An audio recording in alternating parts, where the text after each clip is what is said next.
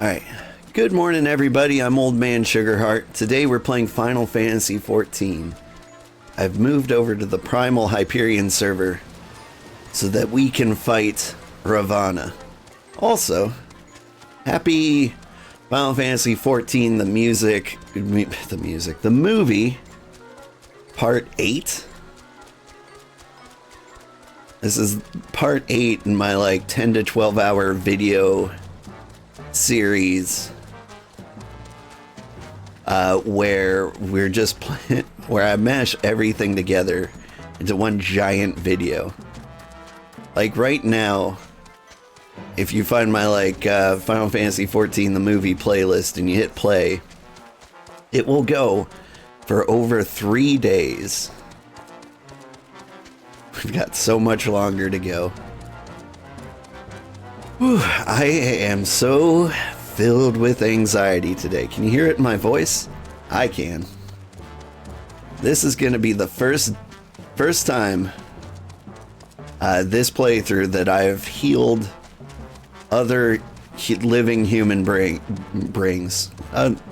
human beings. And yeah, it makes me nervous. It'll never not make me nervous. Is now, like, if we fail, it's really, really my fault. Although, I don't, like, you can't really fail. I think it's gonna be so easy that, like, I could get away with pushing, like, just the heal button on different people. And as long as I stand outside of the AoEs, like, I believe that'll be enough. But nevertheless, I don't want to let everybody down. Anyway, I got plans. I know where my heals are. I know where my damage is. I did discover that I have AoE heals. I forgot I had those. Like, I've been playing solo this entire time. I've never needed to, like, AoE heal. That could come in handy. It is a good thing to know, especially now. If somebody dies, I've got the panic res ready to go. Like, I'm more prepared than I should be.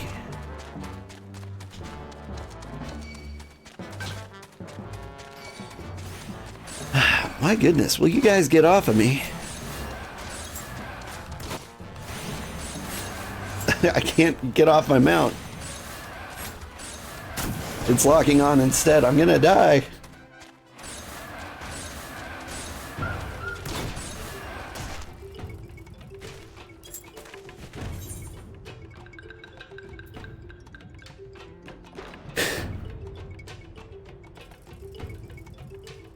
What happened, kitty? What happened?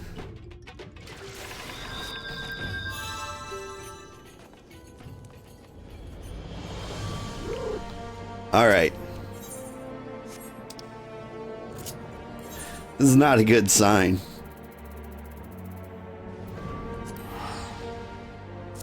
Have I never tried to dismount while being chased by critters? Because instead of dismounting... Yeah. Okay. So the lock-on button is the same as my dismount button.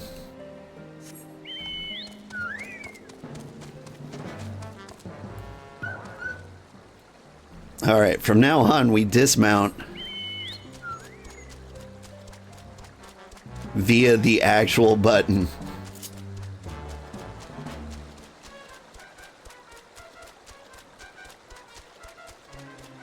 Like, I panicked. I was like, I guess if I maybe like right click the mounted buff up here, that'll get me off, and it did. But like by then I had like one sliver of life left.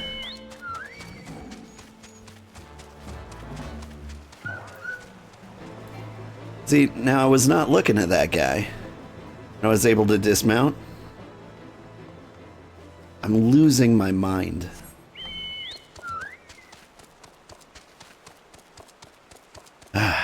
Alright, I just need to believe in myself.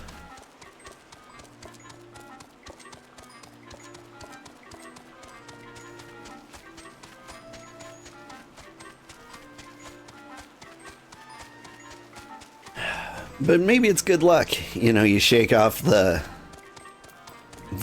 rust early.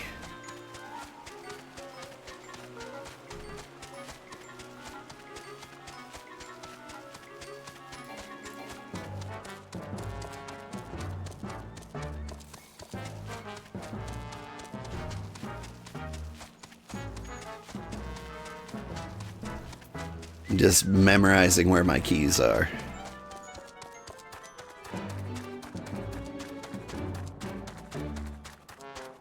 I think in Heavensward there are like 2 raids. There might be more. So there's Ravana here, and there's Limitless Blue. There's got to be something after. Like at the end of the story, there's got to be like one more big fight, right? All right. You guys can attack me if you want. I'll get out.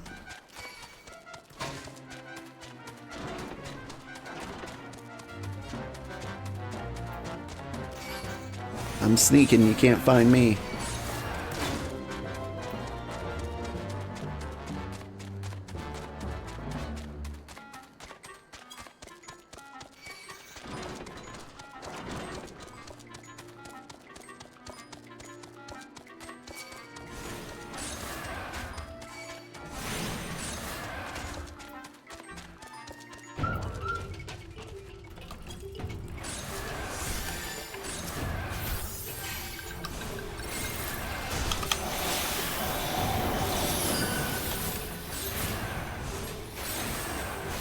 Okay, I entered like major panic mode. I'm like, give me every buff known to man, and it's like 2 guys.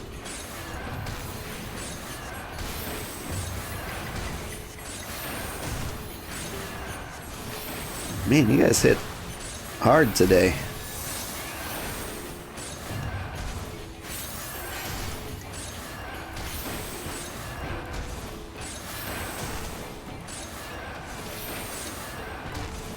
I'm not under geared, am I?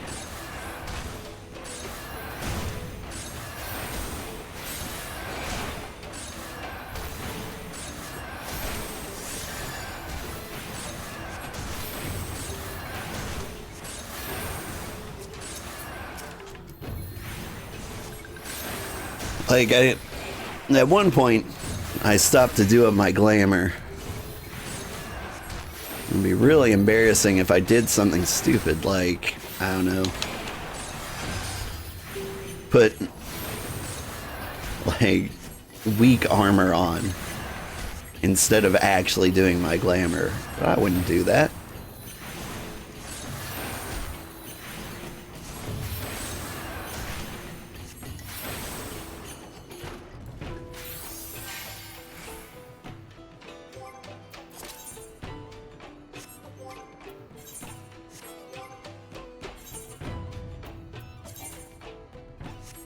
Yeah, no, we're good. Ish. Probably should install Matoya on things. Which I can't do from here. That's fine. Alright. Are you ready for Ravana? I know I'm not. I am so nervous. You are prepared then? Am I?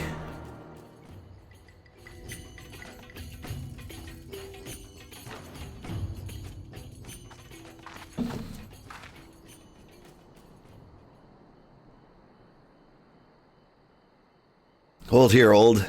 When the next the Gath come, we offer no resistance.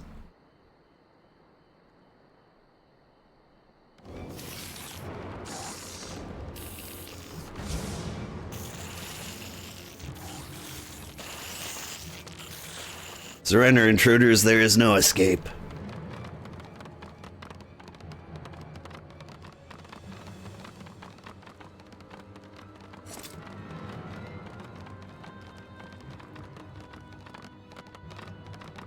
Enough! We surrender. We throw ourselves upon the mercy of your god.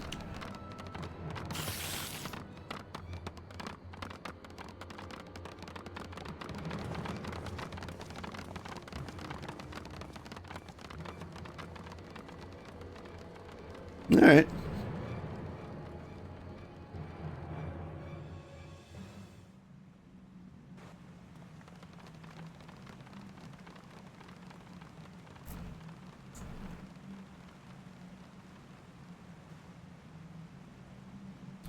They seem eager to proceed. Good. When they take us before their lord, pray leave matters to me. If I know of summoning rituals holds true, I shall be well placed to act. Mark the sound of a river rushing through the ravine behind us. Passing loud, is it not? I imagine the noise would serve to mask our escape should we need to withdraw temporarily. But you are prepared, are you not? I do hope so. If I were dragged away for a sacrifice while you were haggling over the price of potions, I should not be amused.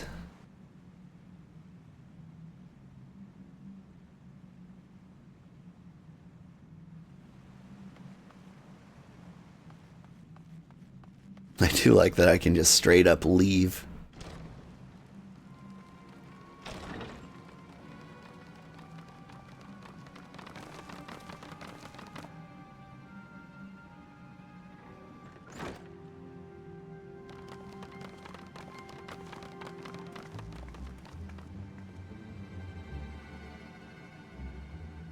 Now we have but to wait.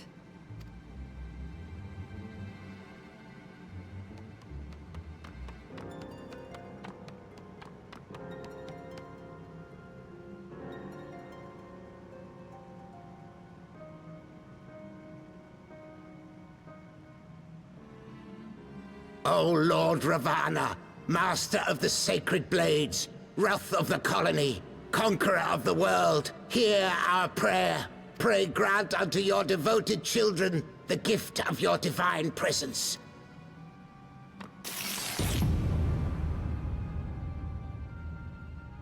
It's not far from what I expected they'd sound like.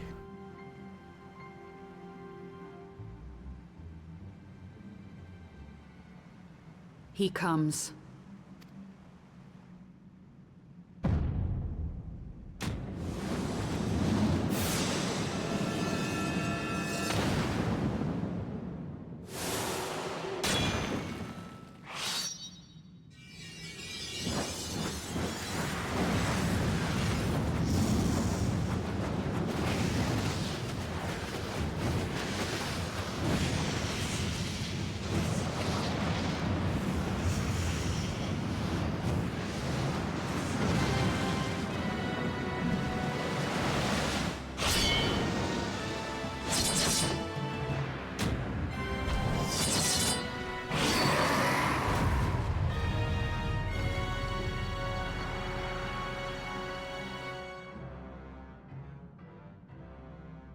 All strength to the colony. Speak and I shall listen. O glorious general, we have captured intruders and would make unto you an offering of their life's blood. These feeble fleshlings dared to invade Natlands.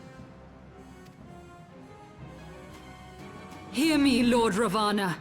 My companion and I did not come to contest your children's territory. We wished only to learn the reason you wage war against the dragons.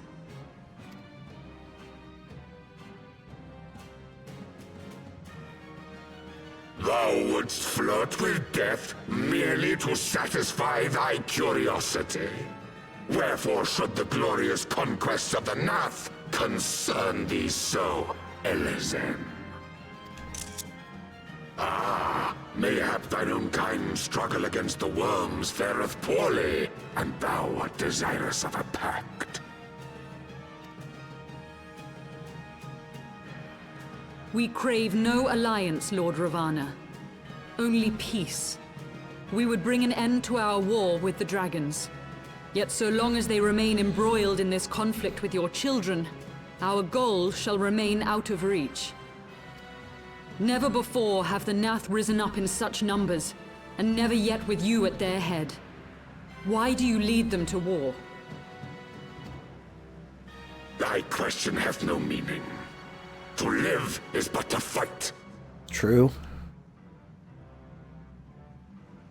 Long have my children waited, gathering their strength in the shadow of thy ceaseless conflict.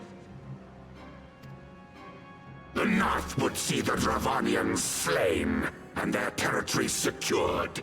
And by such fervent prayers am I now given form and purpose.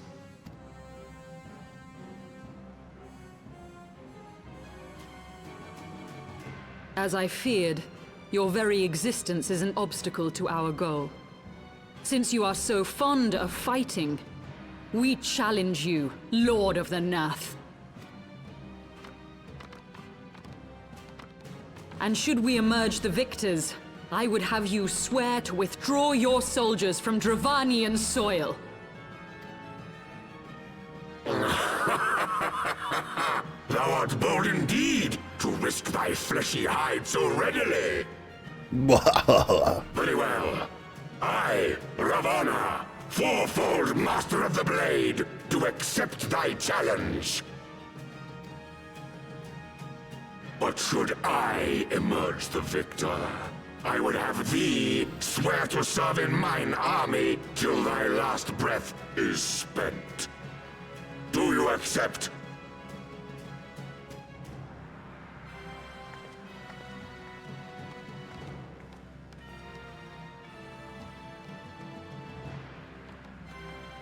I do.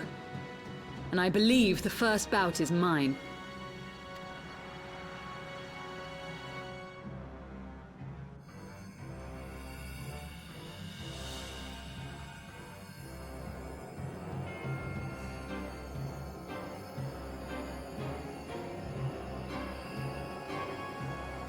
What trickery is this?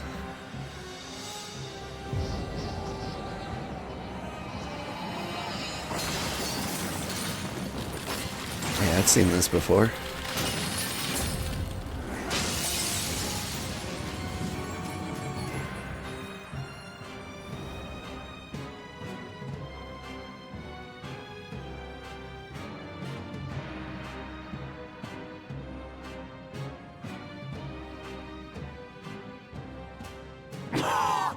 What is this?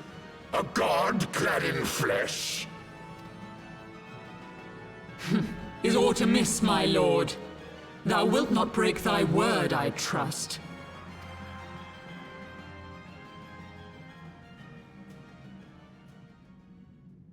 Mine oath is unbending as steel, little goddess. Thy ruse will but add to mine enjoyment.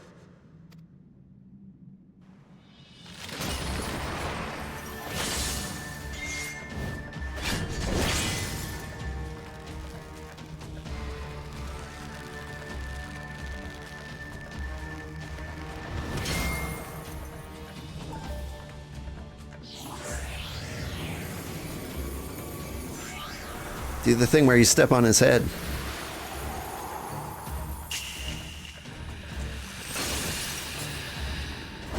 Oh, she did it, but without the step.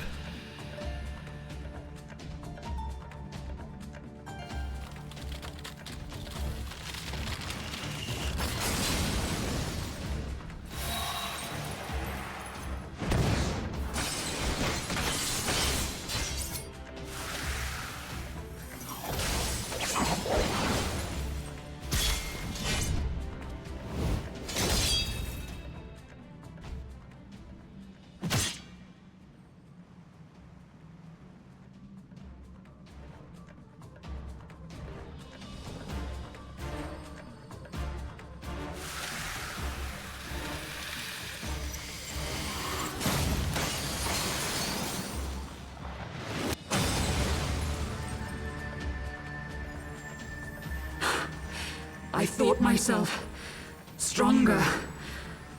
Mayhap with more crystals?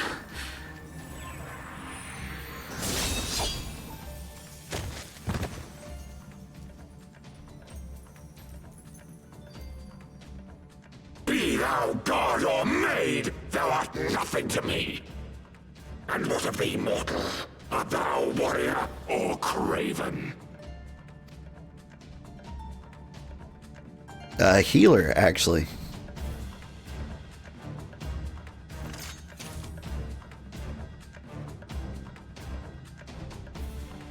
A warrior, then?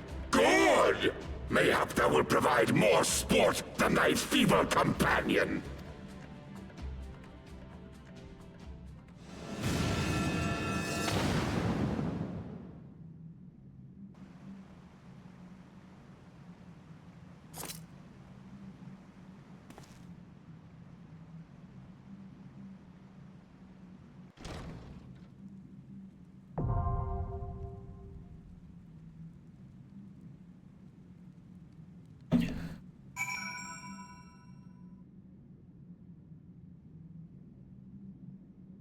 You alright? Forgive me. I was overconfident. Whew. Okay. Still super nervous. According to my metrics here, I've got 0 viewers, but if you did want to join me, now would be the time.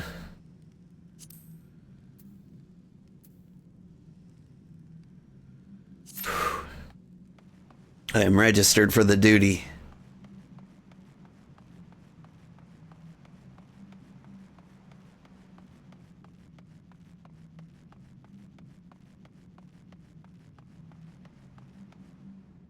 Alright. So yeah, I think I can get away with like just itty bitty baby heals.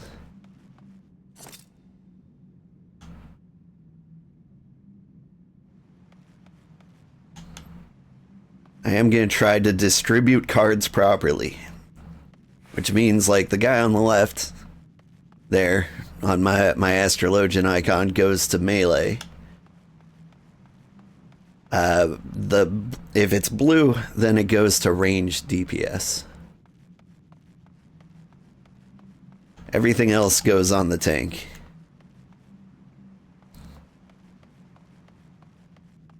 I'll try to keep a heal over time on the tank. I've got the panic heal there, essential dignity.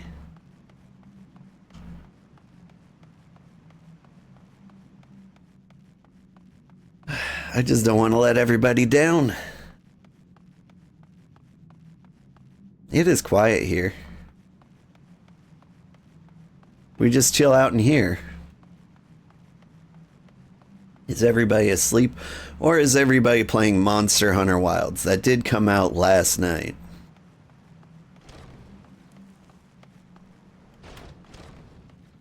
I could just straight up leave.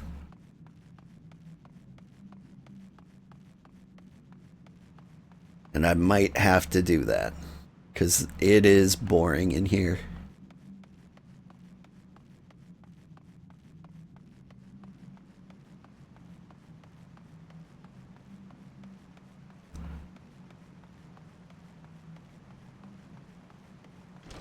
What's going to happen is this is going to snap almost instantly when somebody does get in here.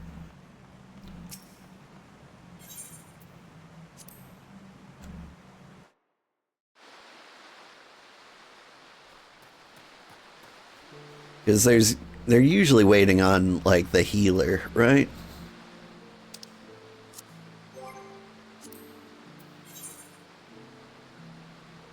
Somewhere in here, there's like it'll tell you like what the healer in need is.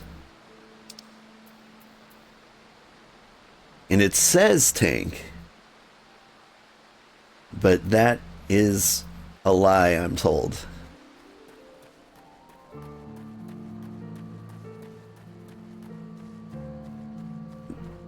What I'm told is like when like you've got DPS waiting on both healers and tanks, it checks tanks first. And so like really the role in need is healers or tanks. But it will always say tanks in that case. Where am I going? think I've been up here before.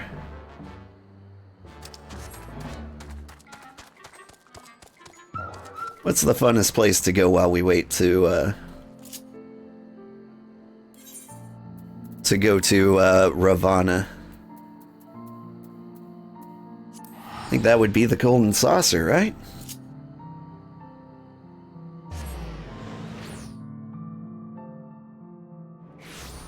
Be a great place to, you know, try to get over the anxiety of being one of the only 2 people in this raid that can let everyone down.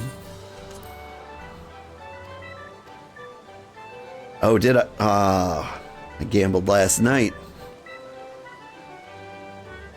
Oh, that's a beautiful frog.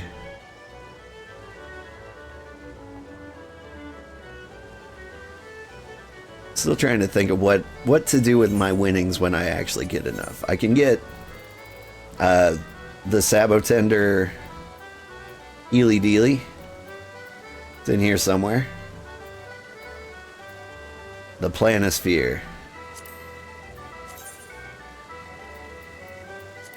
Pull it out. Yeah. Like, that's lovely. I wouldn't mind that. Like, that costs 100,000. I'm at like 85,000, so I'm close. Other than that, there's also gear. And I thought, like, getting like the Gambler's Trench Coat would be a great look for an Astrologian.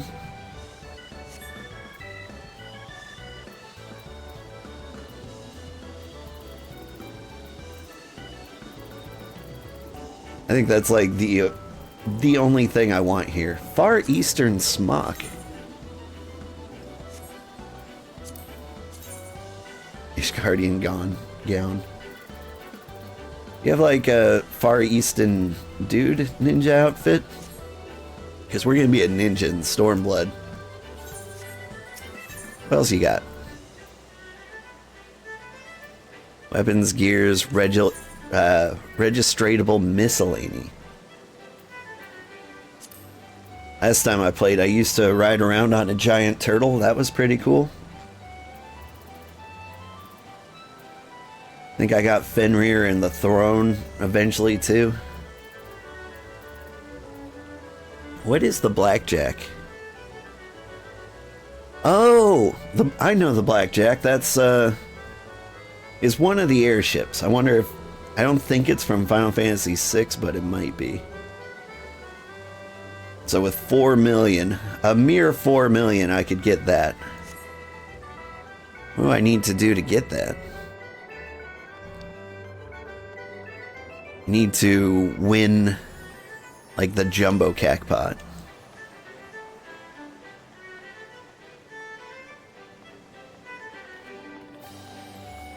Jumbo cackpot's pretty... It's just free money. There's no reason not to do it. Is it up there? Feel like it is, yeah.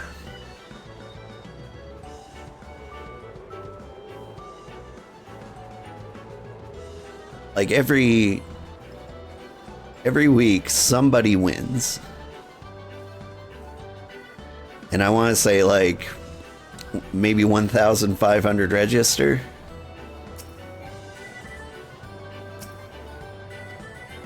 Show me like past results. Oh, only available to characters in their home world. Am I not reading?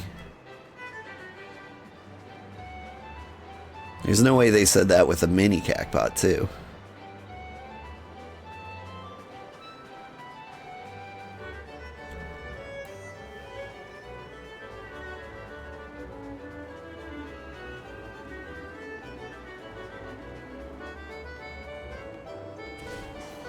Cuffaker. This is like the boxing. Yeah. Weak. Let's try this. Bruising. We're getting there. We're getting better. I'm gonna cuff this cur. Brutal. 904. That's my record. We're leaving it at that.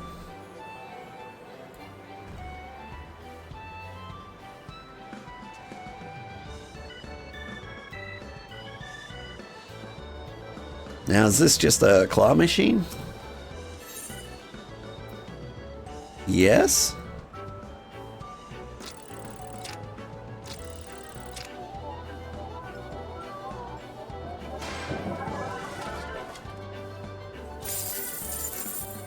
$10. Neat.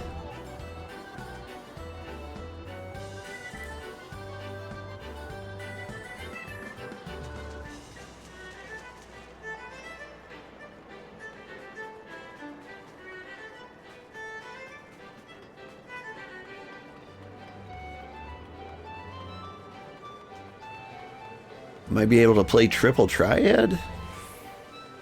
Is that a thing I can do while I'm waiting for a duty?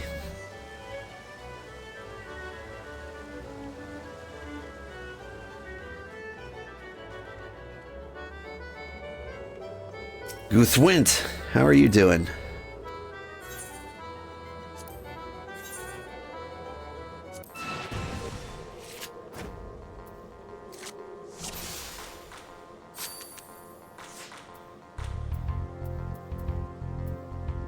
Here, no, I pick you and drop you right up in the corner. Yeah, and as I expected, there's not much you can do about that.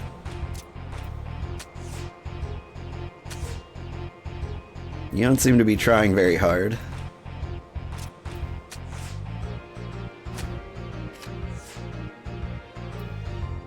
I just destroyed myself. Alright.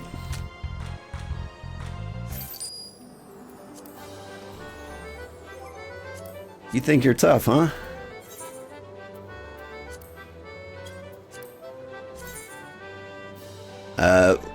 Choose recommended? It's already optimized. Okay. Here I thought I was playing at a disadvantage. Turns out I'm just bad. Alright. Maybe this time we don't drop our best card at the beginning. I'm gonna drop this guy right in the middle. Yeah.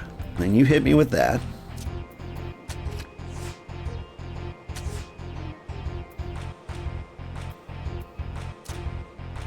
Could take over that, then you take over me. I'm gonna go here.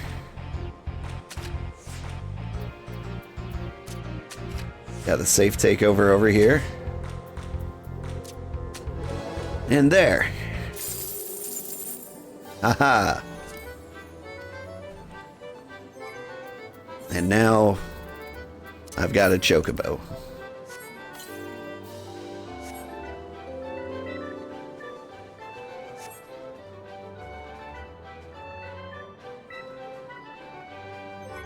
Is that chocobo better than what I had before?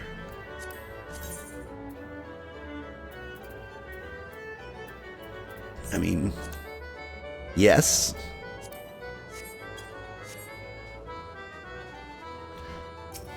Or a fort.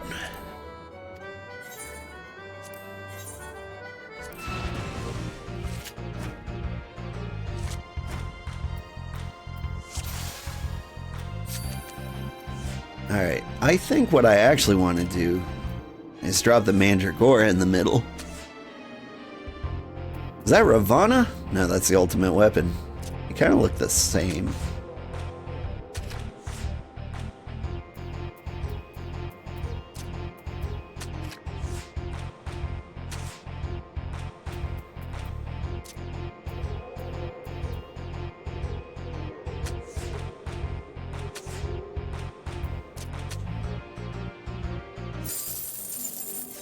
Let's try this again.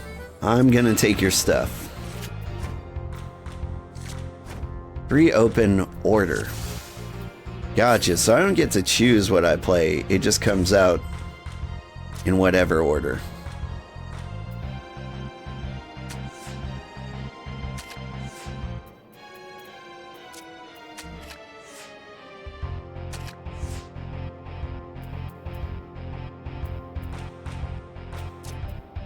This is no good. Really no good.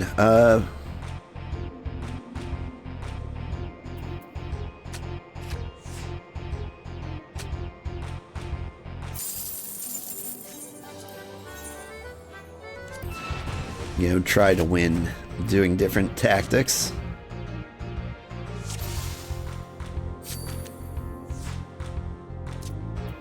I think putting him in the middle was a good idea.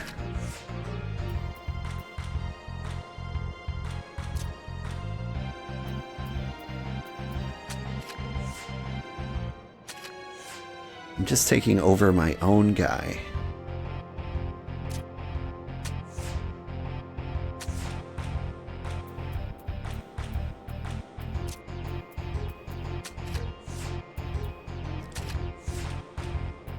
Oof.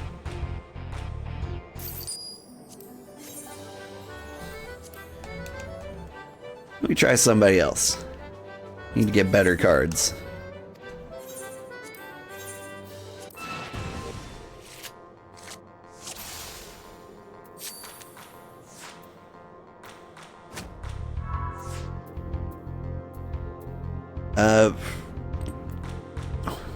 Ascension and sudden death. That's a problem. My guys can't ascend.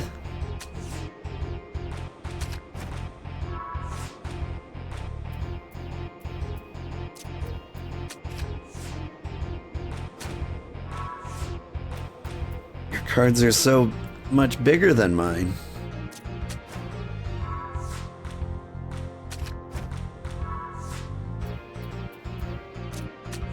This is a genuine problem. Alright. I see now that the one over here was the easier one.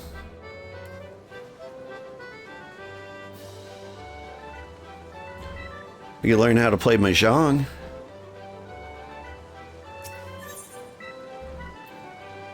Every little thing she does is Mahjong. How dare they claim it wasn't a proper Yaku? Don't they know a winning hand when they see one? Yes, what do you want? I'm afraid you found me in a rather foul mood. I had a run of poor luck with that new game, Mahjong. I hear it's all the rage in Doma, although it seems the Golden Saucer's clientele struggle to wrap their feeble minds around its intricacies. With the endless supply of shameless cheats and bumbling novices, I've yet to find a decent opponent. Perhaps you would provide me with more of a challenge? Yeah. Some fresh meat could be just what I need. Run along to the Manderville tables and get yourself acquainted with the basics, would you? Yeah, alright.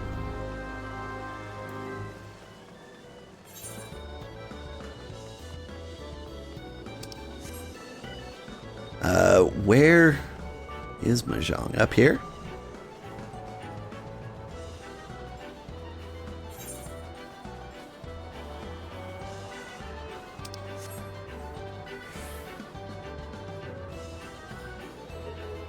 This isn't it.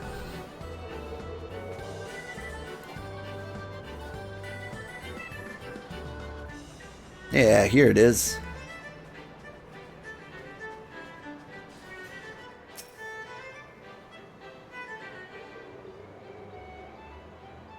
Listen, I'll have the money by next week, I swear. Oh, you're not a debt collector? What a pleasant surprise. In that case, you must be here to learn how to play Doman Mahjong. I'm the resident tutor at your service.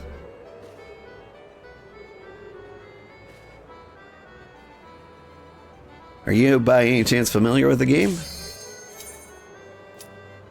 Hang on. Apparently we're out of here.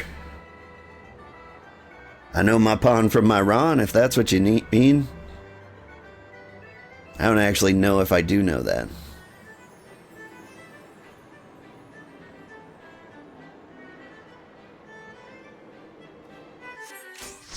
Okay. Here comes the terrifying part.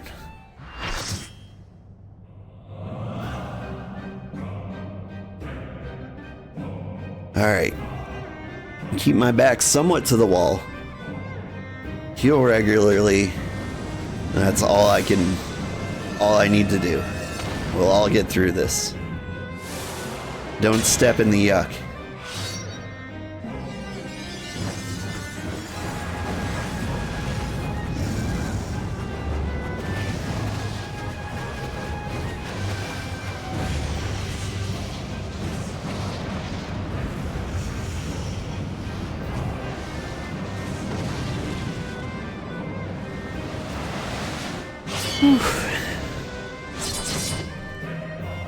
I can do this. This is the first time healing real human beings.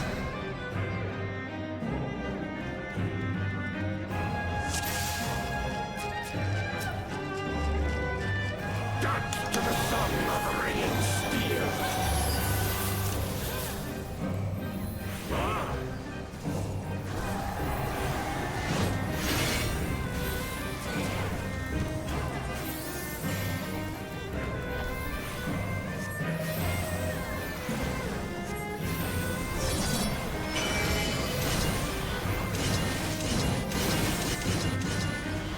Furious as a blaze.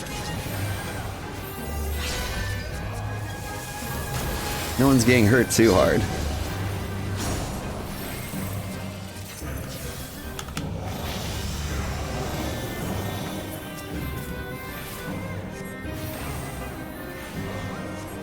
Okay, this is going a lot easier than I expected.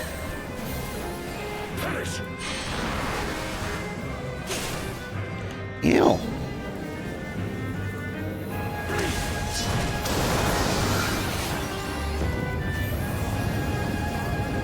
Feel my blades.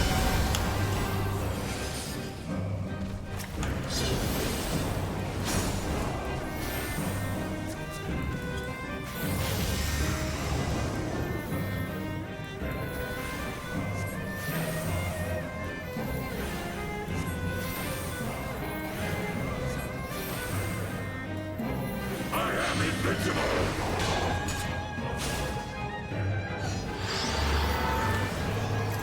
Breathe. Wilt thou yield?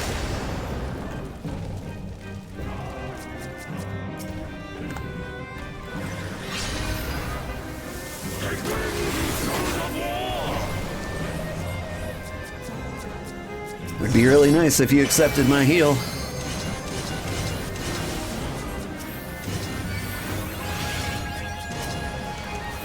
I resurrected the healer. I'm a hero. Oh my god, I'm saving everyone.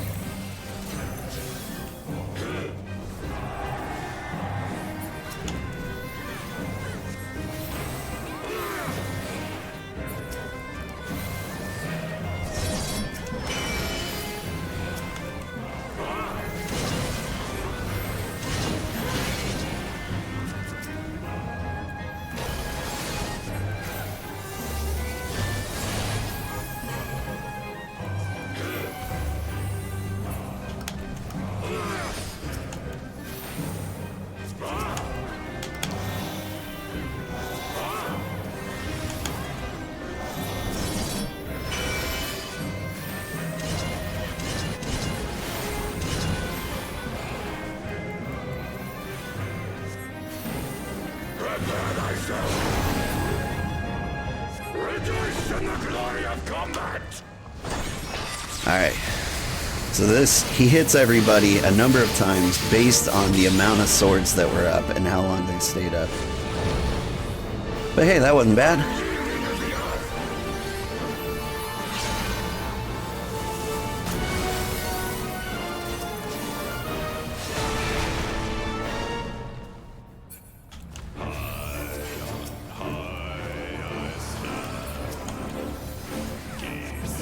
I think we're doing it.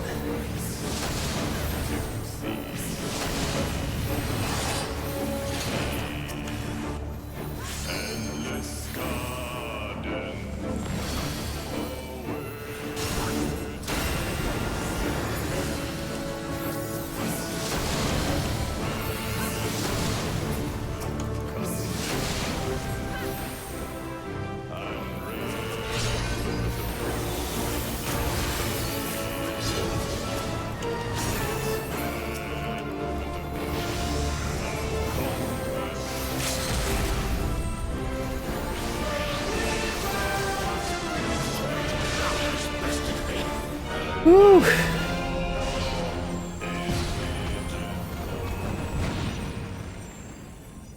Thus does the sacred rite of combat proclaim the victor. I lay my blades at thy feet, child of man. Yeah, hey, thank you for doing that.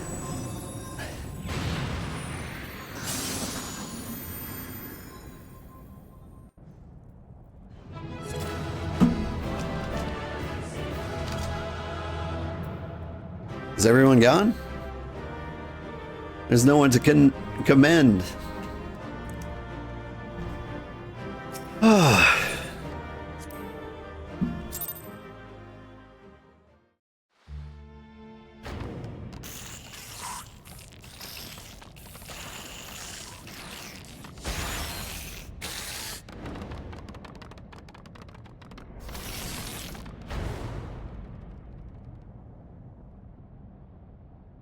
And they all scatter.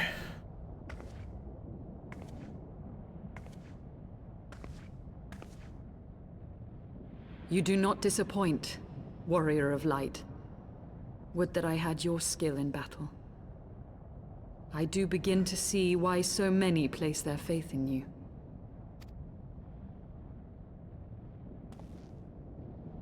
For all his savagery, I do not think Ravana one to break his word. Provided the dragons do not trespass upon Nath lands, they should have little to fear of the Primal's biting blades. We have done well, have we not? Come, let us return to Vidofnir and share these glad tidings.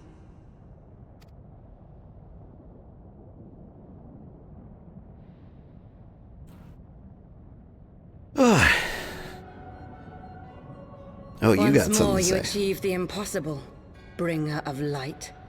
But with every mortal heart that succumbs to fear and fury, another voice is joined to the chorus, beseeching divine succor. At their bidding, warring gods will shake the firmament, and your world will be consumed in the swelling storm of chaos.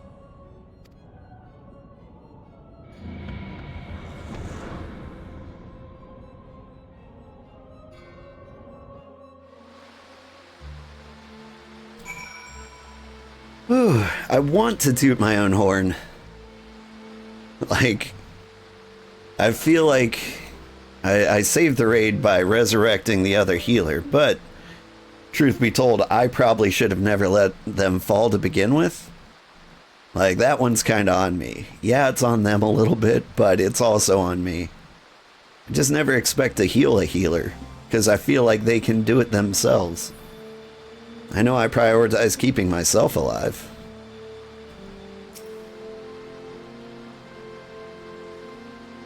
Never since we first fought have I seen you draw upon the full extent of your power, and never from afar till this day. You are a marvel to behold, old. This time we rejoined our companions. They will be eager to hear of our tale and to continue our journey.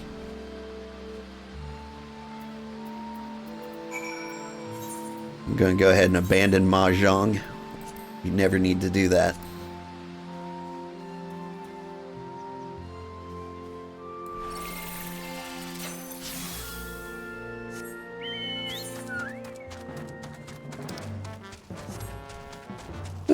But yeah, that was a load of anxiety. I'm glad it's off the table for now. I don't need to heal any other human beings again until Limitless Blue, which is a ways away.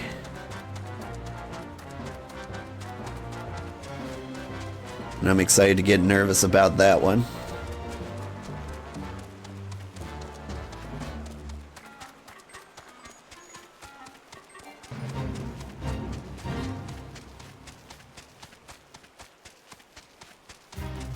In my stressed out, anxious state, I also dropped all of my cards on the tank every single time.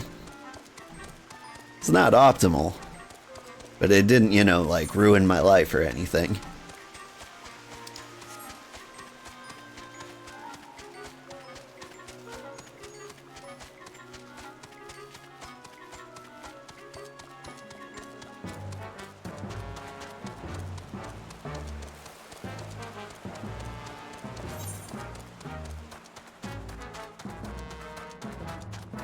Alphino, where are you?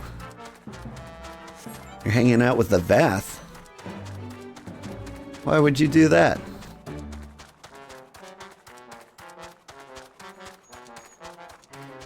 Haven't you had enough of them? I mean, I guess Vath and Nath are separate, but I could live without the bugs for a little while after that.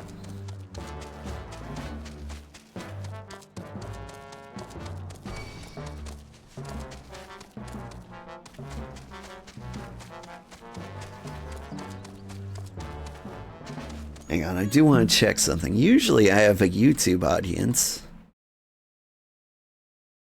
Is that something that's not happening?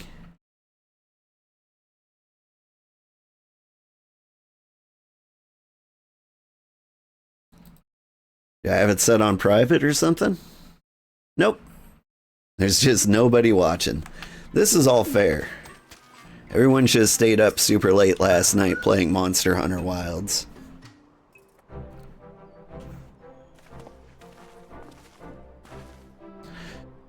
Old Lady Sale, thank the 12.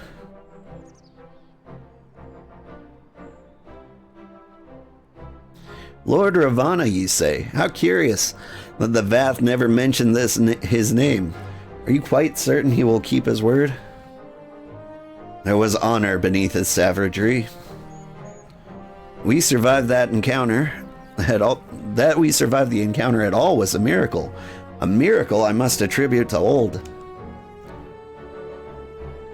Never did I doubt you, Warrior of Light. Unlike some. You mean like me?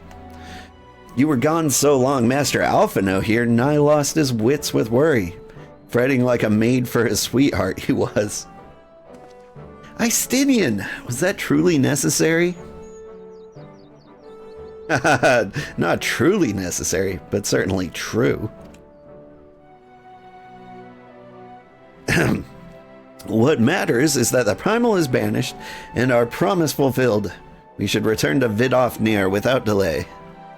Lest you forget, this was but a means to secure an audience with the worm, Hraesvalgar. Needhog's minions will not be halted by idle chatter. Come now, we must make every moment count.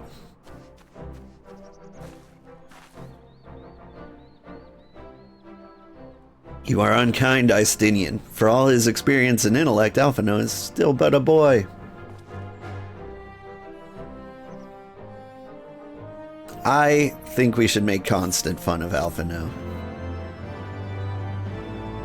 He's got like he's like 10 sizes too big for his britches.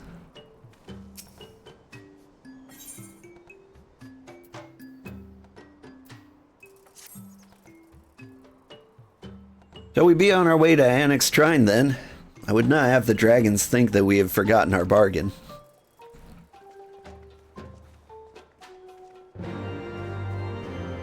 I suppose.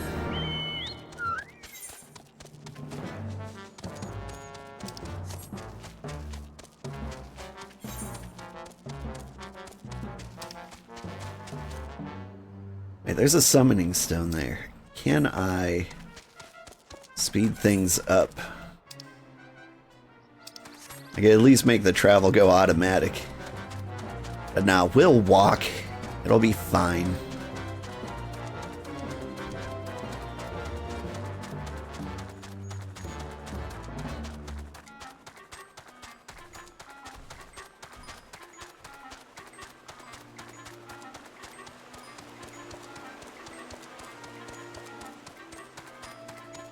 I'm excited to play Monster Hunter Wilds tomorrow.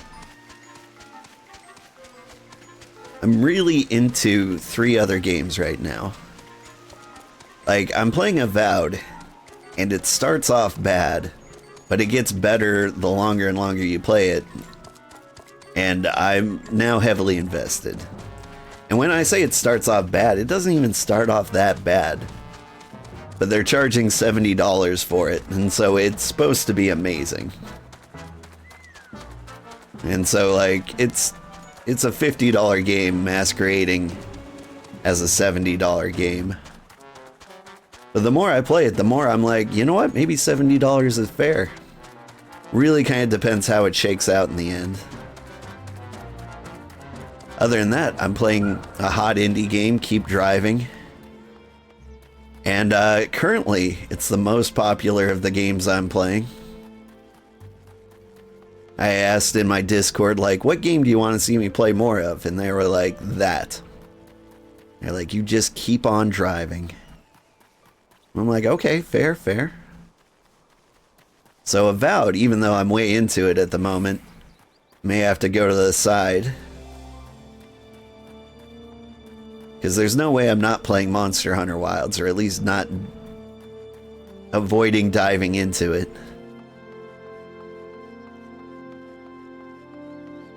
I'm all excited. I haven't played Insect Glaive in a while. Like, it's my best weapon. It's the one I got good with. But like, ever since then, I've been trying to learn the other weapons.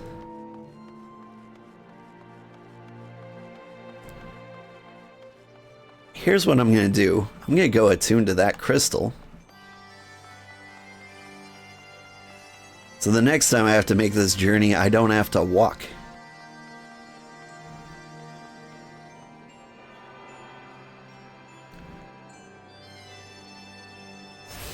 Look at the blue. By the way, do you like my outfit? I'm thinking of sticking with this through the entirety of Heavensward. Like, I wasn't all for the hat at first, but it's grown on me. Thou art returned, little one. Hast thou abandoned thine ill-conceived contest with the Nath? Nay, my friend, we return in triumph. By old's hand was the beastman god's Ravana laid low. In his overconfidence, the primal swore to withdraw his followers from your lands in the event of his defeat, a promise we believe he will keep. The Nath shall trouble you no longer. Thy deity is slain then? How didst thou contend with his biting blades? But the particulars matter not. Thou hast fulfilled thy promise, and I shall fulfill mine. Attend me, mortals. Hie you unto the deepest reaches of the morn, and there you shall find Halo, the altar from which you may begin your ascent to the summit of Samal. But be fairly warned, the minions of Nidhogg shall not lightly suffer your presence on that sacred mount. By your struggles with the cavern shall I judge your party possessed of sufficient fortitude to proceed. You shall not disappoint, you Vidofnir.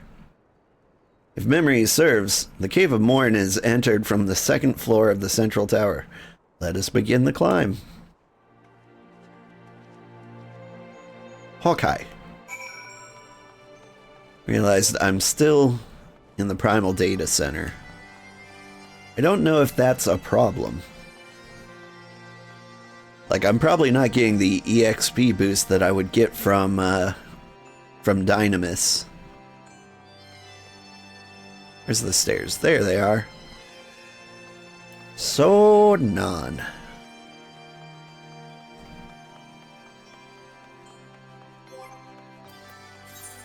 Give me some orange juice.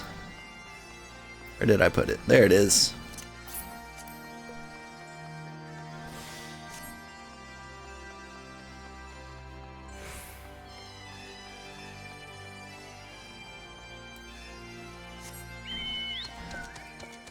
Ah, those are some bagpipes. I don't mind bagpipes. I feel like they need to be better than this. This is the second floor. Here's the bridge. Yes.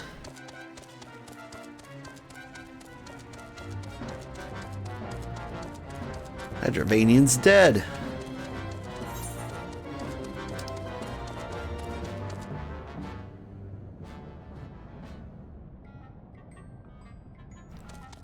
You've been off here in the Cavern of Morn.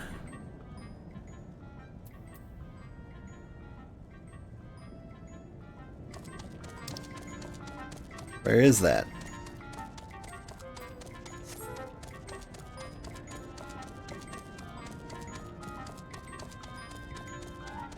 Oh, dinosaurs.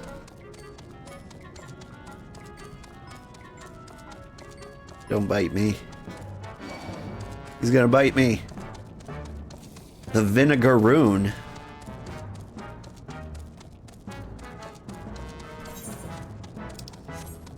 That sounds, I don't know, like a slur? I feel like it would be a good slur for white people. Like, I would hate to be called a vinegaroon. Like, that one would scar me emotionally.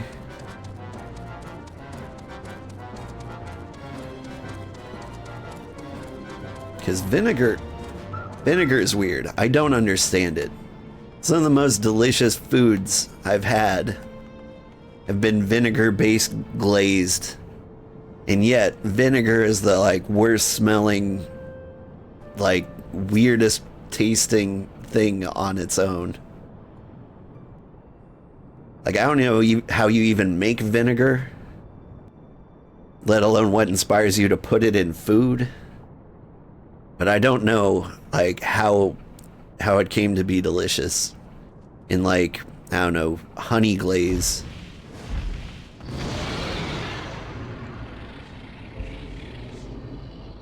Well done, little one. As promised, I shall open the way to Samal's summit for thee and thy companions.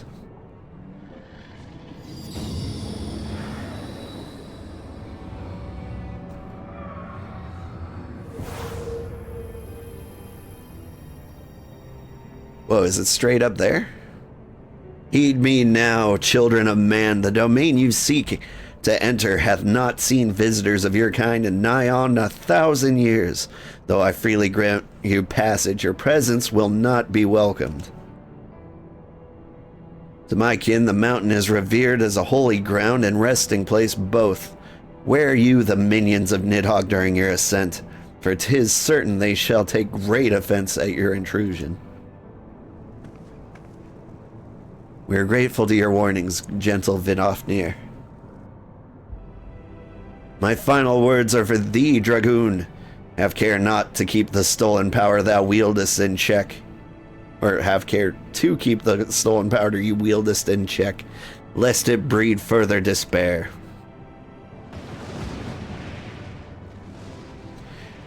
Estinian? The way is open. Let's not tarry here. A moment. Shall we blindly forge on, knowing the dangers that await us? Teomon herself is said to guard this peak.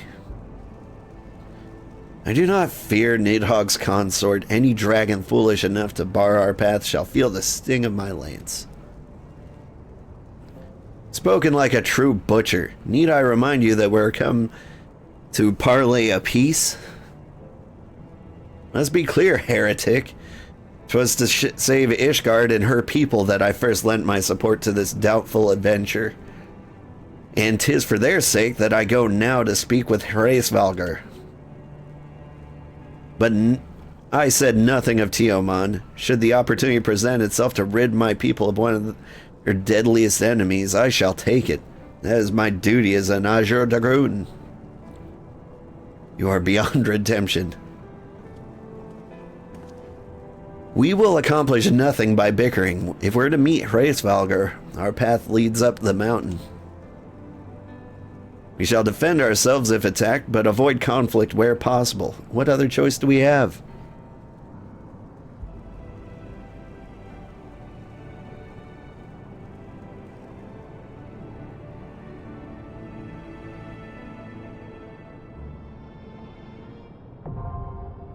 Psalm Al is now accessible. Yay?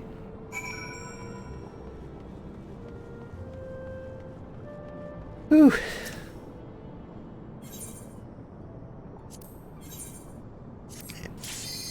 And we can do this one without human beings. No social anxiety. If an NPC dies, or if I die, it's no one's fault but my own.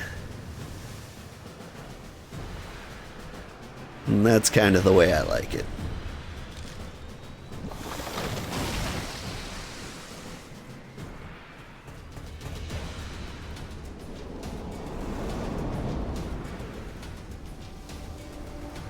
Now then again, I remember just about nothing about this.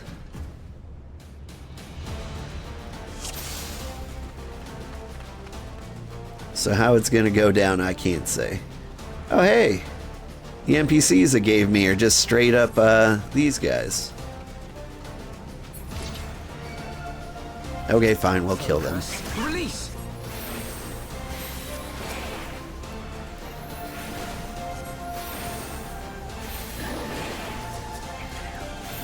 He sails the tank? Your guard is down.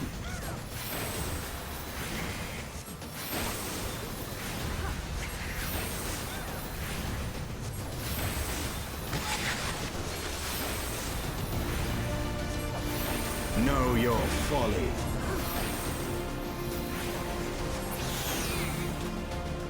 I mean, I guess she does do the sword and shield thing. She did against Ravana. You guys are gonna poison us, aren't you?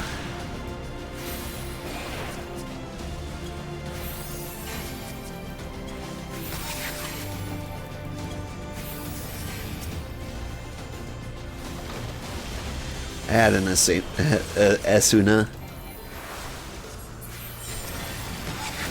Doesn't seem to be doing anything.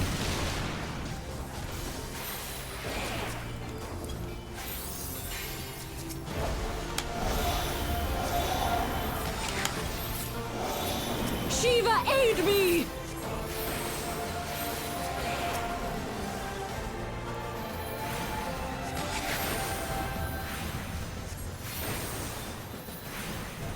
And we are kind of taking our time.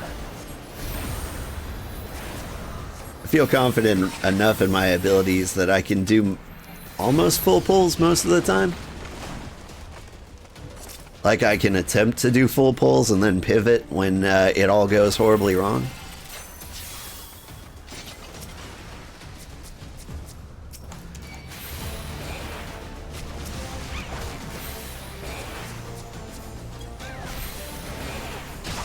Here.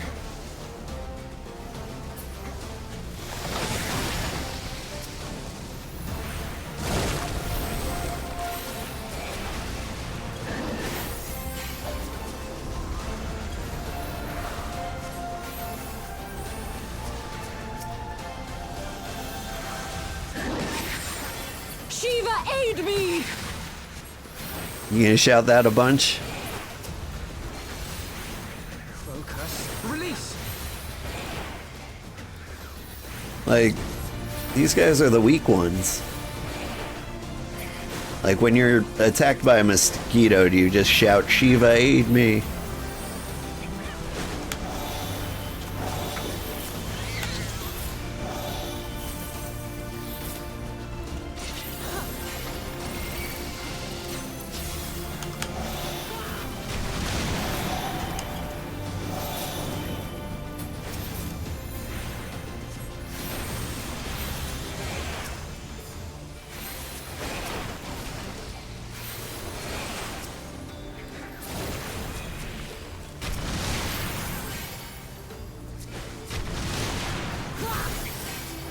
Okay, fine. I'll be poisoned.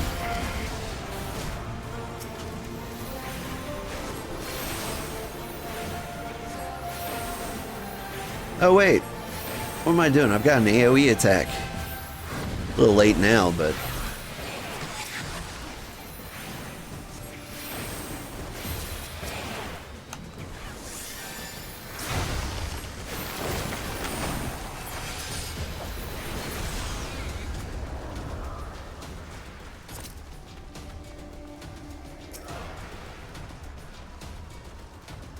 Raskovnik. Soviet houseplant.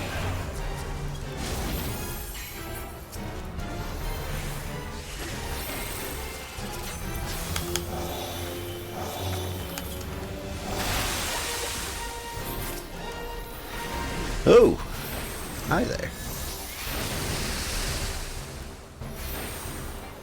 Away with you! Not me. Carbuncle will tank it.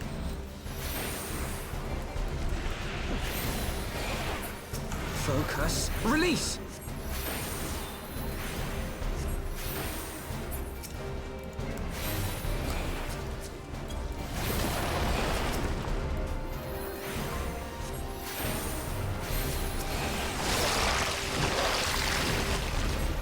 Taste my lance!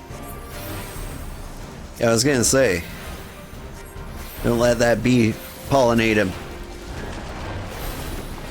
Please? Is that what these bees do?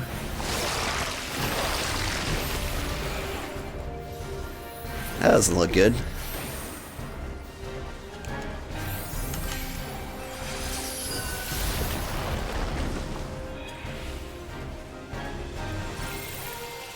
Is that all that does? Just pulls? I was getting all worried there for a second.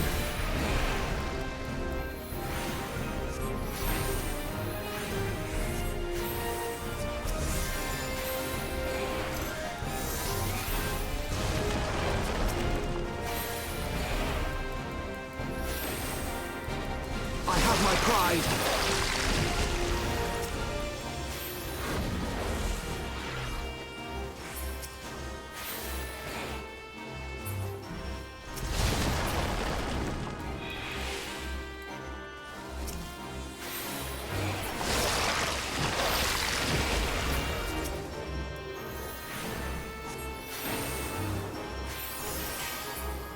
He's gonna grab me.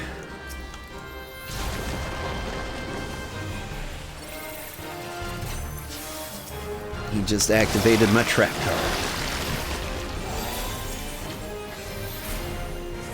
This guy does like 0 damage. I wonder if there's a problem if the bees get to him. But on top of that, I wonder if the bees can get to him with the NPCs. Like, do the NPCs just beat the bees every single time? Treasure. These might actually be things I can equip. Nope.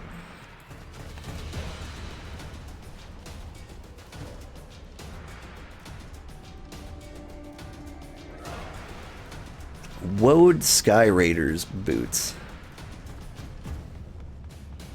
Imagine those are just leather boots.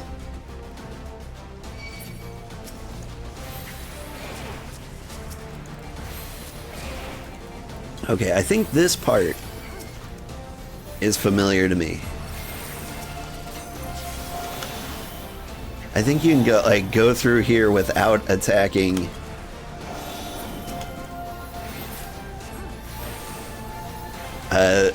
attacking the dragons like hanging around.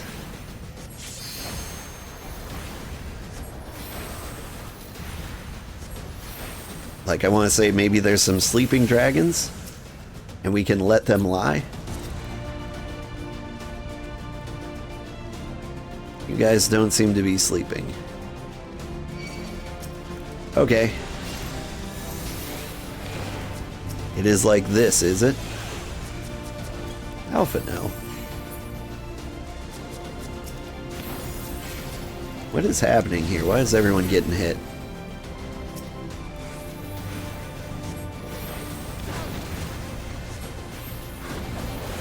Know your folly.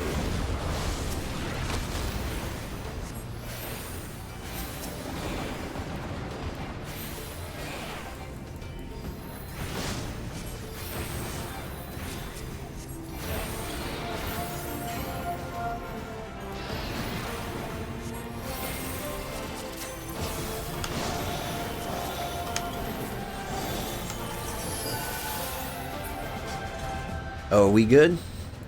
Cool.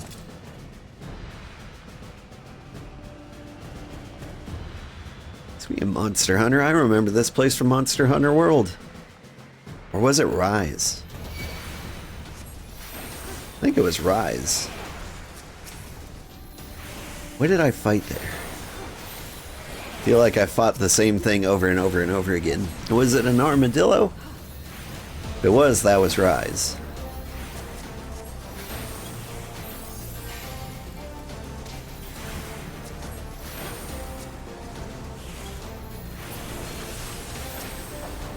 Know your folly.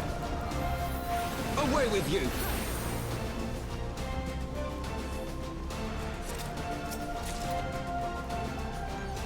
Apple green dye. Nice.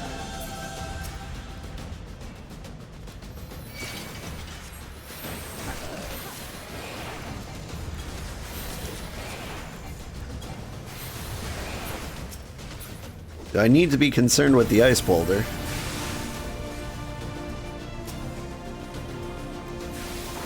Focus. Release! Away with you! Focus. Release! Focus. Release!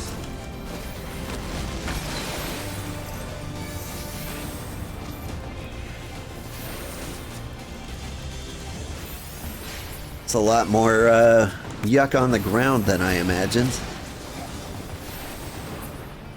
Away with you! Focus. Release!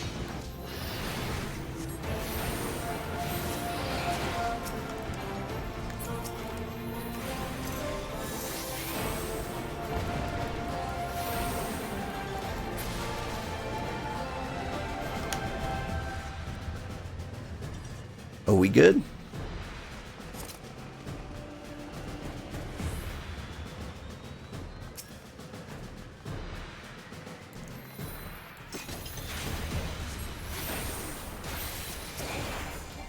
Iruka.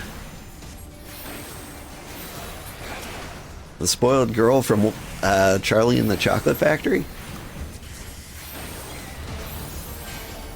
She looks different. She looks a little sluggy.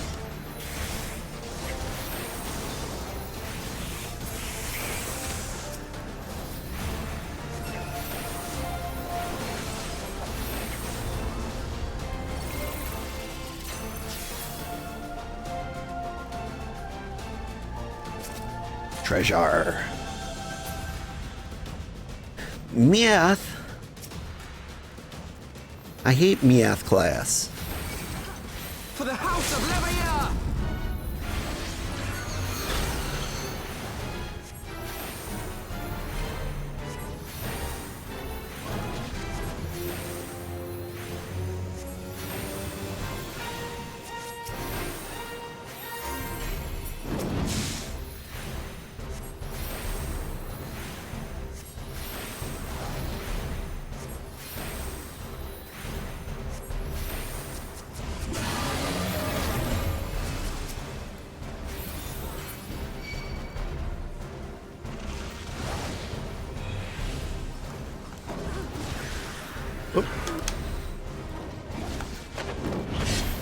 I'm trying to find my my heal spells.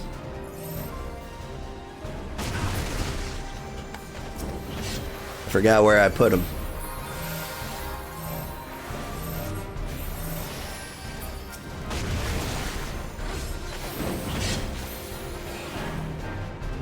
Oh, get away from us. Know your folly.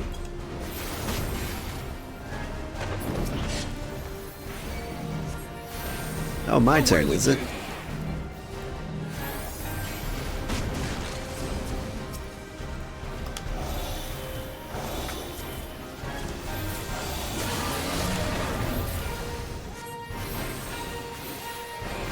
Whoa!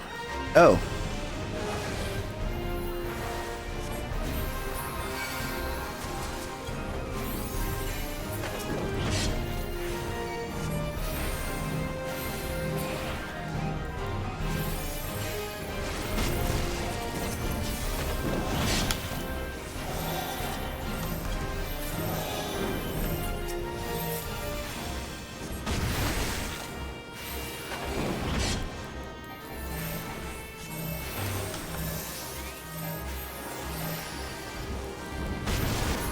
Shiva, aid me! See, now that's an appropriate time to say, Shiva, aid me.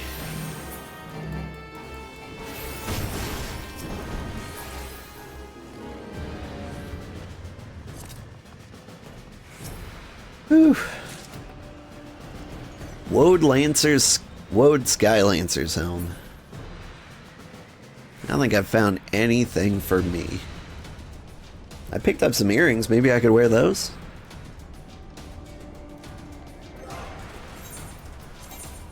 No.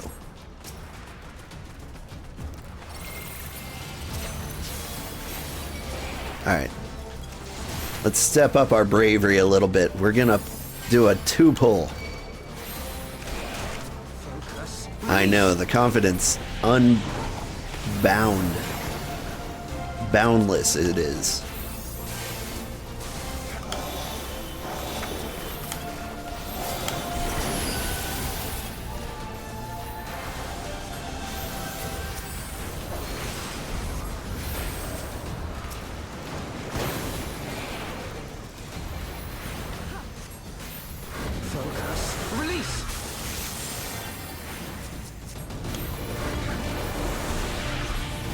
What are you doing? Stop taking damage.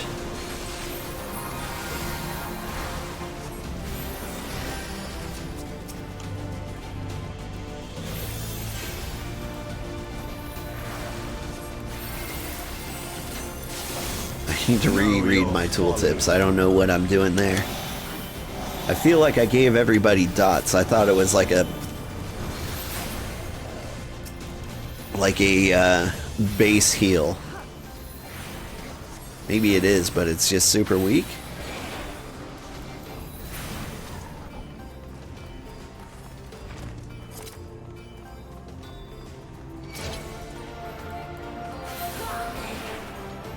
Bite me.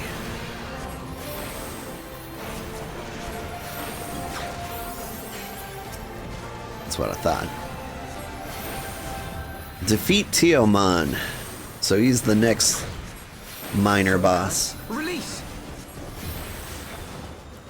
I'm trying to remember if this is the place that gets kind of cool at the top.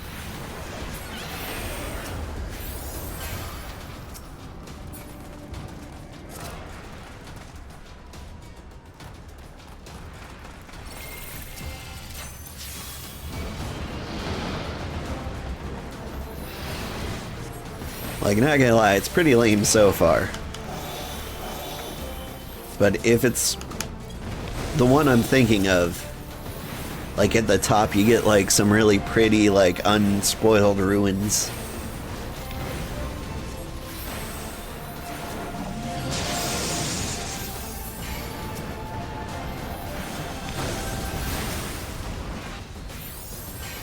Always with the glaciers, huh?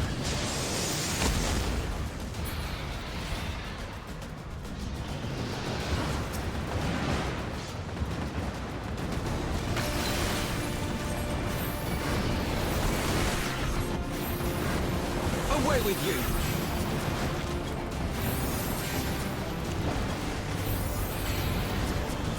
Alphino, what are you doing?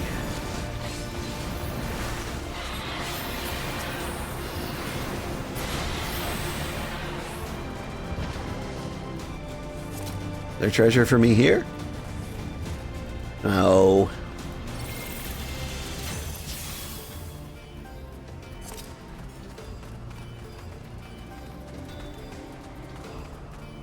Like, loot doesn't feel impactful in this game, but I still really look forward to it.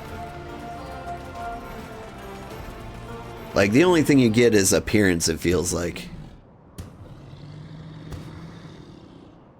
Okay, but the treasure? Teomon, consort of Needhog, we beseech you, grant us safe passage for some reason.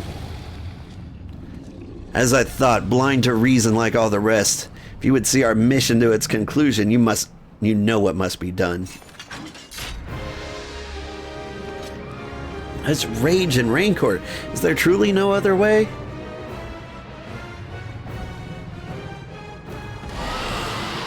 Yar, he says. Please, I beg of you, let us pass. Hang on. Let's rob him. Rob him first. Rings and chokers. Are those better than what I got? No. Okay. We've mapped the realm of Somal. Is this... I guess this is it. Your guard is down.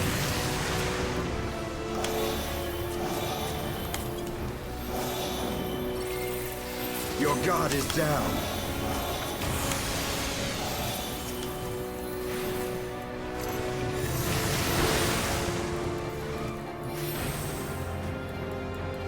Zap. Zap. Know your folly. Zap.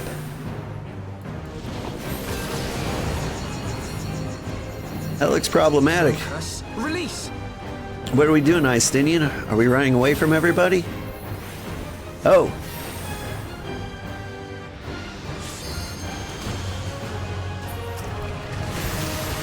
Ooh. Focus. Release.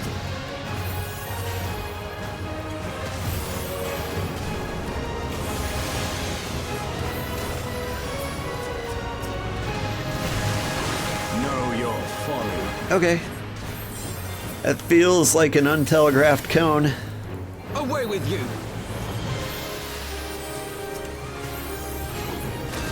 But I mean, you know, you could be rude.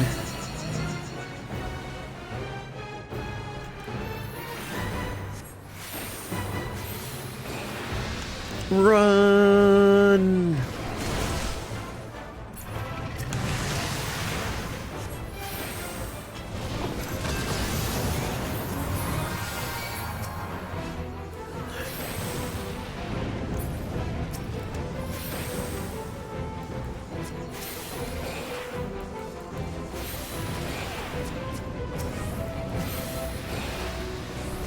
Am I fighting the wings? I think I am. Take that, left wing of tragedy. And the right wing of injury. Okay.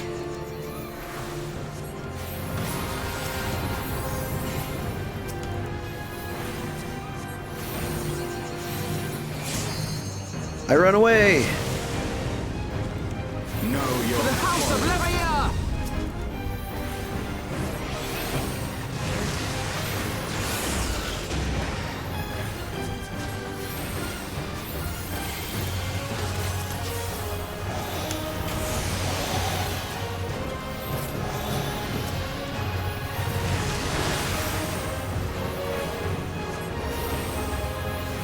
This guy seems simple enough. It feels like his gimmick is run away when he does something to you specifically.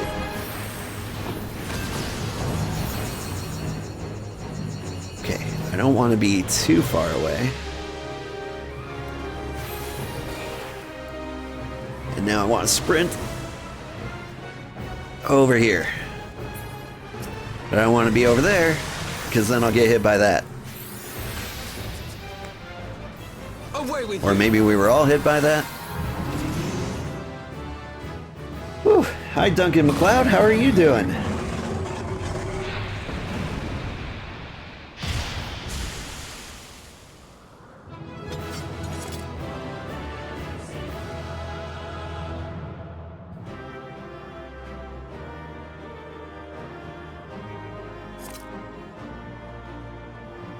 That one wasn't so bad. We did it blind. Got a little weird at some points. An ox tongue. Cool. I got a new choker. That's Friday again. Last weekend was way too busy, and you needed a break. Yeah. I'm worried that my weekend is going to be too busy. Oh.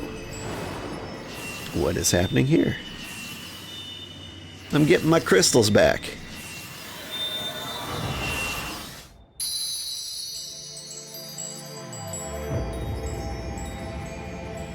Nice.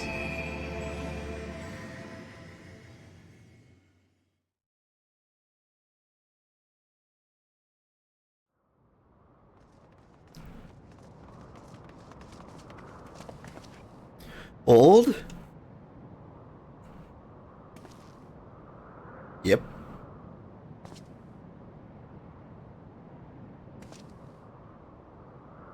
It would seem Teoman was the last. I sense no other dragons nearby. Looks like your senses suck. What is happening?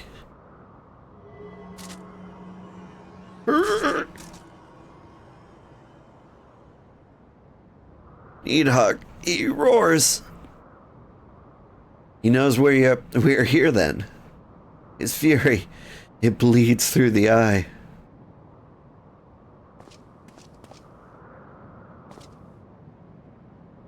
Fear not, I am yet my own master. But that damned worm's wrath burns hotter than flame.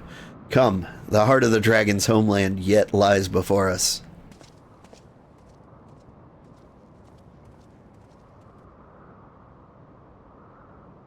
Thus do we add another link in the chain of vengeance. Oh, Saint Shiva, when will it end?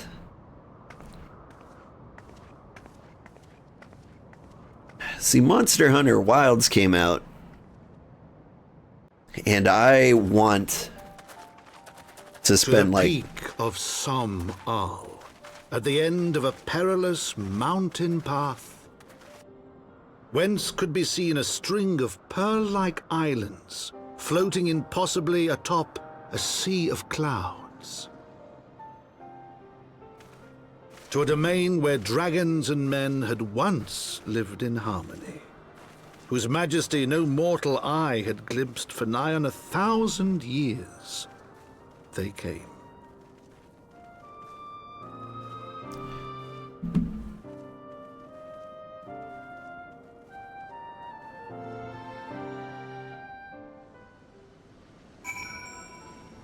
Yeah. So what I want is to play Monster Hunter for like 24 straight hours, uninterrupted. But because I started a family and have responsibilities, I can't do that. Hello, Astral Hyas.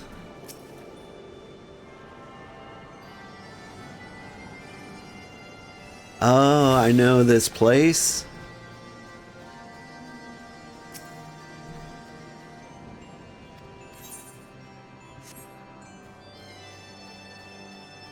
Después de blah blah blah blah blah blah blah. Hello, bot. You are a weird bot. He pops in.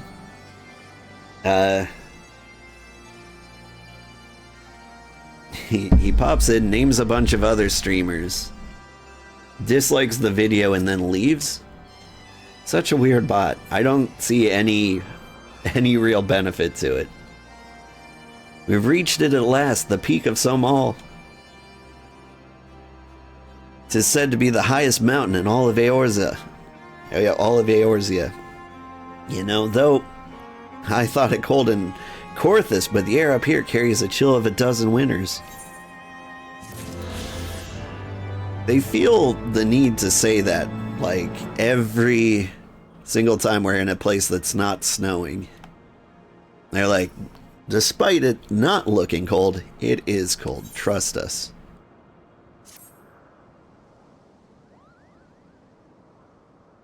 Now we've scaled the mountain, there remains the problem of finding Hraesvelgr himself.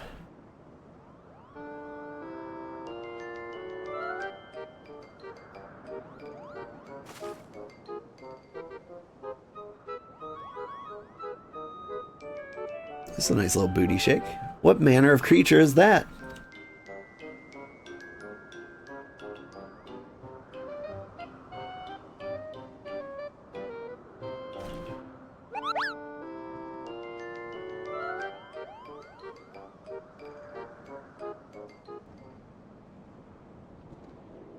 Old, did my eyes deceive me, or was that a Moogle?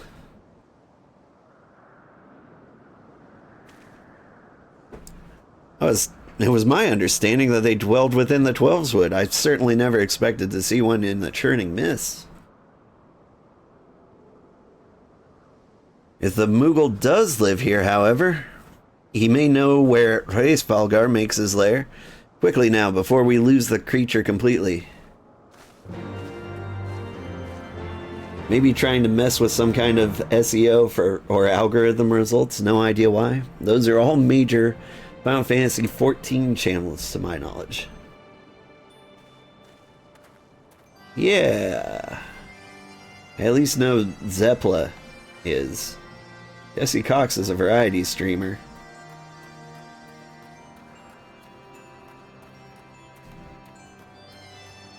But the thing is, if they dislike the video, that's actually improving,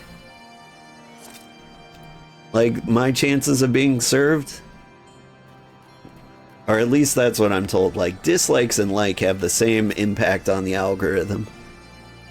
Like, if a lot of people dislike a video, it's likely to be recommended to you. Maybe there's like a golden ratio for it, but... Ah, he's gone. Old, we must widen our search.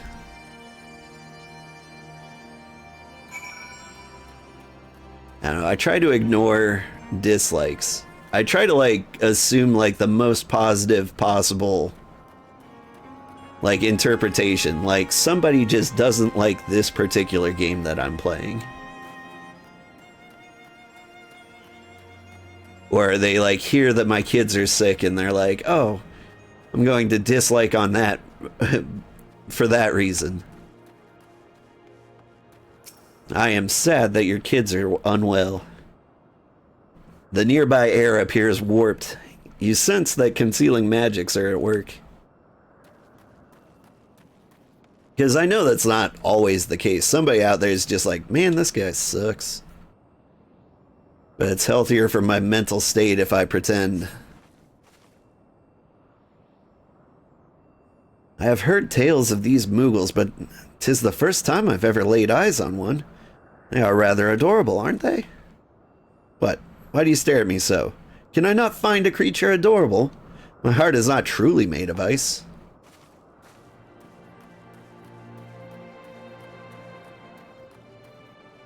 Can Istinian find a creature adorable?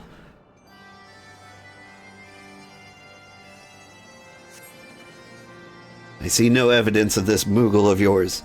Are you certain it wasn't a trick of the light? Mayhaps 'twas simply one of these strange plants shifting in a breeze.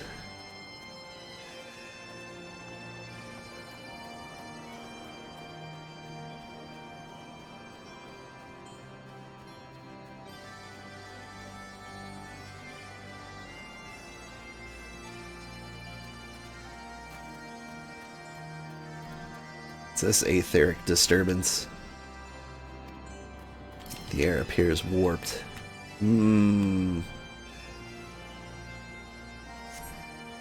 There's no sign of Moogle in the area.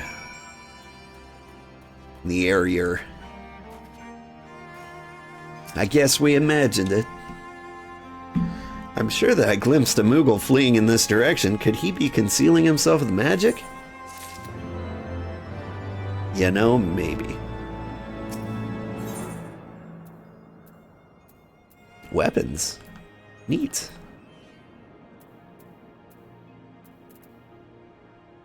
Oh, and a healer thing.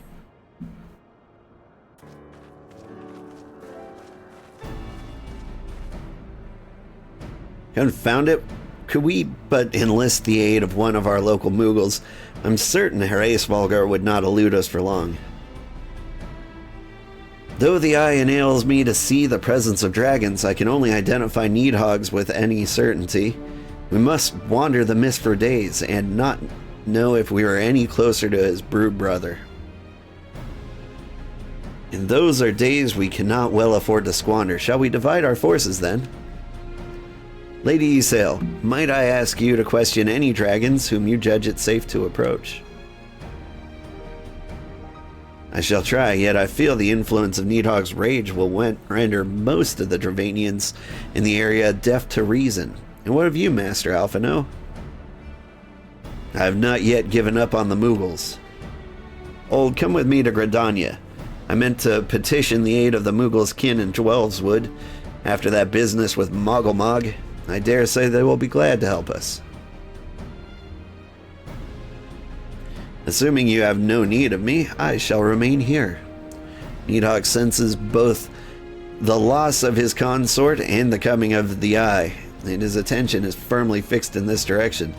I mean to do what I can to hold his gaze, in the hope that I might delay any action against Ishgard. Thank you, Istinian. Come then, old. Let us make case for Gridania and rendezvous at Nofika's altar. But I neglected to tell you. There is an aetheryte of ancient construction here, which should make the return journey less arduous. Pray do not forget to use it. Okay. Did I touch it? I feel like I already touched it.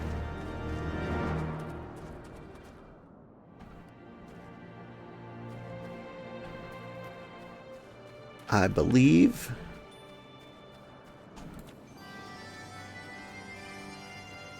Where's the way out? How did I get in here?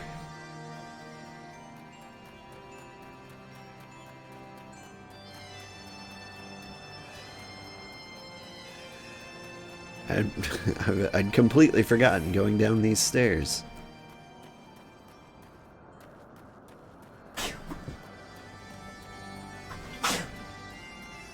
Bless you.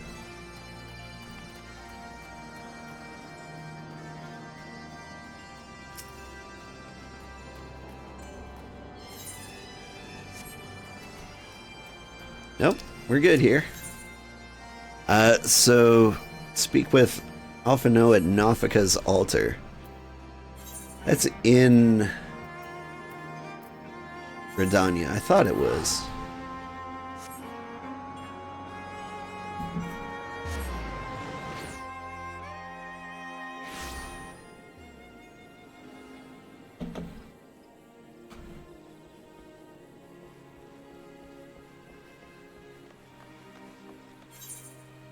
Where exactly am I going?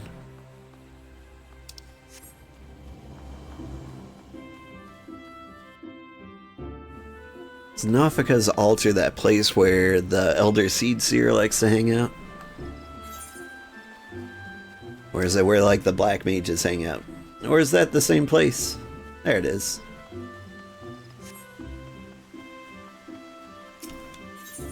We can get there quicker.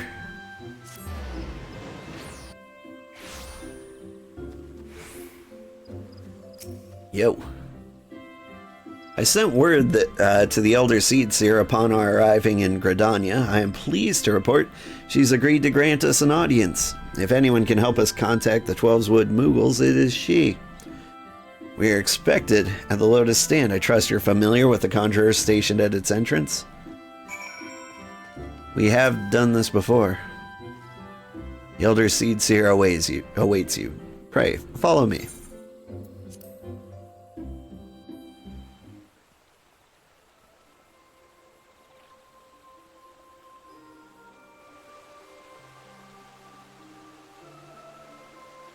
I bid you welcome, friends. The Admiral spoke of having met with you, but 'tis no less of a relief to see you safe and hale with my own eyes. We humbly thank you for agreeing to receive us upon such short notice, my lady, and for all you've done for us in our absence. Would that it were solely to express our gratitude that we came to you this day. Alas, the tides of battle yet dictate our comings and goings, Elder Seed Seer. We would beg your wisdom in a manner that finally may bring an end to the Dragonsong War. Speak on, friend. I said all of his lines weird. I see. So you seek a means to contact these Moogles of the Churning Mists. Kapopo! I say, Kapo!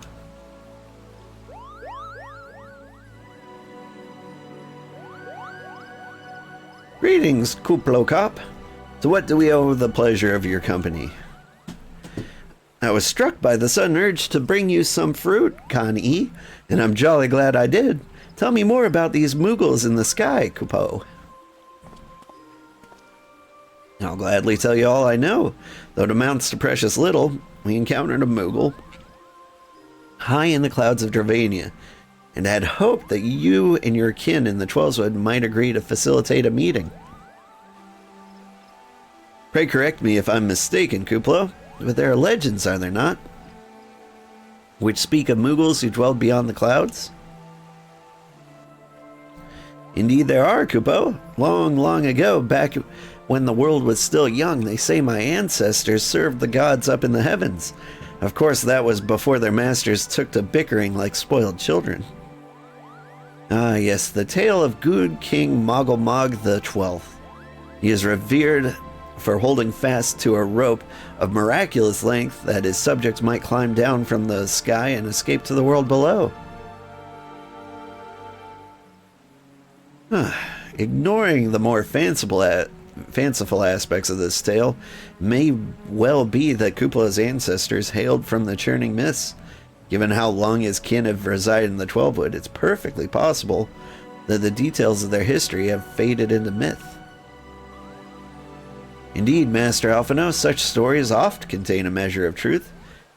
'Tis like that the Moogles of the churning mists tell similar tales of the world below. I can well imagine why the one you encountered fled at your approach. Upon fleeing second nature to us. We often hide when the larger races come tramping through the forest. Of course, where there's one Moogle, there's bound to be more. Hi, kitty. Are you here to meow for everybody? Which is why I've decided to take a trip to the clouds, Kapo. Surely they won't be afraid to talk to me. I was hoping you might say that, Master Kuplo. You will accompany us, then? You just try and stop me, Kapo. I'll admit, the thought of adventuring outside the Twelveswood is a bit unsettling, but I can hardly refuse a chance to meet my distant cousins.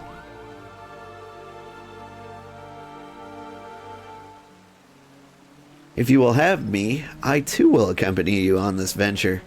I lend my voice to your cause as an ambassador for Gridania.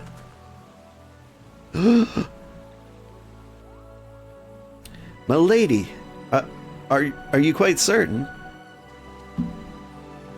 How often has our nation turned to the scions of the Seventh Dawn in its hour of need? How oft have we asked the Warrior of Light to risk his life to save our own? Full many times, I say to you, and never have they refused us. Thus do I choose this day to offer mine aid to our allies for the good of the realm. Is this not just?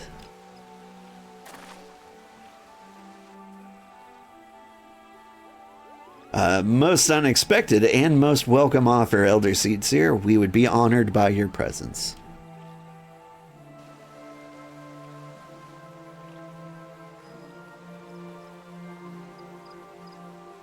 Hi, kitty.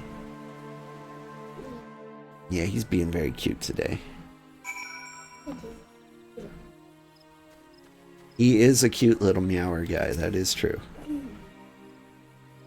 Pray return to the summit and inform our companions of these developments. I will serve as the Elder Seedseer's guide on the journey back to Somal. It being a path I have already trodden, I do not anticipate any great difficulties. Besides, we shall have the Elder Seedseer's personal guard to escort us.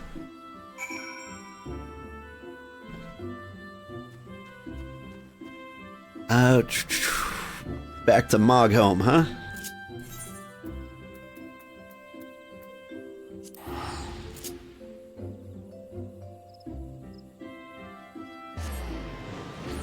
Zoop.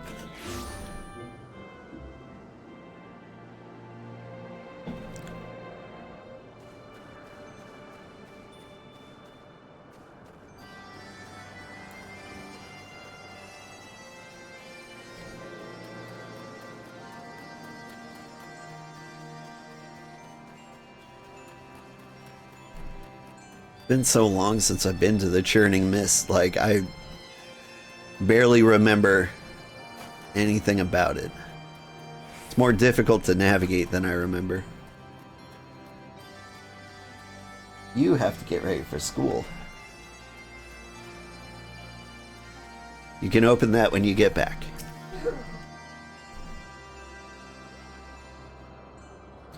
Well met, Warrior of Light. Needhog is not stirred, but he watches us unblinking.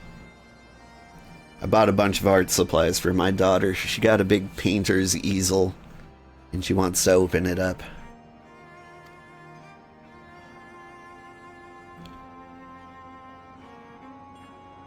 Huh? The Elder Seed Seer herself answers your call. Then there's naught to do but wait.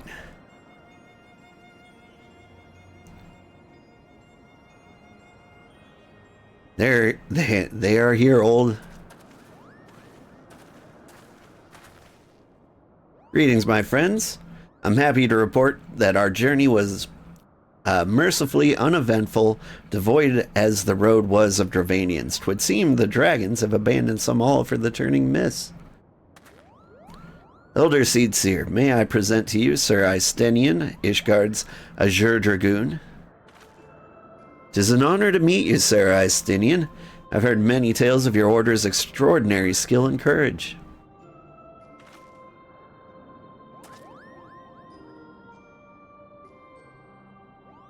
Classy.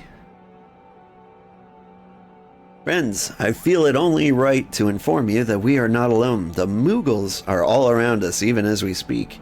I should imagine they are more than a little concerned by a horde of strangers that have descended upon their home. Mayhap now would be an opportune moment to introduce ourselves.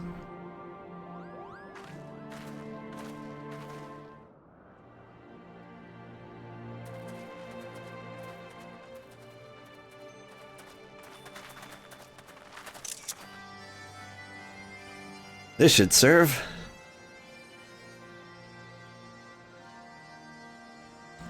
They're hiding, of course, but there are so many of them. Kapow!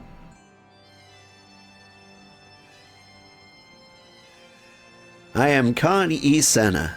My companions and I have braved the long road from the Twelves Wood to share words with you. On this, the occasion of our first meeting, we bring an offering of light and wind.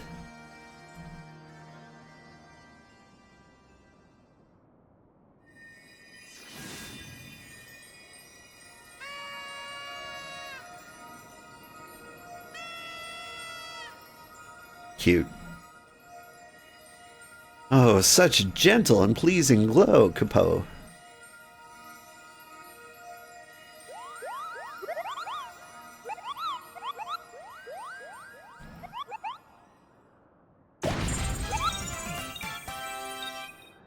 I am Moglin, the chieftain of this Moogle clan.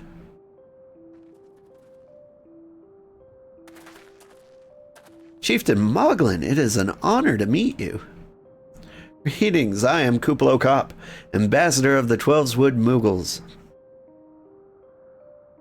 A Moogle from the world below. Your hide is a different hue, but that palm is unmistakable.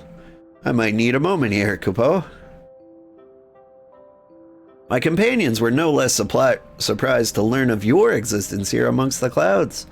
I hope they did not startle you overmuch in their eagerness to make your acquaintance. Full well can I imagine your wariness. I'm told that the men have not walked here in nigh on 1,000 years. She said winters, but years. Mayhap you will forgive them their forwardness when I unfold to you the grave matter which brought them to your midst. My companions crave an audience with the great worm Hraesvalgar, that they might negotiate an end to the war twixt man and dragon. An end to war, you say? Huh. I trust you, Connie Senna. The light of peace shines brightly within your soul. I'm afraid the same cannot be said for your friends. To be plain, we did not hide ourselves because they were the first of your kind to be seen here in 1,000 years. Well, not only because of that. We hid because we smelled dragon blood. These skies are home to many, many dragons. While some crave peace, such as Hraesvalgar, many others crave the opposite, such as Needhog. Suffice it to say, we're worried about that presence of your blood-spattered warrior friends will attract the attention of the nastier kind and invite destruction into our happy home.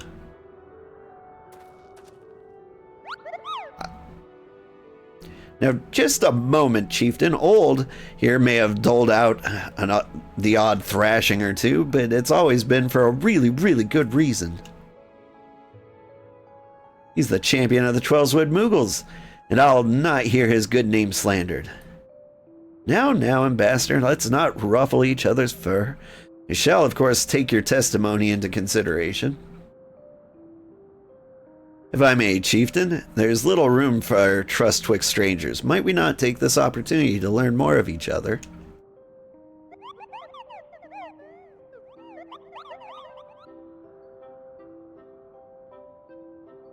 An excellent suggestion, Capo. In the interest of fostering friendship and keeping an eye on you, I extend the hospitality of Mogholm. Prove yourselves worthy of our assistance, and it will be yours. I shall be watching, Capo. Capo.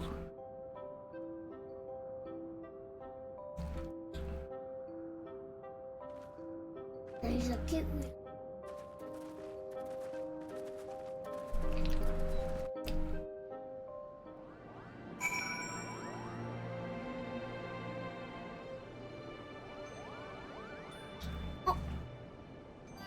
Look at that tiny one.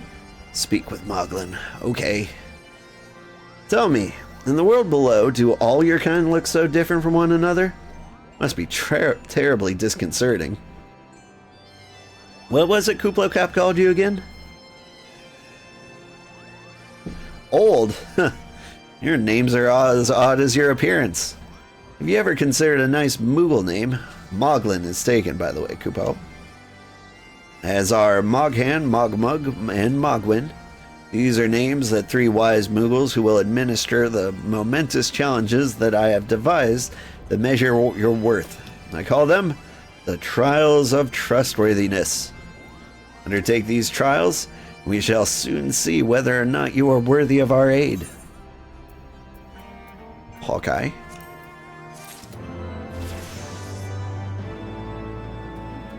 Level 59. I think I went up like 2 levels here.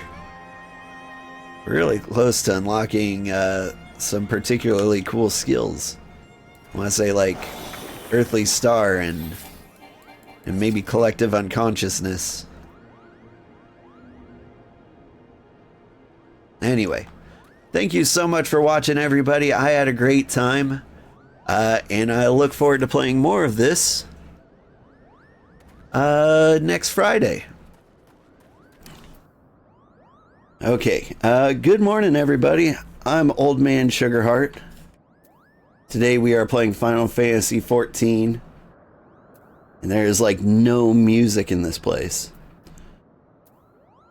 We've got a lot of Moggles to talk to. Moggan. None of these weapons are for me. Hello, yes, I'm Moggan, the foremost alchemist in Mogholm, if you must know. If your tummy's gloopy or your wings are droopy, I've got a potion to fix that. Or I would if I didn't keep running out of ingredients. Luckily, you're here to do my chore trial. Yes, go forth, mighty adventurer, and mightily pluck 3 sprigs of cloud's breath for me.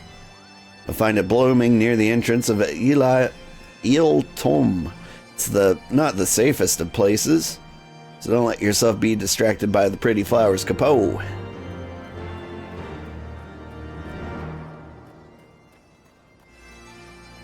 I got you, Moggan. Morning. Good morning, Ada. How are you doing? I don't think this is the way. I think that's the way. You know what? There's a map for these types of things. Yeah, I think I go up and over. If I remember the topography here. All exciting things happen on the other side of Mogholm. Out of the way, Aether Current. I'm saving all the Aether Currents for someday when I may write a guide. But I think it's more likely that I will just never, ever touch them.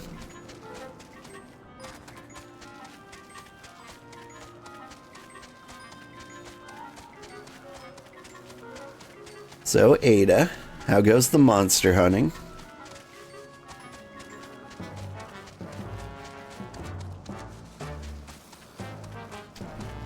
While I was setting up my controller the other day, I saw you in the Discord. And it looked like you were playing Final Fantasy XIV and Monster Hunter at the same time. Which, you know, good for you. And just jump down there. It's apparently where I need to be. Go on, believe.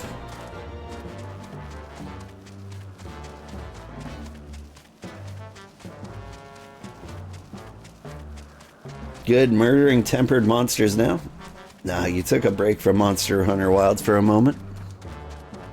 And on Final Fantasy XIV to calm down? Yeah. I'm excited. I'm gonna have kind of a relaxing weekend. Am I dumb? I am dumb.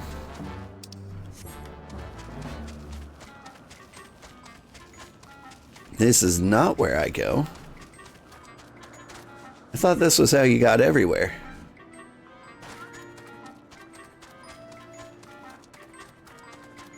But it turns out the entrance is over here.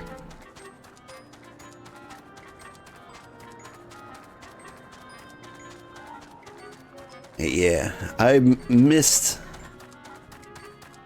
like 2.5 days of Monster Hunter because of my broken controller. It was really fun playing Nights in Tight Spaces instead, but I feel like I missed out and I can't wait to get back.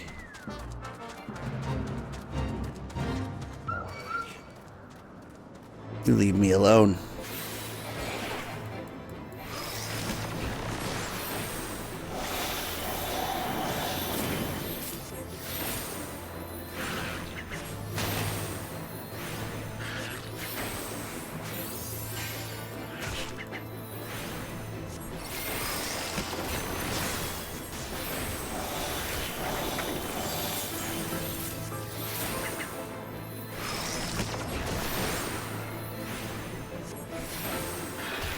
I died for like the first time in my playthrough last week.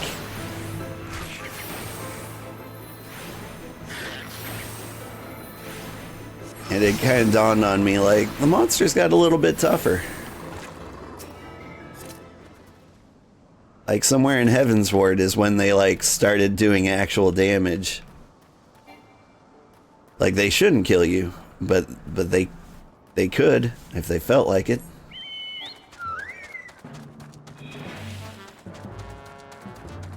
Alright, we need more bushes. There we go.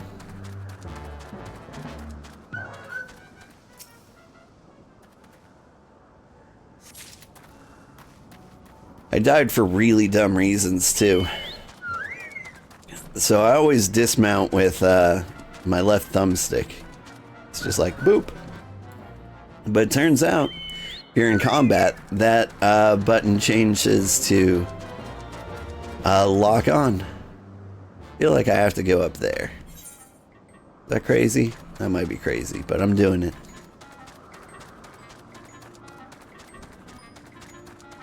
And so like a swarm of Gnath were attacking me. And I couldn't do anything about it. I just kept trying to like dismount. They just kept eating me. I don't think I can get up there.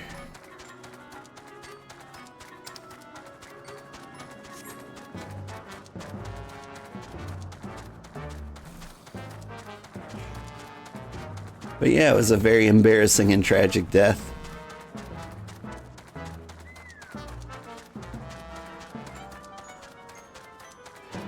I was considering, like, maybe to make it fun, I would do a hardcore run of Final Fantasy XIV. Like, I was trying to think of, like, ideas to make, like, the playthrough special. Right? Because somebody has to have, like, some kind of reason to watch me. And so I thought, like, a self-imposed... There we go. Self-imposed hardcore mode would be fun. But man, I'd be upset if I was 100 hours in and that's where I died. Although, that wasn't the first time. The first time I died was when I got to, I think his name was Ritalin. The guy with, like, gun shield arms. Like, they changed the mechanics of his fight. Like, and it was a solo fight. And he has, like, a one-shot ability. And you have to actually, like, pay attention to, like, what he's doing. Like, he telegraphs, like, a missile launch. But I didn't know that, so I ate it, like, 3 times in a row before somebody was like, look at the ground. See where he's launching the missile. Did you have any trouble finding Cloud's Breath? I do need it quite urgently, you know? Yeah, I got some. Oh, yes, these are perfect, Capo. Now I have the main ingredient for my palm tonic.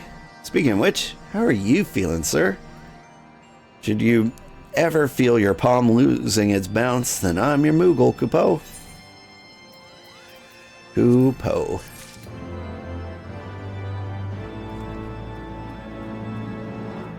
I did have a fun winter hat with a nice palm, and it fell off, and that makes me a little sad.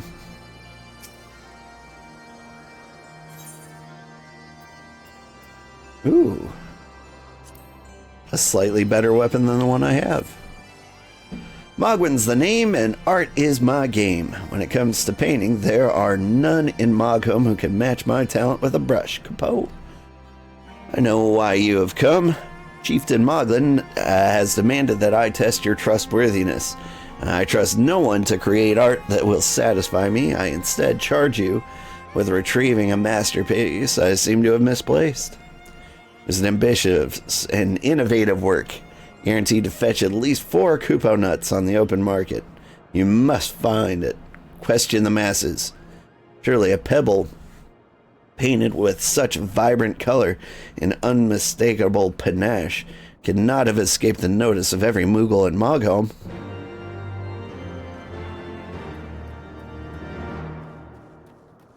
What do you know, Magomo? Mogwin is missing his masterpiece, Capo. Oh, you mean that paint-smeared mess of a pebble? Oh, I've not seen it recently. A fact for which my eyes are profoundly grateful.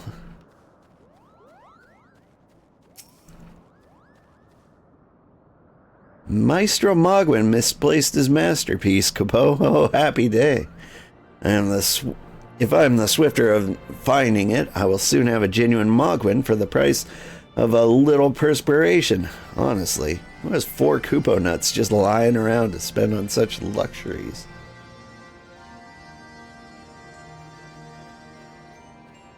Okay.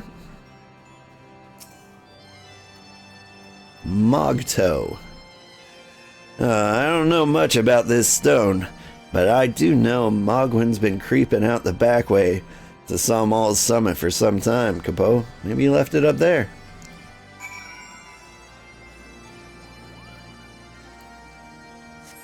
Maybe this is the part where I remember climbing up the back.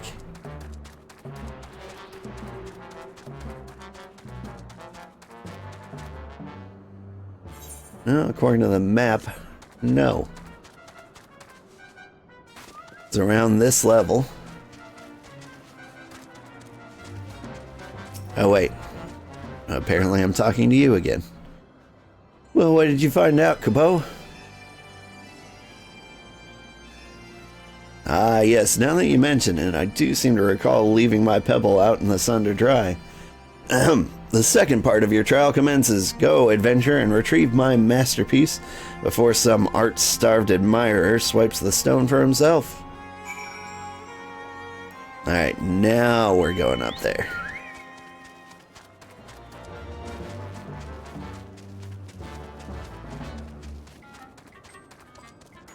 I like Moogles, alright, but I kind of wish their house was a little more vibrant.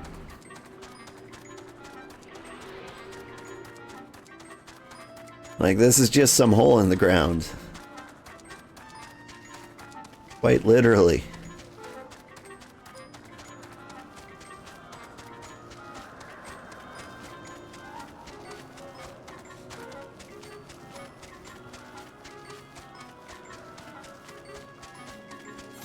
At least on the right track. Here. Here. There it is. Painted stone.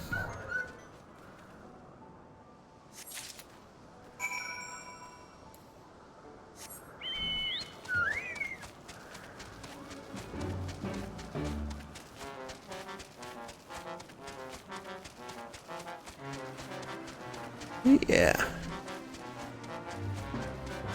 I'm excited for tomorrow. We're gonna play Keep Driving. And it's gonna be a very relaxing time. It's kind of stressful for playing in the day because you never know if a round is gonna last 1 hour or 4. Do you have it, Capo? Is my masterpiece safe? Yeah, man, here you go. Yes! This is my work. Is it not exquisite? I call it the Contemplations of Zenith. Thank you, sir. At least I can exchange my art for a delicious Kupo nuts. Chieftain Moglin will hear of this valorous deed. Yeah. Give me the thing. Would you look at this? I have a shiny new weapon.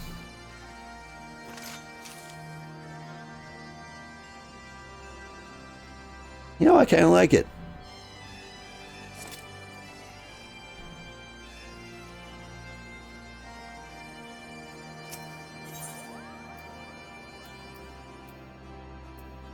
So many things.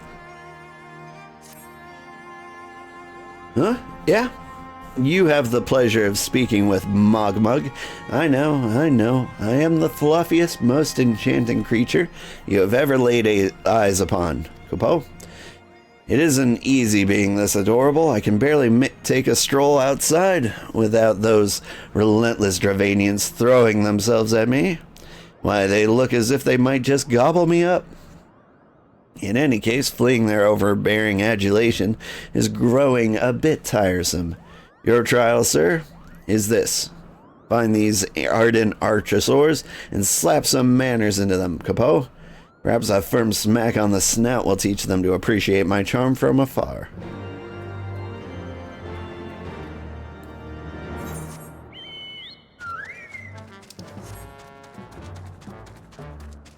Ba-doop, ba-doop, ba-doop, ba-diddly-diddly-doop.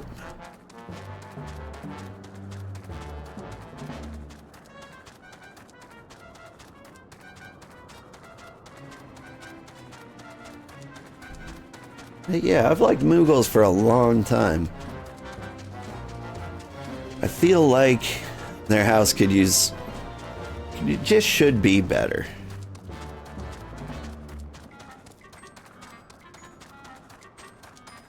I mean, coming to think of it, like, in Final Fantasy VI, their house wasn't that great either.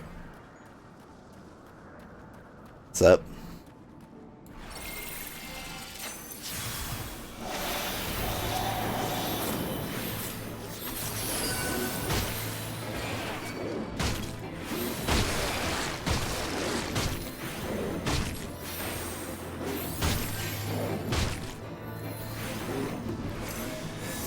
You guys are just straight up dinosaurs.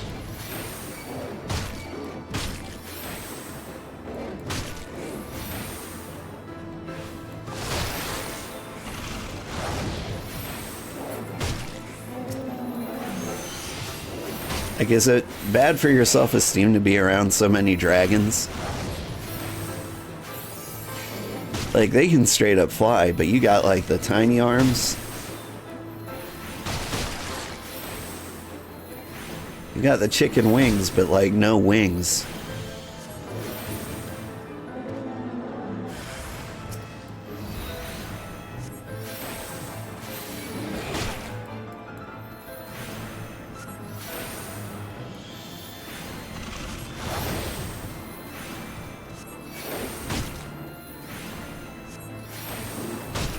Like, a lot of dragons just straight up don't have, like, arms and legs and wings, and somehow that feels better.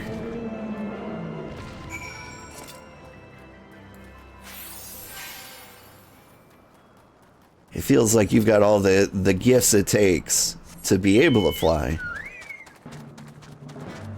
But for some reason, you just stopped shy of wings, and no one else did. On top of that, you live 1,000 meters above the ground. So, like, does your kind just, like, straight up die, like, all the time whenever they lose their balance? Seems to be really rough to be a dinosaur up here.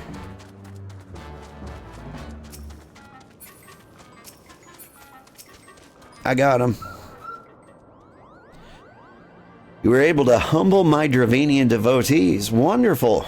You are as capable as I am captivating, Kupo. Still, my precious perfection does not excuse those louts from pursuing me so mercilessly, their tongues lolling and their bellies rumbling. The Dravanians in their ilk have much to learn about the acceptable acts of admiration. Cool, cool. I've completed the trials of trustworthiness. Hi, Moglin. I've done the things. Old, if that is what you insist on calling yourself, you have completed the trials of trustworthiness, administered by the taskmasters Moggin, Mogmug, and Mogwin. During these grueling tests of characters, I closely observed your conduct, as well as that of your companions. And I am decided, Kupo. Gather your friends before me now, so that I need not repeat myself needlessly.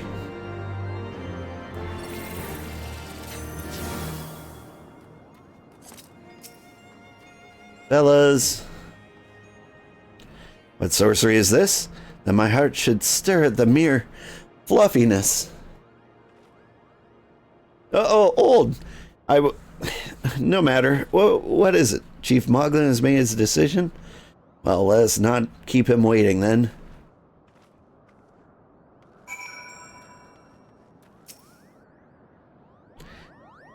We've become such friends, Kupo. My Moogle cousins love to sing and dance as much as I do.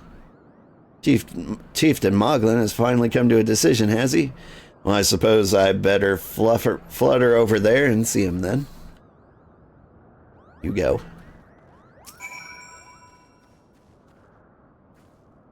Standing here in Mogholm, my thoughts turn inevitably to the legend of the good King Mogolmog the 12th and his seat in the heavens. Like most, I thought it no more than a myth, a story for the younglings that grew with the telling. But every passing moment, I become more certain that we have discovered the origin of that tale. Well, eager am I to hear what the chieftain has to say.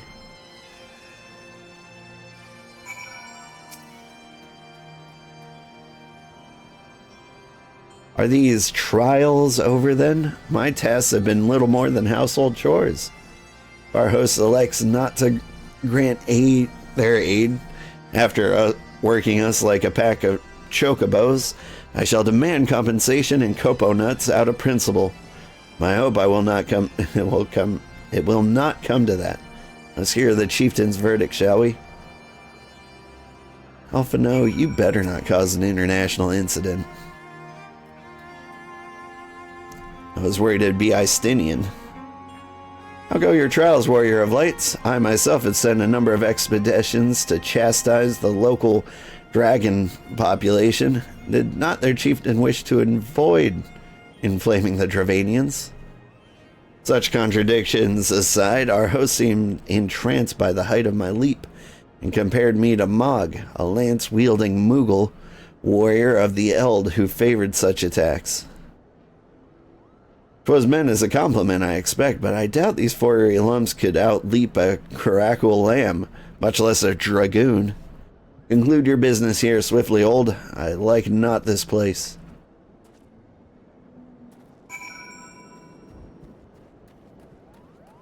Mog was one of my favorite characters in Final Fantasy VI. I just liked his gimmick. I liked all the gimmicks in Final Fantasy VI, but the dance gimmick was good.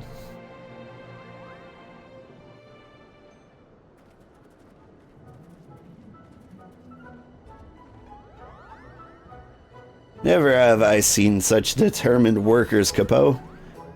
It would have taken us moons to complete all those dreary chores and niggling errands.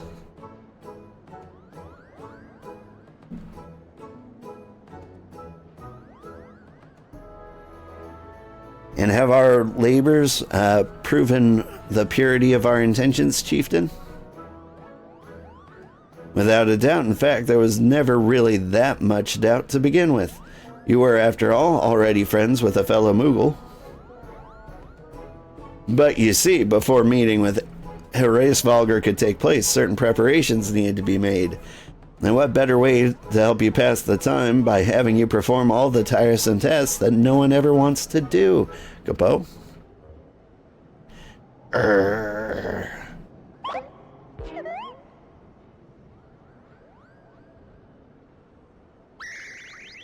Oh dear, the horn, bring out the horn quickly now.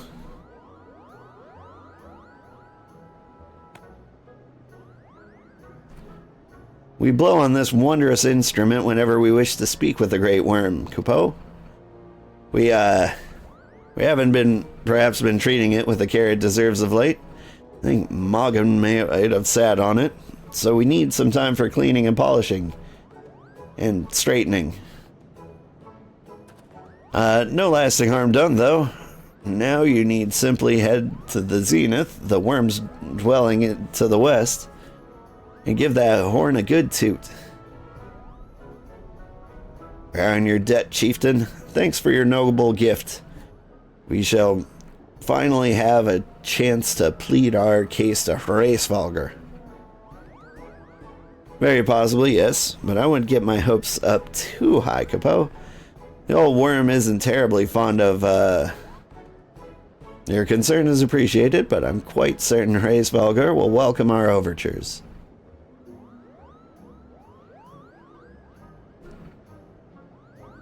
Should we arrive at his lair? Come, we have squandered enough time already.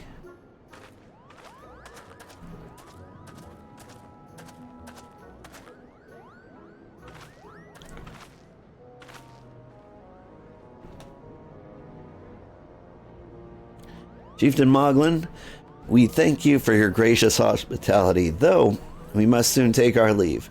I pray that we may continue to nurture the shoots of this new-sprung friendship twixt the earth and sky. Of course, Capo. Visit us whenever you wish. Consider Moghome your home amongst the clouds.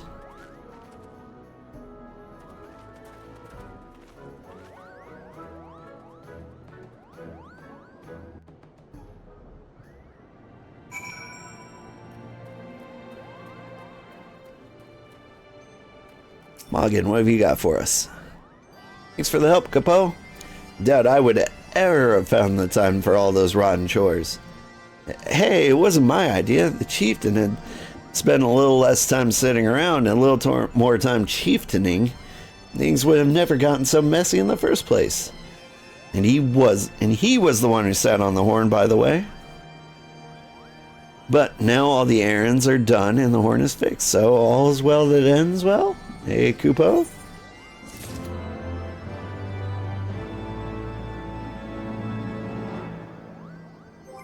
I should be drinking orange juice.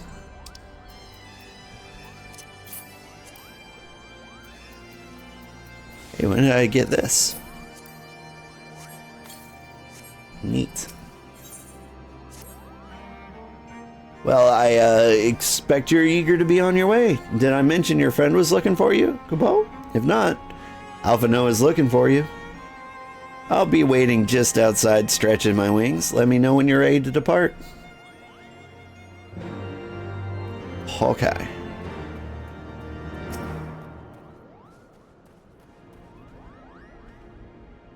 To the best of my knowledge, we have all that we need for our trip to the Zenith, and I believe the Elder Seedseer and her retinue will soon be making the journey back to Gridania. It would be remiss of us, I think, to not convey our gratitude to them prior to going our separate ways, shall we?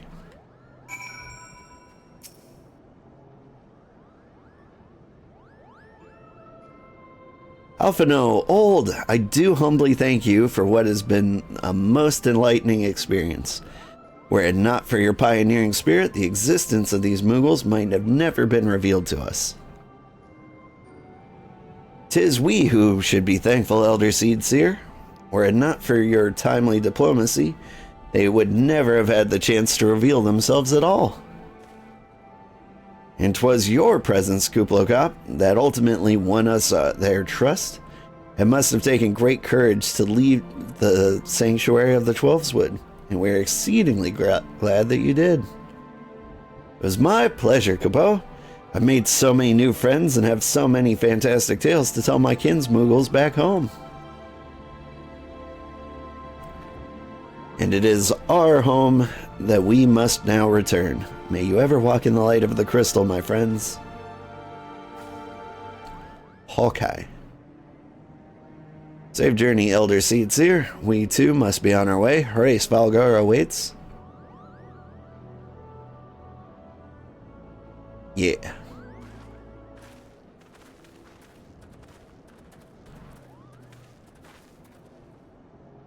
Warrior of Light, pray, attend closely to your companion, Sir Istinian. Beneath that stoical facade, a storm of anguish seethes unseen.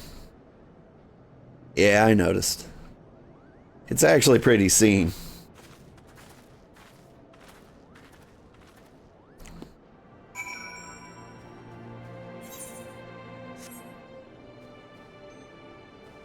Alright.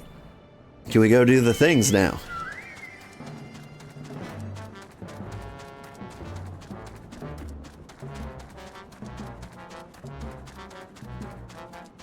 It feels very dark here.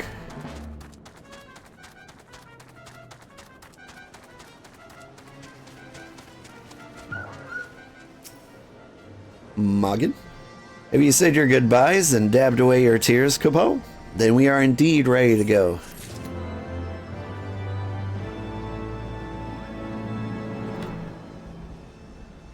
I didn't realize the sky was so filled with lightning. Interesting.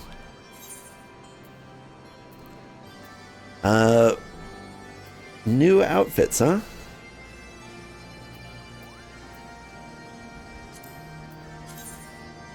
This is what my rogue will wear?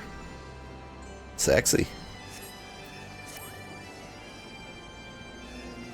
As Chieftain Moglin has already explained, the shiny instrument we gave you is the best means of grabbing Hraesvalgar's attention. Come along and show your way to the... I'll come along and show your way to the Zenith. That's the big palace where you'll need to blow the horn. Over there? First things first, though, we need to make for Asa. Oh, and watch out for the rampaging dragons. Maybe that should have been the first thing.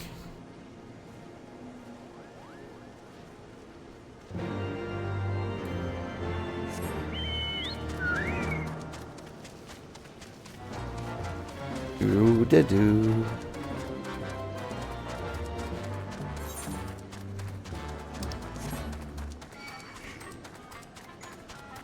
Defeat enemies on the path to Asa.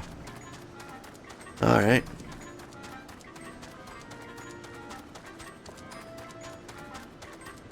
Just a couple of Durgans.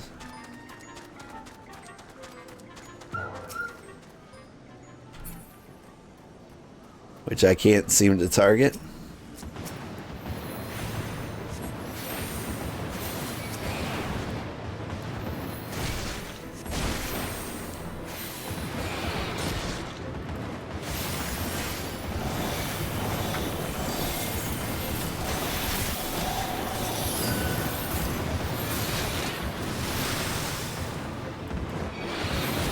I don't know why I feel like I can't leave this circle.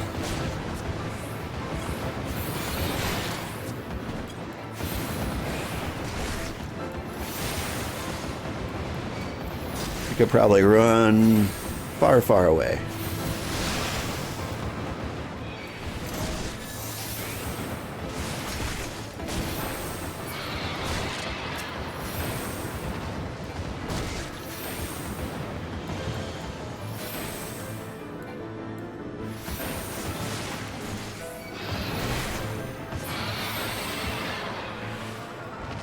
You know why you call them Durgans in Final Fantasy? Final Fantasy is famous for having like almost no character spaces for names in the olden days. And so in like Final Fantasy VI, you were like sent to like fight various dragons, right? But there was no room for like their entire names. So you'd be fighting like the green Durgan and the blue Durgan. And the white Durgan. Because they didn't have room for all the vowels.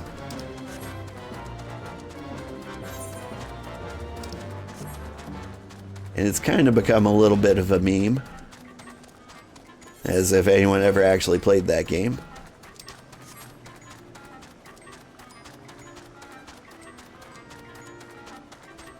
I played that game. I like that game. Still my favorite Final Fantasy. I don't know if I dreamed it, but I heard a rumor that they're working on a game with a similar vibe to that old school Final Fantasy VI.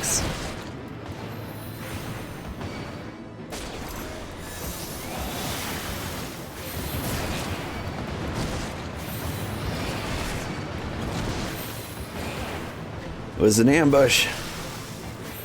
Get gravitied.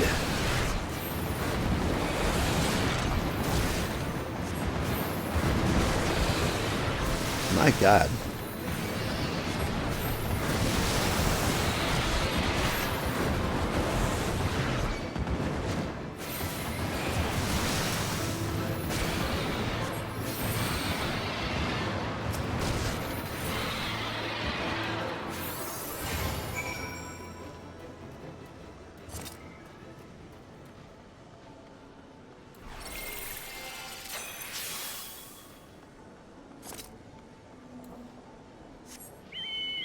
Like, these fights aren't, like, particularly difficult or challenging.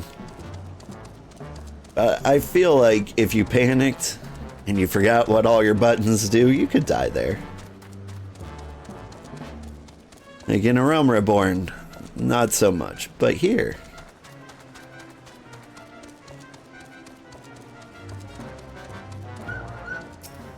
Hello.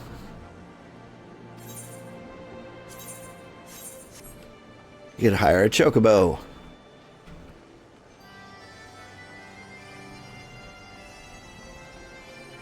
Moogle Mender and Merchant. Neat. Things were a bit too bitey there for a while, but I think we've arrived in one piece. I wonder what has all the dragons so awfully snappy. I mean, the bad ones are always bad, but they seem worse than usual. Yoink.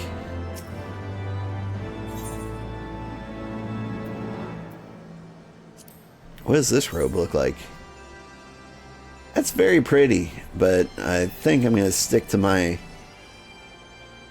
winter coat glam. We may have a small problem, Capo. When the winds are high like this, Hraesvelgr invariably abandons his lofty perch and heads to the lands below to hunt. If you tried blowing the horn now, I doubt he'd hear it. I suggest we stop at the clearing up ahead and rest until the wind dies down. Okay.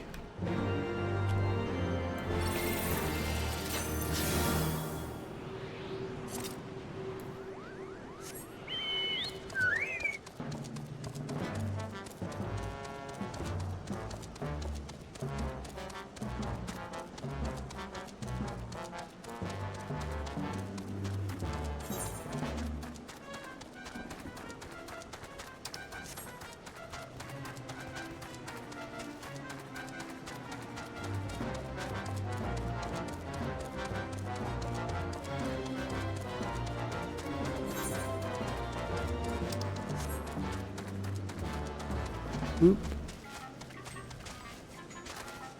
Hippity hop.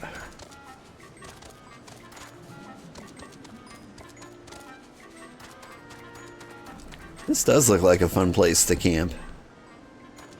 I haven't gone camping in so long. This should do nicely, Capo. The winds will likely have died down by tomorrow, but until then, we might as well make ourselves comfortable. If we must interrupt our journey so close to its end, I suppose this is as good a place as any. And mayhap a brief respite from the hardships of the road will help clear our minds in readiness for the coming parley. Very well then, I believe a campfire is in order.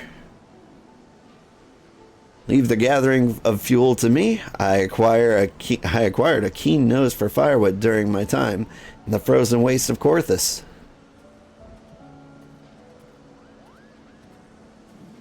Clear our minds. 'Tis Master Alphanode whose mind needs clearing. Thought of meeting the great worm in the flesh has befuddled the boy. You see him stroll away as if these ruins were not crawling with deadly beasts. Follow him, old, and see that the wildlife does not make a meal of our young friend. We will have a camp ready by the time you return.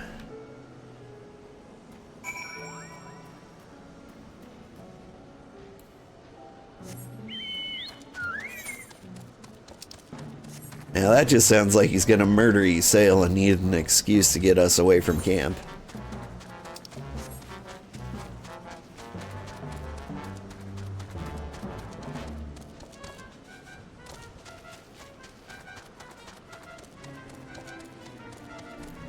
We are gaining a lot of EXP over here. So these guys have stopped trying to aggro us.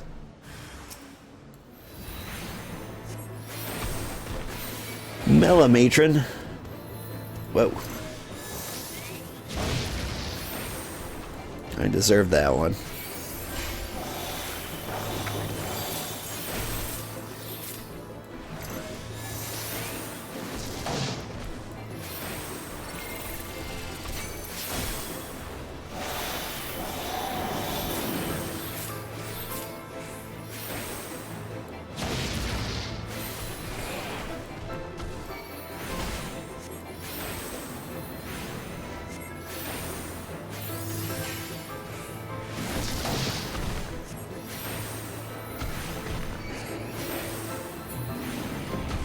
That guy's made out of firewood. How convenient.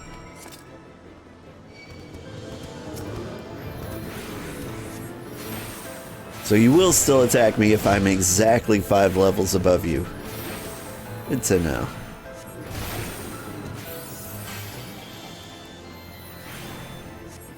You know what? I'll take it.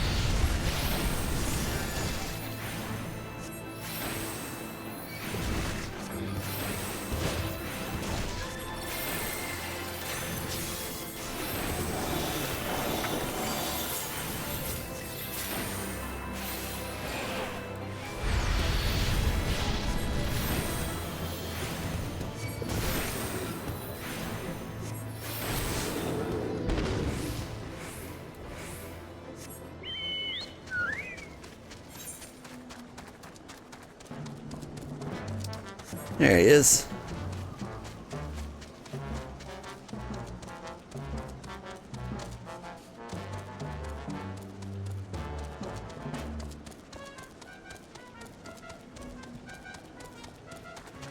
Aha.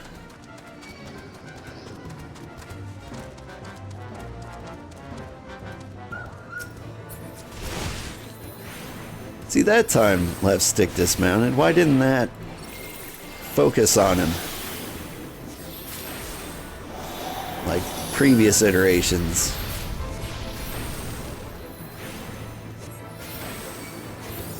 I've died for some pretty stupid reasons.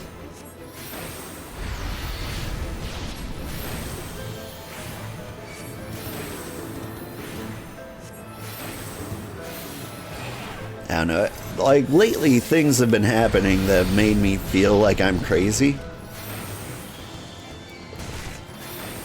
Like, I believed the locks on my car reversed. Like, you know, you put your key in the car and you, like, turn it one way and the door unlocks. Like, I thought... I tried to open it for half an hour before I tried... turning the key the other way. And that worked. And I was like, I can't remember. Like, it's all muscle memory. So, like, has my car always unlocked? Lefty latchy, righty unattachy. Is that normal for cars? Does every car work that way?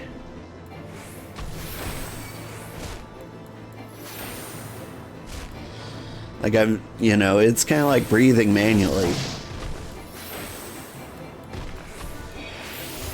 I hear that's a thing. That's never happened for me. Maybe because I'm always breathing manually.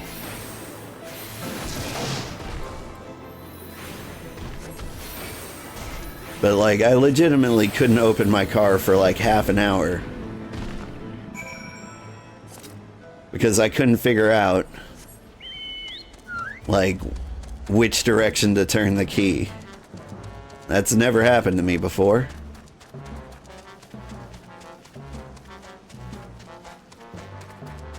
And so, like, now whenever, like, the next time I tried to open the car, I opened it very normally.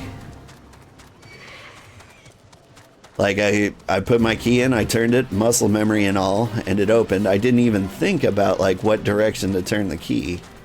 And I was like, wait, is it always unlocked this way? Like, is everyone else going slowly insane like that, or is it just me? I see I was right to worry about the boys' safety. Once Alpha No returns with the wood, we can see about supper. The Ice Queen has filled a pot with what looks like stew ingredients, ready for the fire.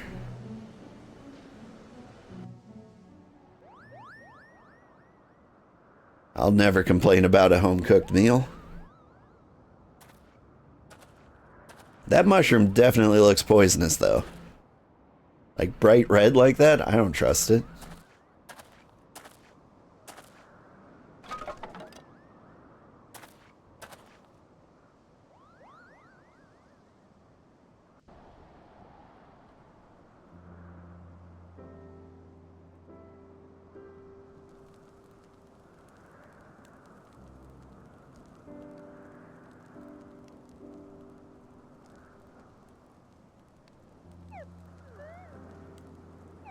Aww.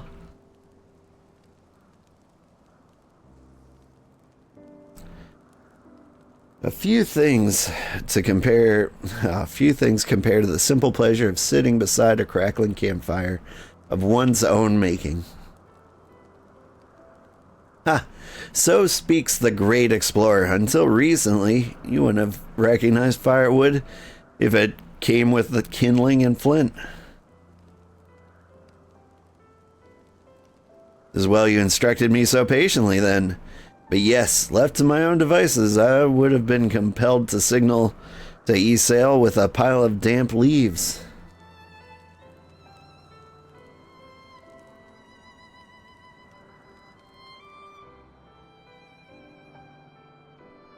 I was born the pampered son of a Charlian dignitary, and alongside my twin, oh yeah, I forgot about her, became the youngest student ever to be accepted into the studium.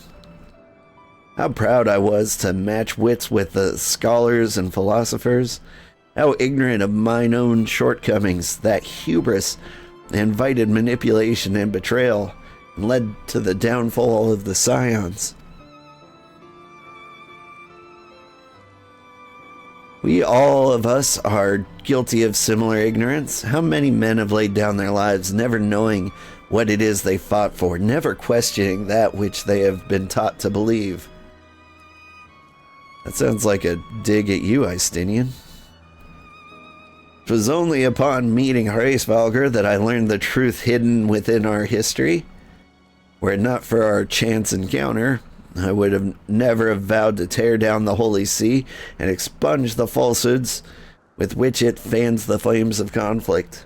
I would have lived and died in ignorance. That the truth has driven me to do terrible things, I cannot deny, but I would rather sin in the pursuit of peace than imagine myself virtuous for perpetuating a needless war. If this journey has taught me anything, it is the importance and difficulty of holding to one's convictions in the face of failure, of striving always to replace one's ignorance with knowledge. You're well on your way, Master Alphino. At your age, I was but a fool swinging a spear, with scarcely a thought in my head. Even now I struggle to acknowledge the misconceptions under which I have labored.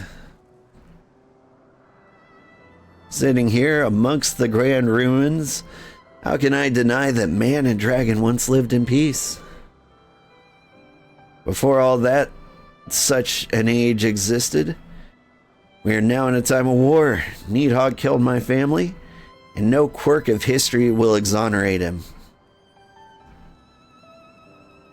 I may be ignorant of how the Dragon Song War begun, but if we do not put an end to this conflict now, I can say for certainty that it'll only breed more vengeful souls such as mine.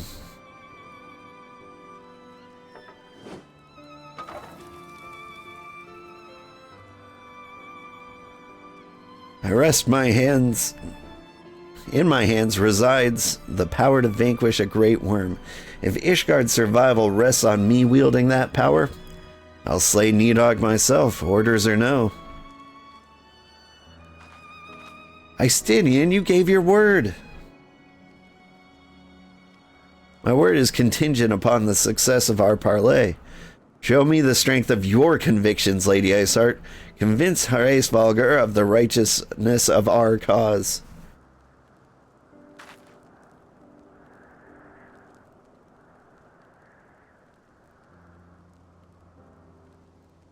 Doubt not, but that I shall, Dragoon. Well, winds willing, we shall have our answers on the morrow. Let us sleep now and face our fate with the rising of the sun.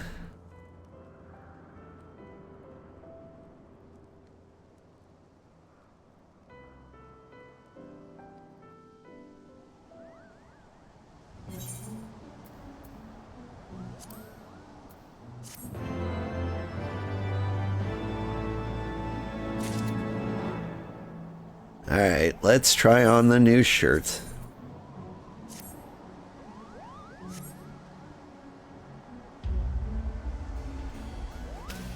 Honestly, it's one of the better looking healing shirts I've seen.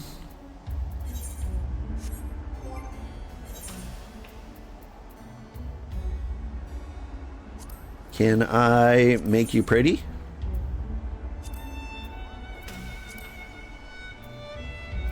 Looks alright in white. How does it look in red? Too red. It looks better in white.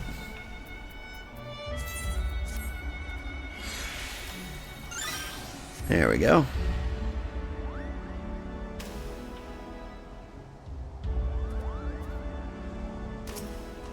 I mean, I'm going to glamour over it eventually, but I do like stats. Ninja pants? I've seen better. Campfire was so cozy, I must have fallen asleep, Capo. But do you feel how the winds have shifted? They will have borne Hraesvalgr back to the skies above Zenith, I'm sure of it. This is your chance to climb to the highest floor of the palace and summon him with a toot of our shiny horn. So, I'll be heading back now if it's all the same to you. Good luck, Kabo. It was nice knowing you. We gonna die. I do like that mere coincidence, like it's now daytime after our camping trip. Like maybe the game has that kind of attention to detail, but I think that was just a happy coincidence that we camped at night and woke up during the day.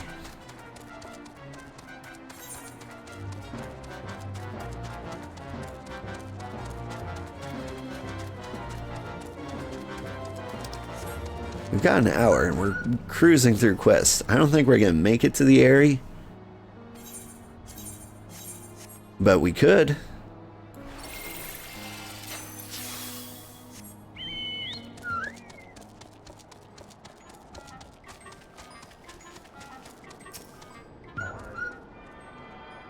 Let me attune to this.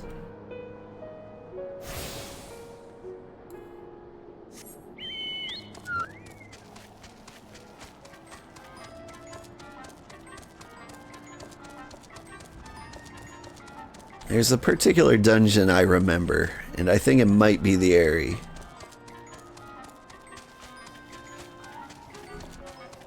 Like one that just kind of stood out as like a sunnier, happier, greener place.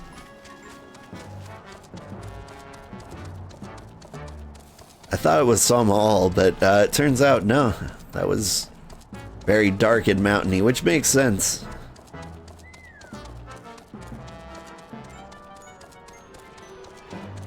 I do remember, like, fighting a dragon. It might have been Heavensward himself.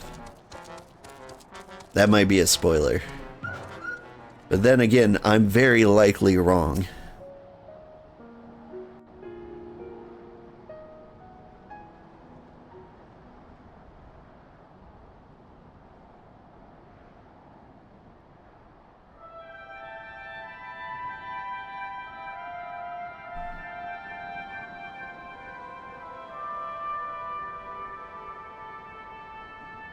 Oh man, the sun had just come out.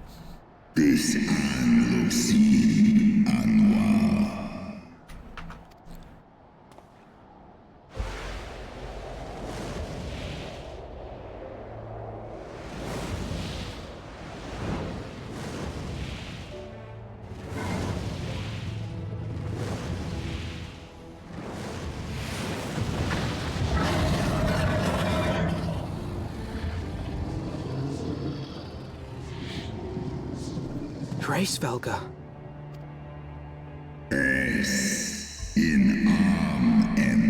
Thou speakest the name of a creature that but awaiteth the release of oblivion. Leave me. I was like, great, voiced lines. I can completely ignore this and go to sleep.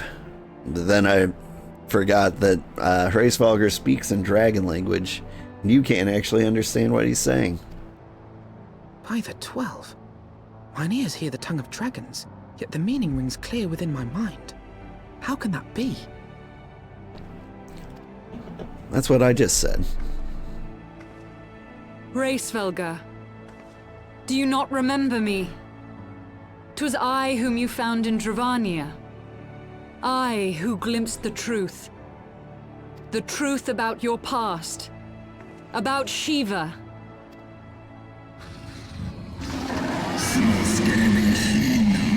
Do not speak her name, mortal. But speak it I must. I have summoned Shiva's soul from the beyond and offered myself as her vessel. She has made her heart known to me. Foolish girl. Thinkest thou my beloved spirit hath descended from the heavens? That her secrets of her heart are thine to know? I have surrendered mine to her. Do you not see, my love? I am Shiva reborn. Gullible fool. The light but illuminated the past for thee. It did not grant thee omniscience. The spirit thou hast summoned belongeth not to Shiva. 'Tis but a shade conjured by thine own fancy. In age long past, mine own kin were guilty of like folly. Beguiled by the Dark One's lies, they attempted to resurrect a king amongst worms. Yet the divinity they called forth merely borrowed the semblance of my fallen brood brother. Such gods are not summoned, but created. Phantoms spun from the threads of misplaced faith. Then the spirit that answered me was but thy dream of Shiva. Thy soul hath been corrupted by a deity of thine own making, child. Damn.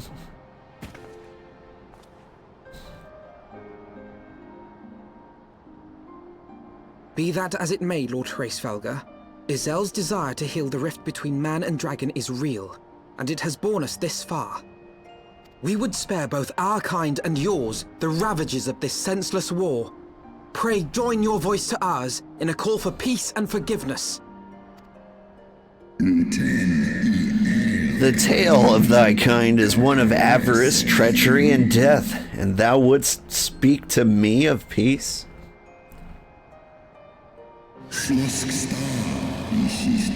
Hark thee, mortal, to the naked truth, and then tell me thou deservest forgiveness. Oh, damn. 1,200 years ago, my beloved Shiva's sacrifice served to bring an end to the war twixt man and dragon, paving the way for an age of peace and cooperation. 2 centuries of harmony were to follow, during which time the Elezen learned much about us, not least that the eyes of the great worm are a wellspring of his strength. 'Twas out of the selfish desire to possess the strength of King Thordan, then conspired to undo all that our peoples had achieved together. With the aid of his leal knights, the most noble of Elezen lured my brood sister Ratotskar into an ambush and took from her that which he craved.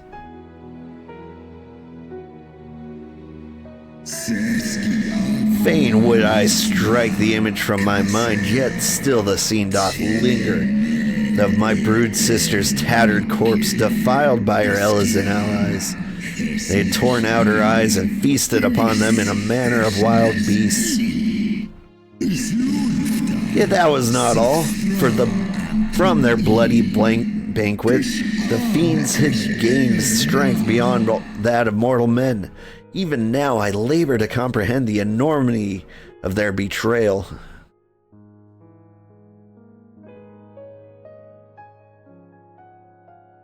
Nidhogg was the first to learn of the atrocity, and he took to the skies hungry for vengeance.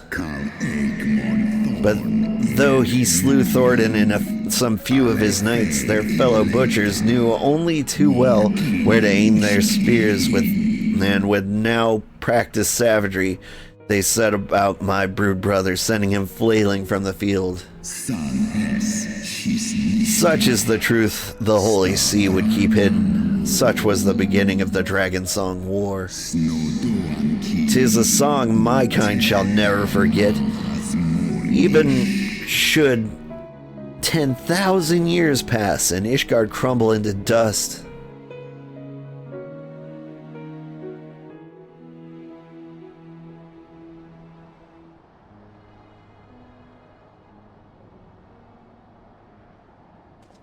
Your tale bears scant resemblance to the one I was taught. How convenient that it should absolve your kind of all responsibility. But tell me, dragon, why should I believe your version of events? What thou chooses to believe is immaterial. The portrayal that yet haunts mine every waking moment is no less than the truth to my kind. And Needhog meaneth for Thornton's people to suffer for this sin till the end of days. That which thou imaginest a war of extinction is but a punishment, a siege of the spirit. Hast thou not seen those who tire of the torment? Those who abandon their own and side with dragonkind? Ishgard's so-called heretics. Know that all the traitor's progeny bear a trace of Ratatoskir's essence, but a single sip of our blood is enough to awaken it. Then, the seed lies within us. 'Tis for this reason that those who abandon their loyalties are rewarded with a drink, and thus they are transformed to join the ranks of Needhog's ever-growing army as newborn dragons, one by one, through death or defection. My brood brother shall account for all of the betrayer's children. Ye gods, I have borne witness to such a transformation. Looked on as a heretic assumed the shape of a dragon.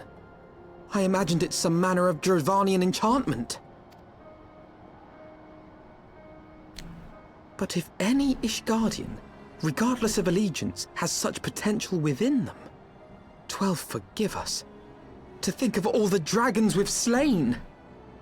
Calm down. Are you saying it would have been better if they were just dragons? Instead of, you know, people who sided with dragons? Alpha knows a dragon racist. There will always be some, of course, who choose to fight until the bitter end, like thee, Dragoon. But struggle as thou might, thy youthful vigor will be spent ere thou reachest 210, and Needhog shall remain to torment thine offspring. Oft have I wondered why Nidhogg did not simply raze Ishgard to the ground. Now I have my answer.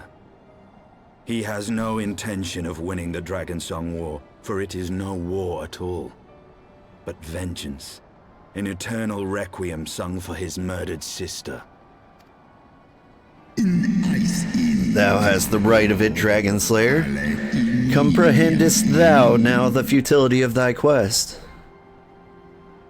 I have not come this far only to admit defeat. We can still return the eye to Nidhogg and beg forgiveness for our ancestors' crimes. Mayhap our words will sway him. Stubborn child, thou thinkest in mortal terms. Our perception of time is too broad for thee to grasp. 'Tis a simple matter for thee to offer thine apologies. Thou didst not perpetrate the crime. Despite thy visions, the deeds of history seem distant to thee.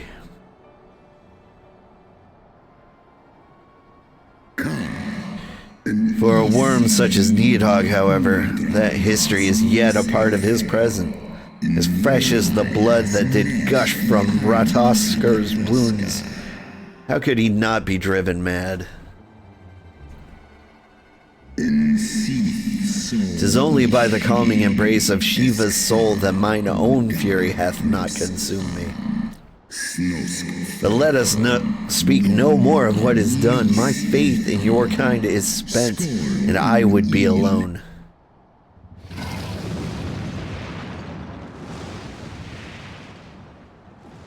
Damn.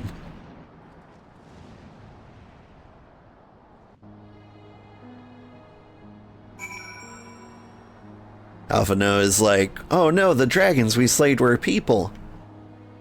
The bandits we slayed were also people. Did you not notice? Hraesvelgr was every bit as awe-inspiring as I imagined. His voice fairly dripped with power, the will behind his words so undeniable that it transcended my ignorance of the dragon's tongue. 'Tis but a pity that he that I misliked what he said. So far did we travel, even unto the very heavens themselves, only to be dismissed like unruly children. And far from mitigating this humiliation, the hidden truths we learned serve only to prove that our grand mission of peace was destined to fail from the first. Nothing will deter Nidhogg from his course. That does seem rough.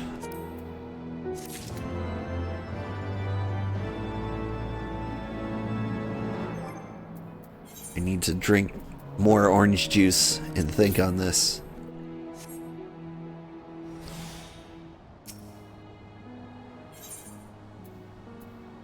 What do these pants look like? Decent. They look like I won't have to dye them.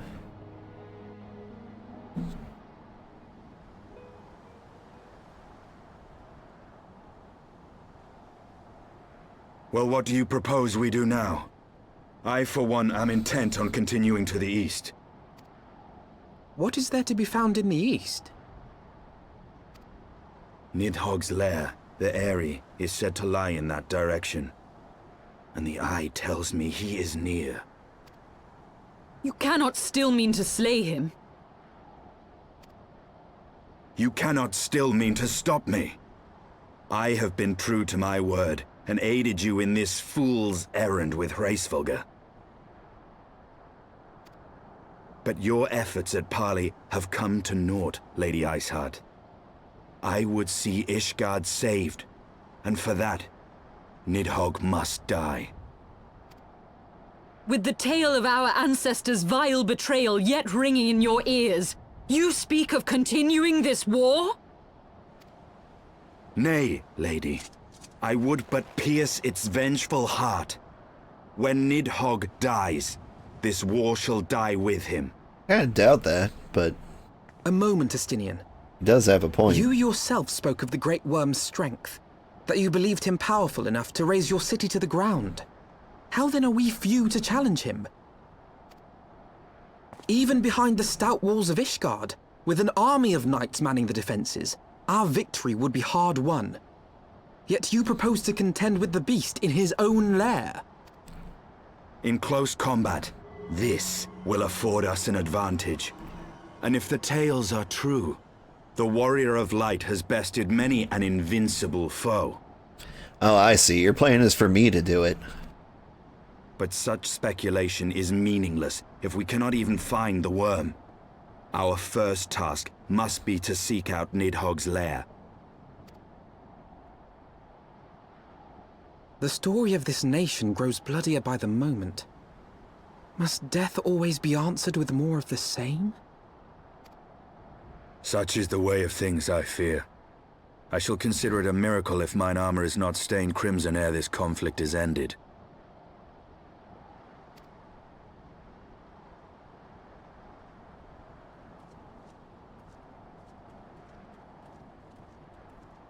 That I should be blinded by my own lies. Everything I believed, everything I thought I was, gone. All gone. Leave her. Your words will not reach her now. And we have not the time to wait for her to gather up the pieces of her shattered faith. We got some time. A Dragon Song War is eternal. Come on.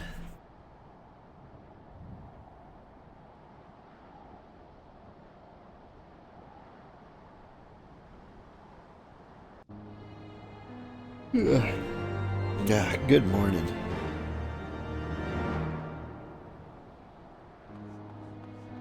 Defeat as enemies as you search for the Eyrie.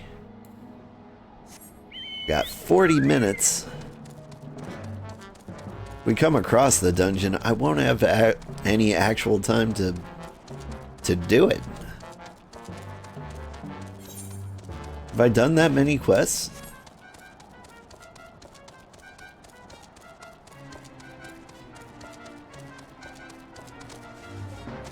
I don't know, Final Fantasy XIV always does this thing where you feel like you're right there, about to like finish the game or like finish the quest line or story arc, and then all of a sudden you're mopping up Chocobo stables. And mops are terrible for that. The word I was looking for was mucking.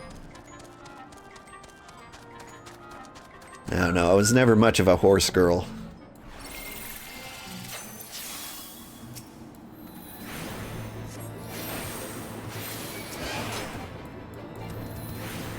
Oh.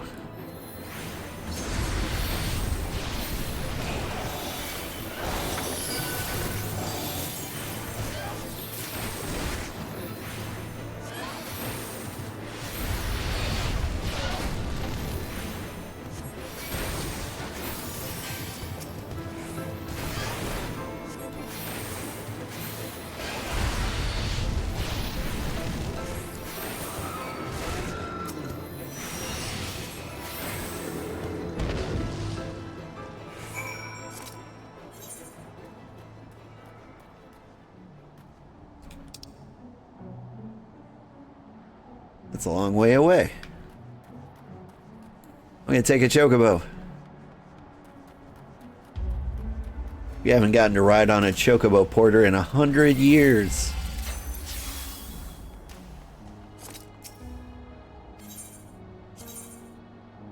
Take me to a saw. Whoa, he can fly? It's been so long.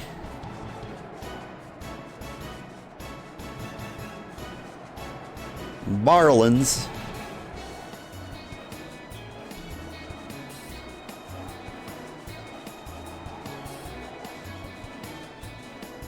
I do miss flying.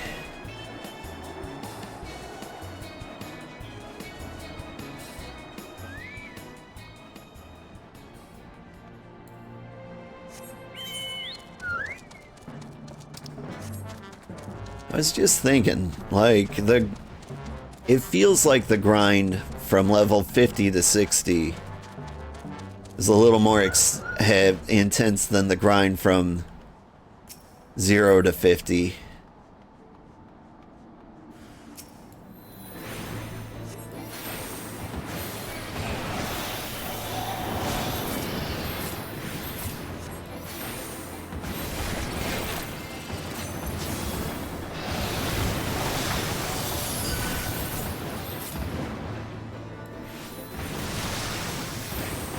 And so I was wondering, maybe I should start leveling up my rogue now? Like in my off time? I am constantly looking for games to play off stream, because I only play like the really good ones on stream. Like, the problem is I need a game that's good enough. Up there? I'm just gonna kind of believe that this is leading me on the right path.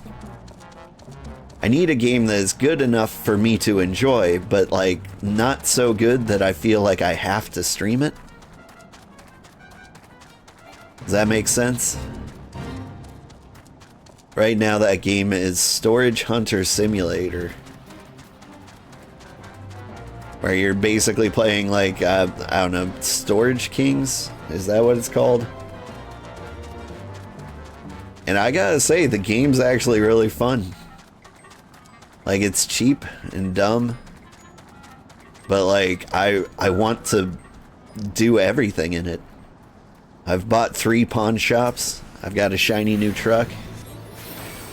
I've got a nice house in the suburbs.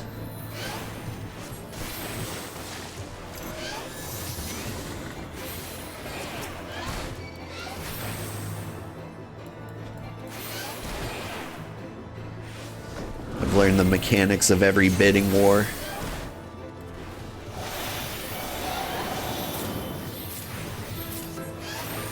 And honestly, I like how accurate it is.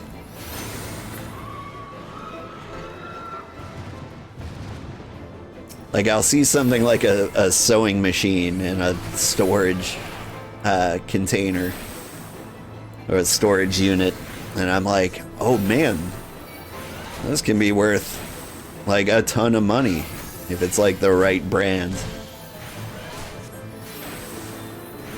And they don't have like different brands or anything. It's not that fancy. But like, I think the sewing machine I found was worth like $500. I'm like, that's pretty accurate. Like, you find one of those like sewing machines in table in real life, especially if it says the word singer on it, like, that can be worth a lot of money.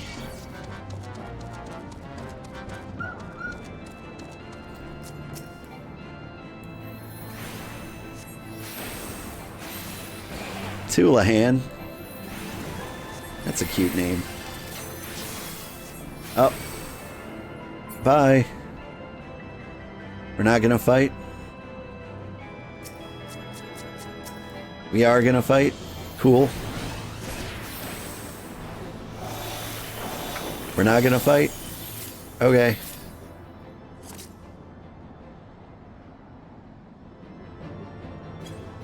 We are gonna fight?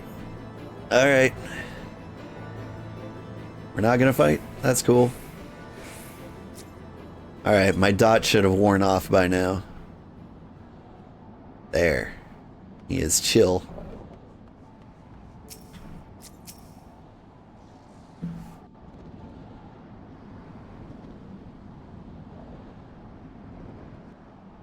Is that it?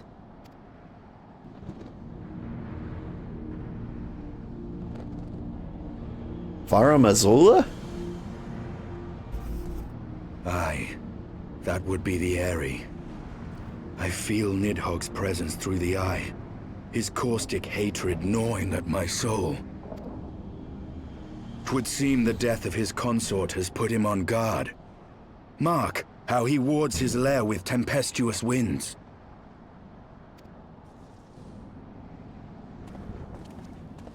A similar barrier once barred our entrance to the Primal Garuda's domain, until we discovered the means by which it could be penetrated.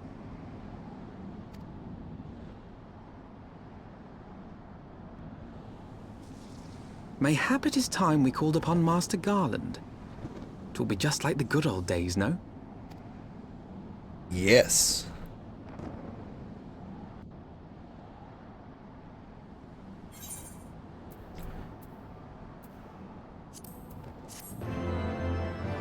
Got new healing pants.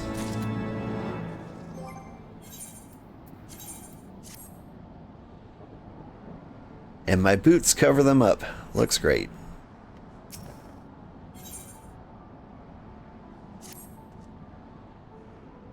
A force of sufficient power to break through a primal's defenses might conceivably grant us access to the Eyrie, and I can offer no better solution. Pray consult this engineer friend of yours. Very well, on one condition, that you swear not to lure Nidhogg from his lair in our absence. And steal all the glory for myself, you mean? Nay, I'm not so selfish as that. Contact me by link pearl when your preparations are complete. We shall set forth for Ishgard together. I suggest we rendezvous back at St. Raynet's Forum, old. From what I have gleaned of the Holy Sea's decidingly ambitious airship project, Sid will still be in Ishgard.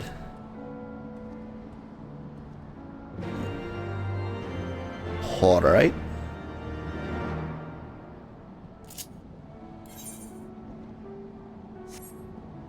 Just to double check, that is in Ishgard, right? Yeah, sure is.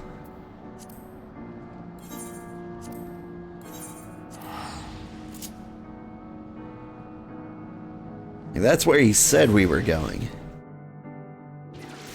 But it would have bothered me if I teleported here and are like, no, we're brief stop in Mogholm.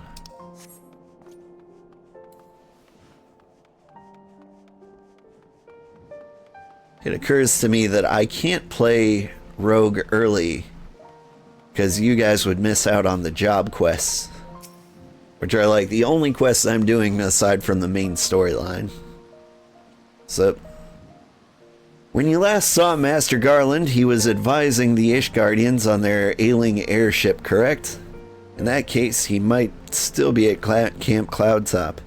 Failing that, we could try the airship landing, or mayhap even the Skysteel Manufactory. But let us not waste time searching aimlessly. Someone in the city is sure to know where to find him. Question is who? Sir Aymeric would seem to be the obvious choice. There is no guaranteeing he will be able to grant us an audience at short notice. Ah, I have it. Count Edmont's youngest son prides himself on knowing all the Holy See's juiciest rumors. Let us return to the manor and see if Lord Madeleine is about. Yeah, here comes the diversion. Like, you think we're just gonna go talk, but, you know, something's gonna happen. He will have been kidnapped by, like, angry turnips or something.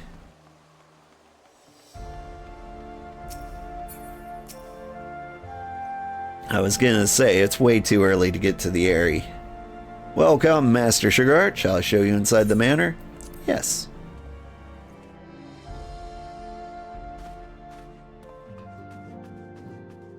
Hello? Ah, the hero returns. How does the fight go, old boy? Well, I trust. In search of Sid Garland, you say? Well, then say no more. The taverns are full of talk. The name of said silver-haired genius has cropped up more often than most. I hear he has been tasked with getting that monstrous airship the Holy See commissioned to actually fly. It would seem the project has been plagued with mishaps from the first. In any case, Garland Ironworks employees are known to frequent the airship landing, and I'll wager their master does too. The airship landing? Yes, I thought as much. Come, old. We must find Sid and trouble him for his expert opinion. Ayo, sleepy time for you. So you will lurkies have a fun stream? Thank you, Maruku. And I hope you have a fun sleepy time.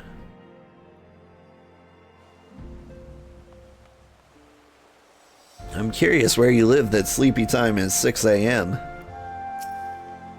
I assume you're on the other side of the world?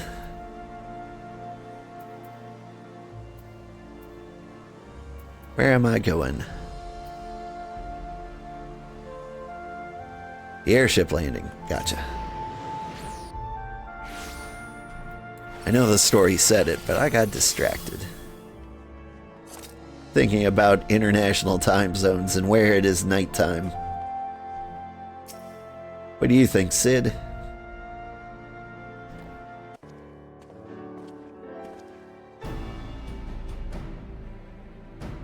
Old Alphino, how fare you both? Not terribly well, judging by your faces. Greetings, Master Garland. I am sure it will come as little surprise when I tell you we have need of a favor.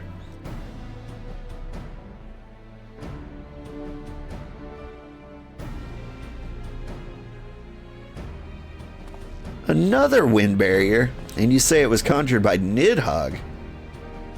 The Enterprise would certainly take you there where you need to go, but she would not fare well against dragons. She's agile for a ship her size, but not that agile. The Dravanians would fly rings around her. And if they took it into their hands to incinerate the rigging, there would be precious little we could do to avoid them. But there must be something we can do, some manner of weapon we could employ. Istinian stands at the vigil at the edge of the churning mist, but we do not know how much longer. Alright, I didn't say it was impossible. I said it was impossible for the Enterprise. We need a smaller boat. I get it. Biggs, Wedge, it's time we gave that new toy of yours a proper field test.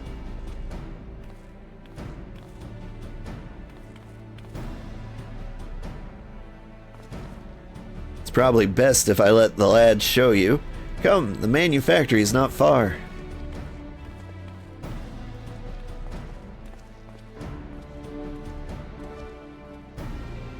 We're flying through quests now.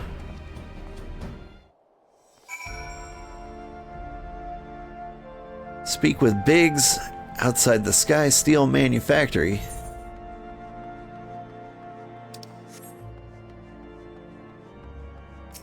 I was debating internally whether it was faster to walk there. Because I'm pretty sure that door leads right here. Is it up or down? Up.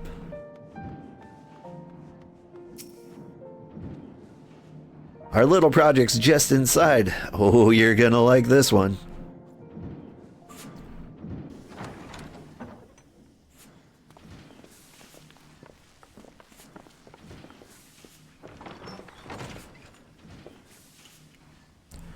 Whoa. Feast your eyes upon our latest and greatest feat of engineering. We call it a mana cutter.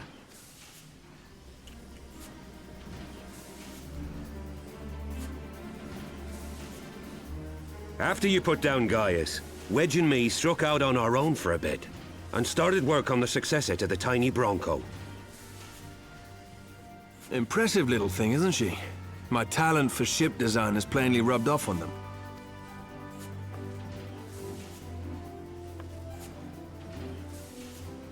They've adapted the principles of corrupted crystal technology and constructed a mechanism which converts ether from its surroundings into elemental wind. Said wind is then harnessed by the specially engineered sails, providing the craft with propulsion and lift. All in all, a most elegant solution. I'm actually a little upset that I didn't think of it myself. The design does, however, come with one small flaw. The energy conversion ratio's bloody awful. To generate enough power to get you off the ground, you need to be in an area awash with predominantly wind-aspected ether. In other words, there are a few places you can fly, and lots of places you can't. The new Ishgardian airship hasn't left the boys much time for tinkering, meaning it may be a while before this particular project takes off. If you'll forgive the pun.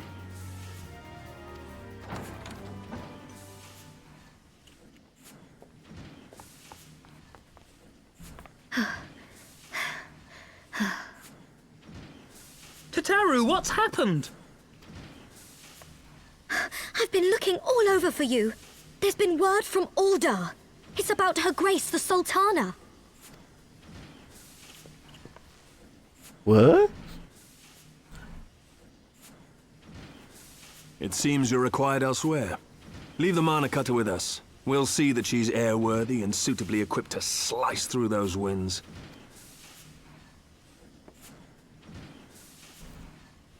You, meanwhile, should concentrate on providing Raoban and the Sultana whatever help they need.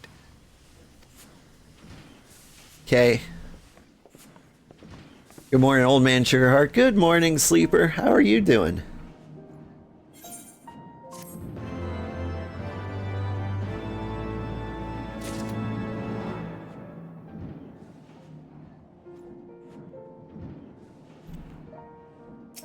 Hello, Tataru. You're fine, and me? I'm good. It's been like a hard work kind of week. I'm looking forward to the weekend where I will try not to do any work. I'm gonna end up doing a lot, but you know, I'm gonna try not to. Joe Raoban says that they have uncovered the Sultana's whereabouts, and he wants you, by which I mean both of you, to go to the Waking Sands right away to help with the investigation. Come, old. Pressing though Ishgard's plight may be, our presence here will not serve to hasten the mana cutter's completion. Let us return to the troubled lands of Thanalan and lend what aid we may. Tataru, if our friends of the congregation send a message to Istinian, tell him we've identified a solution to our problem, but it will take some time to prepare. As you wish, Master Alphino. Awaking Sands, Warrior of Light. 'Tis past time Ul'dah was delivered from this darkness. Yeah, honestly, this quest line is kind of like how I feel. Like, as soon as I solve one problem, I get another. I had some, like, pressing house repairs that needed to be done. I broke my controller, which, you know, kind of pales in comparison, but, you know, causes a real problem. When, you know, you care deeply for your streaming ability. I've got a vacation to plan with the children. I'm going to take them back to my homelands in the snowy mountains so that they may meet their ancestors who are still alive somehow. Great Grandma Sugarheart to them. She is in her 90s.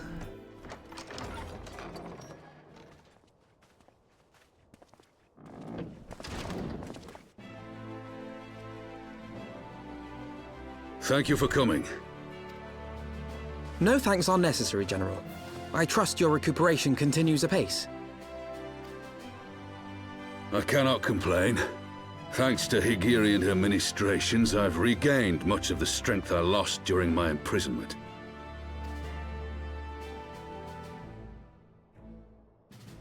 I gather you have made progress in the search for Her Grace. Aye, some good fortune at last. A few days past, Dulala informed us that a sizable shipment of alchemical supplies had been delivered to the palace.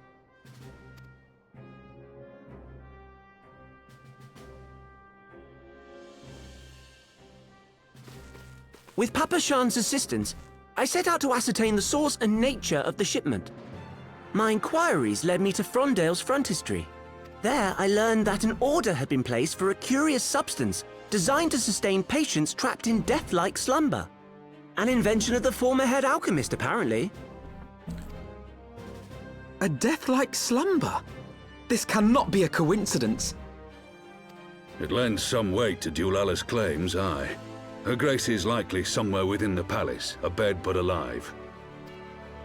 Before making any attempt to extricate the Sultana, however, it seemed prudent to learn what manner of substance was used to induce her torpor.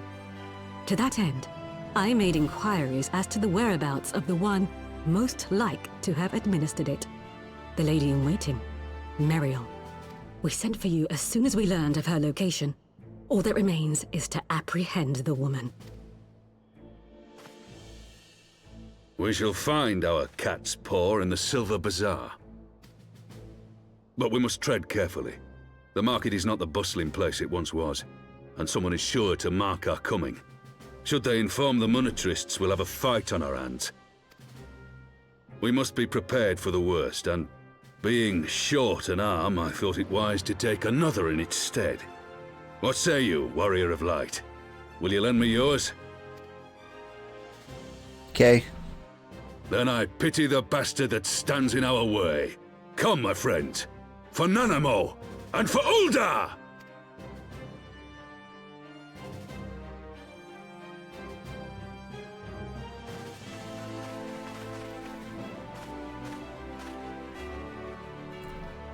He's looking good.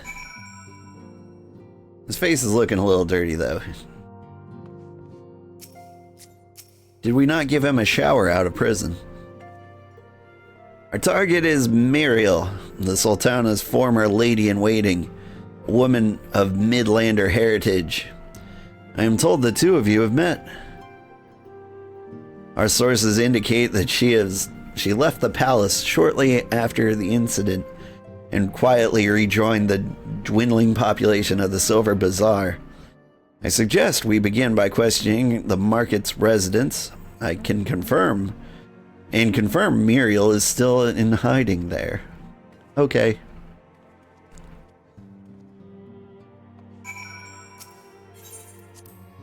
The Silver Bazaar, is that a place or is that the name of the marketplace in Ul'dah? think it's actually just a place, right?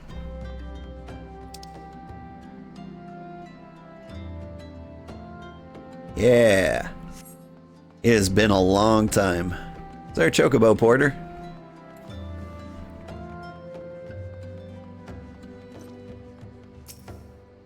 It's in the overworld out in western Thanalan? Yeah, it's been a while.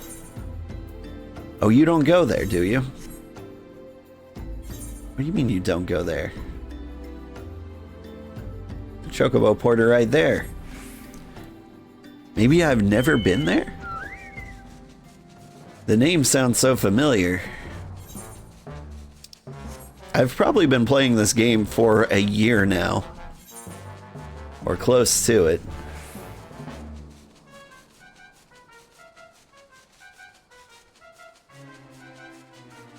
Southwest corner, yeah. We're on our way. I've got these lovely little quest markers on the mini-map pointing me straight to it. I'm just surprised we didn't have a chocobo keep locked on. It would have been a nice little rest for my hands. Trying to take it easy and be a little more casual. Because it's been a stressful week. Well met, traveler. Might I interest you in a chocobo porter? Yes. See, that's better. Except you don't go to the Waking Sands? Am I missing someone in the chain? I've got Horizon. Interesting. Do I know of any returning residents? Gods, don't tell me they're starting to come back. My masters would not be pleased to hear this.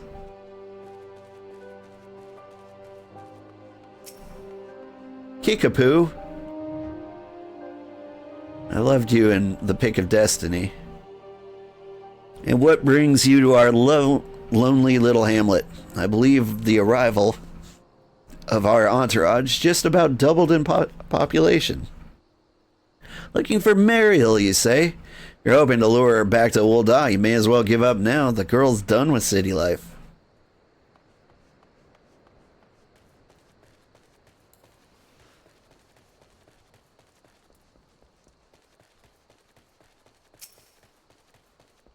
Danielle.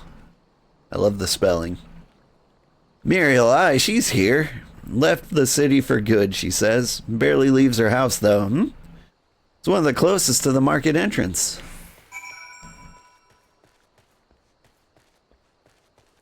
All right.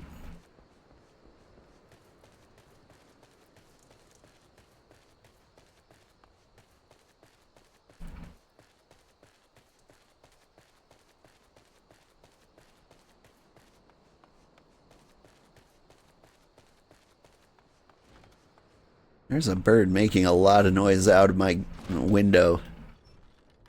I was thinking it was in-game ambience for a second. I'm like, man, what an annoying sound. But nah. Just straight up a kookaburra, like right outside my window.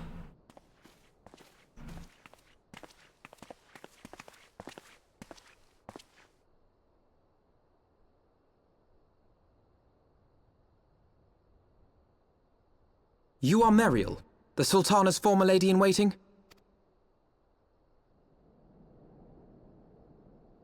I know no one of that name. Pray excuse me.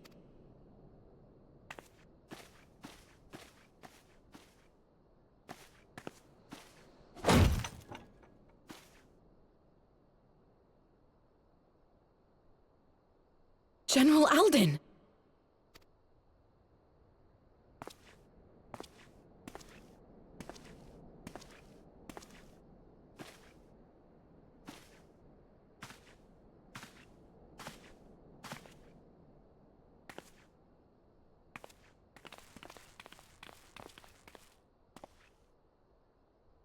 We will have the truth from you, girl.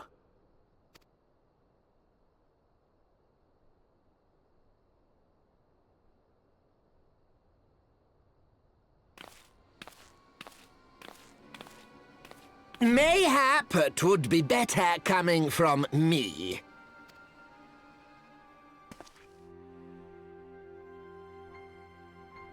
Lonorito, you'd best talk fast. As you know, Teleji Adeleji's Cartono reclamation bill was no more than a facade, a means to get his grubby little hands on that Allagan monstrosity Omega.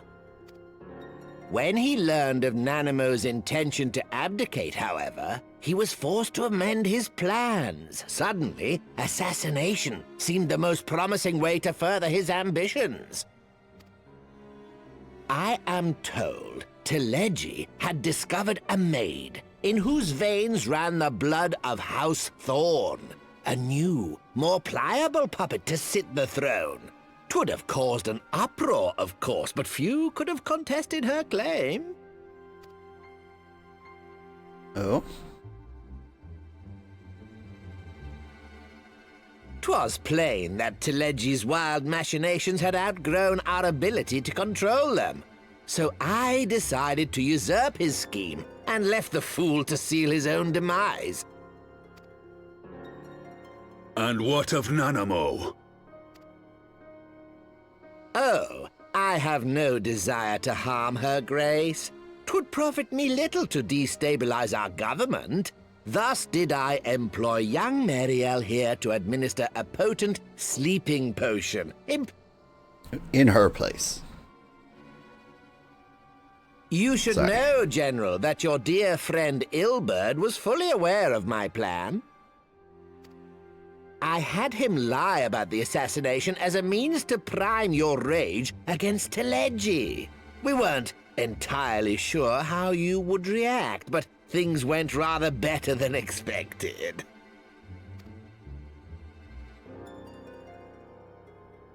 You conniving little worm! You had your claws in the Crystal Braves before their first recruit had sworn to serve! But of course, when a new game begins, 'tis only prudent to have a piece on the board. Ilberd was mine. Truth be told, a significant proportion of the Braves' initial endowment was also mine. With such large sums moving about, 'twas a rather trifling matter to disguise my own contribution. Ah, Ilberd. I secured his services with a promise to support his cause once my authority had been solidified. I swear, the man thinks of naught but prizing Alamigo from the grasp of the Empire. It's true, he won't shut up about it. Unlike you, General, the poor fellow seems quite unable to forsake the land of his forefathers. Mayhap that's why he called you a traitor to your people and a disgrace to your homeland, amongst other things. What was it he always compared you to? Oh, yes, an overgrown lapdog begging for scraps at the Sultana's table. Oh, how we laughed. Alas, Ilberd's entertaining little outbursts eventually gave way to wearisome tirades, and the zealous brute became rather unruly. I had no wish to see you executed, you understand, but he would not take no for an answer. Rest assured, his employment with me has long since ended. Which brings us neatly to the present. What say you, General? Both you and the Sultana are alive. We have one corpse and one fugitive, and preparations have been made to restore your good name. Shall we cry quits and start again with a blank ledger? The hells we will! Do you honestly expect me to forgive and forget? After all you've done? You're guilty of high treason! Stay your blade, Master Alden. You yourself are not innocent. Or have you forgotten your own crime in executing Teleji Adeleji without trial? Though you acted out of loyalty to the Sultana, such deeds are in violation of both the word and spirit of the law.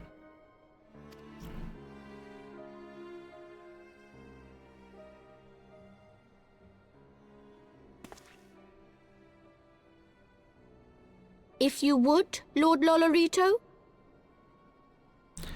Man, these little potatoes.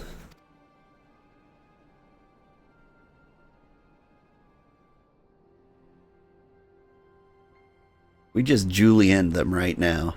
This potion will wake the Sultana from her slumber. Consider it a gesture of conciliation. You will find her grace resting comfortably within her private chambers. Should you doubt my word, I shall willingly accompany you to the palace as your hostage.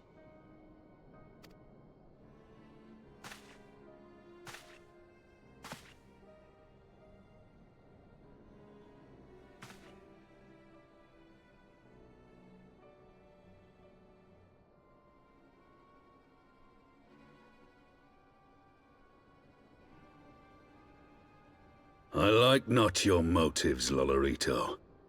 But you saved the Sultana's life, and for that, you have my gratitude.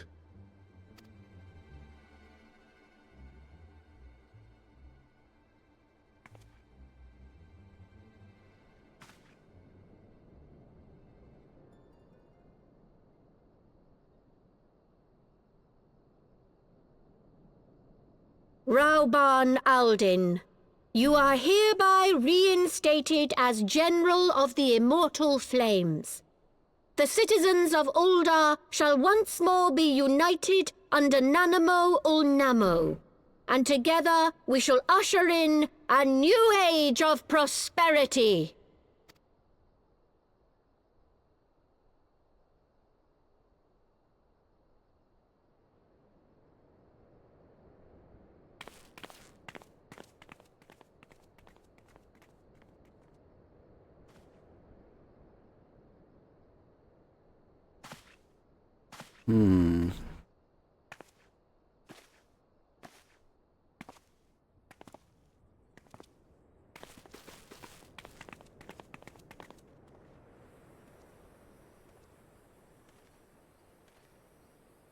Everything feels as uncomfortable as it looks.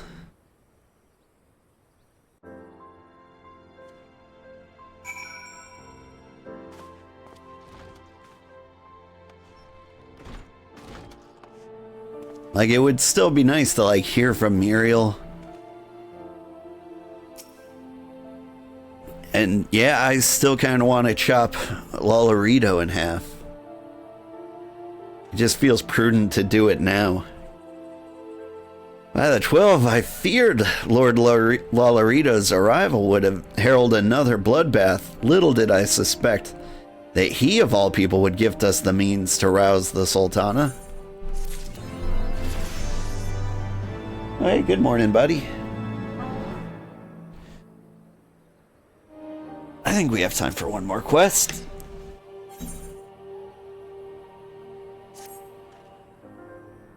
Shall we make our way to Ul'dah? I should imagine Bartholomew has been instructed to admit us.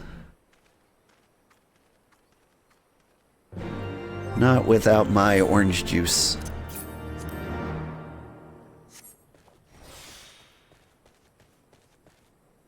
To the Royal Promenade, huh?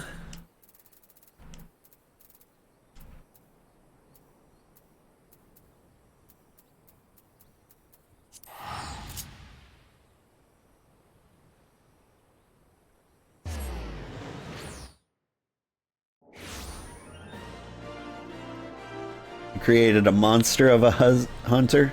Your husband refuses to go to bed and it's 7:30 a.m. Is it a work day? I mean, like, I gotta say, I don't really blame him.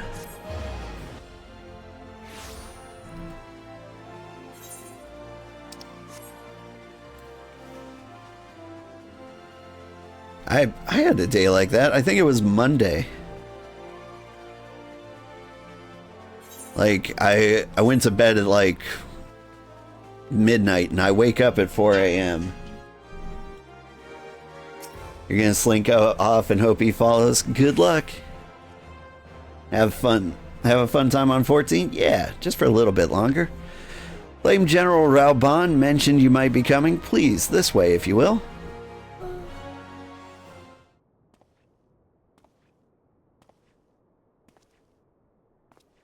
Hello, Katie. You heard the alarm, and so you think it's time for breakfast, don't you?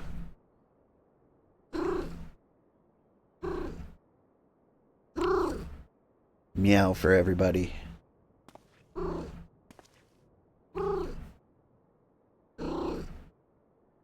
Who's that? That's the Sultana. Oh my. She's just having a nap. Okay.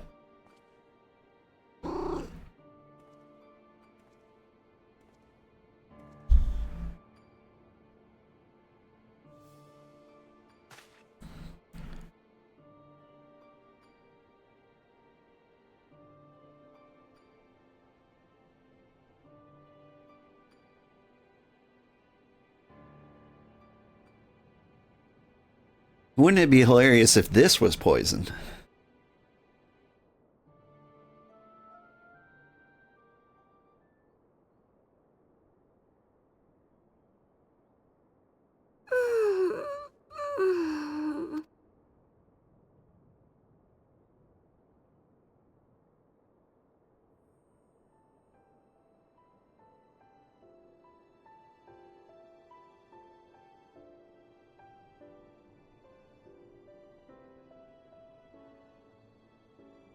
I was having the longest dream. 'Tis time to wake up, Your Grace.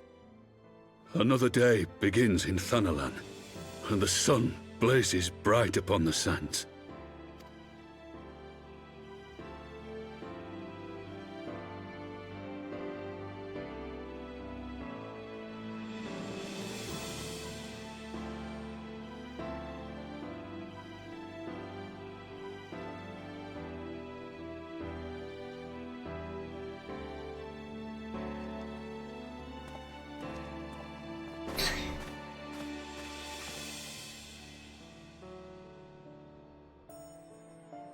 Her Grace is awoken. The palace physician assures me she's none the worse for her slumber. Nice. Yay.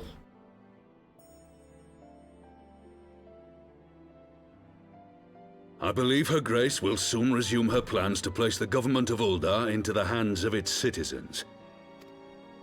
Whatever path she chooses to take, I shall walk it with her. And we shall tread slowly, lest the nation be unsettled in our wake.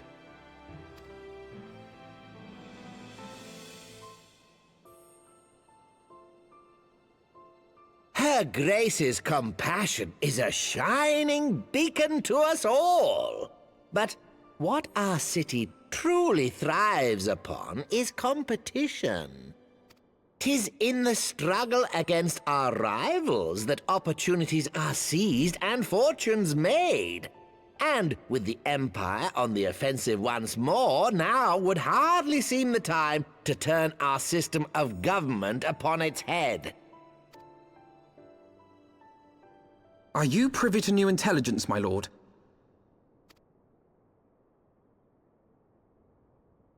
I would hardly call it new. Remind me, what was the name of that enormous Imperial warship which met its end in Mordona? Wait, I have it. The Agrius. Yes, well, 'twould appear that the Garleans have been hard at work on another such vessel. How close are they to completing this ship? Is it operational? Its maiden flight was a success, I hear. I should imagine Emperor Varys is eager to see how it performs in battle. Dang. My lords and lady, I move that it is time to repair the damage caused by Teleji Adeleji and prepare our great nation to repel the Empire once more. Good morning. You can talk. That's fine. You can dress like a skeleton if you want. I'm just confused.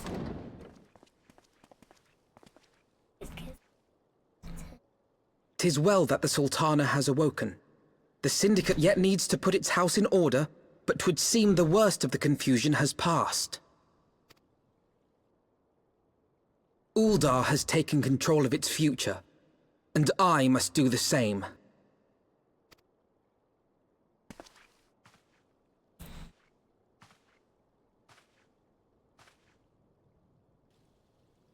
I have decided to disband the Crystal Braves. Among the recruits, there were those who supported our Order's goals and convictions with all sincerity.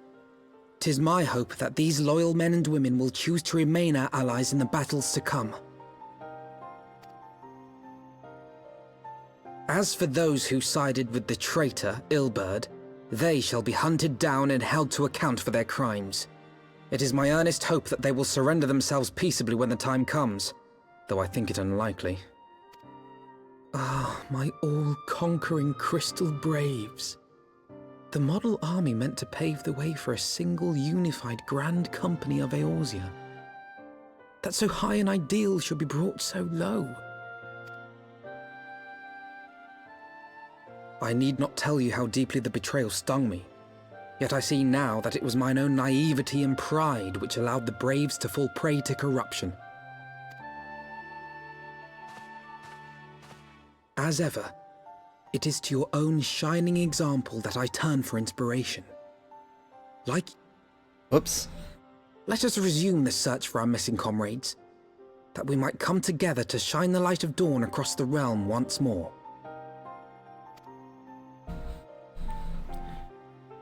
The role of Crystal Brave Commander suited me ill, and I shall play it no longer.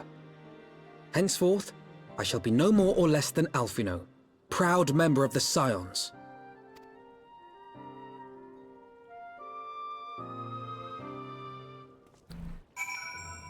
It wasn't a terrible idea, just terribly executed.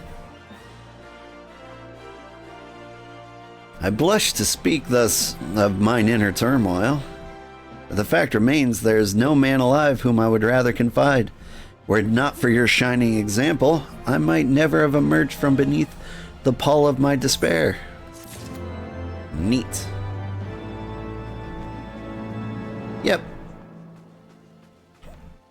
Thank you so much for watching, everybody. I had a great time, and I will see you next week. Yes, I will see you next Friday for more Final Fantasy XIV. We will definitely make it to the area that time. Good morning, everybody. Today we're playing Final Fantasy XIV. I'm Old Man Sugarheart, and yeah, I think we're gonna make it to the area today. Are you gonna take us to the area?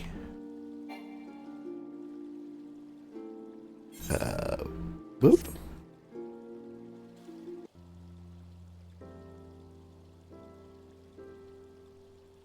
Still no word from Master Garland. I hope this mana cutter of theirs is nearing completion.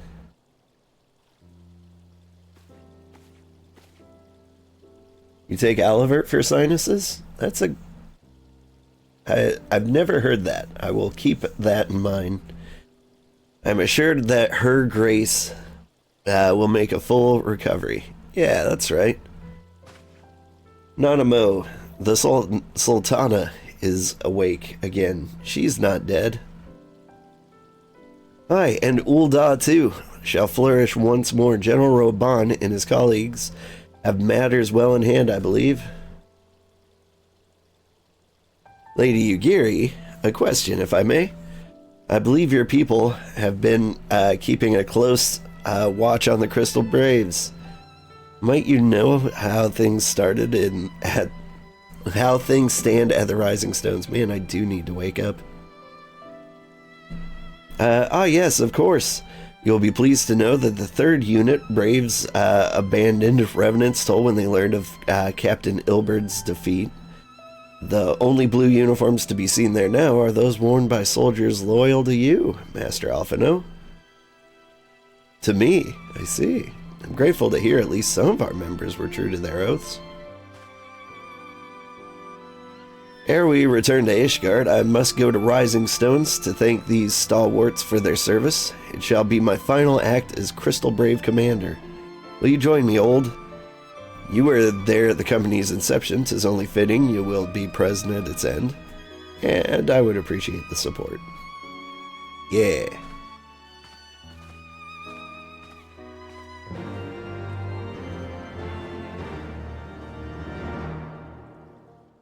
It's a one in the day, melt in your mouth tablet, not drowsy. Allergies, that's why I'm itchy. I should take my allergy meds. I take like a truck full of meds. Probably a bad idea, but keeps me alive. I take a one in day swallowable, whatever the store brand is at the time.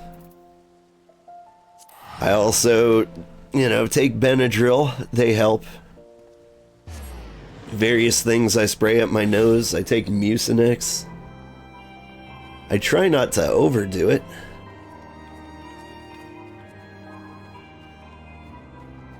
But I've actually had to go to the doctor once because I did overdo it. I think they said I had major medicosa? Something like that? Basically, I shoved too much medicines in my nose. Like, I used to spray this thing in my nose so I could breathe. The problem is, it was like a light steroid, so my nose started getting absolutely shredded whenever I wasn't using it. Like, the muscles would retract so I could breathe, and then they would just come back bigger than ever so I couldn't, so I would need more of it. It was rough. Anyway, what I'm saying is I'm a mouth breather. Commander, you're alive. And old too. I do eat scrape through. My splendid Crystal Braves, I've wronged you, all of you. My promises of glory and salvation have brought you naught but blood and betrayal. You'll not hear us complaining. 'Twas a sight messier than expected, but we still fighting for freedom and all. Just like we swore. Ain't that right, mates? Aye.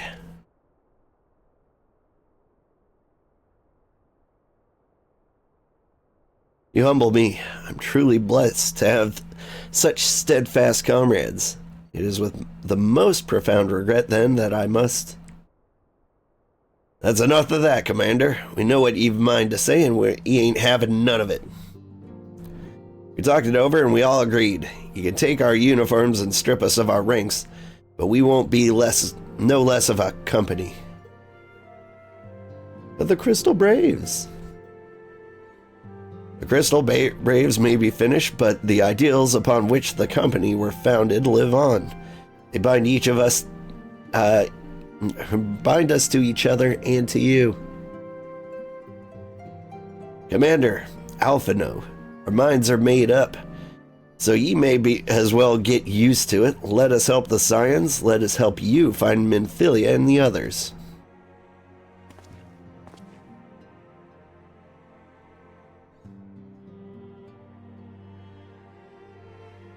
My friends, after all that's happened, I know not what to say.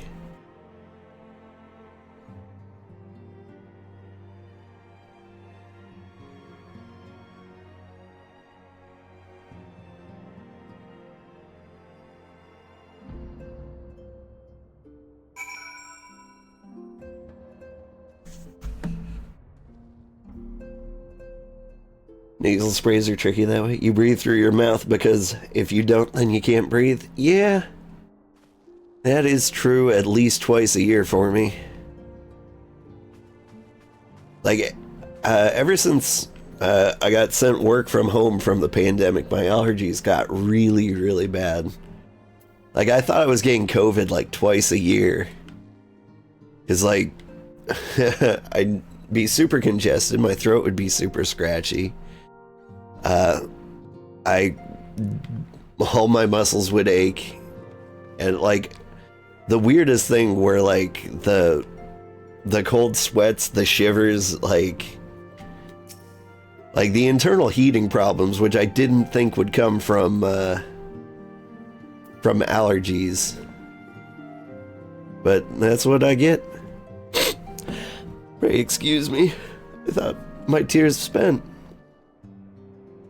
My grandfather used to say, one can measure a man by the constancy of his comrades. Mayhap, I am the one exception which proves the rule. Nay, do not protest. I know that I'm not worthy of their loyalty, old. But as Thaliek is my witness, I shall do everything in my power to earn it. Woo. The worst thing is, like, yeah, I've got a string of allergies, but, like, what I'm allergic to is specifically what is found where I live.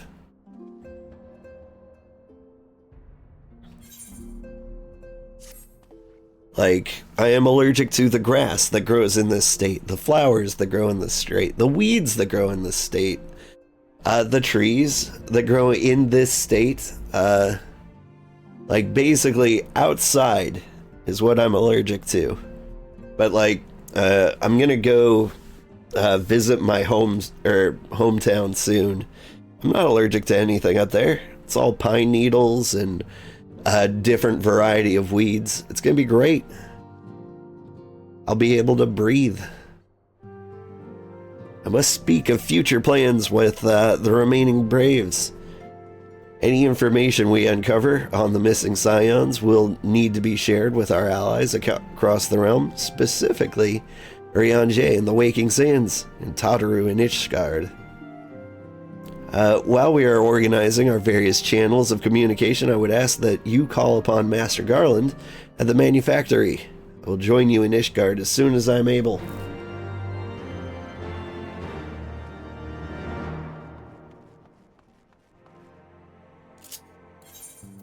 One thing I need is like a game to play when I'm sick.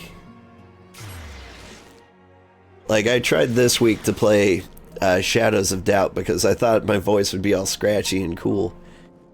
Instead, I just sounded super nasally, probably like I do right now. You're allergic to the inside and the outside. So winter sucks because all the inside is stuck inside, and the rest of the time, the outside is bad. Because it sheds all the time. The outside sheds all the time?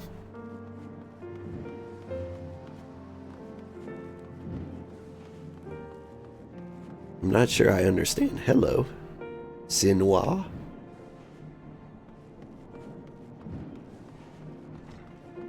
Your hubby was sick a couple of days ago. He was nauseous. Yesterday his voice was hoarse. He had super scratchy throat. Hey, Sid. Old, how in the Seven Hells do you do it? I was just about to send for you. We have but this moment completed the Mana Cutter's first successful test flight. A few minor adjustments and she'll be ready to go. While we see to the finishing touches, you might want to go pay a visit to Fort Monor. A dragoon by the name of Istinian was looking for you. Okay.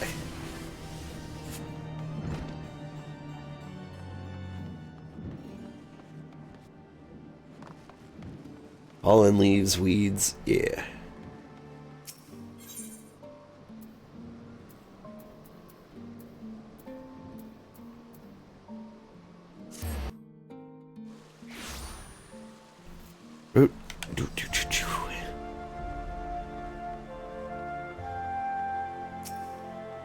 You going in? Yeah.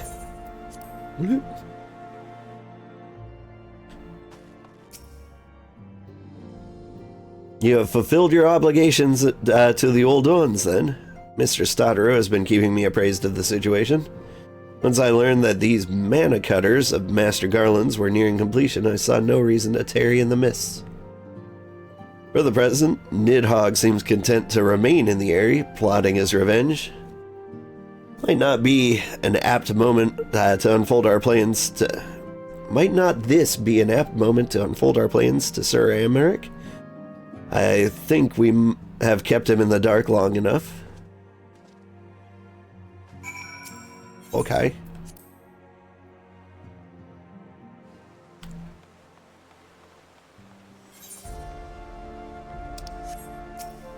We just teleport over to every corner of the universe again and again and again. Firmalbert. Whoop. Sorry, Firmalbert is where we need to go.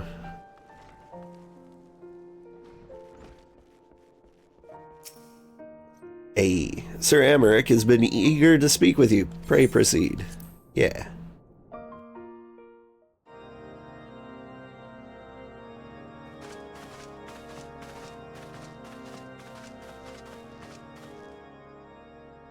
All stands ready, Lord Commander. Ah, the moment has come then.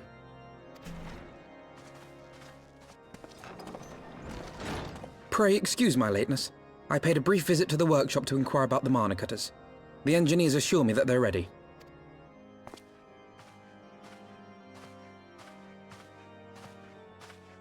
The area is now but a short flight away.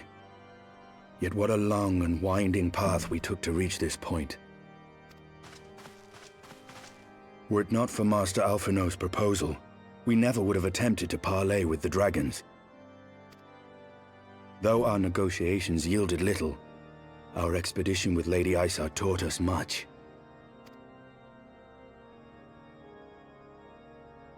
You took an unimaginable risk. I could scarce believe the tale Estinian told. About the Mughals? Yeah, they were pretty Aye. scary. 'Tis true that many of our countrymen would sooner die than join hands with the heretic's mistress. But 'twas through that most unlikely of alliances that we came to speak with Hraesvelgr. A conversation that went rather poorly, as I recall. In this instance, the journey was more important than the destination. Had we not slain Nidhogg's consort, Tiaman, and put the Great Worm on his guard, the Dravanians would have arrived at Ishgard's walls long ago. Aye, that they would. Full grateful am I for every hour of respite your actions have afforded us. Thanks to you, our defenses are much improved. 'Tis but a pity they won't be enough. Thus you believe an assault upon the area represents the city's best chance of survival. Is that not so, Estinian?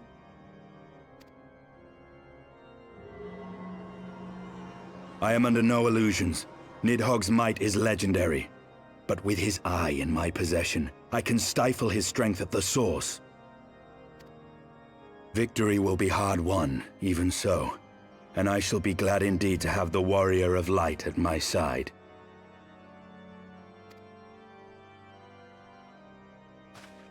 You shall have my blade as well.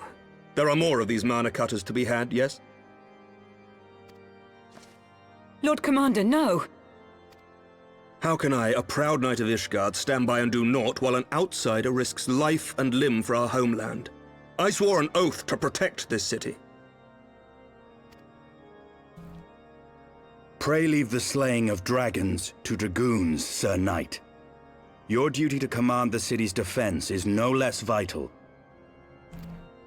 Should we fail, and Nidhogg slip through our grasp, who then will hold the walls against him?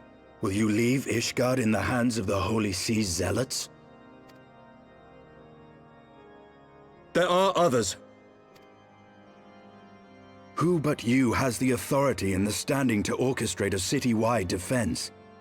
I do not, and neither does the Warrior of Light. That is why it is our place to fight, and yours to remain here, Lord Commander. What? You too, Master Alphino? By the Fury! You have shown some promise, but this adversary is far beyond your skills. He just flinched.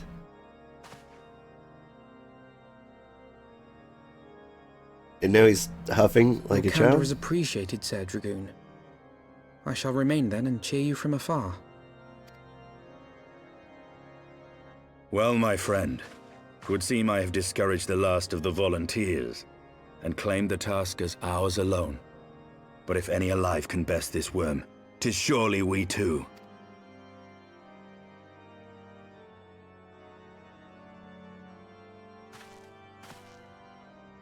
Okay.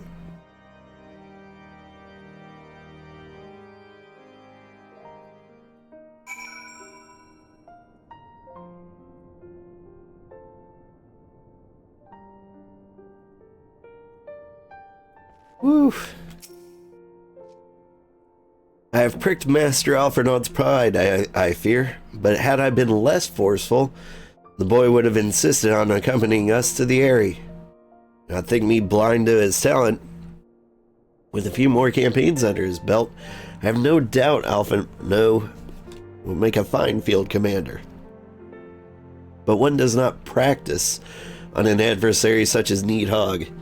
You shall be hard-pressed enough without the added worry of carrying a novice.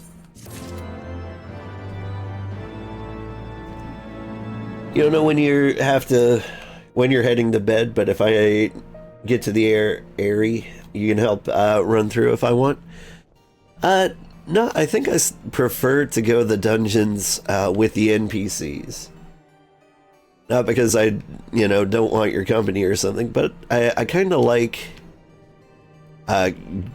going real slow. Gives you a chance to chat and appreciate the environment of the dungeon. I will probably, there's a good chance we'll be doing Limitless Blue next week, though. And the trials I probably still need help with. I would rather have you with your blade. What am I to do with just your blade? I'll throw it at him. I mean, I am fighting with a gyroscope and a Yu-Gi-Oh deck. I think his blade might come in handy. We have tarried long enough. Let's call upon Master Garland and take possession of the Mana Cutters.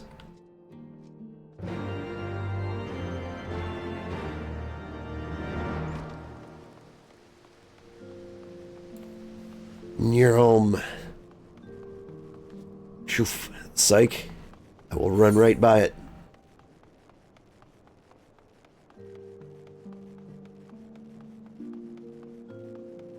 I thought the manufactory was closer than that.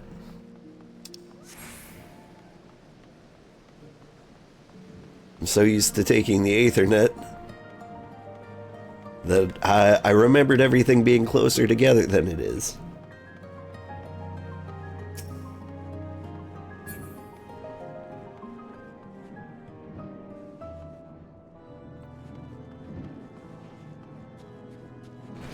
I mean, it's acting like it's right down here.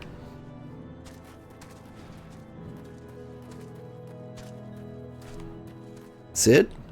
Is that you? Have I lost my mind? I've lost my mind.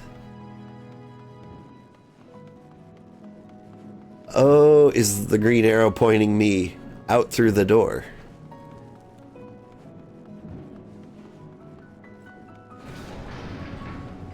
Oh, there you are. I didn't know you could go through that. Old friend, the cutters are ready when you are. The finer adjustments cost us a few sleepless nights, but when we got there in the end, which means you can get where you need to go. I'll tell you, these little beauties will tear through the wind barrier like a Surmet drill through cottage cheese. And that, my friends, is the Garland Ironworks guarantee. You have our thanks. Come, Warrior of Light. The Dream Worm awaits. I don't know anybody who likes cottage cheese.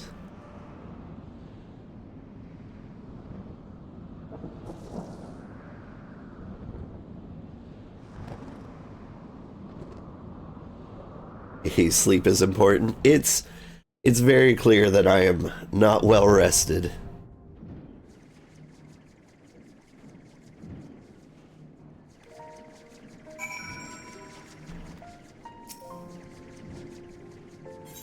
Is this the way to the area right here? Oh, cool. I get Istinian and Temple Banneret and Knight.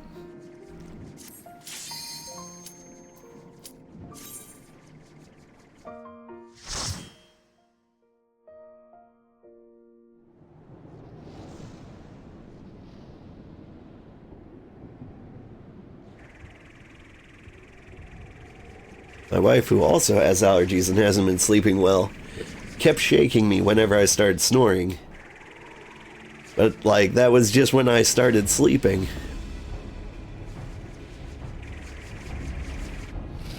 So that did not help my case much.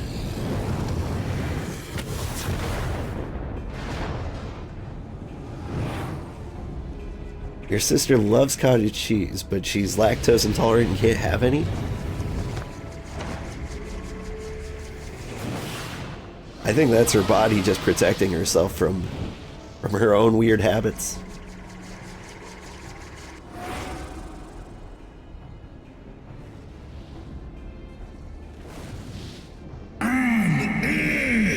Wicked mortals, I shall melt your flesh and turn your bones to ash.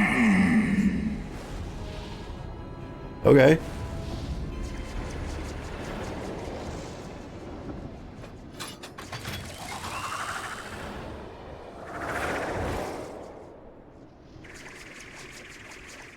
I'll cut your mana. I'll do it.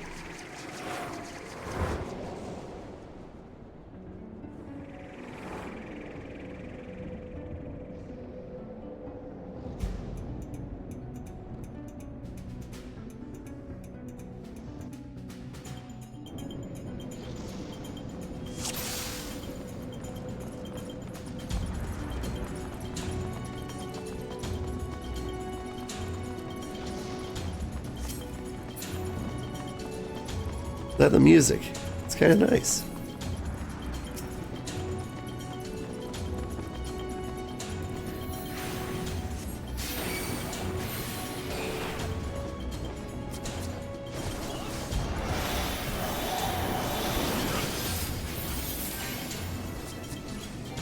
Oh, whoops. I didn't hard target the tank.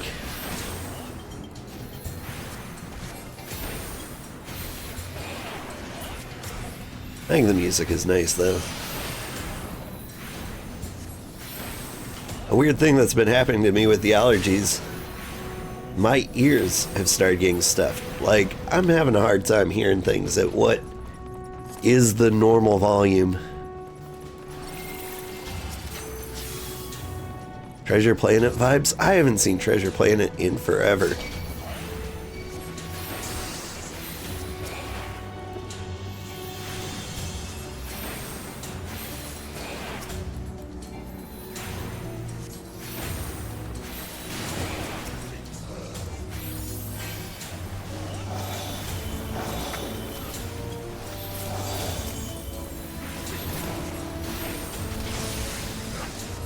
Problem is, like, whenever I'm in the mood to see Treasure Planet,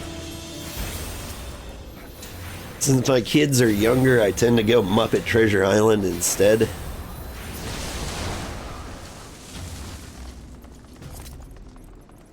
What's in this little corner? Nothing? Cool, cool.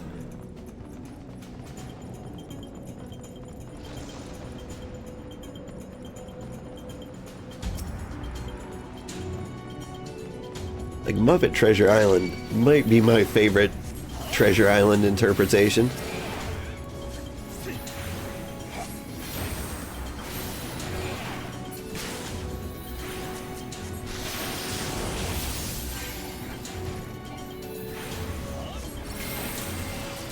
Justinian, what are you doing?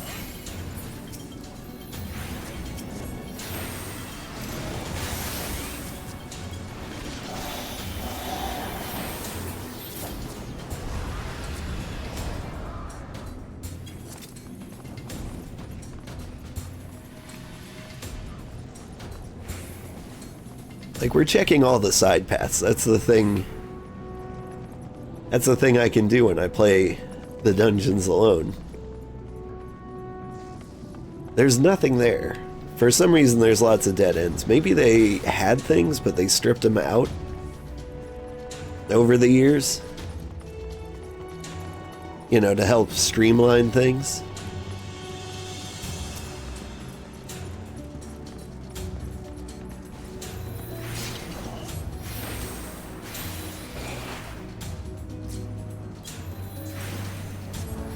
Looking for secrets, right?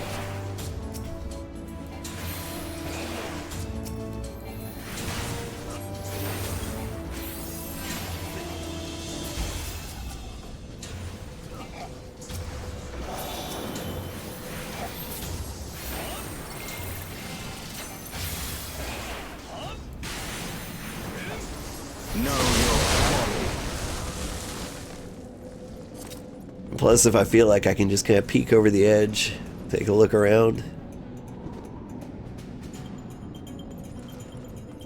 Very nice.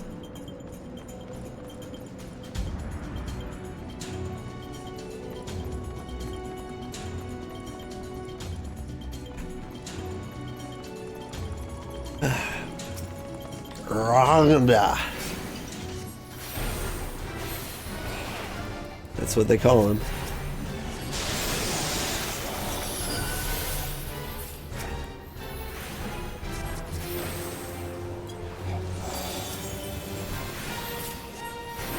Floor design, very Celtic vibes. I did notice that.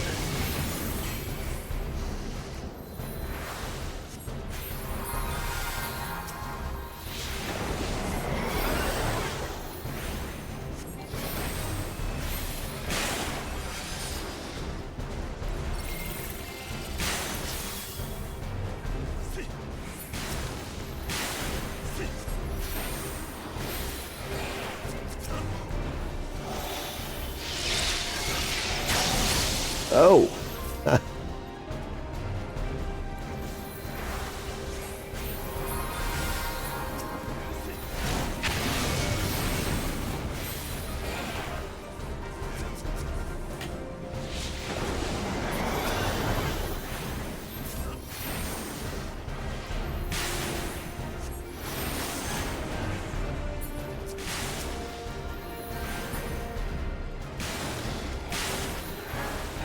So nice to have an AoE heal now.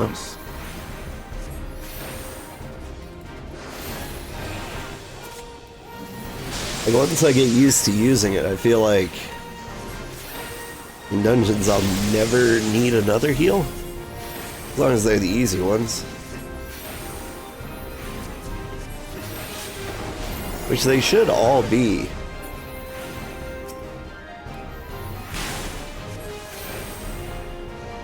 Oh, I think I see. So this guy will sometimes tether you. And you run to one of the lightning towers. I understand your mechanics, but you're dead now.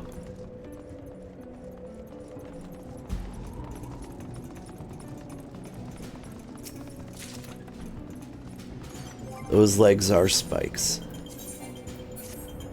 Uh-oh.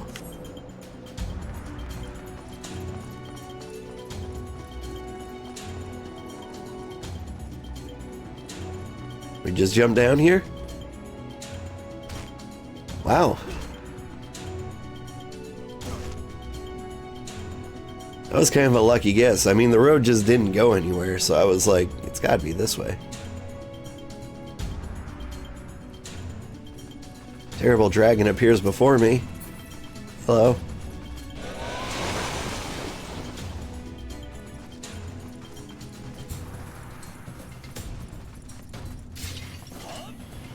Okay. Cool, I guess we're doing this then. They were minding their own business.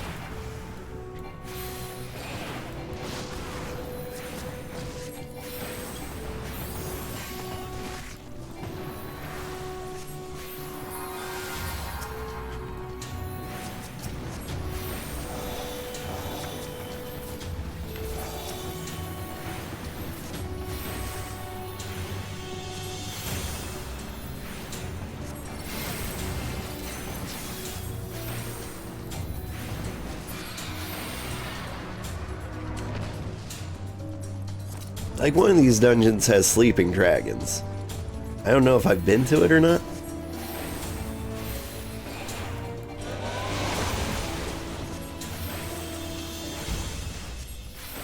That guy doesn't hit very hard.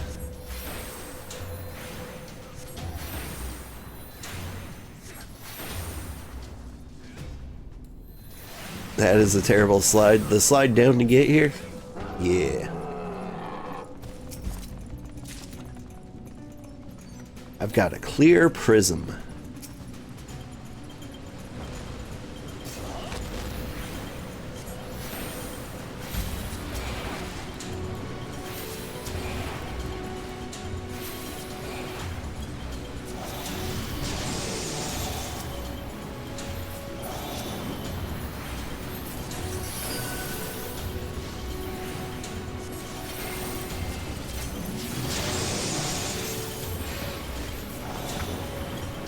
All the buffs.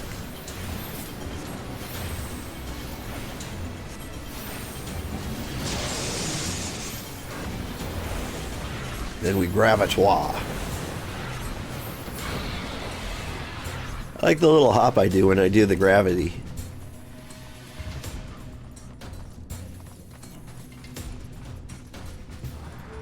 Like, it looked like my feet were leaving the ground. Let's try that again, just to see.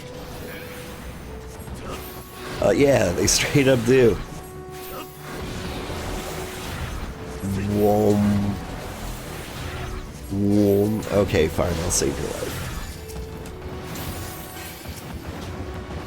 And then back to the gravitoire. Ooh.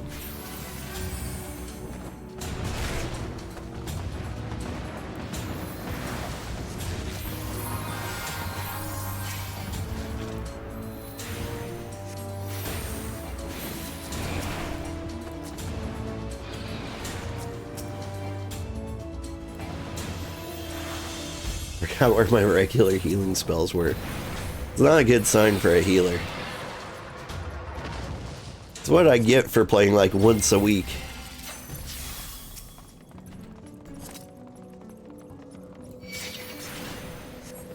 When your healer has to like think like, oh, this one person needs health, where could it be?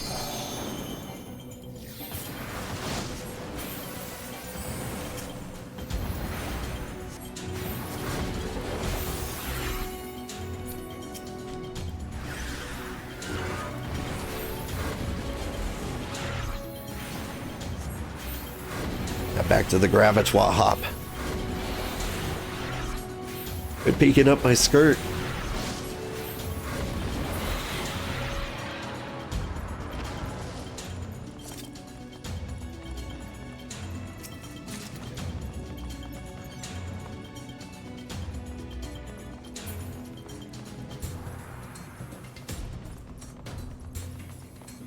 Looks like a place where something would appear. And yet,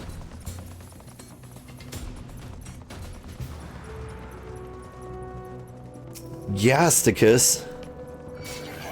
I will end your struggles. Actually sounds kind of nice. Will you end my struggles?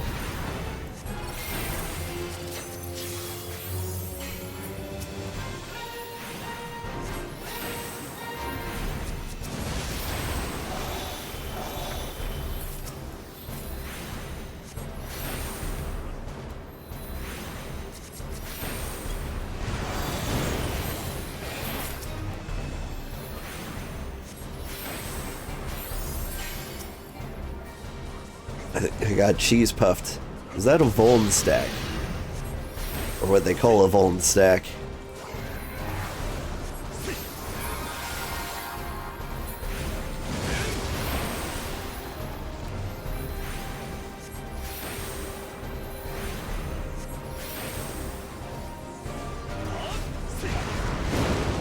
How do you know where to stand? Was it just where the white stuff wasn't?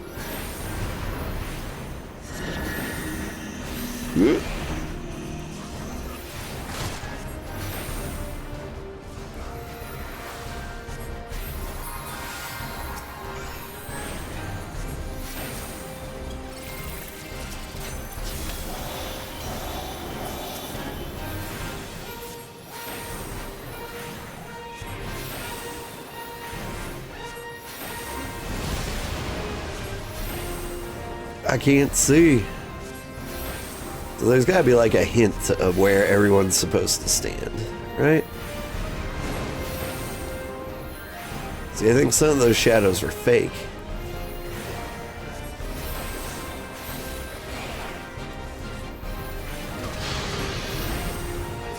Hey.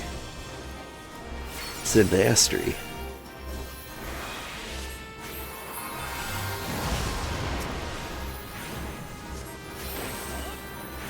I forgot I had that ability.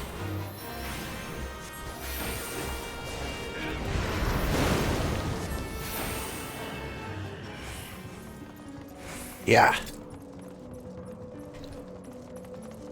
He had a pointy face. He was kind of cute. Gasticus. It's a lie. The struggles just get passed on to the closest kin. Oof. My kids are gonna have a lot of struggles then.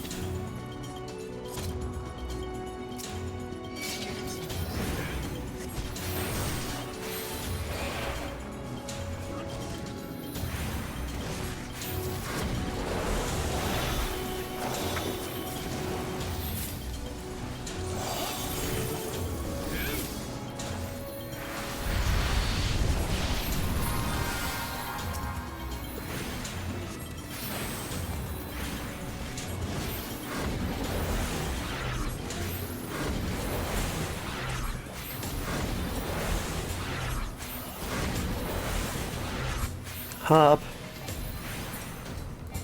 Oh, is he dead? I was busy getting glamour shots.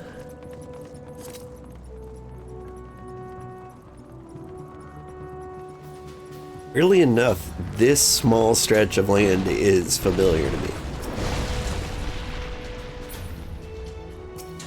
Like everything else I've completely forgotten about. In fact, this whole section of, like, Heavensward's story is just very much a blur to me. I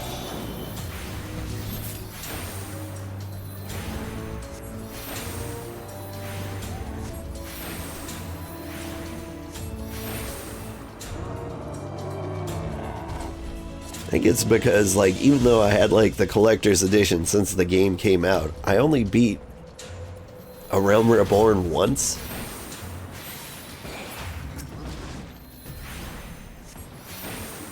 Like, I would be like, I'm in the mood for an MMO. So I would play this. I would play it like WoW and just like rush through everything and just get to the part where I'm fighting monsters. Thinking that was the best part. It is not. Turns out the story is the best part. And if you actually sit down and read, like, it gives you the motivation to play the rest of the game.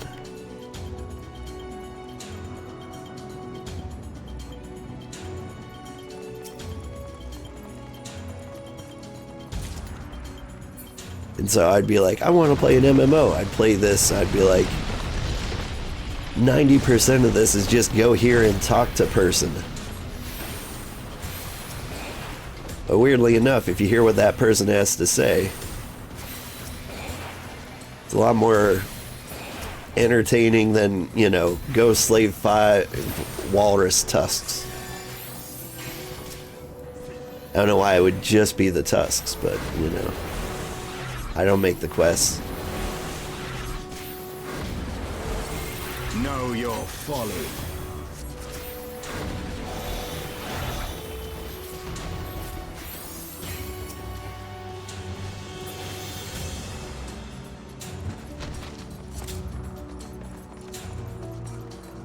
Is this the final fight? Nah, we gotta go up those stairs, right?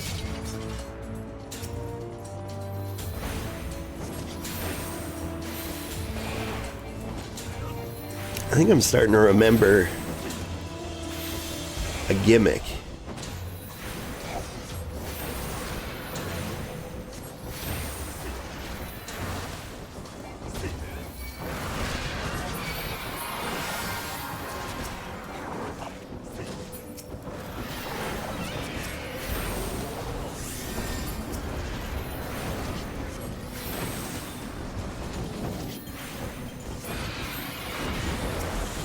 It's all coming back to me. I feel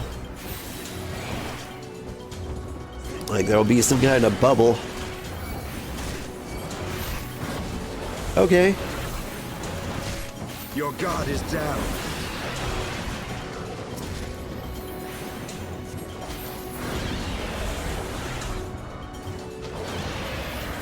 It's a lot of dragons. Like some kind of bubble and Istinian will be in it. For some reason. Question is, what do I do in that bubble?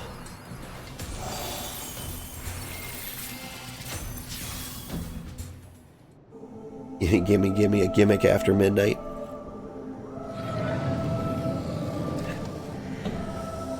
Now, you're not Nidhogg, are you?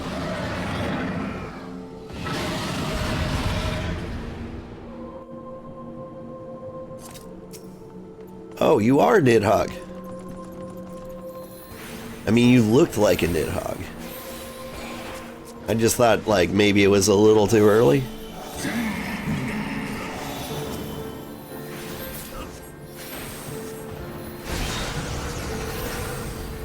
Oh, the floor is lava, is it?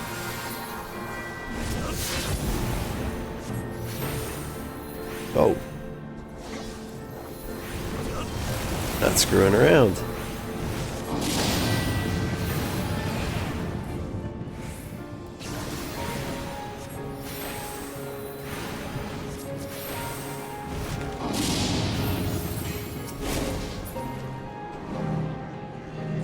Oh. What do we do? Just not cross over each other? Yeah.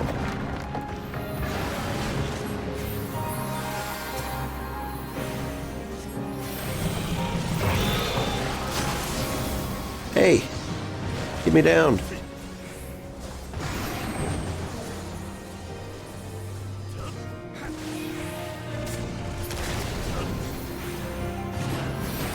Absolutely rude.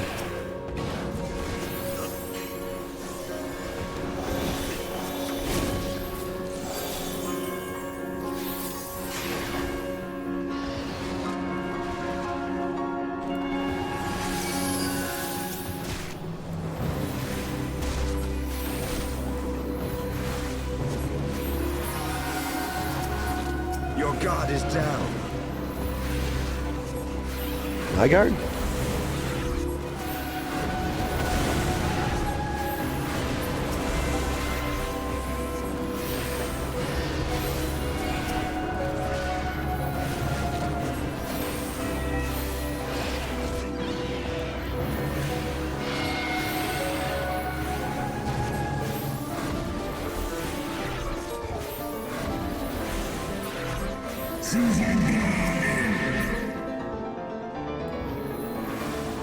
My rage will consume you. Okay. Oh! I am more consumed than I expected to be.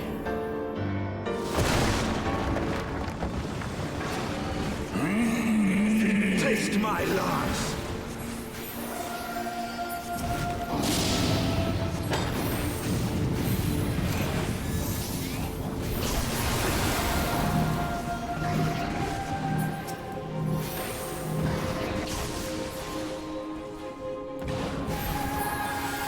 Your guard is down. Oh, we stack.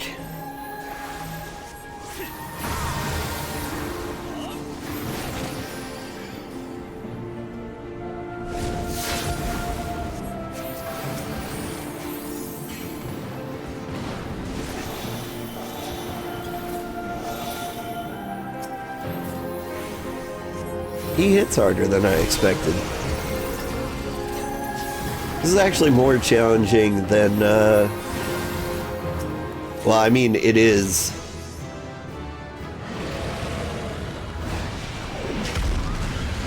It is the highest level dungeon we've come across. But, like, I could see failing that.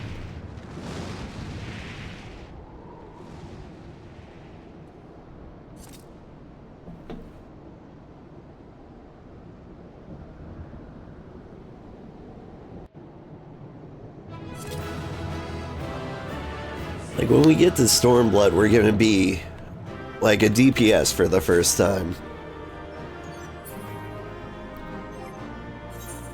Did I get anything I could use? Yeah, I got boots. Woo! Commendation to, I don't know, the guy with the spear? Feel like the tank could have used more mitigations. The guy with the spear, he said. There's two guys with the spear. The Bannerman.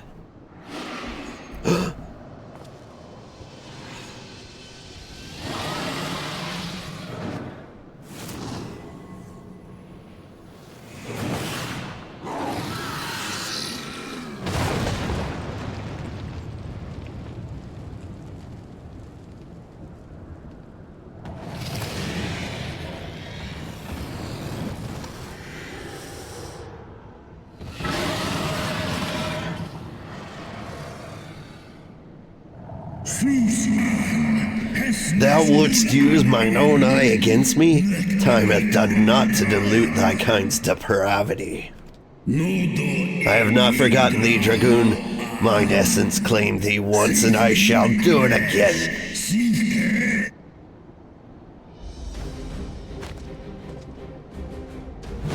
No, Worm! This ends here!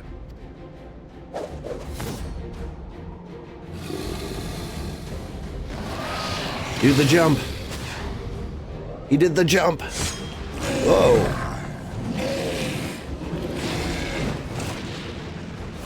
Alright, you got the mount. Now you open wounds. And you press right bumper. And do the weapon finisher.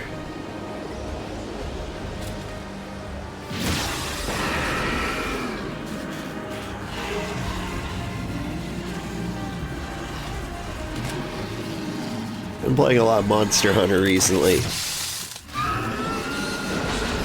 Like, this feels right.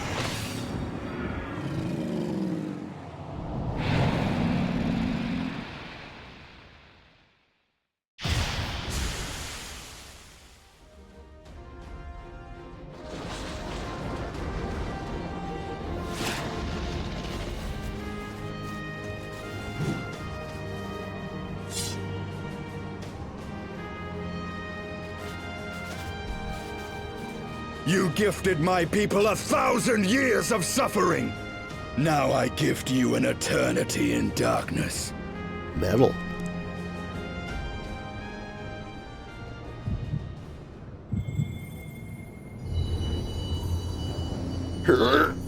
My old man heart.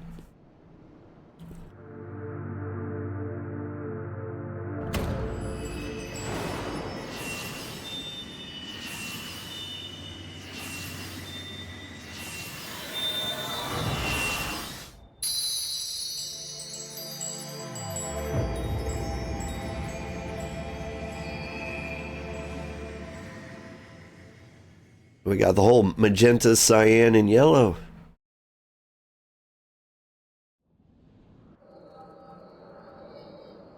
We can make 16 kilobyte games again.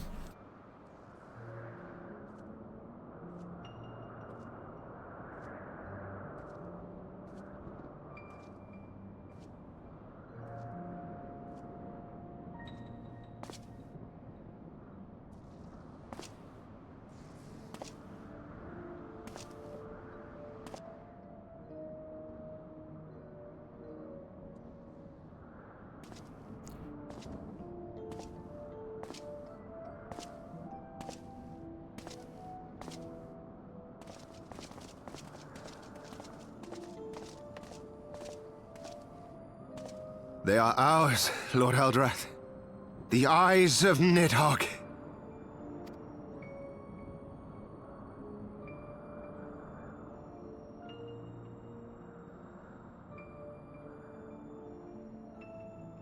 Aye. The worm lies broken and my father is avenged. With the wellspring of his vitality thus denied him. Nidhogg shall not linger long in this world. What? But behold the terrible price we have paid. My sire is dead. So many brother knights slain. We traded our honor for the strength which now courses in our veins. And still we are forced to make such sacrifice. But not in vain, my lord. Hraesvelgr is the only great worm left in Dravania, and he dares not leave his lair. With Nidhogg's eyes in your possession, who now can challenge the might of Ishgard, ascend the throne, and take your rightful place as the ruler of our people?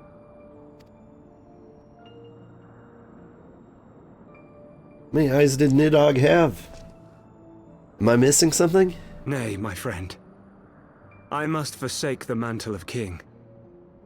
Though Nidhogg be defeated, his wormling horde yet darkens the skies with wings beyond counting. As one who partook of Ratatoska's strength, it shall be my penance to bear a knight's arms until death grants me leave to retire. When that day comes, no prince shall perish, but a hell's-bound hunter of dragons. But Lord Haldreth, what then shall become of the royal line? Think of your people, my lord. Without a king, who will the common man turn to in his hour of need? How will he find his way without your benevolent hand to guide him? I thank you, Sir Flavian and Sir Silvertrill, for dispelling my remaining doubts. With men of such wisdom and compassion in service to the realm, 'tis plain that Ishgard has no need of a king. But if you must bow to the demands of tradition, you need look no further than yourselves for one worthy to wear the crown.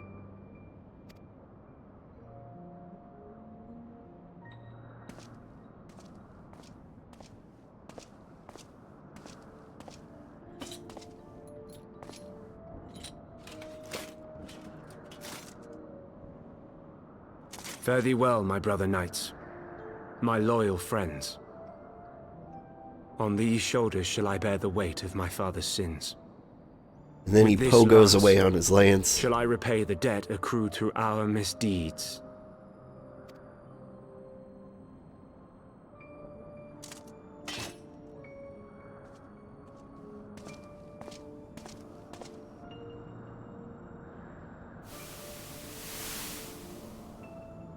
What cruel jest has fate played upon us? Have we seized this desperate victory only to lose a king? We can but act as our lord has bid. We few who remain must divide between us the rulership of Ishgard and her people.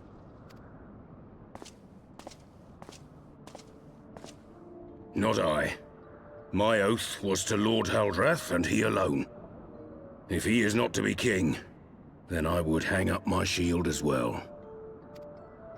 Will you abandon us too, sir?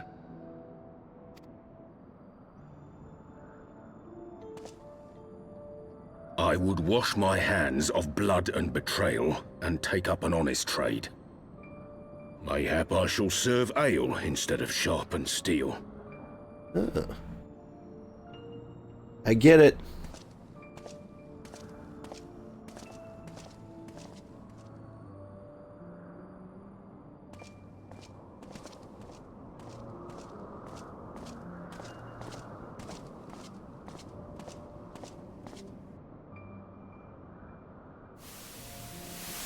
We four, then.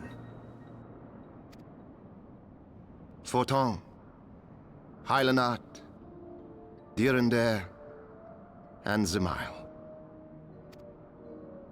But 4 houses to rule all of Ishgard. And what of the throne? We keep it empty. Until the day a king rises once more, we must assume the role of stewards. We shall shape our nation anew with a history of our own making, and let the truth of this dark day die here, upon the battlefield.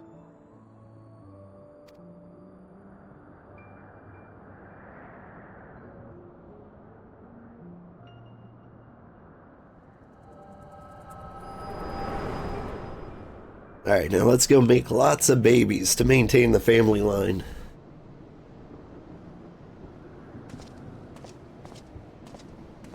What ails you, friend? Are you wounded? A little confused. How many eyes does this guy have? I've borne witness to history. To the culmination of the first battle with Nidhogg. The legend of Ishgard's founding tells that our ancestors were led to the land of Kurthus by the valiant King Thordan. In the midst of their journey, they came to a wide chasm, where they were set upon by a great worm, Nidhogg. A furious battle then ensued, with Thordan leading the van.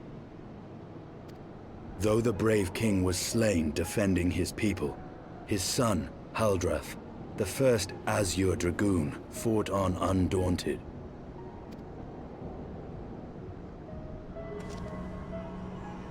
And with a mighty thrust of his lance, he gouged out Nidhogg's eye, forcing the wicked creature into retreat. Thus did this eldritch orb become a sacred treasure of Ishgard, lending its power to every knight deemed worthy to bear the title of Azure Dragoon. A rousing tale, is it not? Would that I could still believe it. But your vision, which we must accept as immutable truth, leaves no room for doubt, save on one point. I don't think we must accept it as immutable truth. If Haldrath took both of Nidhogg's eyes, then how came this eye to be lodged in the worm's skull? Okay, thank you for answering my specific questions. Or at least acknowledging them. Beneath every answer we unearth, another question lies buried.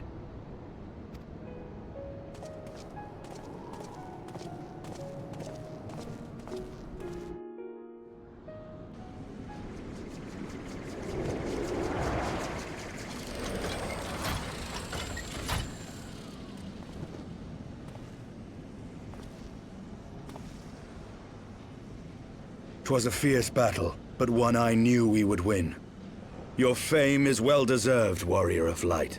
Full proud am I to have fought at your side. I would fain return with all swiftness to Ishgard to inform the Lord Commander of our triumph.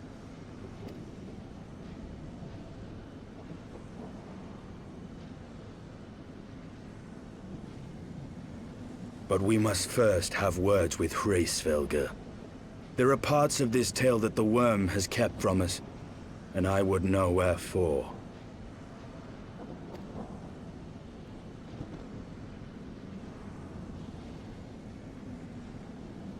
That does sound like a plan. I think I know where this is going. Though Nidhogg has fallen, my heart is yet heavy, and this stain of corruption pleases me not. When all has been put to rest, I must needs forge my armor anew. I thought we were just going to be like a Crimson Dragoon or something.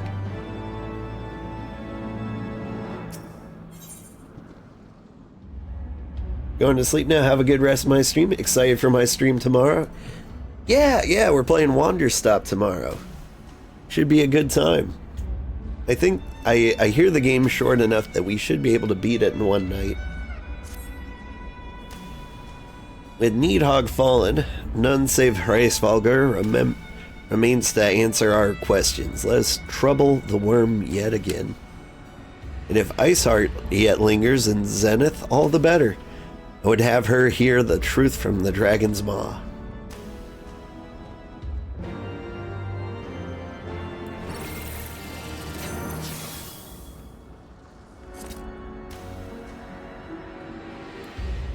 Here's my bird. Yep.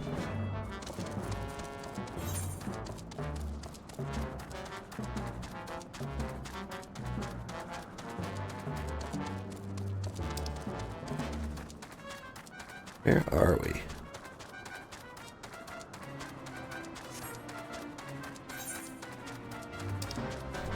Was there an aetheryte anywhere over here? Yeah, there was.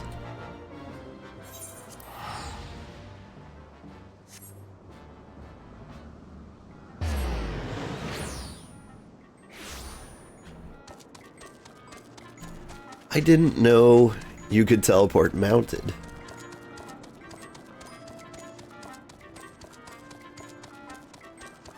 All this time. I've probably played hundreds of hours of this at this point. Over the years. I might have even known that at one point.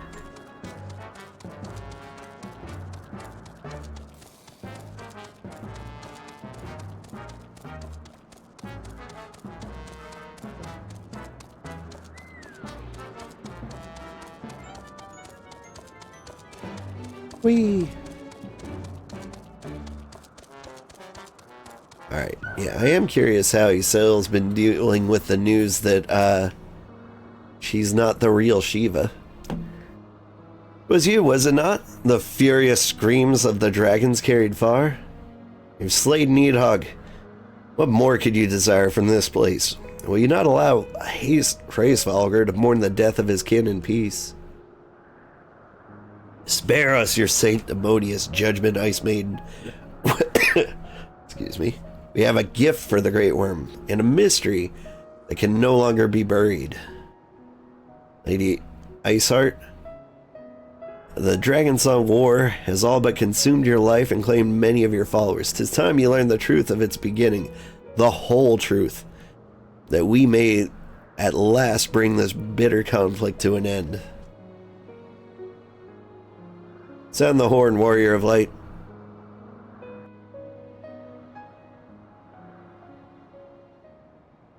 Toot.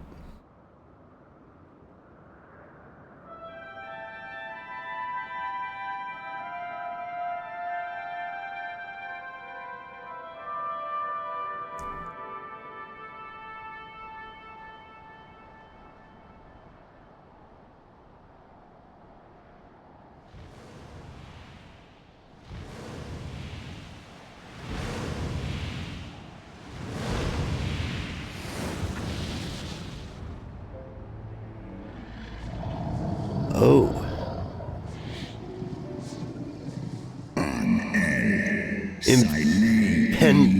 Impenitent mortals, ever seeking to bury old wrongs under new.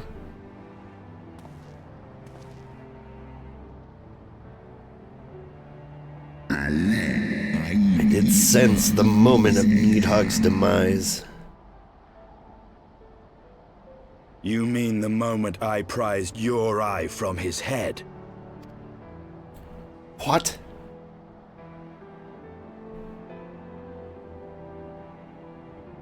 It would seem thou hast uncovered my secret. Aye, unto blinded Needhog did I yield one half of my strength.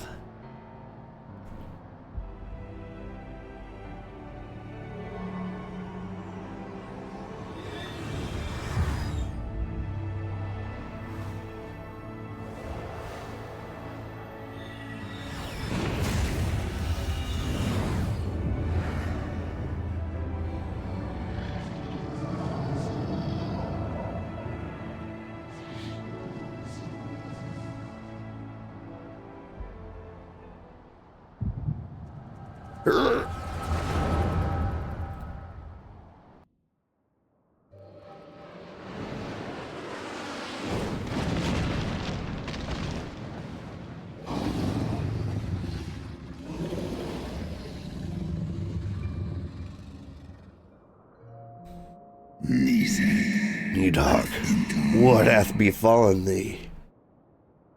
We were undone by covetous mortals. They did take Ratoskar's eyes and glut their appetites upon their essence. She is slain then. What madness hath unmade our peaceful accord? Did I not warn thee, brood brother? They have ever been untrustworthy creatures, these short-lived Elezen.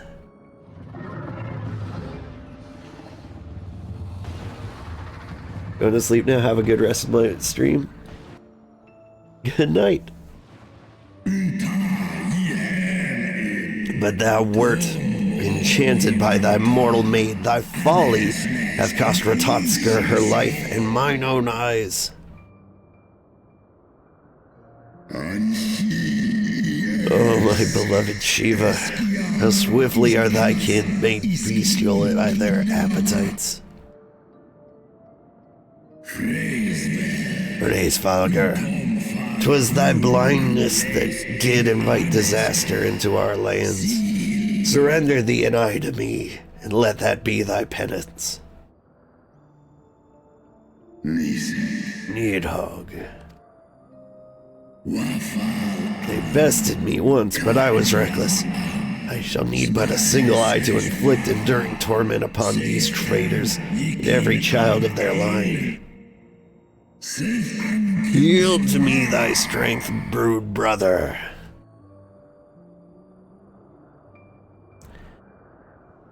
Okay.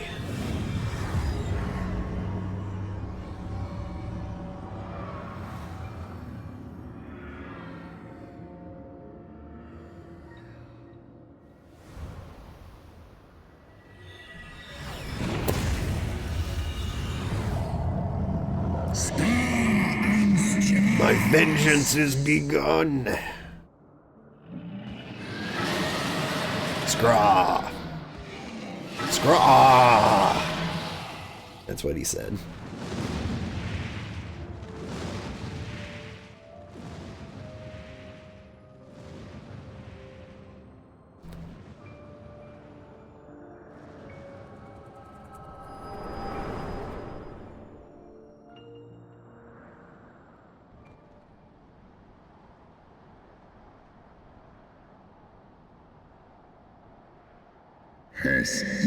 Thou hast borne witness to a scene from my past.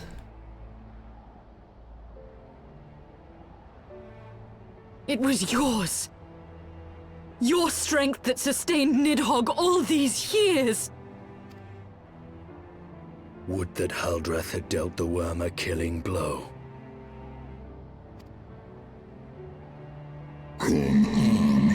When my brood brother did appear before me, bloody and blinded, his life was all but spent. He demanded half my vigor, that he might exact his revenge upon the mortals who had wronged us. And so you acquiesced.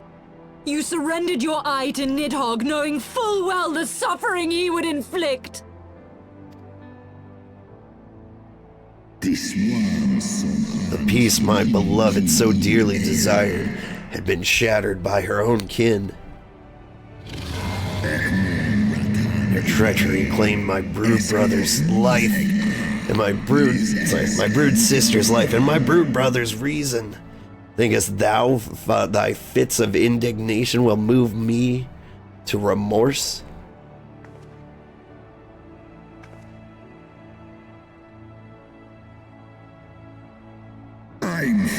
Go, mortals, take your unruly passions and leave this place. The present here spells naught but misery. Were it not for Shiva's soothing embrace, I would slay you where you stand. Woe betide you, should the bond we share ever weaken.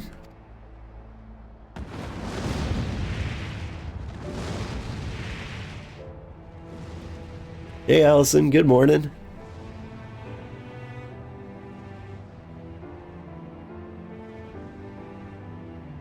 Two days in a row. Who am I? Somebody with a disturbing sleep cycle.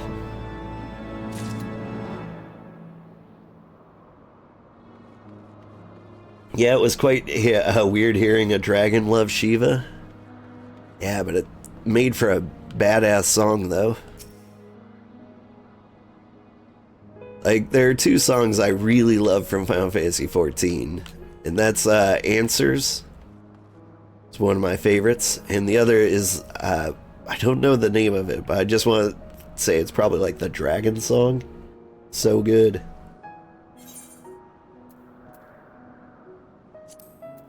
What is this outfit? Whoa. Fancy. Though he lifted not a single claw, 'twould seem that Hraesvelgr wreaked his own manner of vengeance against us.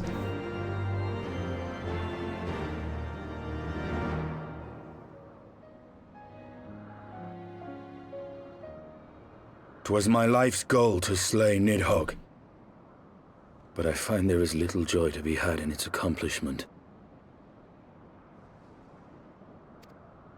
But you have rid the world of a hate-filled creature, and ended a bloody war in so doing. I lost my family to Nidhogg's flames, and 'twas with fury in my heart that I took up the lance. Every blow I struck in the name of vengeance. We were not so different, he and I. I will not judge you for your deeds. I have not the right. Too many innocents have perished in the name of my greater good. Yet even with all that has passed, the tale is incomplete.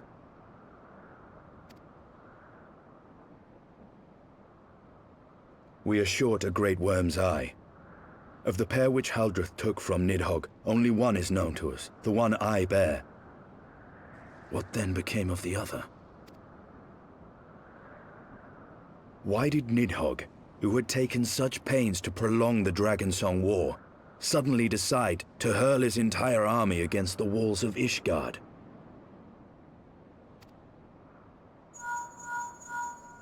Lord Commander. Aye.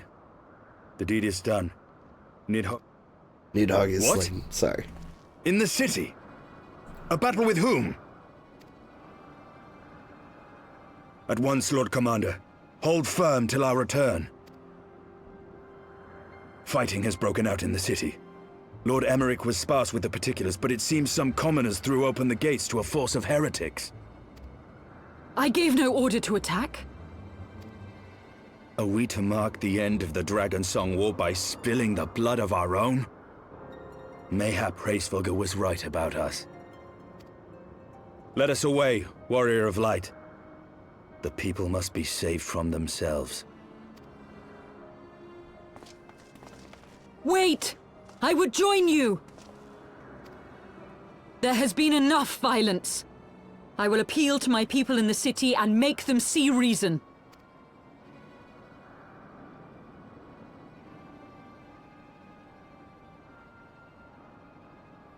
Come then, Lady Iceheart. Let us write the final chapter in this damnable war.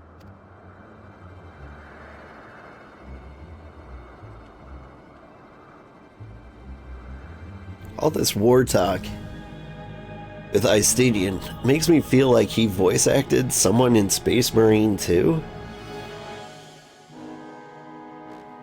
I wonder if I'm off on that. A small army of heretics has invaded the city, Your Eminence. But there is no cause for concern. A sizable contingent of our soldiers is already in place to repel the Dravanian assault, and the intruders will soon find themselves outnumbered and outmatched. Our plans proceed apace, then? Yes, Your Eminence. This unrest shall serve to feed the people's fear of the heretics and the dragons both. And lend renewed fervor to their prayers for deliverance. Very good. Grant our guests what time they need to sow a measure of chaos, then order the Temple Knights to crush them. Delicious, delicious prayers. Your will be done.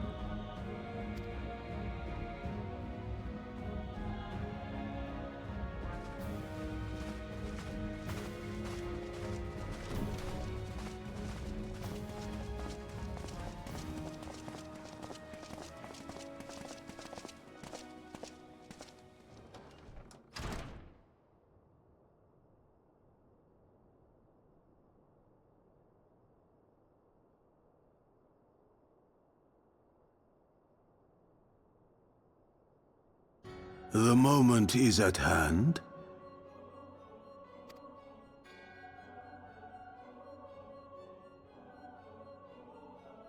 Excellent. All shall soon be in alignment.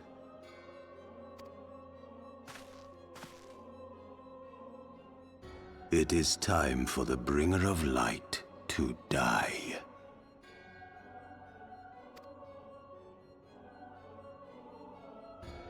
Who, me? What'd I do? I was the healer, and a bad one at that.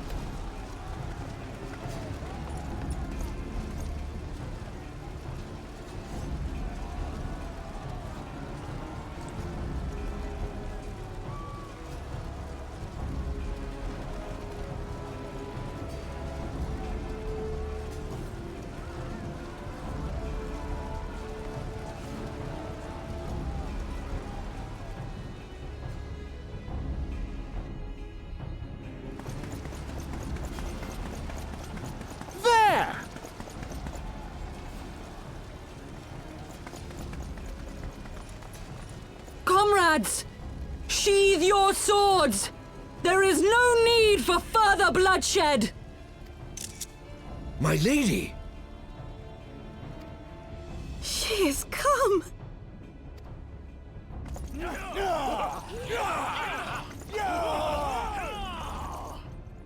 Hear me, brothers and sisters! The war is ended! Nidhogg is no more!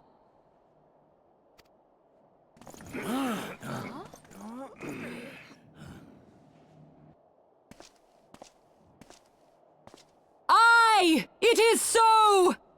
This adventurer and the Azure Dragoon laid the Great Worm low! But this Dragoon is red.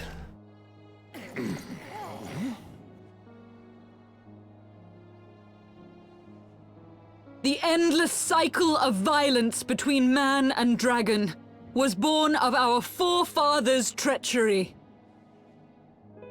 Robert Vernon does the voice of Istinian. He's also done various voices in Cyberpunk 2077, Vermintide 2, and Total Warhammer 2. Oh. I played Vermintide 2. And, and Cyberpunk. So I guess that's probably where I recognize him from. You have followed me, bled with me, to bring this truth to light that we might all know peace. But Nidhogg is dead.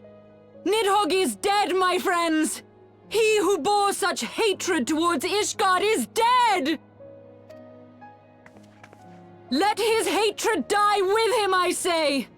Let us sheathe our swords and go in peace! Have we lost? No, my friend! Far from it! At long last, the peace for which we have so desperately fought is within our grasp. And I, for one, would not forsake it.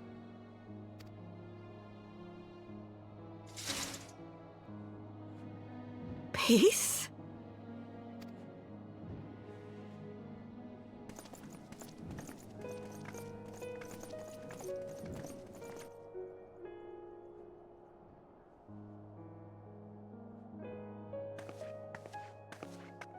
Seize the witch! Let none escape!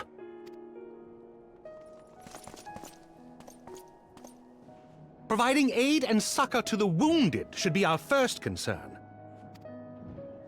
If the heretics mean to observe the peace, then it would be folly not to do the same.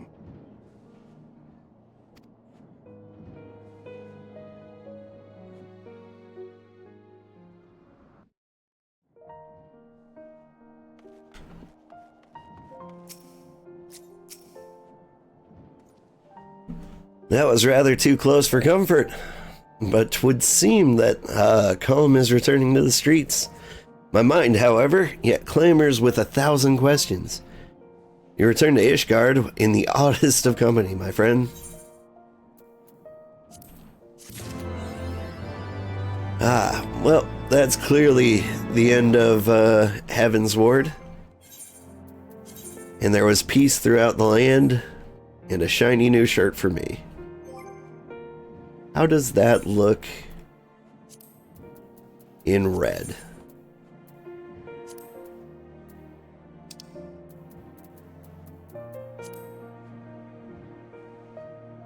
Oh, the green kind of throws it off. What about solid white? Yeah, we can do that. Slightly whiter.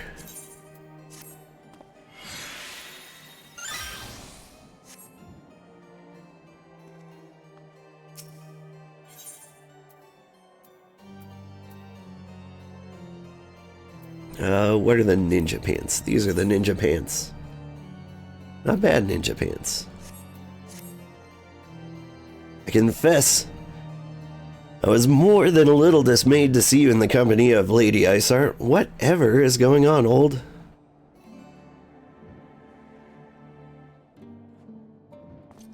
Beg pardon, you traveled to the Turning Mist together, along with Istinian.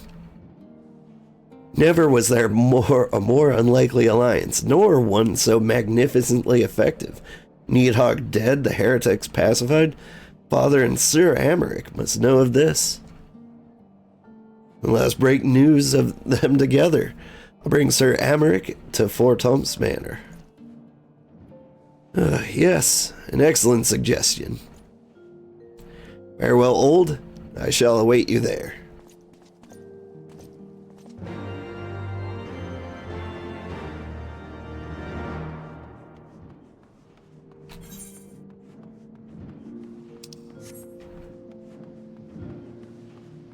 Yay, we won the game. Really confused about the remaining 100 quests then. What could they be about?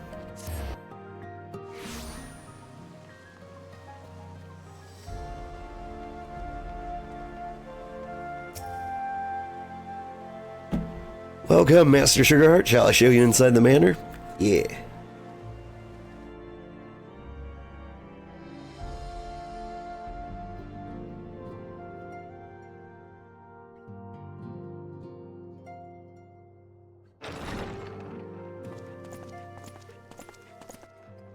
Praise Halone, you are safe. My safety was never in doubt, Father, for I had the Azure Dragoon and the Warrior of Light by my side. We bring the most wonderful tidings.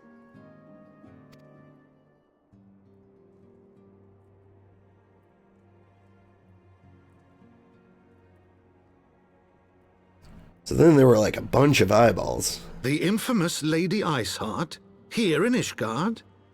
This is most unexpected. She has done much to quell the violence. The Inquisition may not approve, but we are glad of her presence.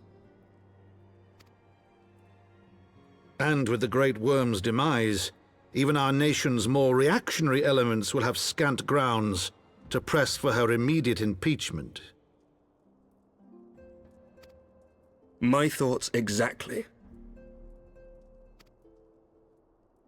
What of the truth revealed to us by Hraesvelgr?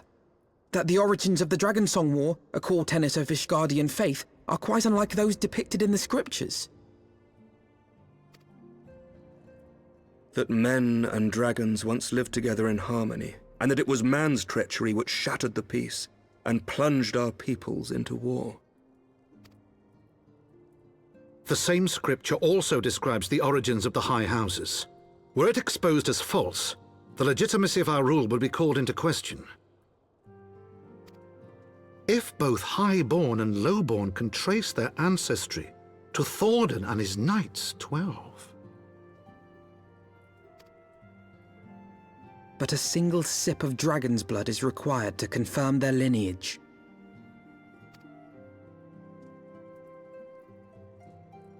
If the Holy See knew of this and chose to remain silent, their crimes are grievous indeed.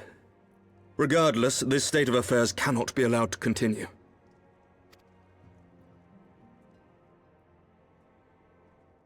We're gonna murder the Pope. Sir Amaric, you cannot mean to raise this matter with the Archbishop. Pray consider what you are proposing. If the Holy See chose to conceal the truth for centuries, what reason would they have to reveal it now? At best, you will be branded a heretic and clapped in irons. Then at least the Archbishop will have shown his true colors. My friends, this war will never truly be at an end until the truth is made known. You must see what lies on the horizon if it is not. When ruled by fear of a common enemy, we were united. But now we have none. During the war, the highborn needed men to lead, and the lowborn men to follow. Not anymore. 'Tis but a matter of time before the old order is called into question. Lady Iceheart will share the truth with her followers, and the Holy See will be powerless to stop its spread. The disenfranchised will rise up united, and blood will flow in the streets once more.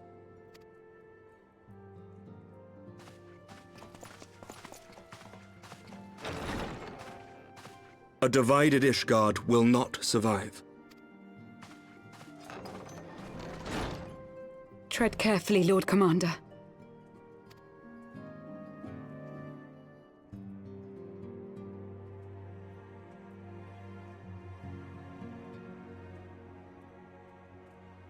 My lady, is it wise to let him go? I sympathize with the Lord Commander's desire for reform, but to approach the Archbishop in this manner bespeaks an idealism to which I did not think Sir Emeric prone. Though he comports himself as a realist, he has long dreamt of reform. 'Twas that idealism which first drew me to him, that which made me swear an oath to serve. We must not think of ways to hinder his cause, but rather ways to aid it, even should the Holy See cry heresy. You cannot mean... If the Lord Commander does not return from the vault at the appointed hour, I mean to go and fetch him. Have care, my lady. Your words border on treason. Should they reach the wrong ears, you will be declared an enemy of Ishgard. You're heading off to sleep, Will Lurk. Have a good night, Ada. Thanks for stopping by. That is a risk I am willing to take. Lest you forget, my lord, I am not born of this land. My loyalty is to the Lord Commander alone. But I speak only of what may come to pass. If the rumors regarding his heritage are to be believed, we have naught to fear.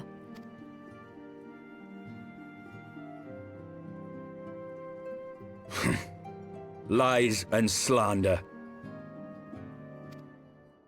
Forgive me, what rumors are these? That Sir Emeric is the Archbishop's bastard son. Senior clergy are not permitted to marry and sire children. But even the holiest among us are not immune to temptation. Gross. I labor to believe it. Sir Emeric is truly the Archbishop's son. He has never been publicly acknowledged as such. But the rumors have plagued him since childhood. That he rose to his current position, despite being despised as a bastard and accused of profiting from his father's influence, bespeaks the quality of his character. It is my hope that on this occasion, the burden of his birth will work in his favor. Should our worst fears be realized, the Archbishop will not be so quick to execute his own flesh and blood, affording us time to mount a rescue. Bastard or trueborn, he is our nation's best hope. If the Holy See dares to threaten him, I shall lead the charge against the vault myself. Hear, hear! The future of Ishgard rests on Sir Emeric's shoulders. I too will do mine utmost to aid his cause. Orshafon, be reasonable. A knight lives to serve, father. To aid those in need. The people need Sir Emeric more than ever, and we may be his only hope. There is no greater calling for a knight than to save the life of his fellow man. I swear to you, on the sigil of our house, that I shall do this and make you proud.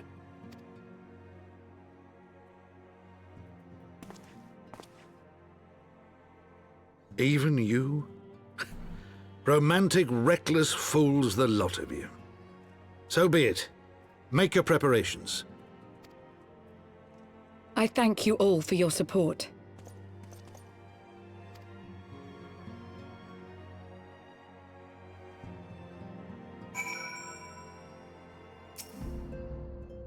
Whew. The game didn't let it, like, stop being exciting for, like, a second, did it? Though your assistance is most welcome, I fear will not be enough. Few as we are, we will struggle to reach the Lord Commander. If we are to succeed, we need to recruit others to our cause.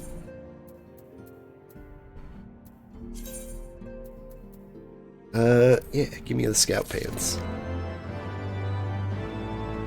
Before we do that, though, I think it's time to do another astrologian quest. It's been a while. How much time do I have? 20 minutes. Yeah, that should be enough.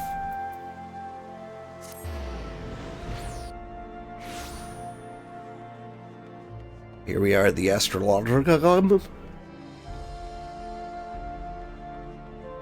I believe that's how it's pronounced. Hey! We get the snow globe. That's one of my favorites. Word of Lady Leviva's charity has begun spreading, my friend. I have attended more than one luncheon where it was positively dripping off the good lords and ladies. And the knights? The knights are starting rumbling about why magics that not only heal the wounded, but also enhance the strengths of the healthy, are not being employed to save the lives of those on the front lines. Needless to say, the Vault is not amused. Their plans to have us fade into obscurity has rebounded upon them, and now they are scrambling to twist this situation to their advantage. Listen, old, the Vault would have us officially attend the operation currently underway in the Western Highlands, in the village of Hemlock. The settlement was abandoned after the calamity, and since been overrun with beasts of all manner. Aloysi seeks to reclaim it, and my uncle, the Count, has generously volunteered his knights to clear the area of any remaining threats. It's a win-win for the Vault. The operation is small enough and far enough away from the capital that even if it is a success, no one will pay it half a mind. But the Vault will be able to say they answered the pleas of the knights. If, for any reason, the operation were to fail, then the Vault would be able to attribute the failure to the astrologian presence and turn the high houses against Lady Leviva. I spoke with the lady about this, but she said she was not interested in the politics of the situation, only that it was her duty to aid the people in need. We should speak with her, and soon. Let's make haste to Hemlock.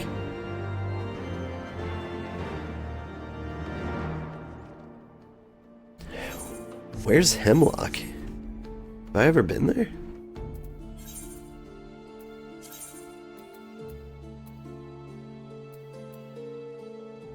Alright. Off we go.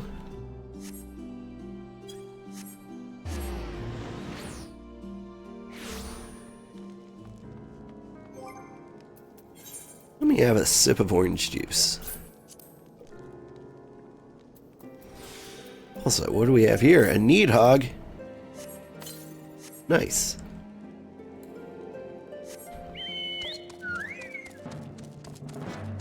We have a Purple Eyes Black Dragon. That'll be great against Yugi. There's like nowhere to teleport to. We really have to walk there, don't we?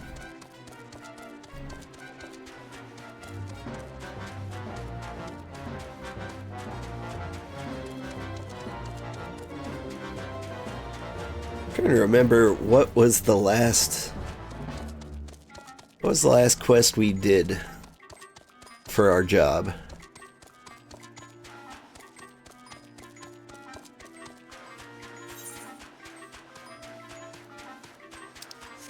Like, what I'm curious about is, like, do we have two astrologian quests to do, or just the one?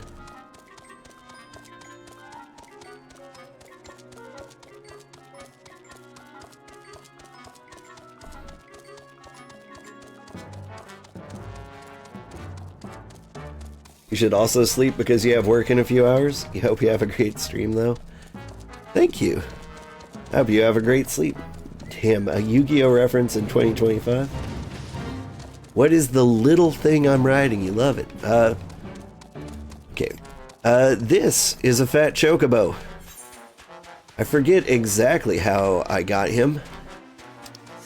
But since I got like the collector's edition in a million years ago, when the game came out, like I have all like the special promotional things that MMOs do. You know, they're like, oh, there was a server outage. To apologize, here are some pants. Things like that. And he was one of those things, I think. He, like, I can't recall if he was like part of the collector's edition or like some special promotion like 10 years ago. You need 74 in real life, right? He's pretty great, I'm not gonna lie. Let me up. How do I get up there? Yeah. Yeah.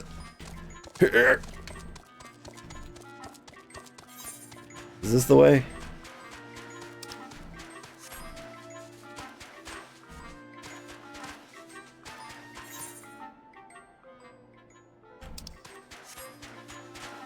Yeah, like Skyrim up the mountain? Come on.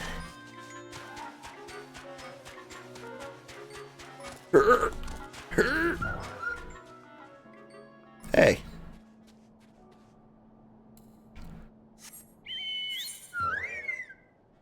I guess I come down this way?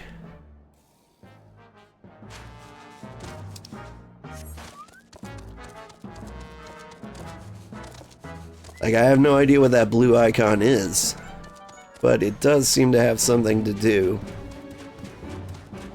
with this quest. Think you can't go to sleep anymore? You must watch The Burb. He's so good.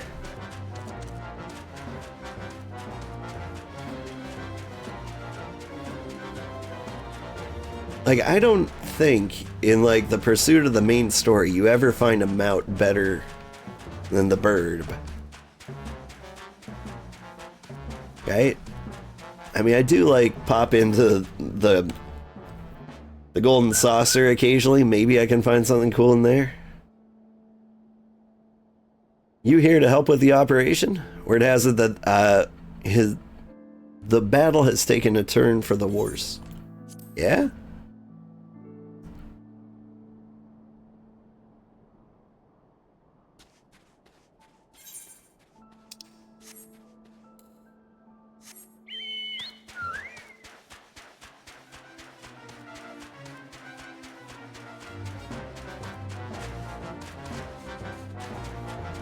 Like, I don't think there are any Golden Saucer mounts that are better than this either. There's a giant turtle I could get. He's pretty cool.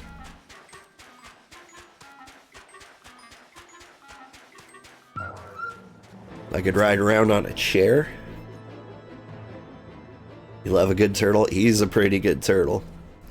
We severely underestimated the strength of our enemies, and now my men and women find themselves overwhelmed. The tight wedges we had at the day's onset have all degraded into small knots of fighting, and the number of wounded is growing faster than our chaplains can heal them. Thank the Fury you arrived when you did. Alright.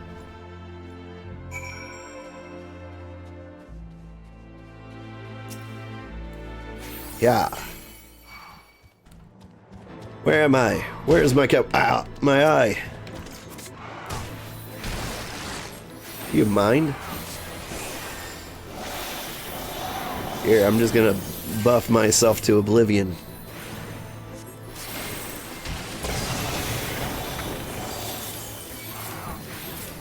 I'm immortal now.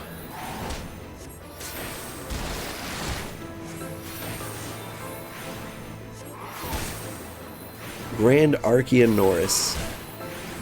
It looks so grand to me. Oh, you're hitting me with damage down. Maybe I should be dodging that.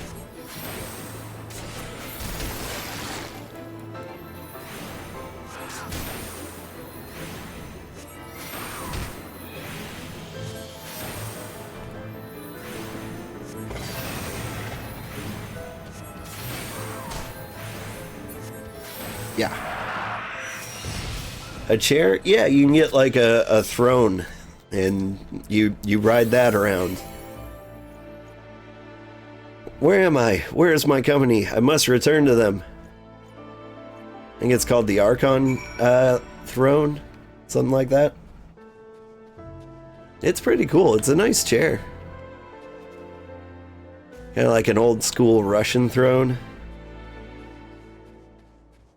Except not one that's not cursed and will kill you if you sit in it. I shan't forget this, astrologian. I'm forever in your debt.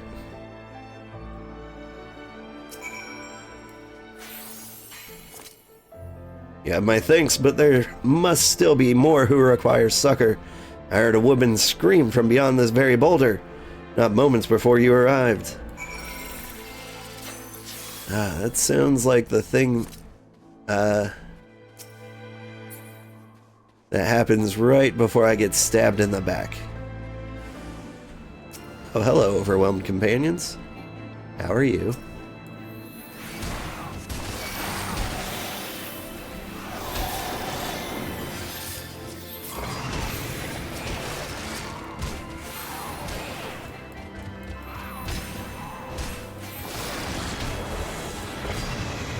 Can I leave the bubble? I can leave the bubble.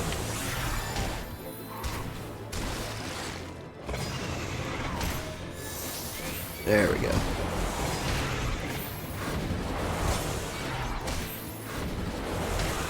Bravatoire.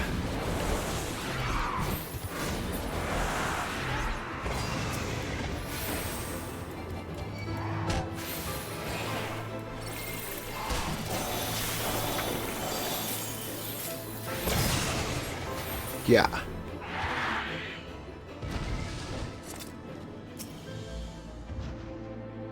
I think you can also get a Fenrir mount at the Golden Saucer. I want to say that's a cute puppy. Oh, and you can get like a giant cactuar mount, like the Emperador. It's like a model of the entire Golden Saucer.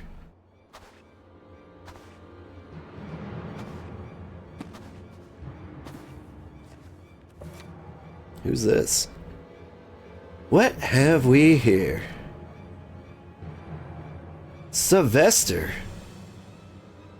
You who vowed never to set foot in this barbarian land again? Unless... Clever girl. Yes, it was I who hired Celie to bring you back to Charlian. And if you had come back with us quietly, you would be free right now, rather than a wanted criminal facing a trial, imprisonment, even execution, depending on what you have told these tamed savages of yours. Yes, dear, I offered you a chance, and you foolishly refused it. The edict has been issued, and I am here to collect you. Suffer and Thuckatash. Though, I must place some of the blame for that on our friend Celie. Had she not insisted on playing games, perhaps you would have displayed reason back in the Black Shroud. Instead, she merely added fuel to a fire already hot with your inherent stubbornness. And now I am forced to make this journey to this filthy realm to clean up her mess. And I suppose that starts with these companions of yours. I'll take Jeanne Juanard and leave right now. Neither of you are ready for the magics of the variety he wields. I killed a dragon like half an hour ago. Like one of the biggest. Like second biggest. But what of you, milady?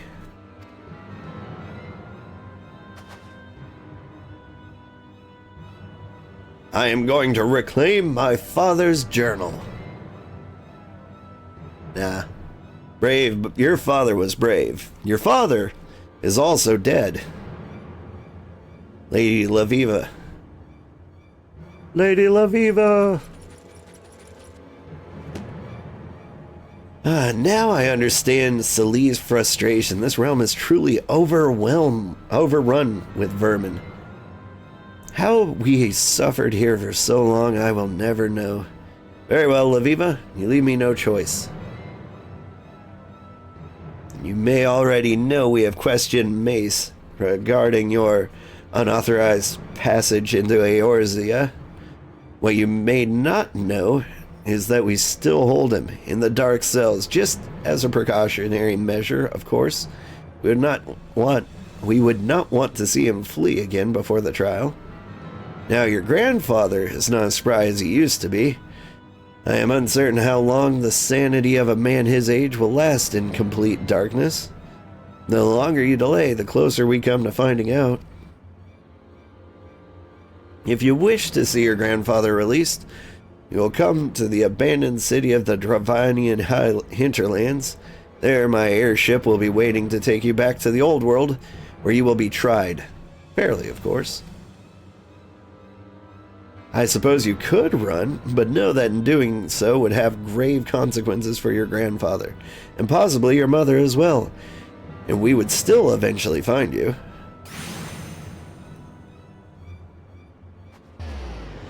Wait, my father's diary!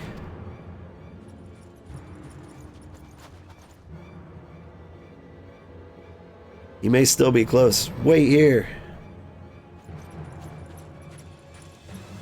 Yeah. That was the sound she made.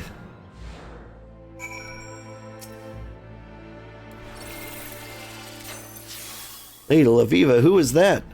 And the strangest feeling I should have known him from somewhere. Sylvester, leader of the Bibliothecs?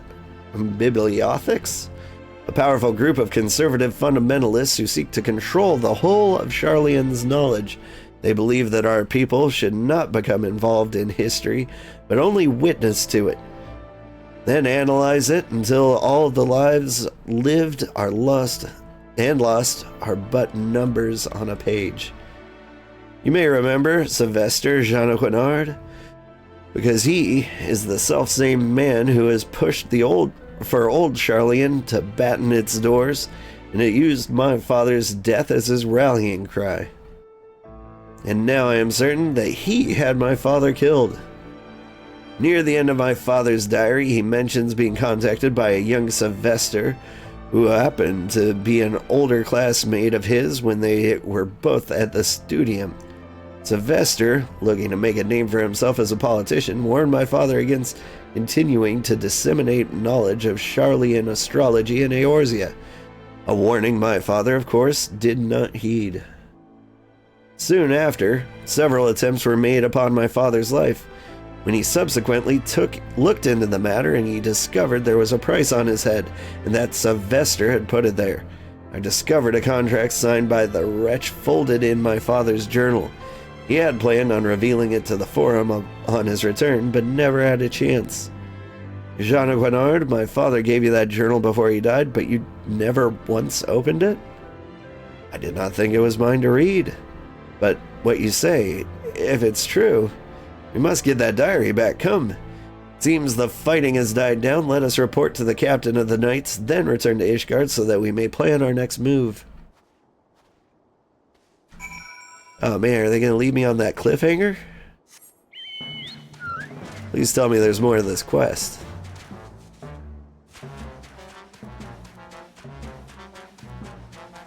Oh wait, you're right here, aren't you?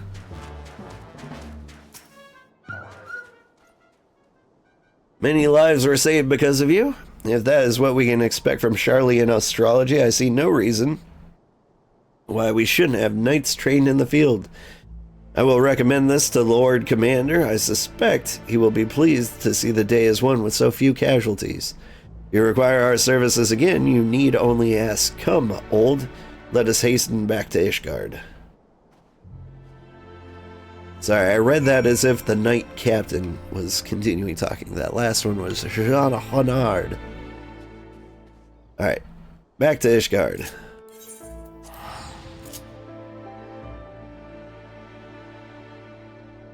Shaboop?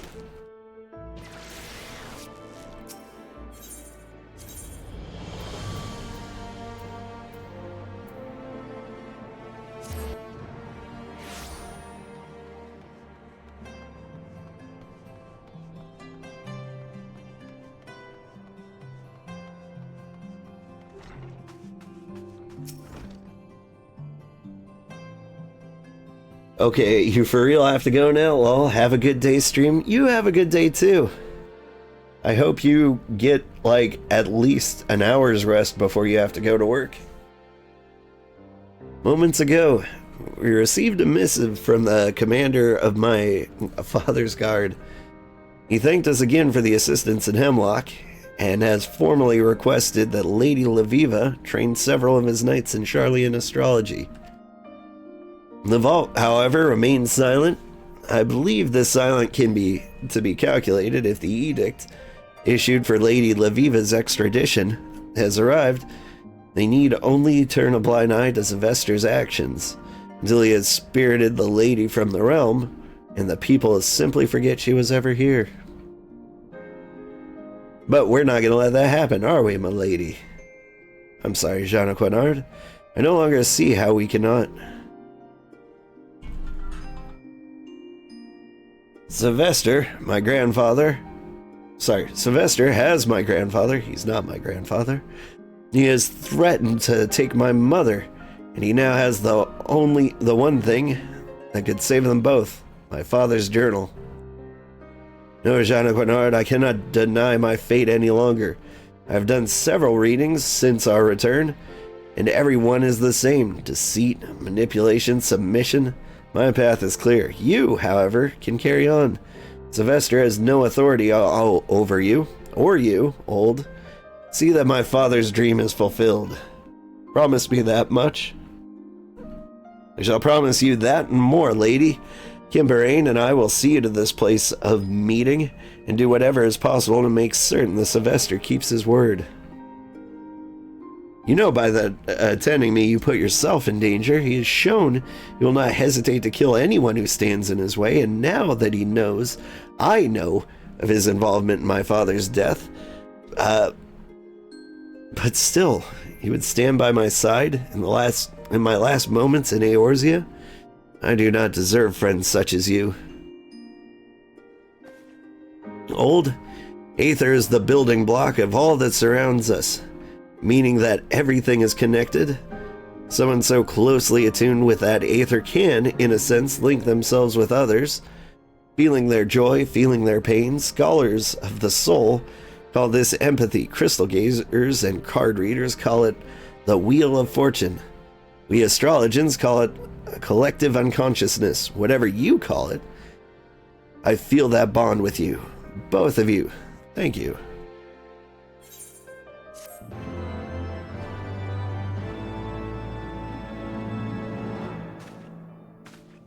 Woo!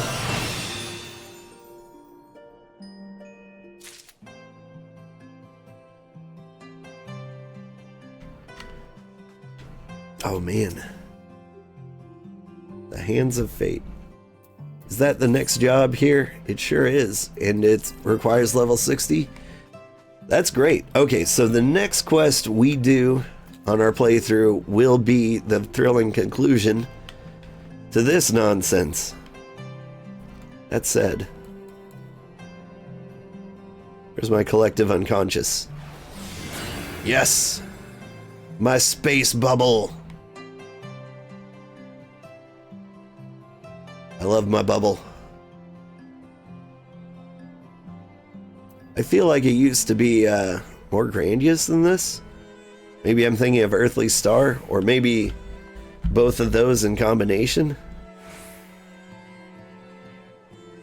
Earthly Star and Collective Unconscious. Maybe I'm used to casting those at the same time, and that's what I remember from the olden times. That is such a cool ability. Anyway, I've been Old Man Sugarheart for quite a long time. Thank you for watching my stream. I had a good time. If you stick around, I will raid another Final Fantasy streamer, assuming she is up. Good morning, everybody. Hang on.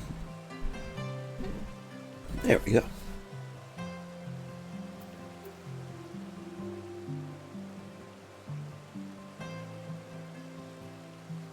Good morning, everybody. I'm Old Man Sugarheart. Today we're playing Final Fantasy XIV. And, well, we're progressing towards the vault.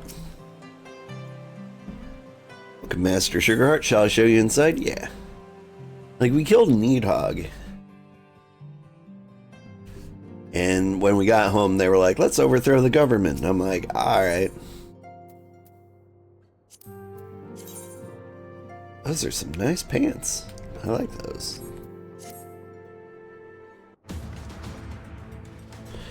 But how do we carry out this bold endeavor? Even with an army of knights at our backs, a direct assault on the vault seems unlikely to succeed. You are correct, Master Alpha. No, not even the assembled might of House Forton and the Temple Knights would be sufficient. With the support of another party, however, we may yet stand a chance. You speak of one of the other high houses? Precisely the opposite. I speak of the revolutionaries rumored to reside in the Broom. It was these disgruntled-ish guardians who opened the gates of our city to the heretics, I believe. Of course, if their hatred for the Holy See drove them to such deeds, they might well be persuaded to assist in Sir Amaric's rescue, knowing the truth he would lay bare. Such is my hope, Master Alpha. No. And I would have you and Old reach out to them. As a Temple Knight and sworn servant of the Holy See, any overtures I make are doomed to fail. But as outsiders, you two, the two of you, may receive a warmer welcome. Very well. We shall seek out the leader of these revolutionaries and make our case. My thanks, Istinian. Will your brothers heed your command? You order them to stand aside? The dragoons have no love for politics, milady. They will gladly watch and wait while the highborn fight amongst themselves. How very wise. Old, we should hurry to the Forgotten Knight. Tataru may have knowledge of the revolutionaries. Okay.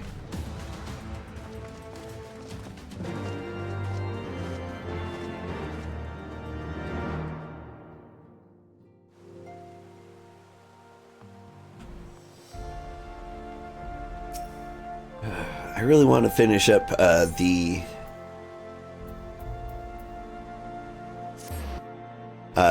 Astrologian quest, but I think,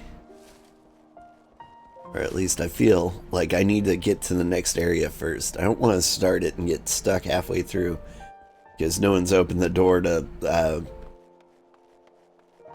what is the Sharlayan area called? Easelgard? Shrug.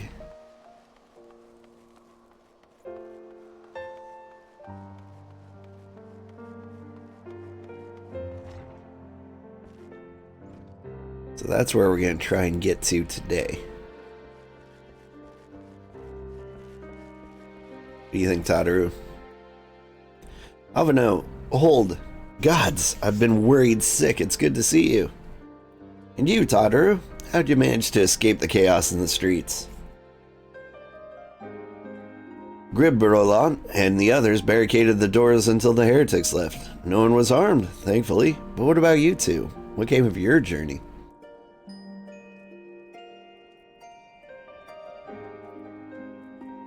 You're not serious. What was Sir Amaric thinking? I mean, the way you two talk about him, I wouldn't have believed. Anyway. I've heard rumors of the people you're looking for, but I doubt they'll be of much use. The only thing I can say with certainty is that they're led by someone called the Mongrel. A queer moniker if I've ever heard one, but mayhap it will make the individual in question easier to find. Come, let's make inquiries below.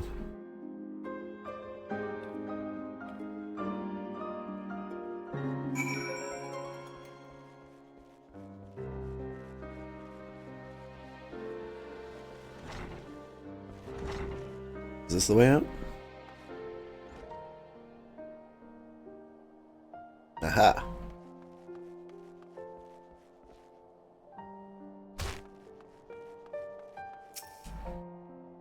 Yeah? What's that? Speak up. I can't hear as well as I used to. Alright.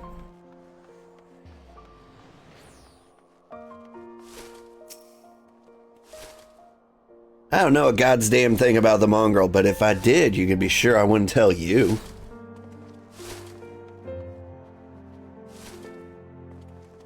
Oh, are you throwing at me? Huh. That's fun.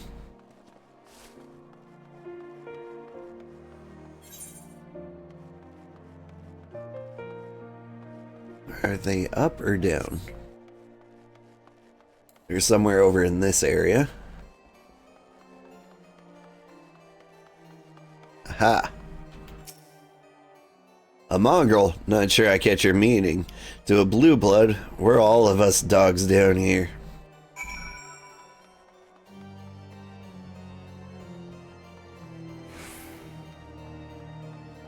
My blood's not as blue as you might think. Not a single shred of information?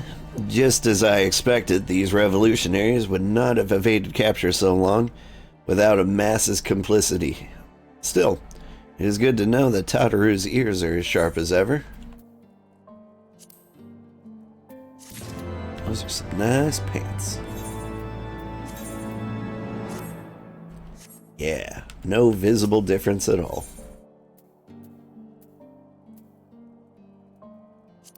What does the new ninja outfit look like?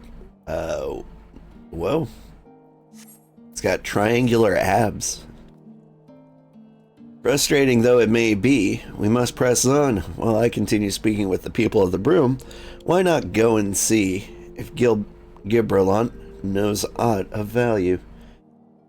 As proprietor of the Forgotten Knight, surely you must have heard whispers of the mongrel before. We can only hope that he will be more forthcoming than the others. Hawkeye.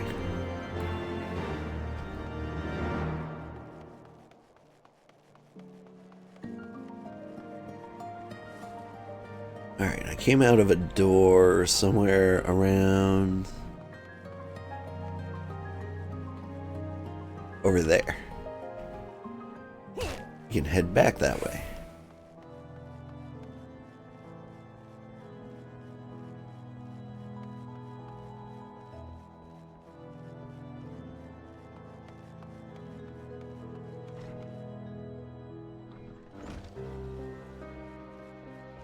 Hey.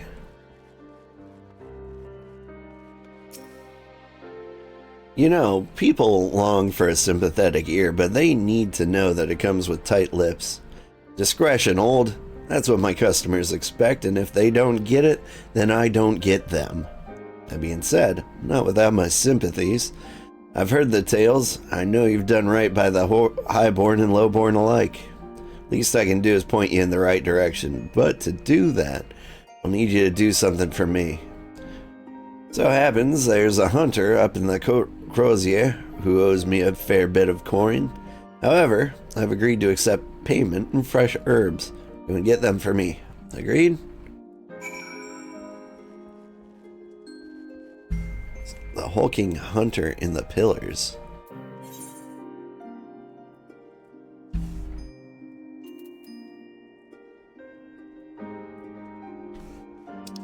I see.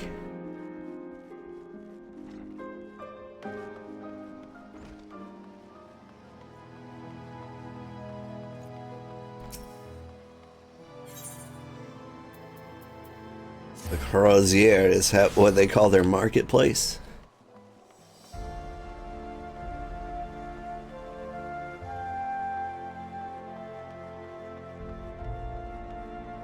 French is one of the cultures I know the least about.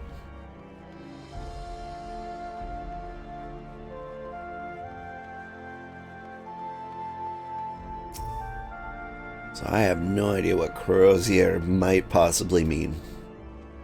So you're Gibralant's errand boy. Good, good.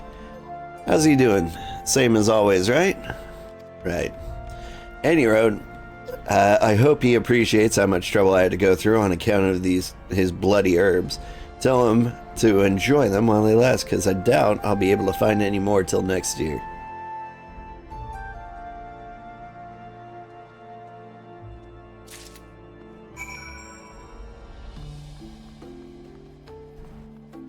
That reminds me. Let me hunt down some orange juice.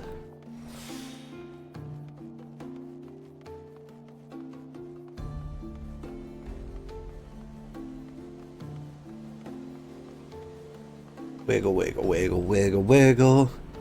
Walking around town.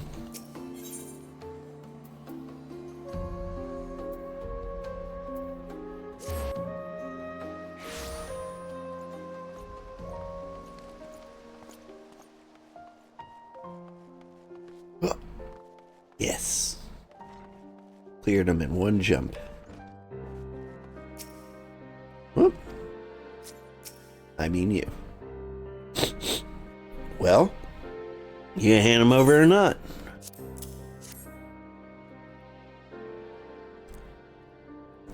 This ought to do it. With a few other spices, I can make it just like she used to.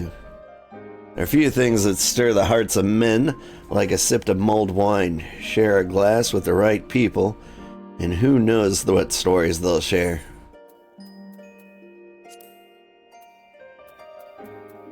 Yeah, ninja suit.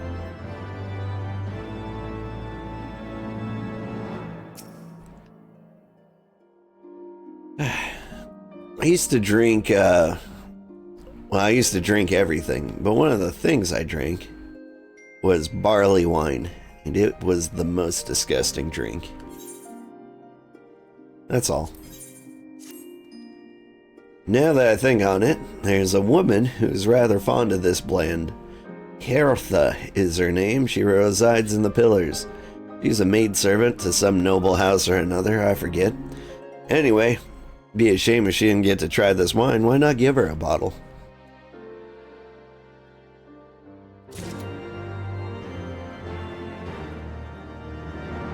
Wine aged exactly 5 seconds. What a delight. Wow.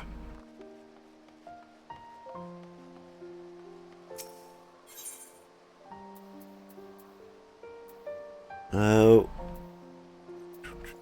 Where is she? She's over there near the astrological.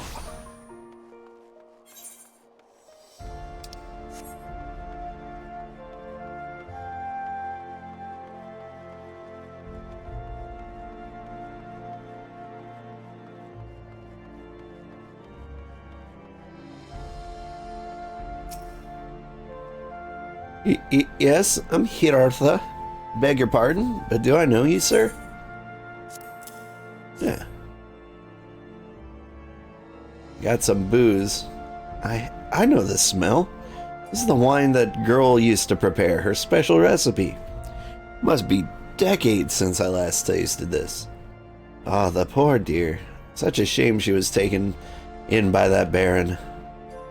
He cut a dashing figure, I'll grant you that. Tall, slender, long of ear. But those dazzling ruby eyes were filled with lust. It was not more than infatuation. What she felt, but she convinced herself it was love. And he couldn't help but take advantage. But when her belly started to grow, gods, the scandal. I mean, 'tis not an uncommon occurrence, but that it was a Hur made it so much, well, I needn't tell you. She was discharged from his service, cast out onto the streets like so much refuse. After she returned to the broom, we drifted apart. I only learned of her death years later by chance. The scandal.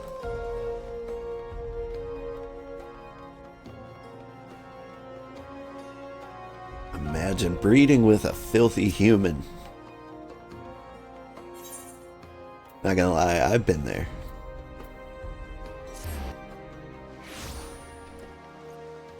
My wife has many human-like qualities.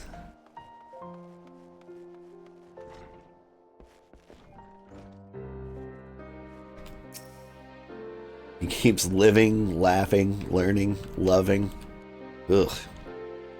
So the amorous nobleman beds his maidservant, then casts her aside when the seed takes root.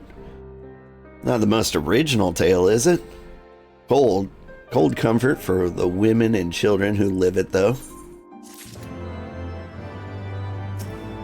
Yarp. Even the penitent can appreciate wine from time to time. Take Geraldo, for example. Surely you've heard of him, no? He's a monk who offers succor to the poorest of the poor in the broom. A man of many vows, but none which prohibit spirituous beverages. If ever there's there a man who deserved a drink, it'd be him.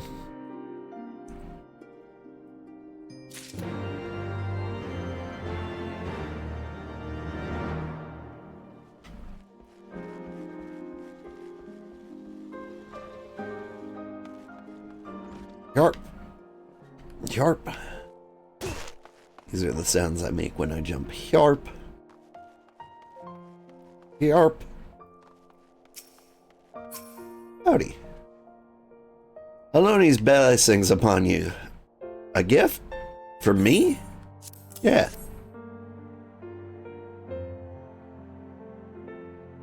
The scent, how reminiscent of a wine made once by a dear friend. May her soul rest in peace. Forsaken by her family, she toiled tirelessly to feed and clothe her child. Yet, somehow she found the time to tend me to those in even worse circumstances. So compassionate she was, so full of love for her fellow man. 'Twas that love which gave her child strength to endure even the scorn of the other younglings. That girl, bless her heart, she couldn't help what she was. Eventually she won them over, but those first few years were trying. Even more so when she had to start fending for herself. I remember days she spent standing on the walls, raven black hair flowing in the wind, staring out, as if searching for her mother's face in the mist.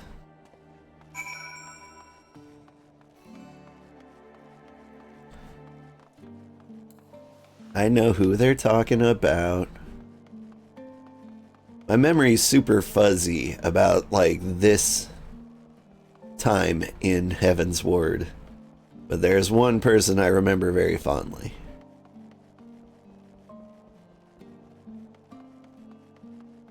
Like most rational people, I had a huge crush on Tifa growing up. And this person is probably the most Tifa-like character in the game. I don't know, I haven't gotten that far in the game. She was a remarkable woman, old.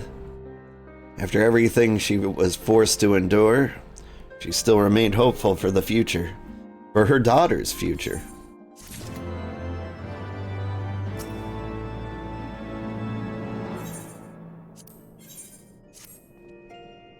Some bonds are thicker than blood. But blood still defines us, and divides us in the end. It's the legacy of our parents, old, and we can't escape it, no matter how hard we try. So the mongrel and her pups chose to embrace theirs, to proclaim it to all and sundry. If you can understand that, then maybe you can find her on your own.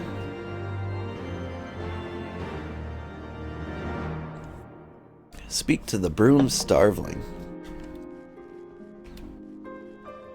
Sounds like the person whom we talked to earlier, over here.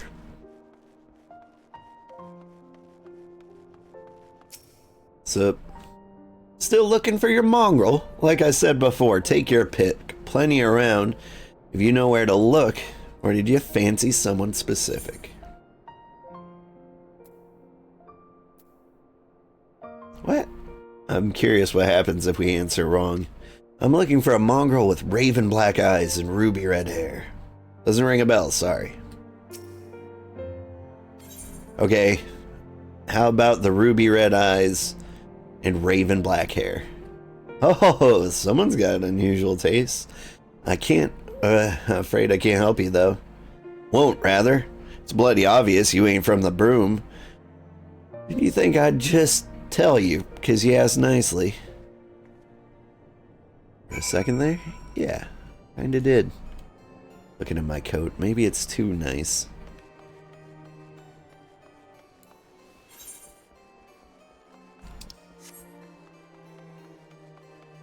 Nyom.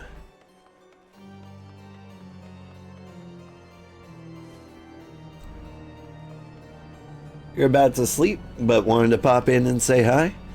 Thanks for popping in, Allison. It's been a great week with you popping in and saying hi.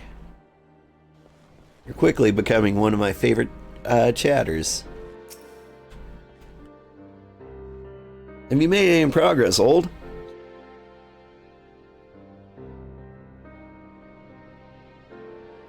So the Mongol was born of an Elizan nobleman and a Hurrian maidservant. Granted, it is no location, but it is far more important information than we had before. Yes, now that her striking features are known to us, mayhap we need only remain vigilant. You messed up your streak you think you missed yesterday? Yeah, I don't remember you popping in. You missed the end of Wander Stop and a little bit of Nights in Tight Spaces. It was a good stream. It will pop up on YouTube in case you just want to see how Wander Stop ends.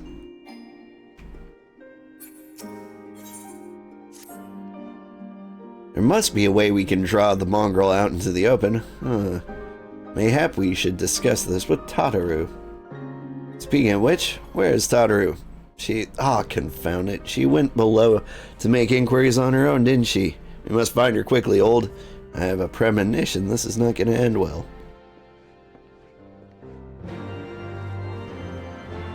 Who would hurt Tataru? She's the only potato in the entire realm who isn't evil. Oh, is she up a little higher? I'll try to remember to watch that. Yeah. I am going on vacation after this stream. So you've definitely got some time. Cast my gaze over the streets below, but no sign of Tataru.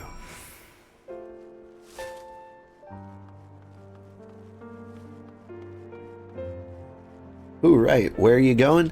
I'm taking the kids to see the family. The oldest of the Sugarhearts are still very much alive somehow.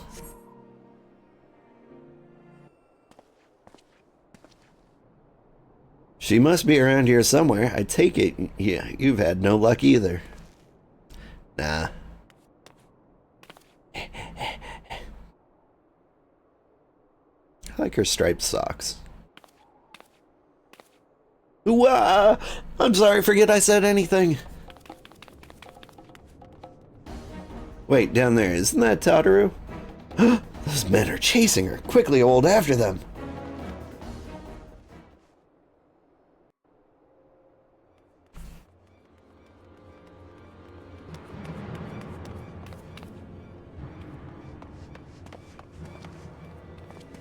Where do you think you're going, Missy?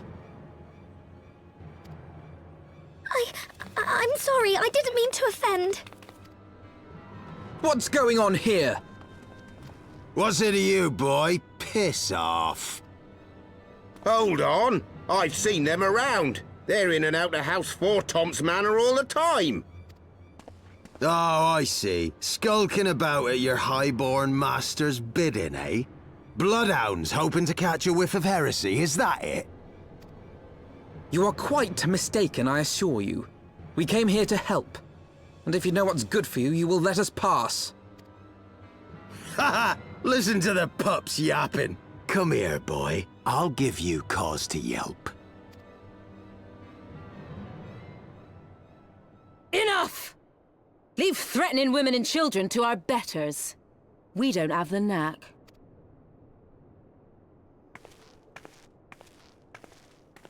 Oh, yeah. Hilda!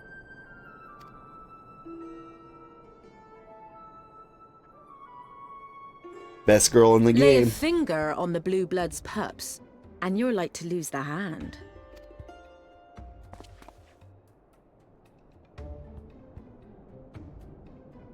And often I get called on by glorious heroes like yourself. So tell me, what have I done to deserve you? We're trying to overthrow the government. Heard you wanted in.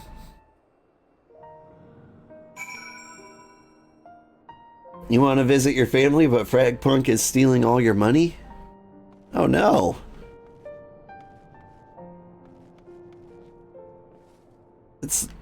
That's terrible. I hope you're getting your money's worth out of that game. I mean, you are playing an awful lot. So I'm assuming you are. But yeah, you gotta be careful with that sort of thing. There are lots of other good games to play too, ones that won't rob you. Before you start, let's go somewhere a bit more private, eh? The Forgotten Night, I say. Alright.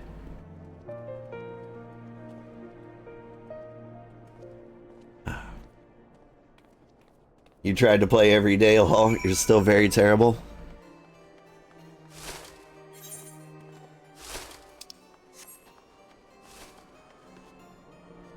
Is it because you are high enough rank to encounter tough people? I imagine it's drawn a lot of like the Valorant crowd.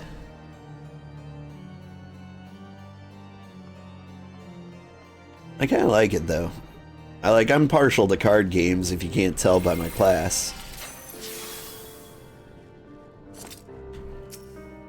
And so, like, Fragpunk interests me like more than like say Valorant ever did.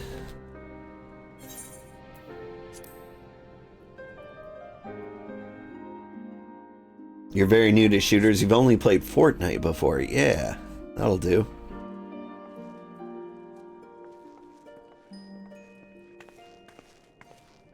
Been a while since I've gotten into a good shooter.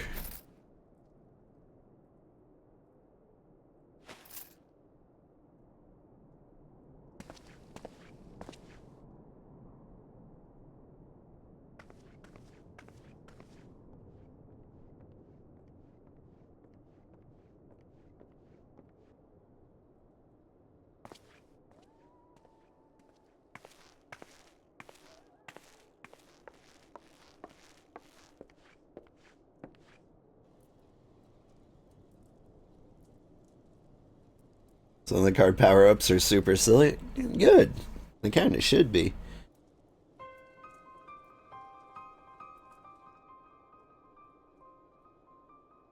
So, while you're on your way to kill Nidhogg, you stumbled on some dirty secrets that the Holy See has been hiding for centuries. Eh? What are they on about? The High Houses. And what makes a nobleman so bleeding noble? They trace their blood back to King Thordan and his Knights 12, the founders of Ishgard. But our friends here reckon we're all descended from the heroes of Eld. Highborn and lowborn alike. And so Sir Emmerich, Lord Commander of the Temple Knights, has gone to ask the Archbishop if he wouldn't mind letting everyone know. Is he simple? The old bastard will have him executed for heresy. Well, seems to me that's what the good sir wants. Seems he thinks a noble sacrifice will serve to prove his claims. We cannot stand idly by and allow Sir Emmerich to do this. Ishgard has need of him.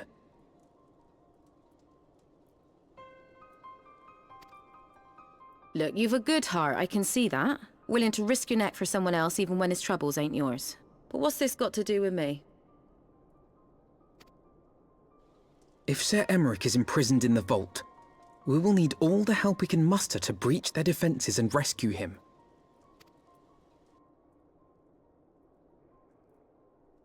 Would I hate you if you said you've never played Final Fantasy? No, absolutely not. What in the hells? Hey.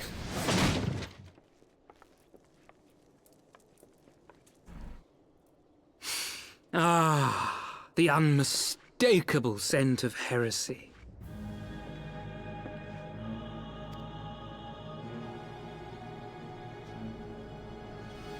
And what do we have here? The honored guests of House Fortom consorting with the Queen of Rats.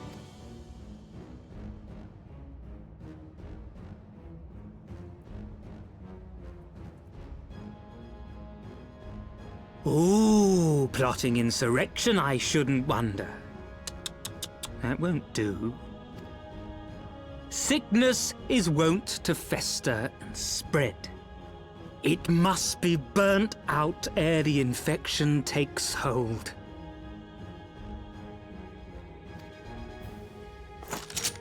I reckon Sir'd be happy to wield the irons himself. Well, so happens I've got irons of my own. I love it.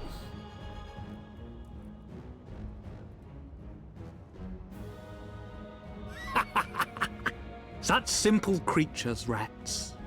Certain to attack when cornered. Let us step outside, milady. In here, your toys could hurt someone.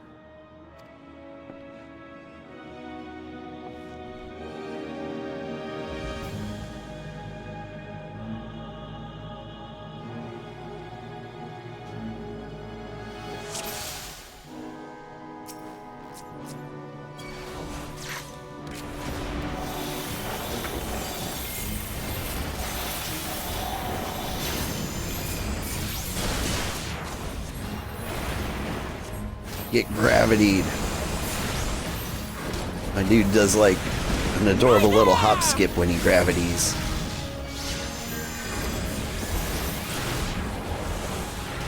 Skip. Skip. Skip. Woo!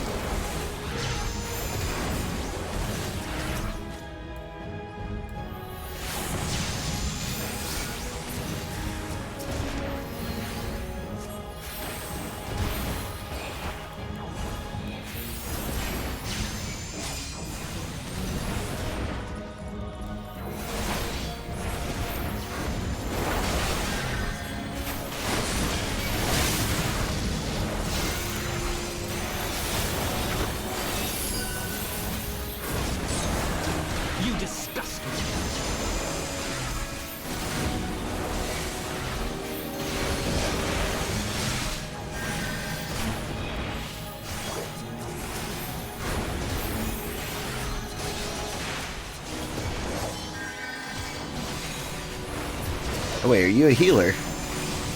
You stop that.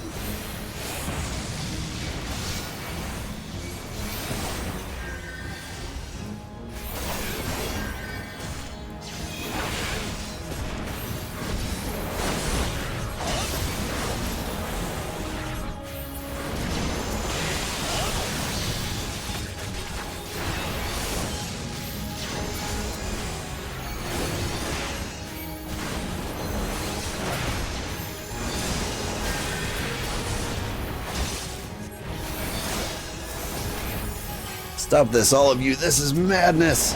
Why are you fighting? Fun?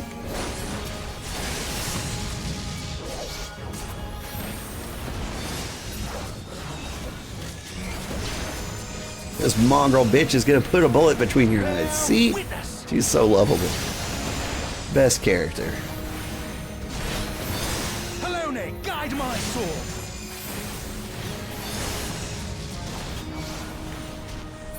What are you doing? Yeah.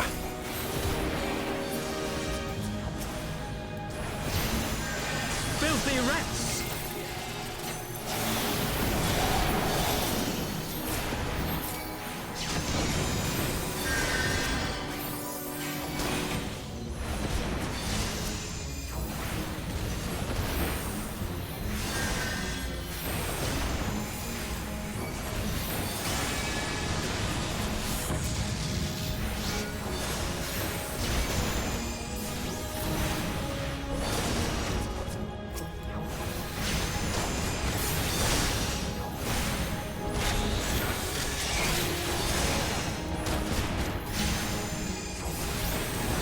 All your friends are dead, Charlebert. What are you gonna do about it?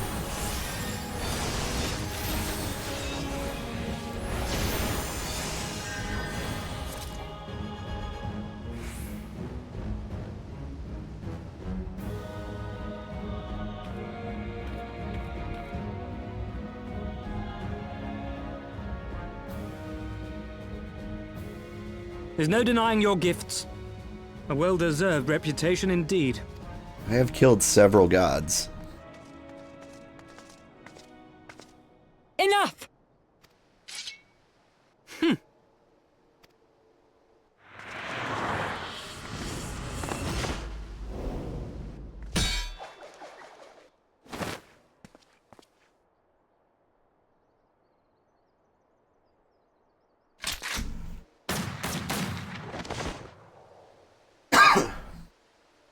Excuse me.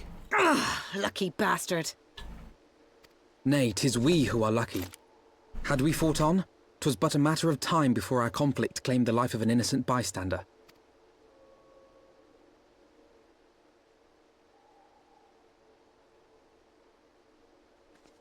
I thought the Heavensward might come here as well. They came to the Wait, was Temple that a Knights title drop? headquarters. Aye. Sir Grinno announced that the Lord Commander had been imprisoned under suspicion of heresy, and that the Heavensward had been granted full authority in his stead.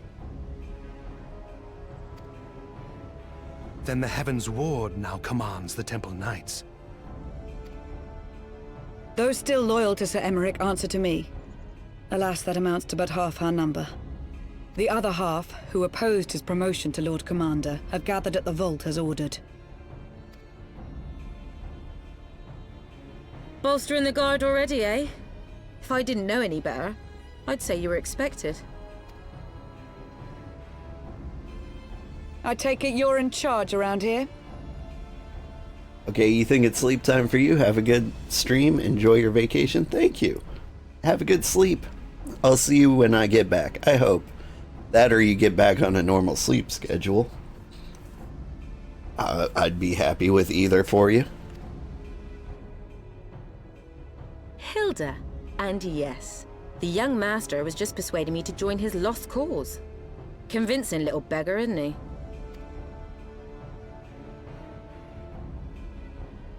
Aye. Your passion moved me. A bit. That, and the fact that we're sick of living off the leavings of our betters. If you've a mind to change things around here, then we've a mind to join you.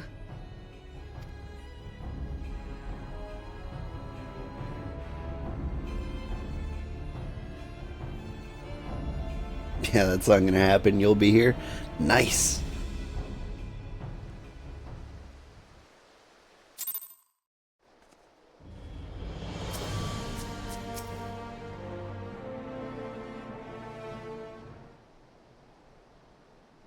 Let me guess. You're wondering why I chose the mongrel, right? Because that's what I am. I'm not ashamed of it. Not anymore.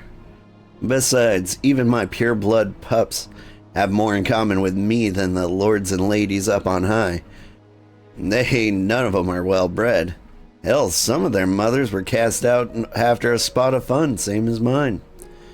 Story as old as time, and one we're sick of hearing, which is why we took up arms. Not that we mean to hold all the blue bloods to account. Some have done right by us. I'll allow them, like them in House Halionart. Hi, kitty. You want to say hi to everybody? Say goodnight to Allison. She's going to bed. Good job. Yeah, I know. But enough talk. Your friend's still rotting in a cell. Let's not keep him waiting.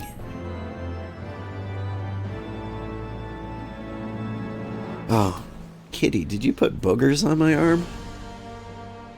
Lovely. Just carefully placed boogers.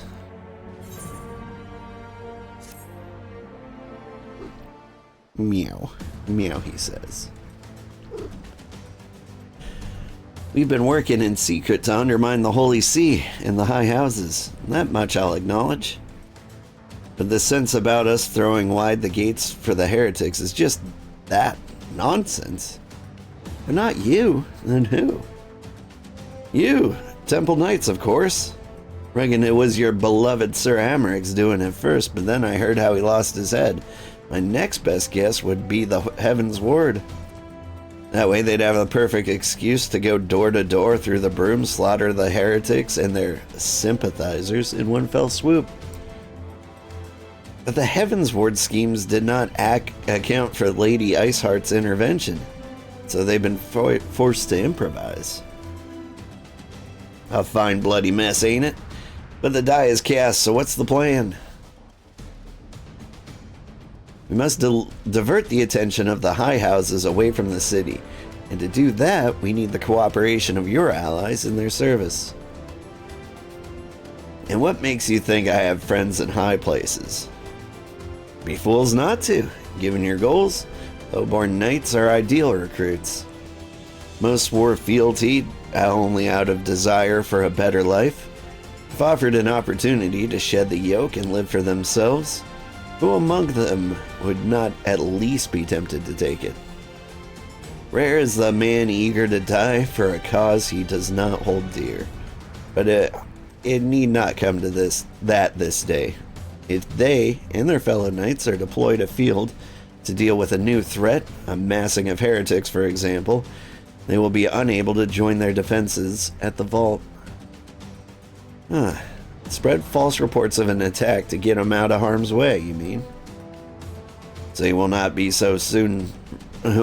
soon forget the heretics' last assault. The high houses believe another attack is imminent. They'll have no choice but to act. Can it be done? Can we trick them into leaving Ishgard? Aye. But can we keep them out for long? Not bloody likely. Make sure you're ready before I send word, because you won't get a second chance at this. And it's decided. To the vault. The Archbishop must be held to account. And the Lord Commander granted his liberty.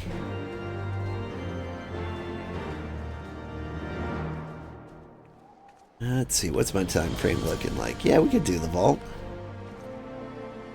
Hearken to me, everyone. We have two objectives. Rescue Sir Amaric and the Bishop. We will, therefore, divide our forces into two parties. Justinian and I will make ready to breach the underground jail and search for the Lord Commander. We will not move, however, until the second party has entered the vault. I speak of your party, Warrior of Light, together with Lord Horshaffon and Master Alphino. For this plan to succeed, you'll need to fight your way into the highest levels of the vault, even unto the Archbishop's private chambers. When the Heavensward realize what you intend to do, they will fly to their master's side, leaving only a token force to guard the jail. Temple Knights loyal to our cause have already secured the entrance to the vault. Once you're within, they will signal to us. If all goes to plan, we shall rejoin you with Sir Amaric and confront the Archbishop together. Is everyone clear in their duties? Then let us do what needs to be done. Greetings and salutations, little Sprout. I'm here to remind all Sprouts that the free Fantasia from Old Gridania Moogle will expire in 2 days. Have I picked it up? Oh, I have not, but I also do not fantase myself very often. This is the body I was born with, and I'm going to keep it. But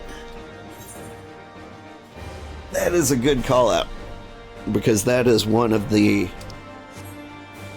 marketplace real money things that many people might actually use quite frequently.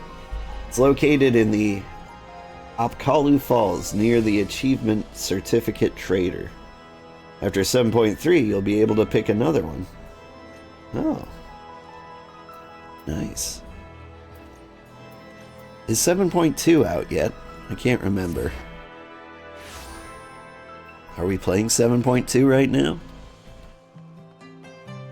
Or is that the next patch to be released? We are in 7.2, yes. Gotcha. What do you say to that, kitty? Army's kind of happy about how slow it's going. By the time we actually make it to, I don't even know the name of the latest expansion. I'm drawing a blank. It's not Endwalker. Whatever, Pictomance expansion. That's the one. Dawn Trail. Yeah, oof. Drew a blank on that. It's so far away from us. It's gonna be 3 years before we get there. The others are in position, Master Old. I'll send word once you and your party have entered.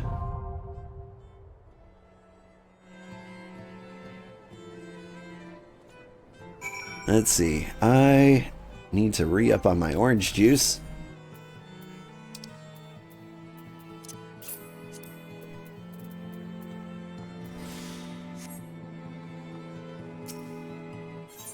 And let's go.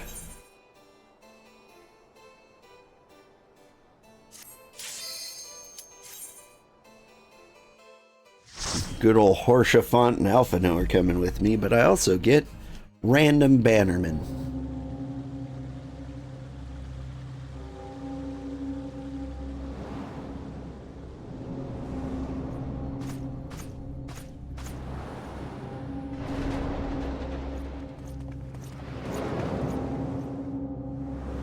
But thanks for popping in, Ruby Arch. That was a handy little announcement.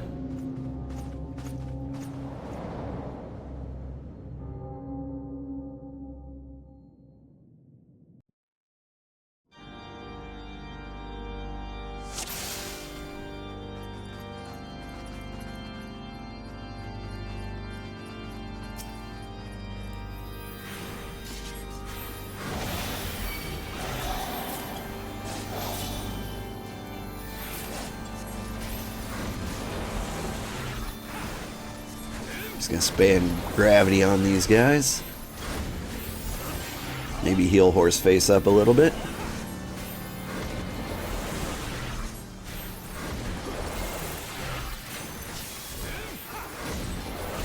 Away with you!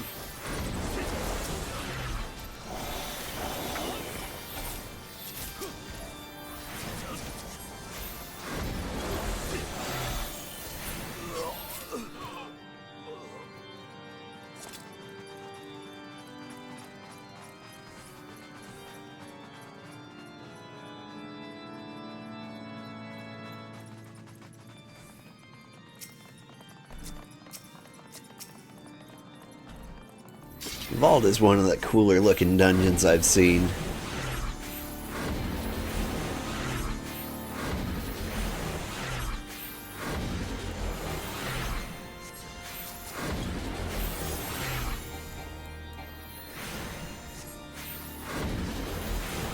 Like if it had a really cool soundtrack, it would be ideal. And maybe it'll get there.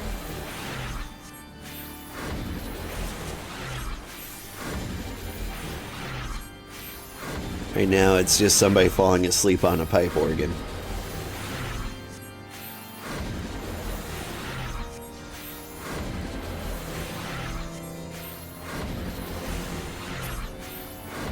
But I'm pretty sure that's how the song Dancing Mad starts. That's one of the old favorites.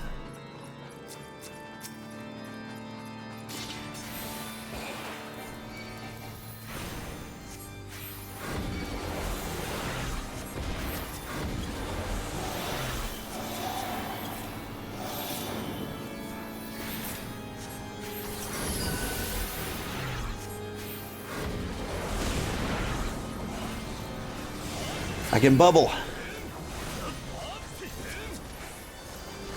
I shall show you something special. I could bubble.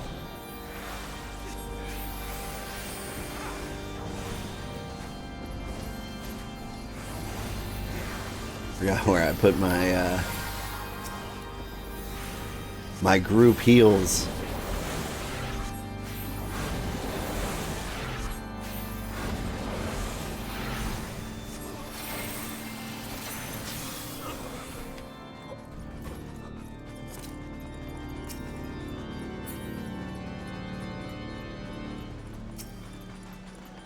I see you.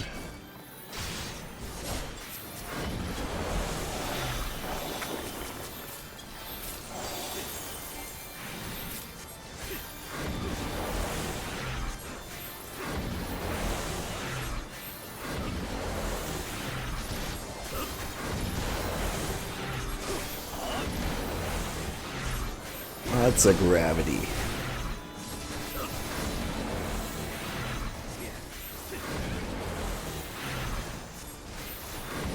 Bubble! Alright. Love my bubble.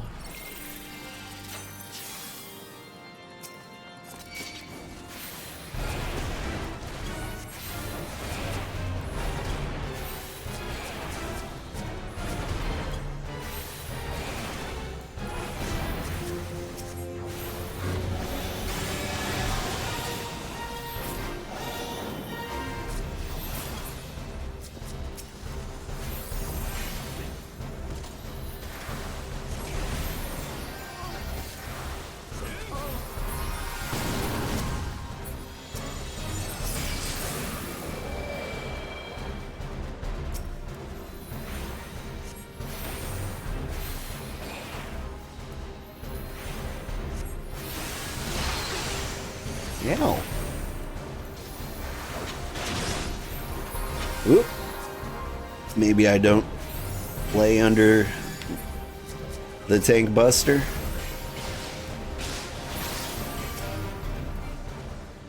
Focus. Release.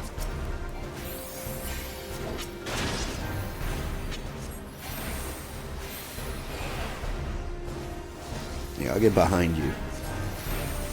Feels slightly safer.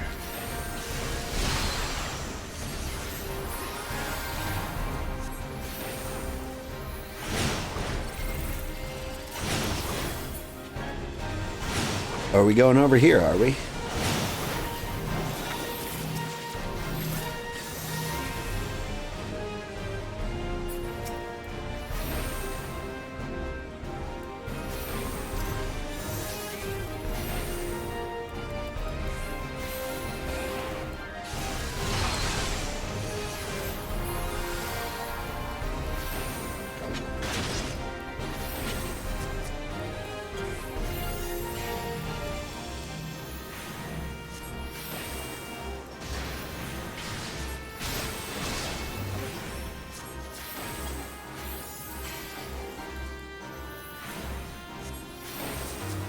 I shall show you something special.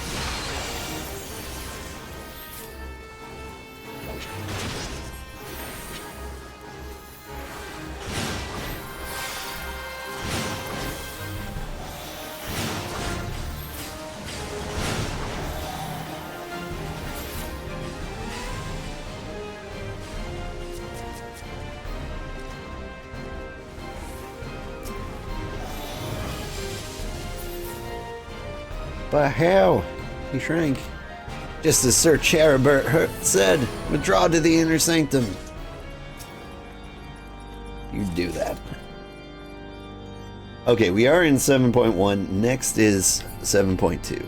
Same then. Okay. Yeah, I was gonna say, I thought people are waiting for 7.2.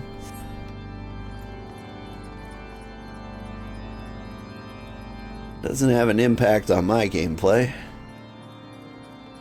But a lot of the big FF fans are probably sitting there just patiently waiting for more and more story.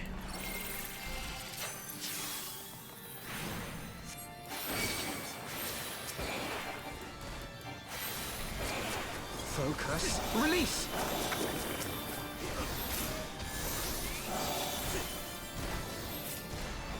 Bubble for no reason. I just like bubbles.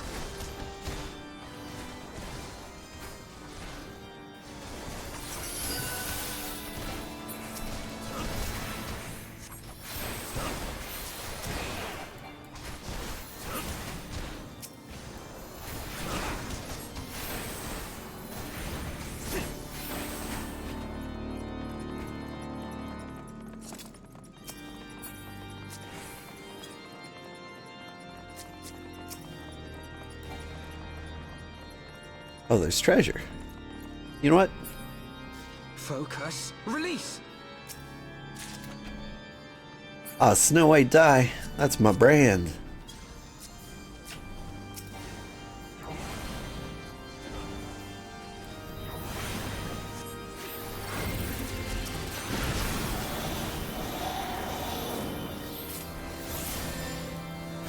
Away with you! I think there's 3 people in there.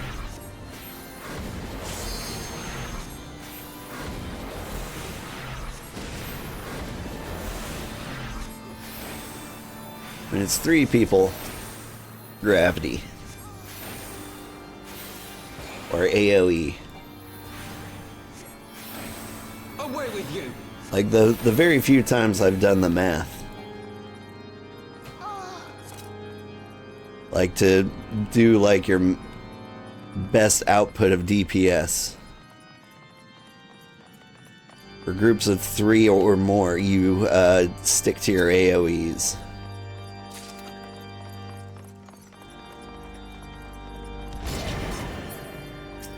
Oh, this is cool.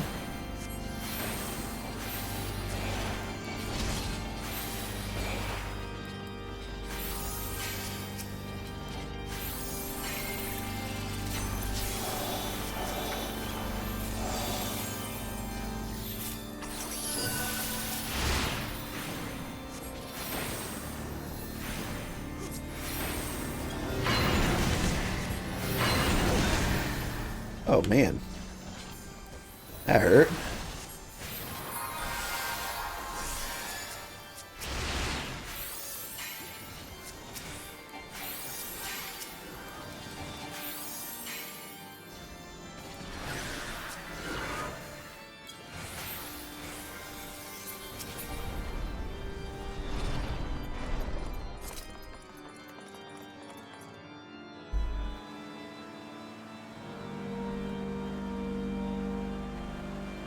Remember, it's okay to let the DPS die. You gotta revive them at, you know, your convenience.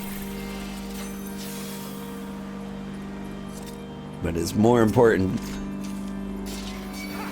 to keep your tank alive. I mean, ideally nobody dies ever, but you know.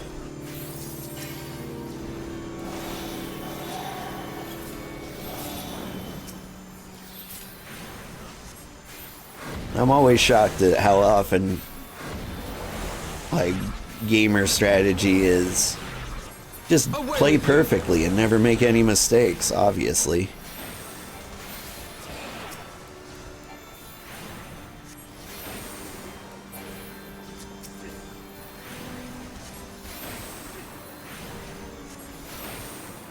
Like, I beat Hades 2 very quickly by relying like 99% on like the self-healing build.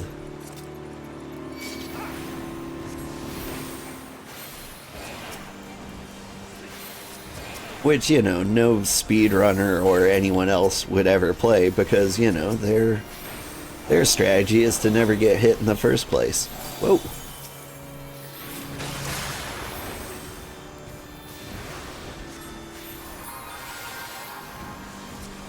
Which I gotta say is a great strategy.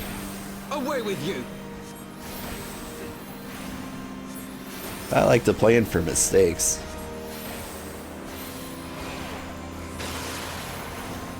I feel like it's a big mistake to account for otherwise.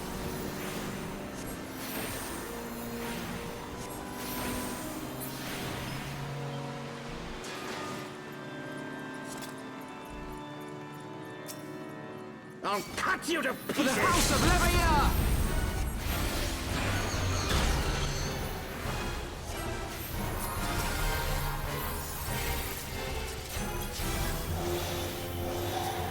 Have at thee!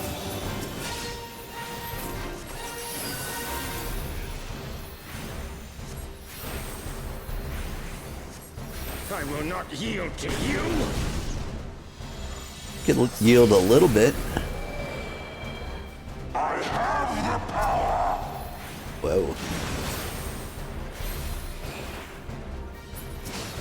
Is that the first time you've seen like that slightly yuck AoEs?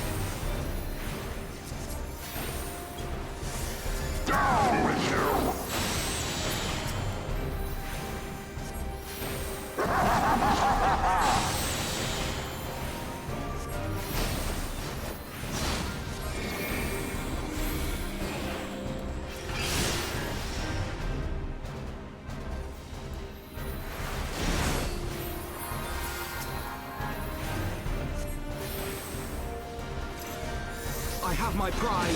Bear witness!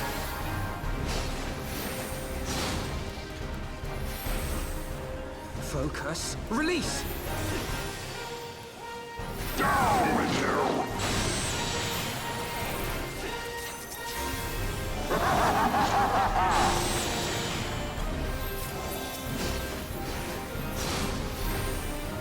I like this guy. His AoEs are a slightly cooler color. There we go. Before everyone gets pushed.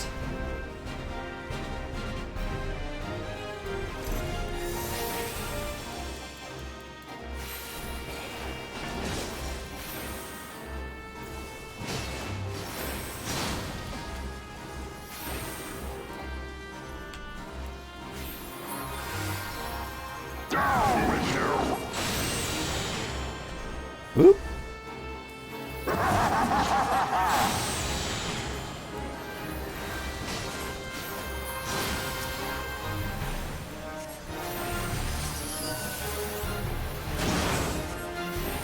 Zap. Away with you! Oof, I had you. I don't think so. Well, time is on our side. We will meet again. Alright. I learned Earthly Star. Nice. Can't use it in here, but I've learned it. Auditor's gloves. Can I wear those? No.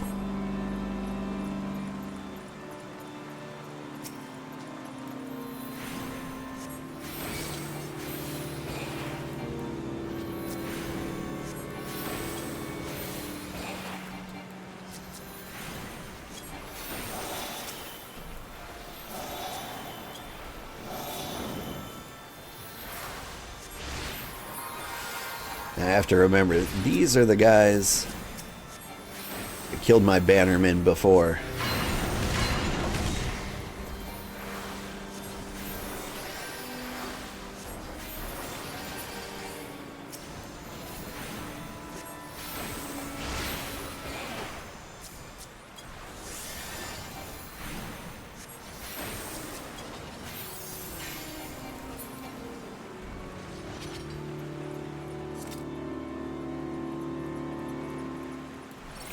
I assume they were just as difficult. Don't mind us.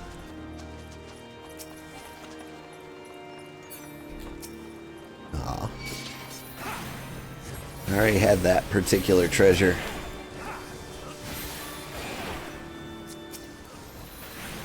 I like the horsehead robots, though.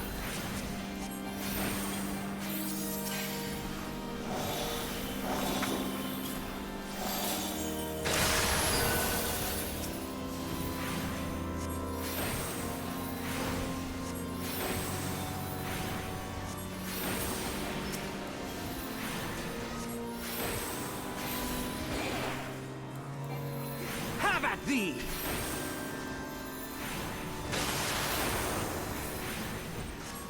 I think if I had a security system in my house, this is probably what I'd go with.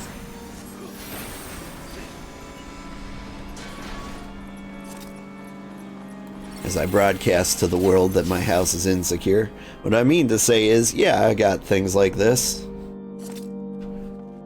My robot sentries are way better than this.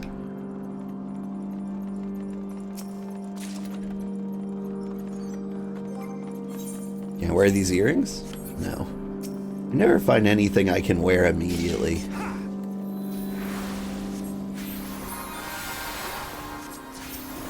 If I had a criticism of this game, and I've got a couple.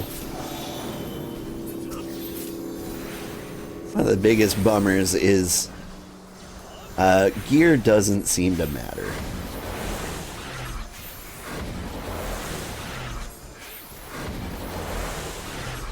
But like, if it did matter, that could suck for a lot of people.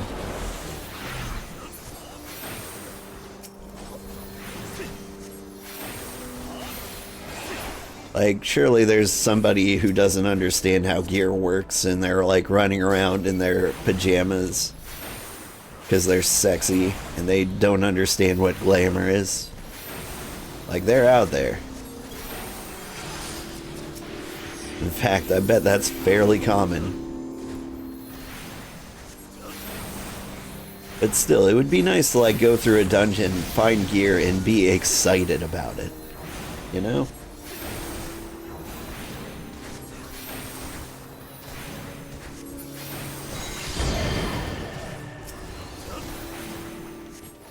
Cathedral gargoyles, huh?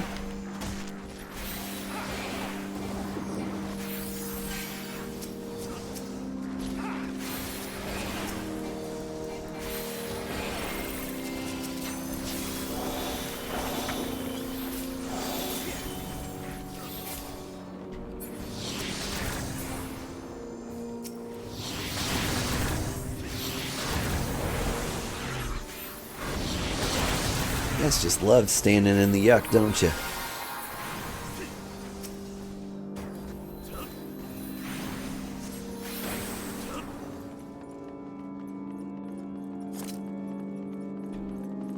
That what Haloni looks like? Yeah, I can see the appeal.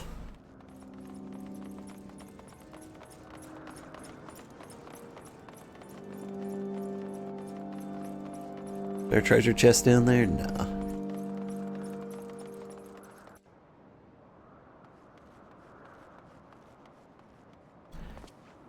Yeah, I kind of wish my god was a Valkyrie, you know? You again.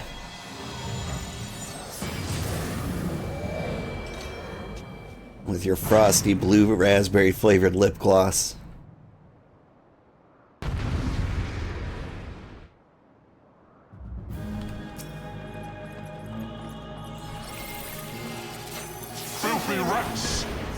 Maybe it's more of a Gatorade frost. Have at thee!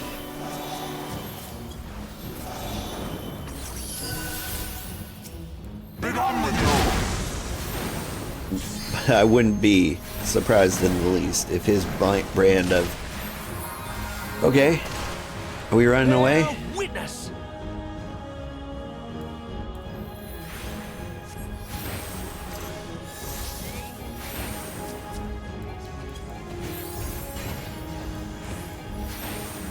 Sickness must be purged!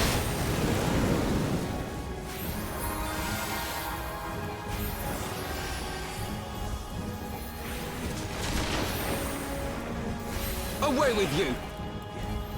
Far be it for me to criticize your methods, but... Begone with you! Alpha no.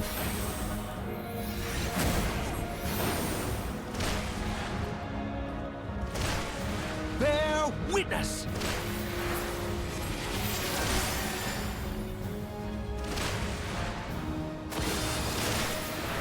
And now the final cut!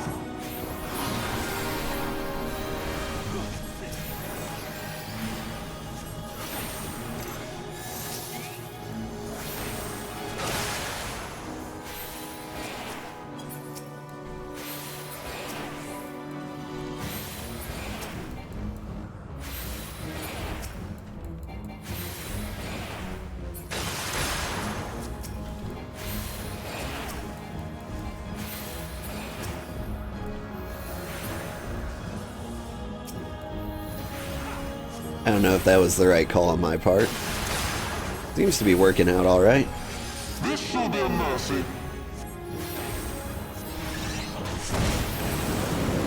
You disgust me.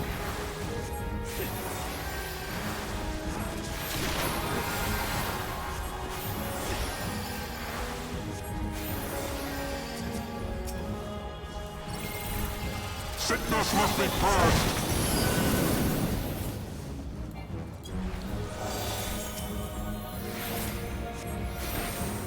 Begone with you!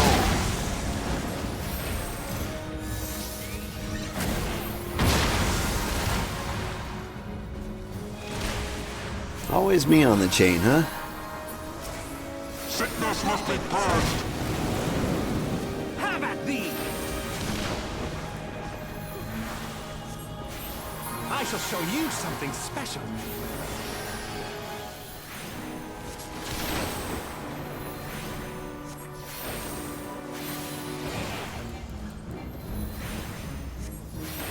Sickness must be purged!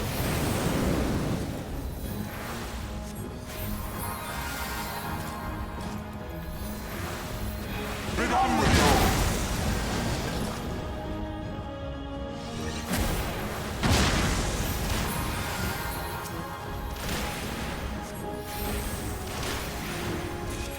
Sickness must be purged! No! No! He said.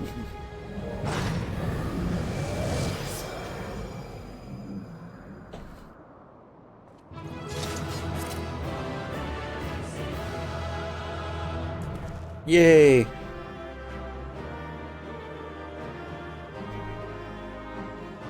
Like, yeah, I like that duty, but like, I really want it to have like a killer soundtrack, you know?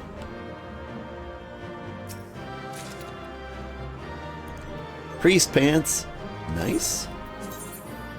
And I can wear them. And I got a new hat. It doesn't look as cool as my old hat.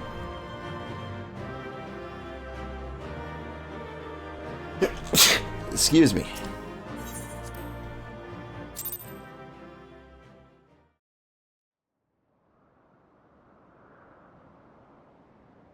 Our power! How can this be?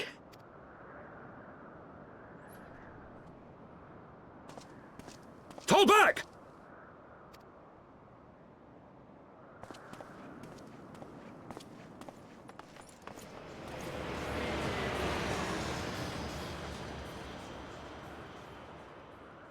That's a fast-moving Zeppelin.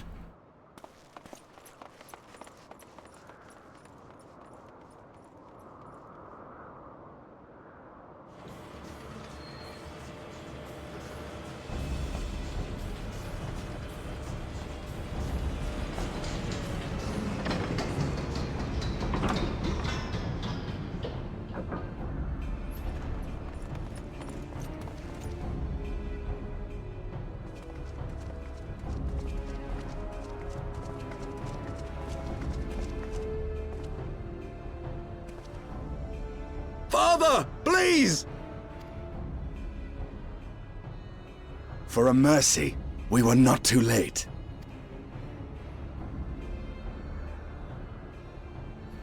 Why must you do this, Father?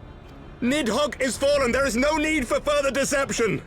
Now is the time to renounce the lies which led us down this path. To start anew! And tear down the very pillars of our society? Our history, our values, everything we have built over 1,000 years? A fool to the last.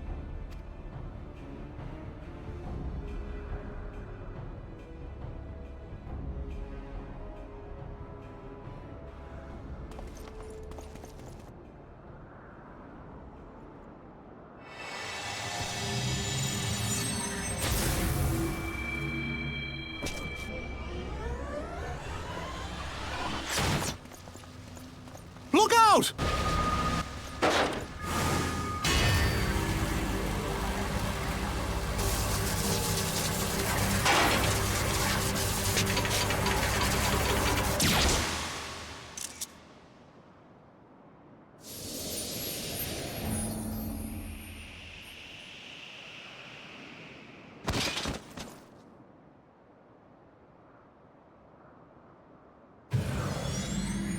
Good morning. What a time to arrive. Yeah. Go. Asisla awaits.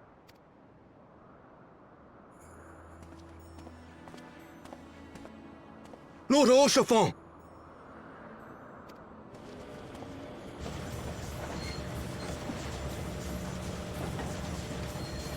Only I'd done his tarot reading sooner.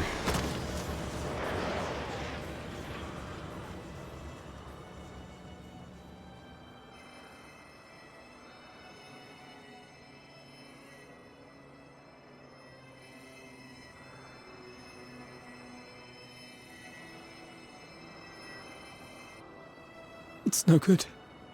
The wound is too deep. It refuses to mend.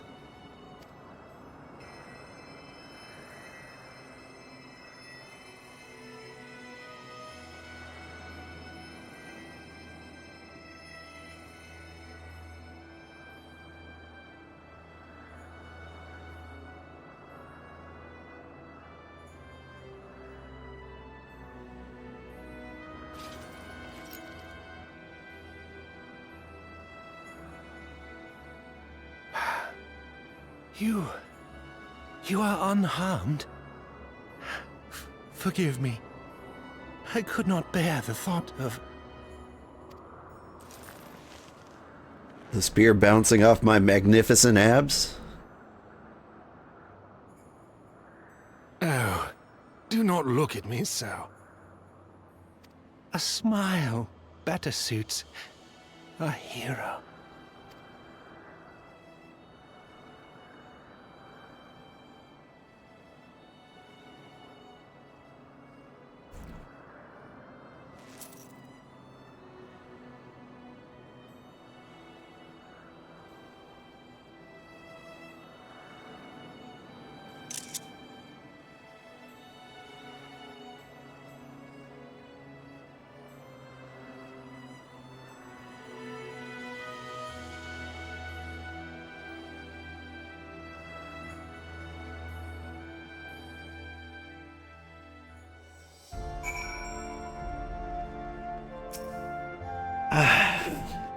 I know not what to say. The others, they're gathered at Tom's Manor.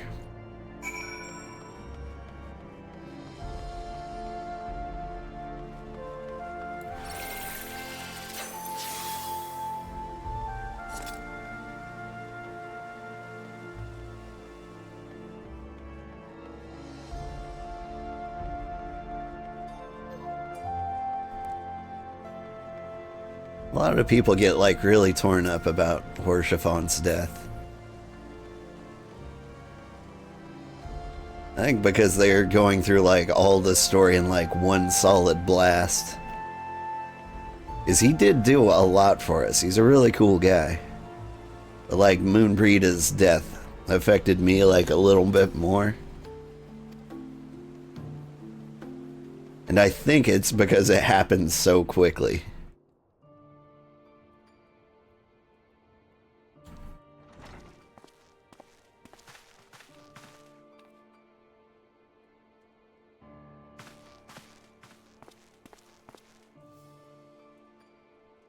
Don't. Please. A knight lives to serve, to protect, to sacrifice. There is no greater calling.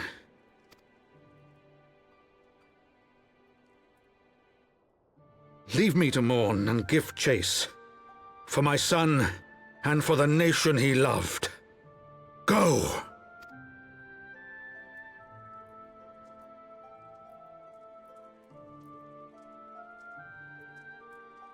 His All right, now it's sacrifice shall starting to not hit a be little forgotten. harder. My son.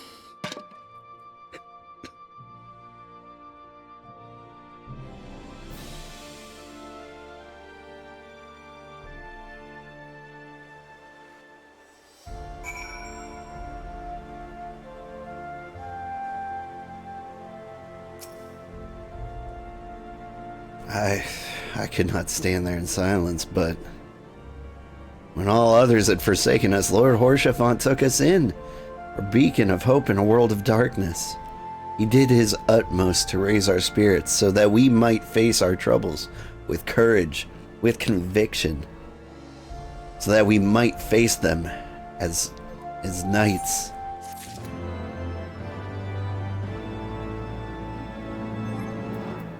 He did do that. More orange juice, please.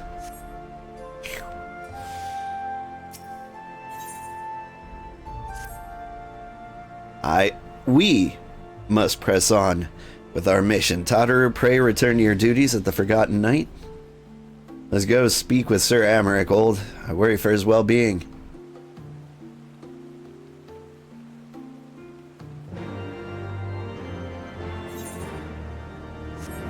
Where is he? Is he back at his old desk? He is.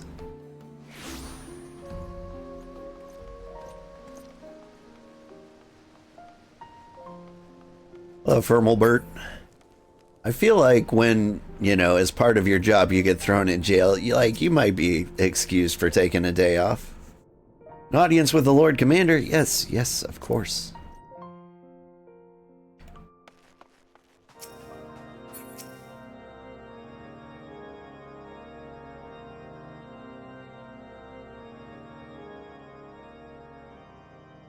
My friends, I am in your debt. Think nothing of it. Your wounds are healing well, I trust. Some wounds do not heal.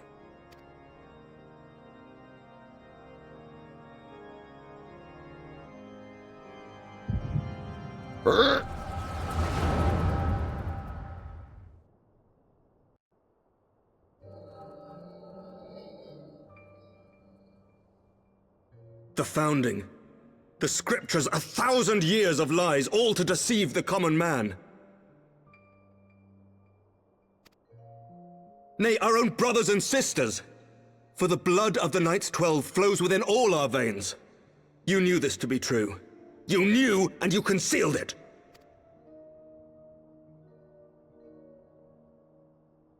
I should be interested to hear how you came by this knowledge. But yes, you have the right of it.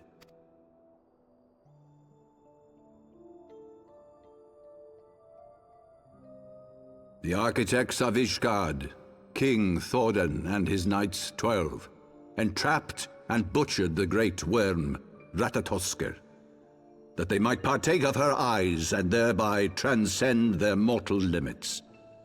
Upon learning of their treachery, Nidhogg was consumed with a murderous and justified rage. I dare say you know what followed. The great worm slew the king and half of his knights. Aye, but Nidhogg was subdued, and his eyes plucked from their sockets by the knights that remained. Their one mistake was to show mercy. For from his brother Hreysvelgr did Nidhogg receive a new eye, thus rejuvenating his form and empowering him to embark upon an eternal quest for vengeance. Whilst Thordan's son Haldreth took one of Nidhogg's eyes and learned to wield its power in defense of his people.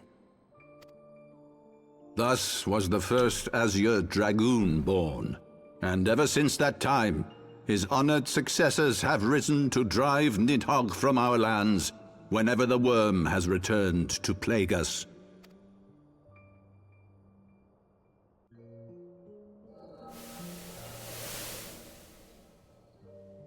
I ask you, my son, will you answer for my sins? Will your son and his son answer for me as well? What do you mean? If a man cannot atone for his sins in the course of his all too fleeting life, must his progeny then be held to account? Must every subsequent generation be judged as well? Thordan's betrayal of Ratatoskr was an unconscionable, unforgivable sin. Should we then, as his descendants, meekly surrender ourselves to an eternity of punishment? Nay, say I. I would not see our children sacrificed in a vain attempt to appease an implacable foe. Dragons are not like us, my son. To they who live forever, the wrongs of antiquity are as those of yesterday. No reparations shall ever suffice. This fact alone should serve as ample justification for our actions. Yet some refuse to see it as such. For men like you, who yearn to commit themselves to a nobler cause, a more compelling narrative is required. This is your solution. This is how you protect our people. You have given us a lost cause, a death sentence. with your compelling narrative, you but doom our countrymen to give their lives for a lie. And they do so gladly. Highborn and lowborn alike are proud to serve, to fight and die for their country. And what would you say to them? What would you tell the wives who have lost their husbands? The mothers who have lost their sons? That their loved ones died for naught?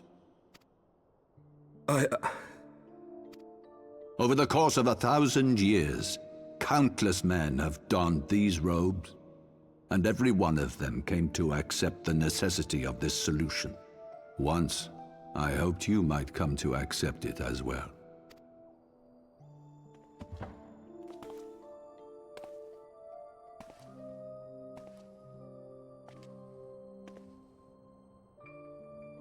Do not despair, my son. Soon I shall free us from the sins of antiquity, and bring about the change you so fervently desire.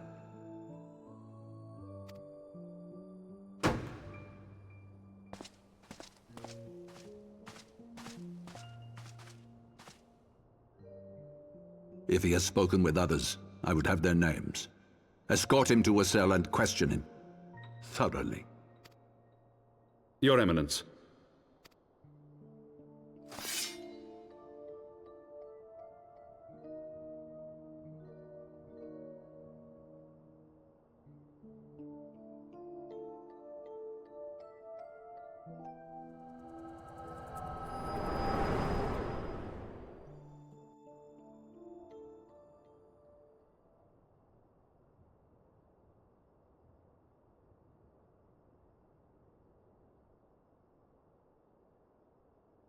You saw something, did you not? A vision of the past? Yerp.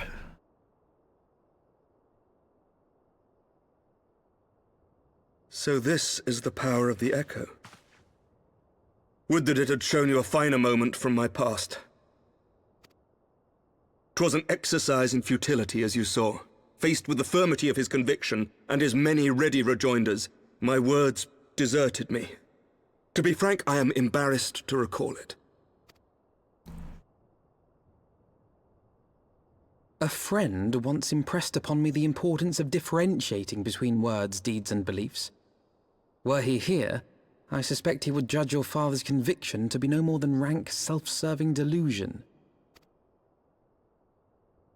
Even so, I cannot help but wonder what manner of change he intends to bring about. I have given some thought to that as well. During the battle within the vault, the Heavensward demonstrated strange and unnatural abilities. Aye, the manner in which Sir Zephyrin struck down Lord Horschiffon was unlike anything I've ever seen before. The spectacle called to mind King Thordan and his Knights 12 as they are depicted in scripture, holy powers and all. Mere fabrications, which have become objects of faith, instilled with the belief of countless devoted souls. 7 hells! If Lady Iceheart can use her own body as a vessel for summoning, I see no reason why others could not. Are the Heavensward truly so reckless? Unbelievable. As they fled, my father spoke of Aziz La. Though I know not what he intends, I fear no good shall come of it. His ambitions are too great, and his minions too powerful.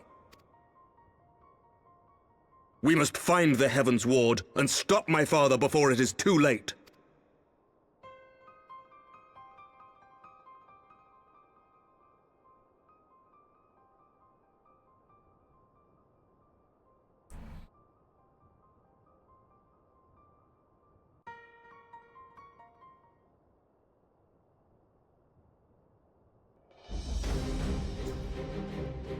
Master Sugarheart, Master Alphino, I, Americ, Lord Commander of the Temple Knights of Ishgard, do hereby entreat the aid of the Scions of the Seventh Dawn.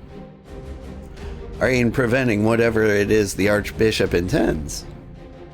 Your aid in bringing him to justice. Too much blood has been spilled for the lies he perpetrated. I said that word weird. No more.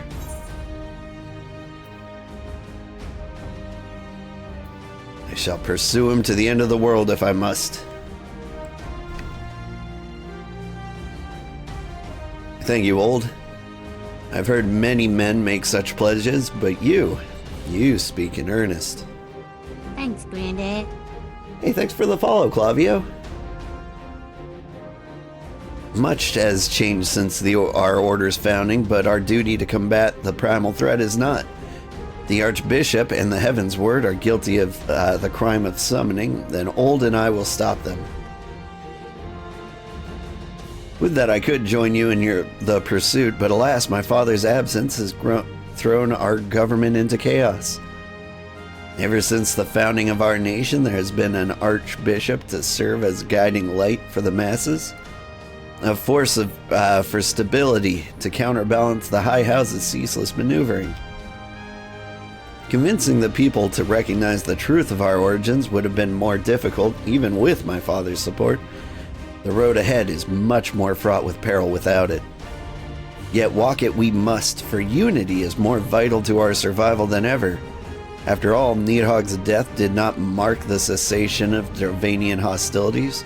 Far from it. We will have great need of each other in the days to come. You may ever count on my lance, Sir Americ. To my dying breath I shall defend Ishgard from the Horde. If I may, Lord Commander, I would like to assist the Scions in their search for the Archbishop. Old, Master Alphino, pray attend me outside. Very well. With me, Old, I believe we have much to discuss.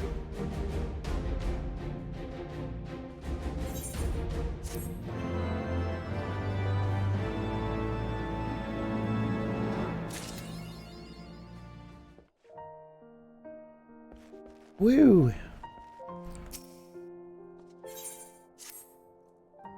The Soleo was eastward bound, so I sent word to Camp Cloudtop on the off chance the airship passed nearby.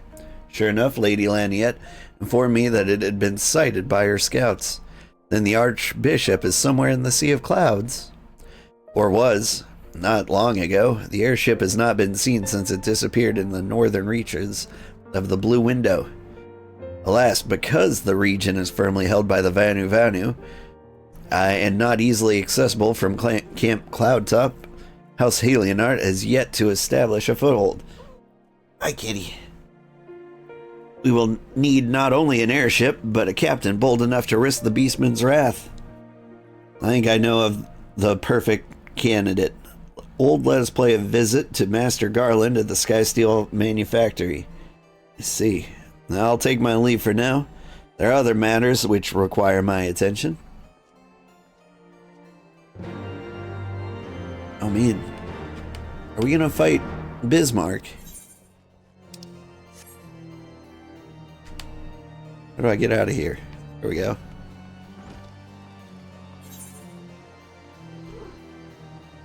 Hi, kitty.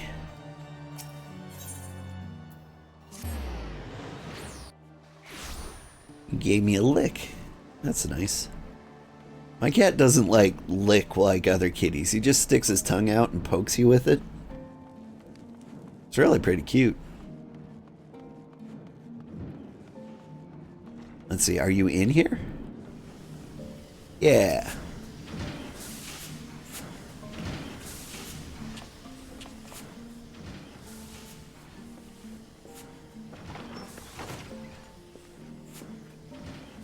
Ah, the dastardly duo. What mischief have you two been getting up to lately? We tried to overthrow the government. You haven't heard, have you? Hardly know where to start.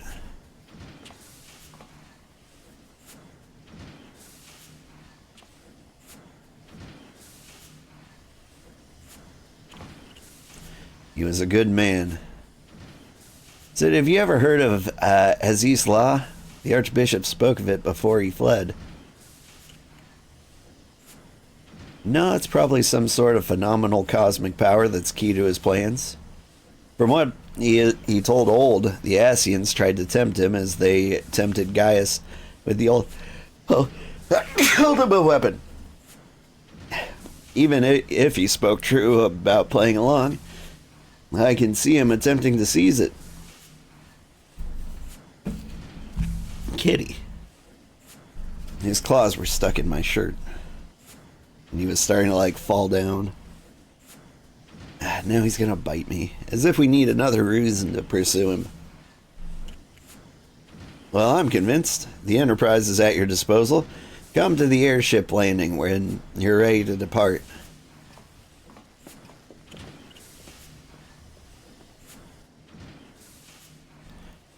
It's just as well.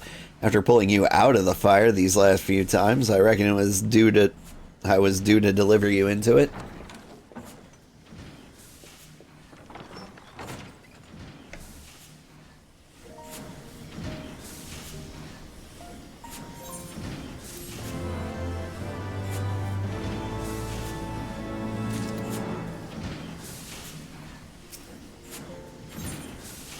Into the blue. Alpha No must see to one last thing before he departs. Into the fire is it? In that case, I should inform Tataru of our plans. Pray go on ahead to the airship landing. I shall join you anon.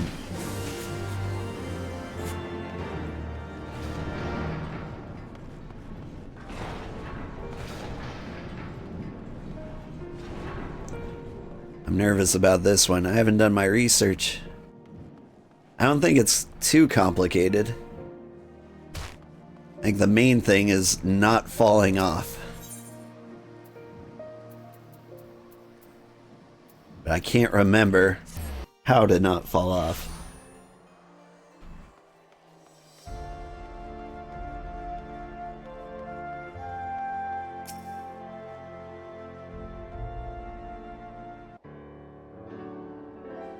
The boys have been hard at work preparing for our flight.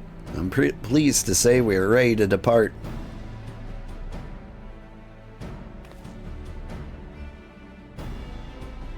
That is, as soon as a certain...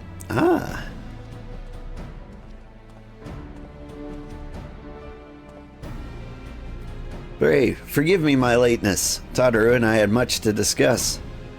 We still have no news of the missing scions, but she assures me that Urianger and Riol are pursuing promising leads.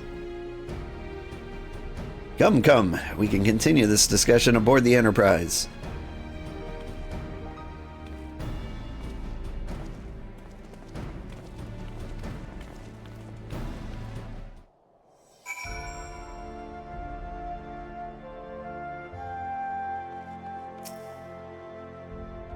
The others are waiting for you aboard the Enterprise. Old, shall we get going?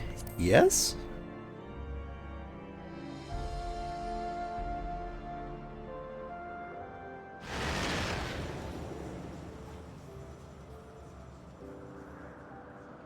To the northern reaches of the Sea of Clouds, where countless isles yet remained uncharted.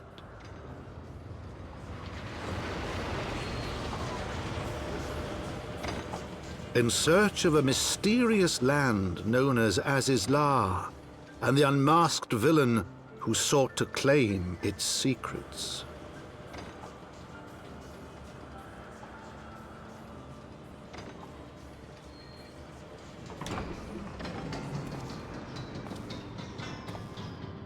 Oblivious to the new threat which followed in their wake, they came.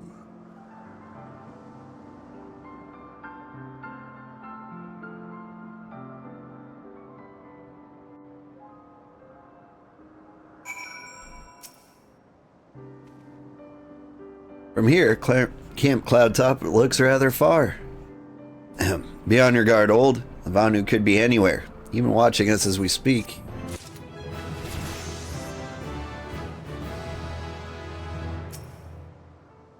Level 63. We're cruising.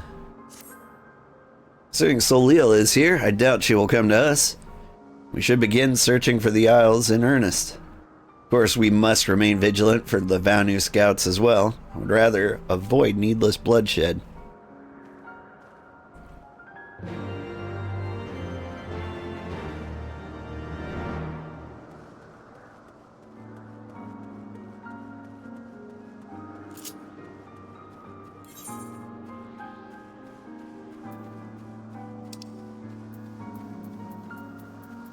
Somewhere in here there's a lookout.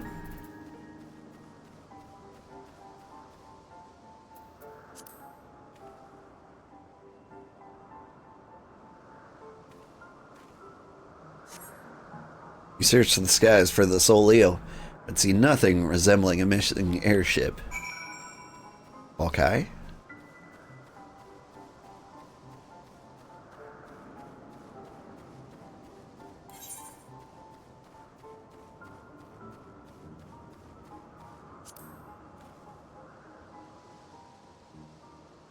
Not over here either.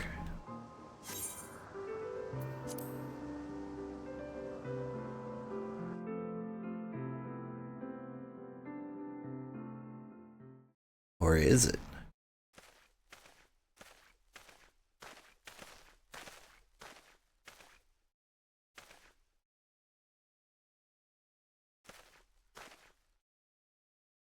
Mayhap the effort was doomed to failure. Begs mercy of Netherlings, does not fight, does not wish to die. Was the Vanu being attacked? By whom?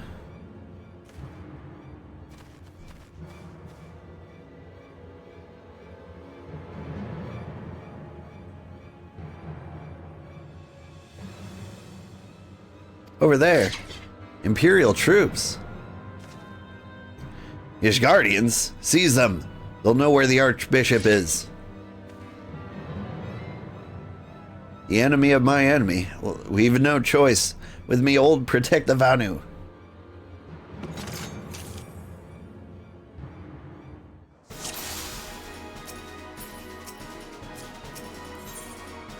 Oops. Oh god.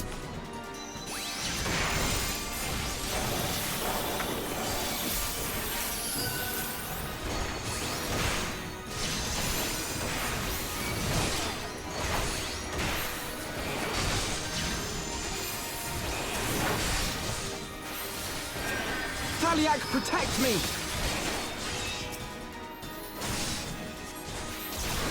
Here we go. Gravitoire.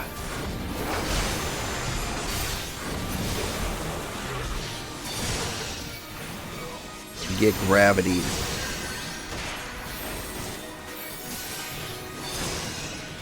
Oop, that's a lot more.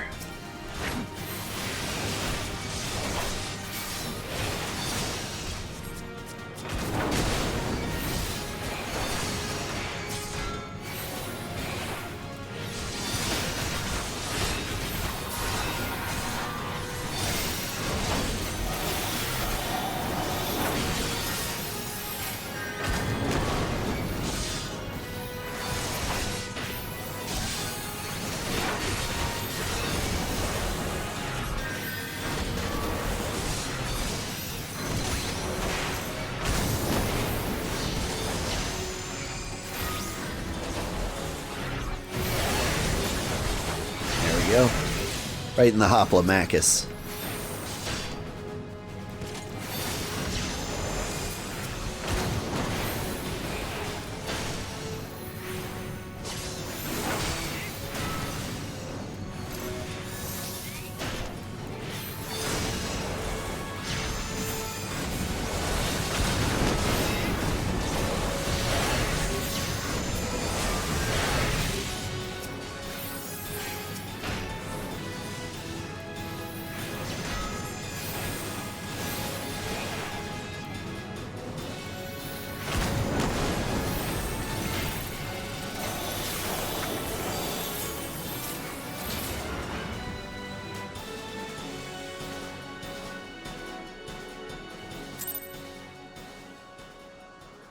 You alright?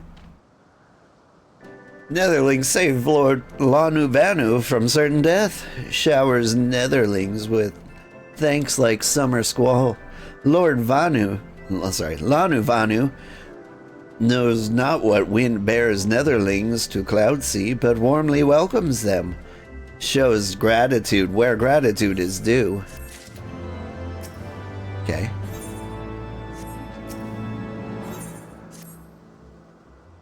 Lanu Vanu owes much and more to Netherlings as saviors, as heroes. Zundu welcome you. To village we go, to north. Come, come. Okay. Hey, you said come. So the Garleans were searching for the Archbishop and believed that the Vanu knew something about his whereabouts? Now that's notwithstanding, they might have the right of it. I conclude we should accept Vanu's offer of hospitality and visit his village. Yeah, that sounds about right.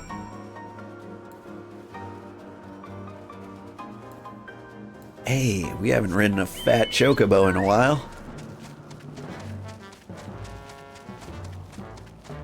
Is that cloud top all the way down there?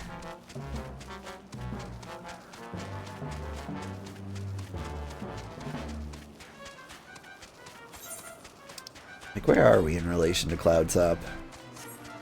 Way, way far away.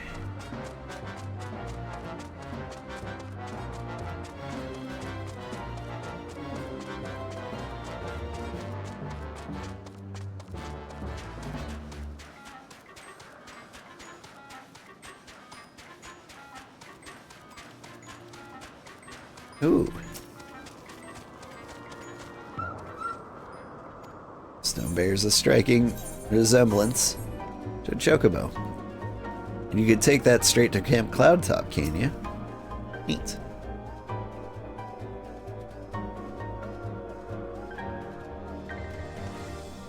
Like breeze guides leaves to rest, come lay down your burdens, netherlings. Lanuvanu throws wide arms in greeting. Behold, okay, Zundu. Ok Zundu?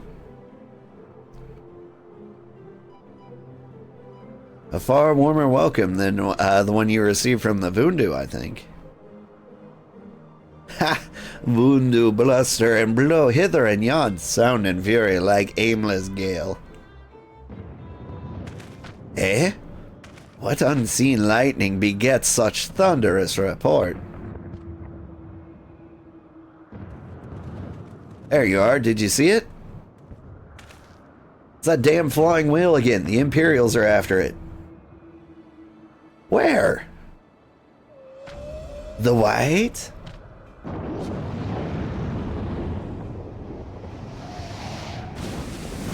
Yeah, there he is. He's wounded.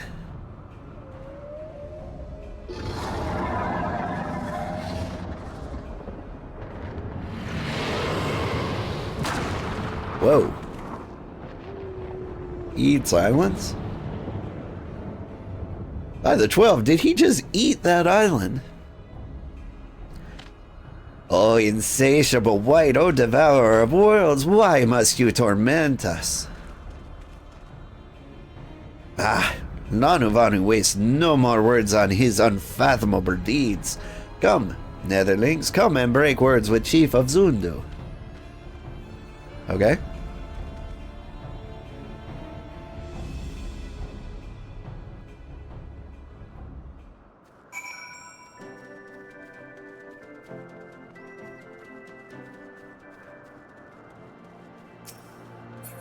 I like these guys.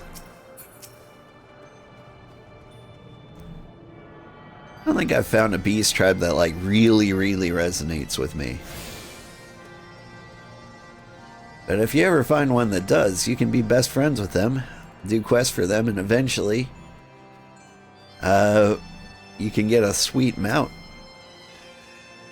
With wisdom as nethers and eyes as clear as cloudless blue as Sonuvanu speaks for Zundu, hearken to his words.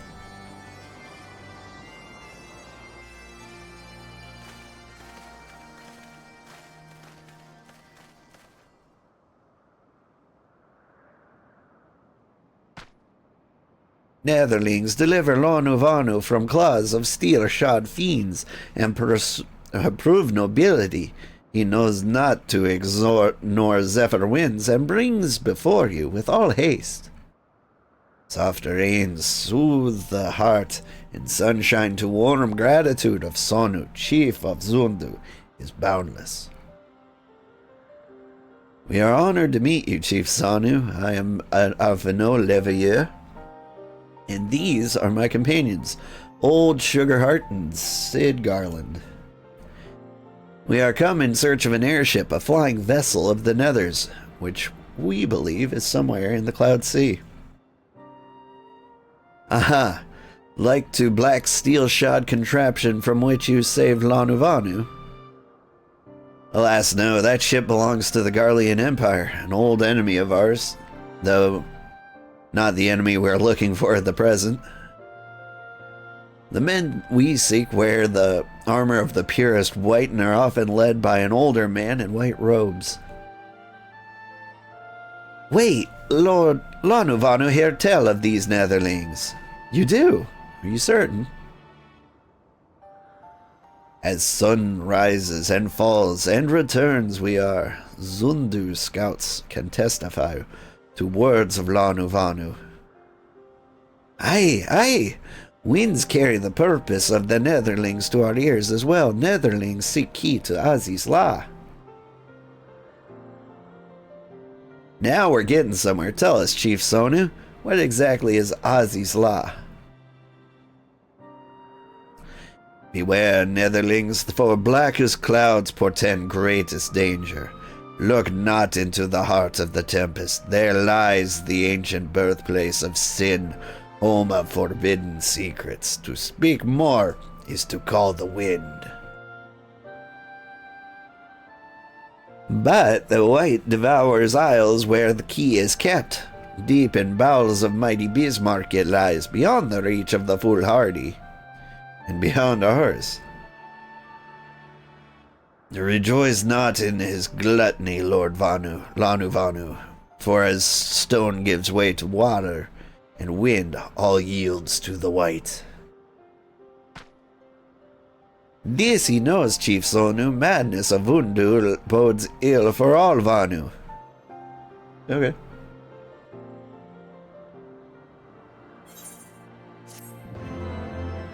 We gonna fight the whale?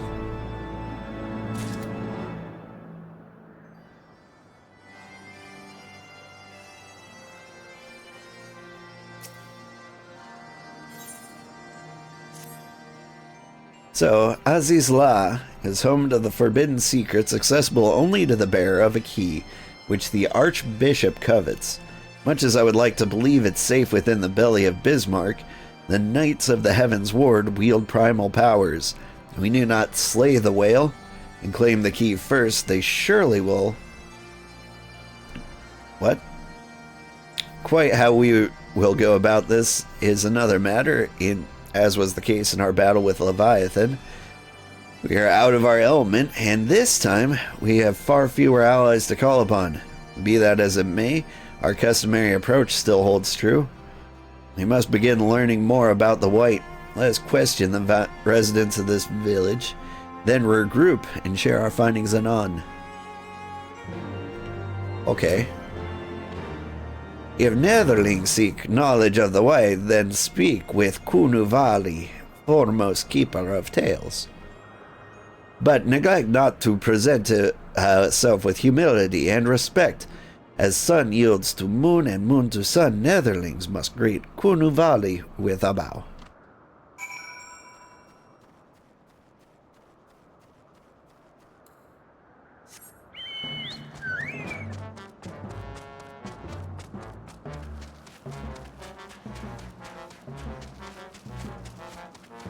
You over here somewhere? Uno. Uno?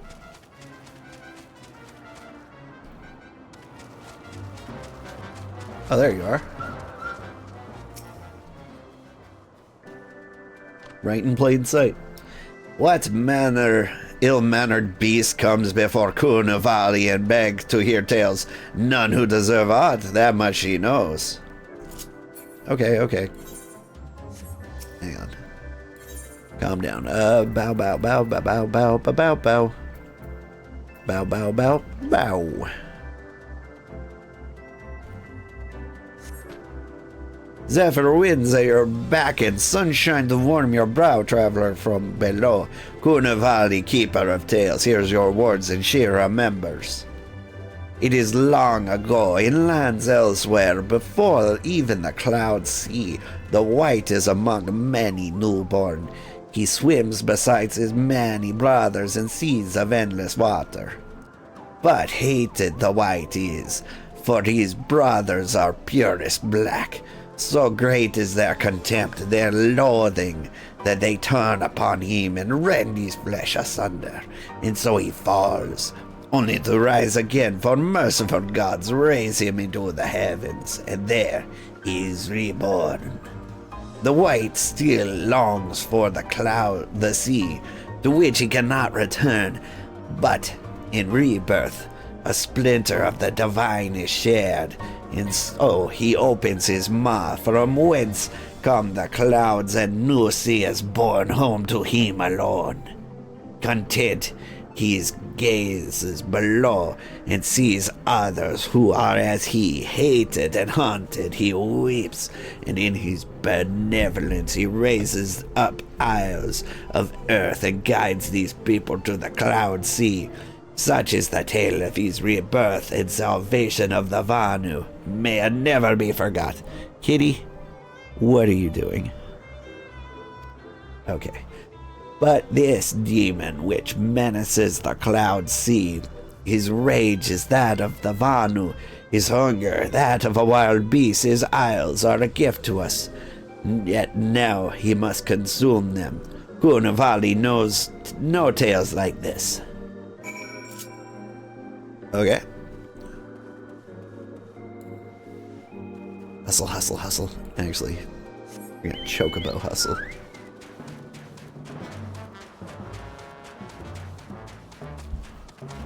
Kitty, you are sitting in the most awkward spot, bumping the microphone, meowing, scratching, biting. It is breakfast time, but you gotta, like, hold on for, like, 1 second, okay?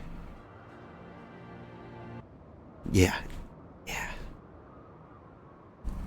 Meow. He says, meow. So according to the Vanu, the Sea of Clouds and the Floating Isles were gifts from Bismarck to his people. Gifts which he has taken to eating, yes, technically within his rights, I suppose, if perhaps a little ungenerous. Gods, eh? Well, what have you? Alpha, no, what did you learn aught of value? Alas, no. That is, unless you have an interest in the intricacies of Vanu sky fishing. Sky fishing? My gods, that's it, Alpha, no, my boy, I could kiss you. Don't do that.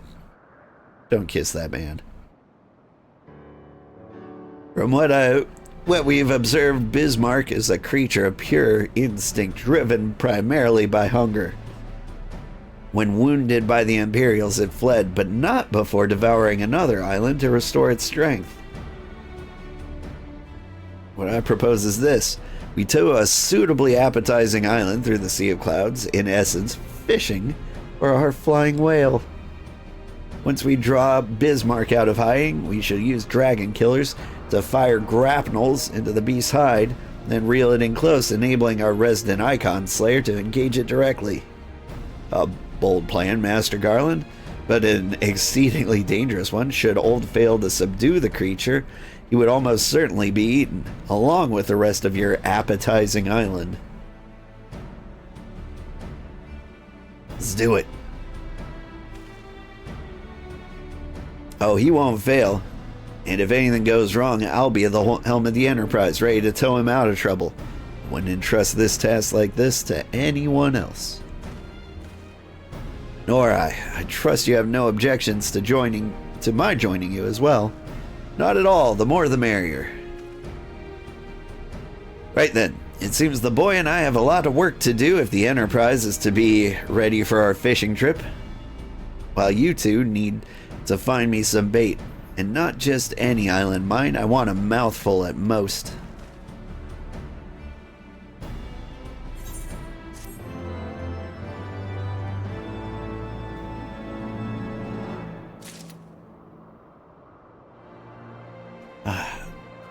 Well, we didn't get quite as far as I'd hoped, but we're getting to an exciting part. We get to fight Bismarck next time. Thank you so much for watching, everybody. I had a great time. I should let you know, fans of Final Fantasy, I am going on vacation. I may miss next week, but I'll be back before you know it, and then we will fight a whale. Thank you so much for sticking with me, and I hope you have a great day. Bye-bye, everybody. We're going to OK Zundu. See if I can remember how to play this game. I've been on vacation, but I am back. And today we're gonna fight a whale. Oh, by the way. Good morning, everybody. I'm Old Man Sugarheart. Today we're playing Final Fantasy XIV. And we're gonna fight a whale.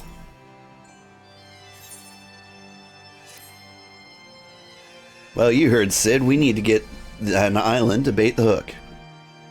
By way of first step, I propose we speak with Chief Sonu.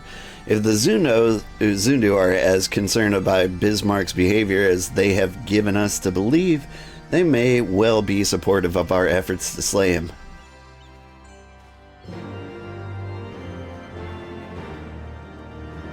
It looks like we're not diving immediately into fighting the whale. If you want to join in, I'm on the Primal Hyperion data server right now to reduce my queue times. And if you hurry, you can fight the whale with me if you like. Oh, I was doing an accent for these guys. What was it? The Traumaton is upon us, the White Feast, and Vundu rejoice in his carnage. Hear me, Chief Sonu. This creature which torments you now is not the deity who raised up the floating isles and made a gift of them to you. He is a perversion of your beliefs given form by the Vundu, a false savior who consumes that which he should rightly safeguard. Yet, it need not be this way, Chief Sonu. We have the power to strike down this impostor, but we must beg of you an island to see it done. Moats against the tempest, in vain do they struggle. Oh, sorry. Yet, who is Sonu to spoke of what might be? Perhaps even the Traumaton can turn to Ponente? Very well, Netherlings. When you are ready, tell Zundu scouts what manner of island you require, and they guide you to it. We shall not fail, Chief Sonu. On that you have my word. Come, Old. Let's see how Sid's preparations are progressing. Hawkeye. Hustle, hustle, hustle.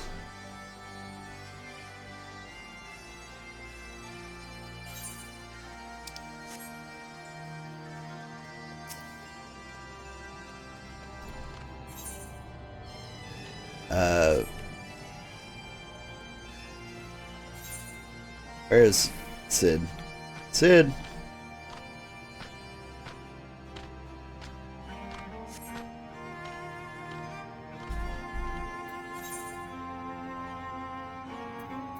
Sid, where are you at? Oh. Oh. He's somewhere I've never been. On the fat chocobo.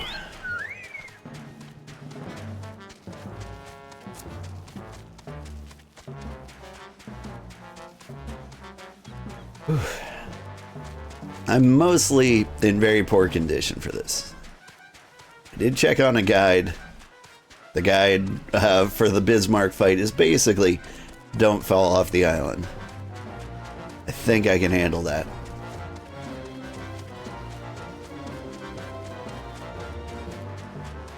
I'm a little nervous about getting on the island at all. Or, like, getting on Bismarck. So, like, run into the island. And you're supposed to hop onto him. And beat him up. But, like, eventually you have to get off of him. And if you do that wrong, it seems like you would die. Which I'm not keen on.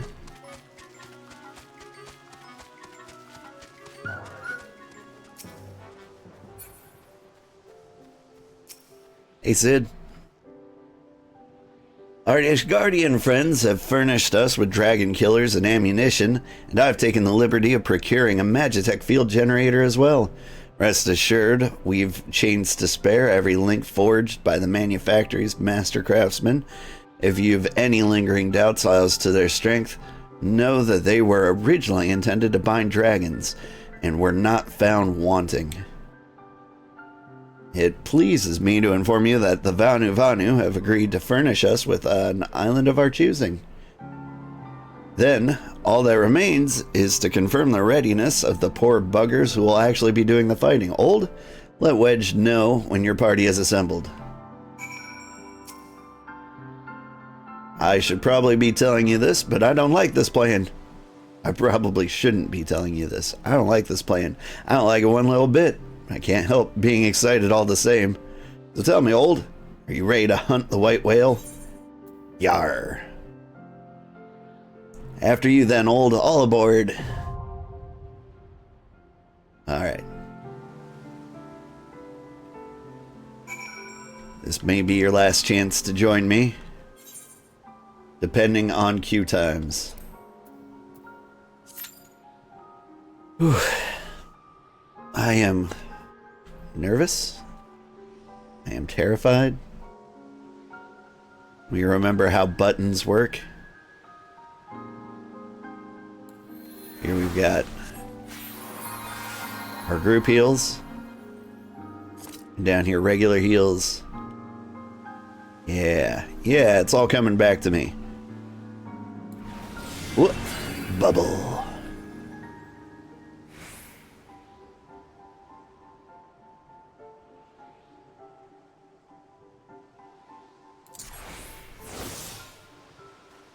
Oh, now I've got the Earthly Star. When did I get that?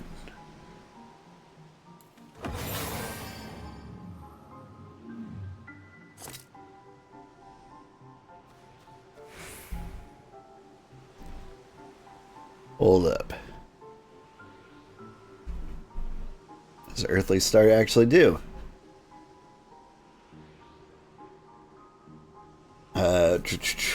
Deploys an Earthly Star in the designated area and grants the effect of Earthly Dominance. Executing stellar detonation will deal unaspected damage with a potency of 205 to all nearby enemies. Also restores own HP and the HP of all nearby party members. Neat. After 10 seconds, it's changed to Giant Dominance. Gotcha. For big heals. Okay. So what you do is you go, wha. Then you make a bubble. And this is my super happy heal. And then kaboom. And anyone who has other players' effects will suffer greatly.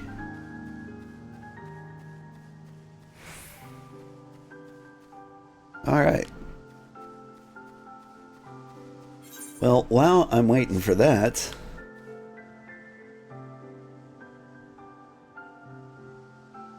I will forget how to travel between places. I want to see if I won the Jumbo Cacpot.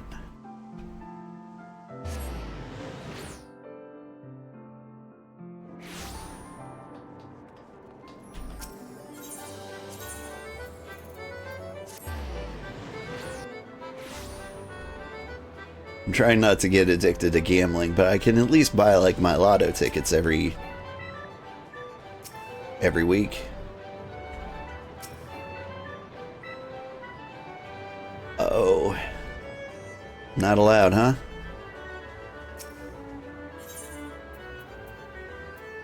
It was gonna be so cool though. It's gonna do the thing. Can I buy mini Cacpots? Yeah. Nothing like the fast action greatness and scratcher tickets.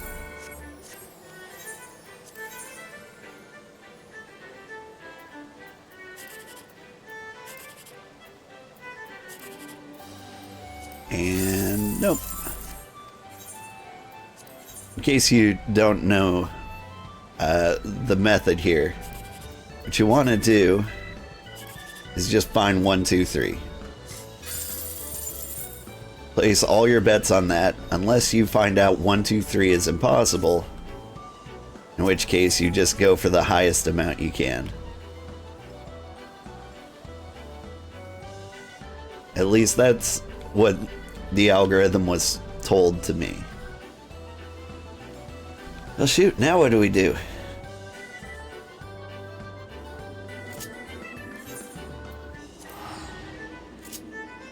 You can run around over here. Oh, I know.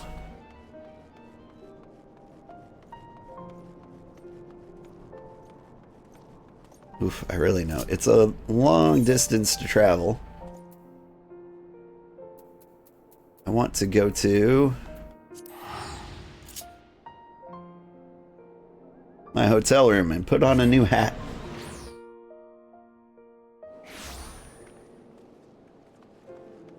But I think maybe I need to repair the hat that's on my head first. Where's the marketplace? Dudes everywhere. Mender. Mushroom. Mender.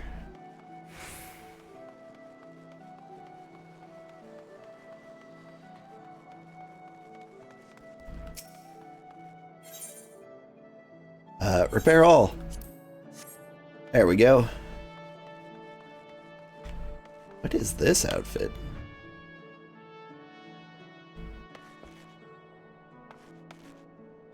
Whatever it is, I like it.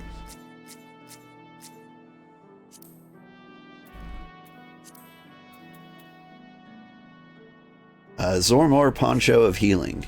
Neat. I want one of those. It looks so colorful. Like, that's just a nice outfit.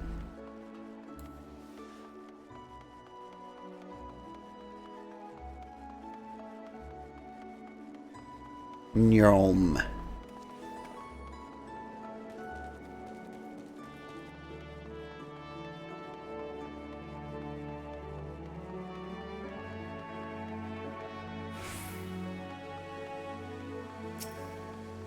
Take me up.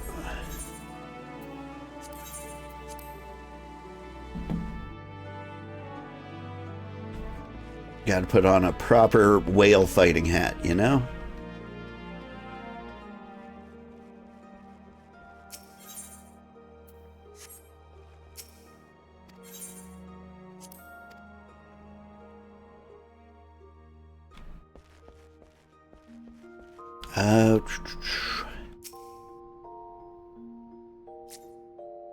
Trying to remember how this works.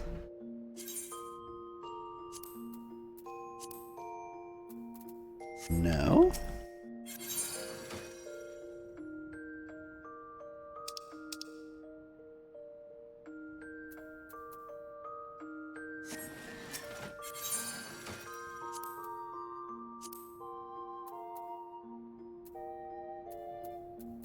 It's one of these.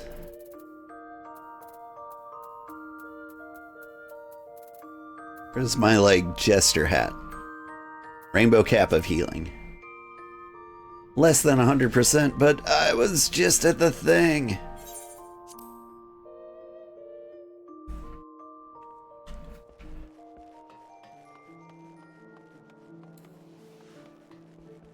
I didn't repair the equipment I was not wearing.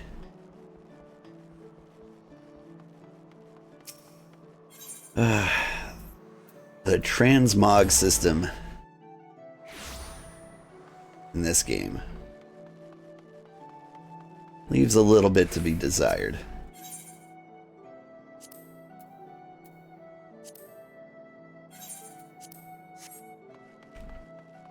I feel like they should make it like above 90% at the very least.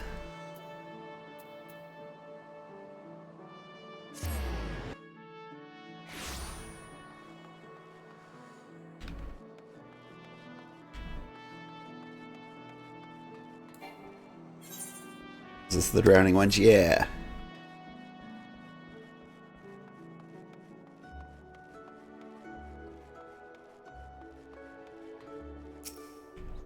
I'm sorry. Is your name Sadaj B?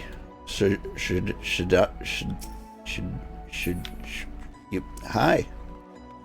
Nice to meet you. Oh, look, a mender.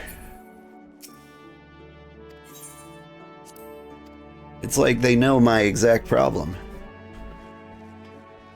And they tried to address it in the easiest way possible.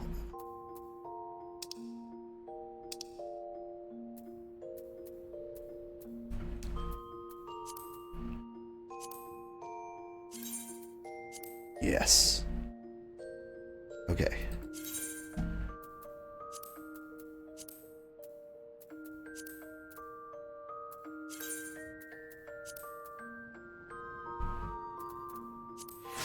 Boom.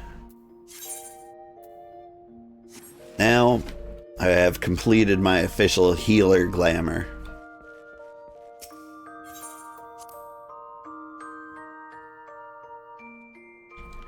Like, I didn't like the Jester hat at first, but man, it grew on me.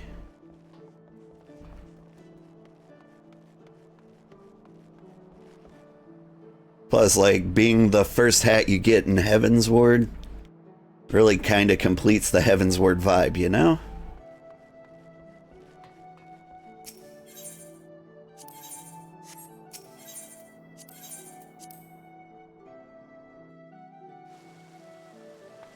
Alright.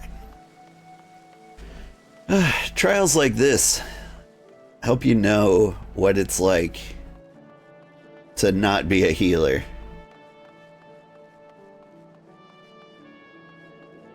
Like, I assume that's all I'm waiting for in reality, is just like another healer to hop in so that everyone else can just get funneled into my queue. Otherwise, I'm just another person waiting for a healer. Aw, aren't you cute?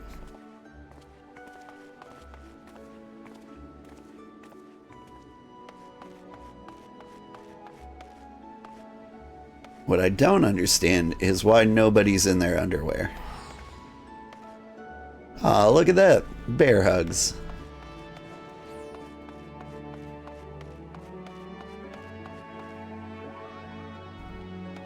Oh, here's someone in their underwear. It's actually not a bad look.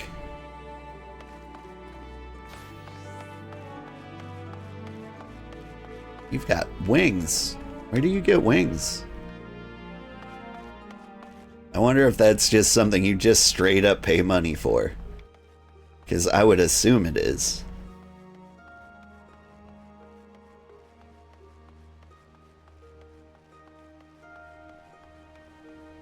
I was looking at various costumes. I did find like the Saint's beard, which matches my VTuber beard, but you would have to pay real money for it.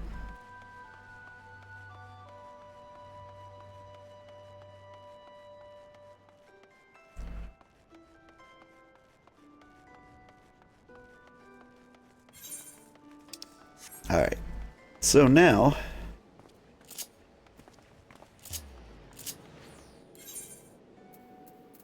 where do we hang out? We can go back to the Foundation.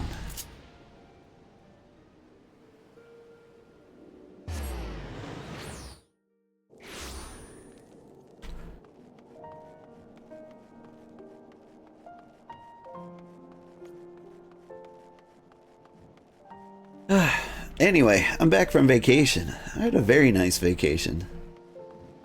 Took my my wife and kids up to Montana to see my family. It was very fun. We saw lots of critters that aren't normally in my bayou. Saw a beaver. That's pretty cool. Those are very hard to find even in Montana. Found a pileated woodpecker, which is just a massive woodpecker, or at least the one I saw was. Like, it was huge. It was bigger than most birds you'll see, like the size of like a large raven or crow, you know? Just big. And that was cool. What other critters did we see? Saw a million caterpillars when I dragged my kids up a mountain.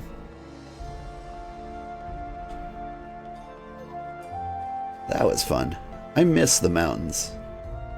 I feel like I'd be in much better shape if I had mountains.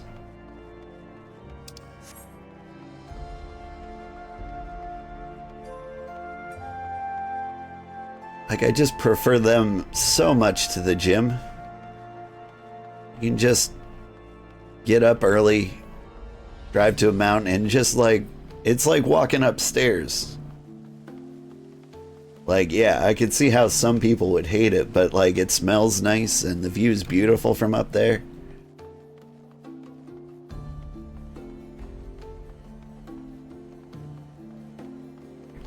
Oh, we saw a mallard, which is the coolest duck. Birds and I don't typically get along, but mallards are the ones with like bright green heads. They're very cool. We saw their lady mallard girlfriends, which don't have bright green heads, but you know, they're trying.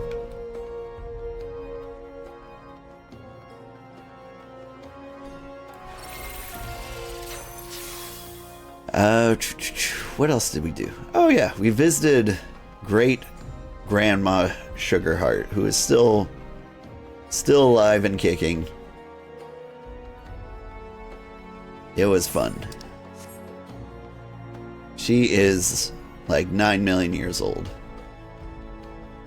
Like coming up on 8,000.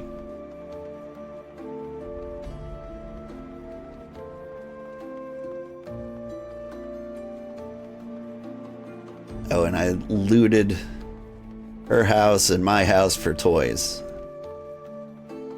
For her house, she was just trying to give away toys like crazy. Because, you know, that's what grandmas do. She wants to make sure the toys go to a good home. One of the toys was a hand-carved wooden train that my grandpa made. Their great-grandpa. Like, one of the last things my grandpa did was build like a little toy workshop. He used to make like handmade wooden toys, and they were really good. This train is massive. Like, it's like 4 feet long. There's a whole lot of detail on it. It was like the first thing he made in his new workshop. And it was meant for me and my brother, but like we never got it for one reason or another. I think because whenever we visited, we didn't have room for it. Or like I would visit on like a bicycle and my grandpa would be like, take this home with you. I'm like, Grandpa, I can't. But, you know, I had a vehicle this time. And so we destroyed like a decade's worth. Oh, hey, we're fighting whales.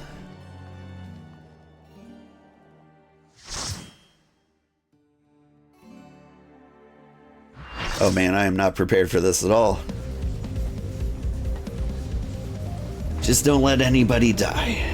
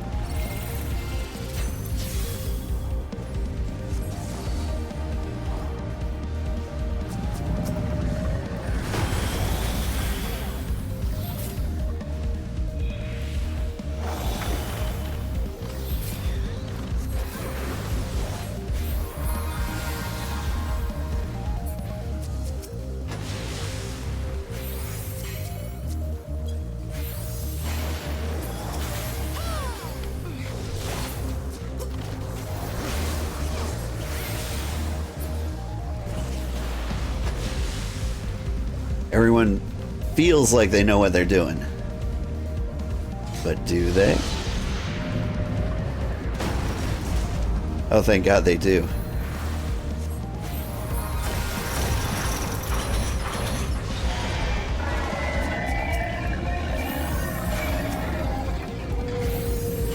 I'm just not gonna go over there.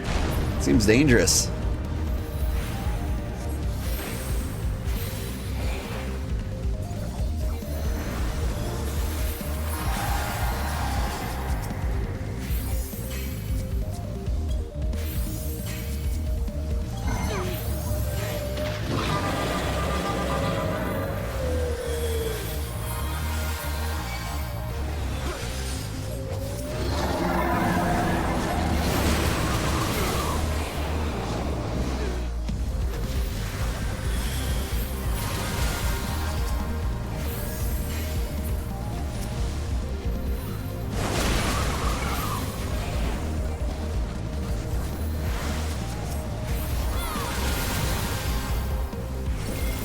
Just need...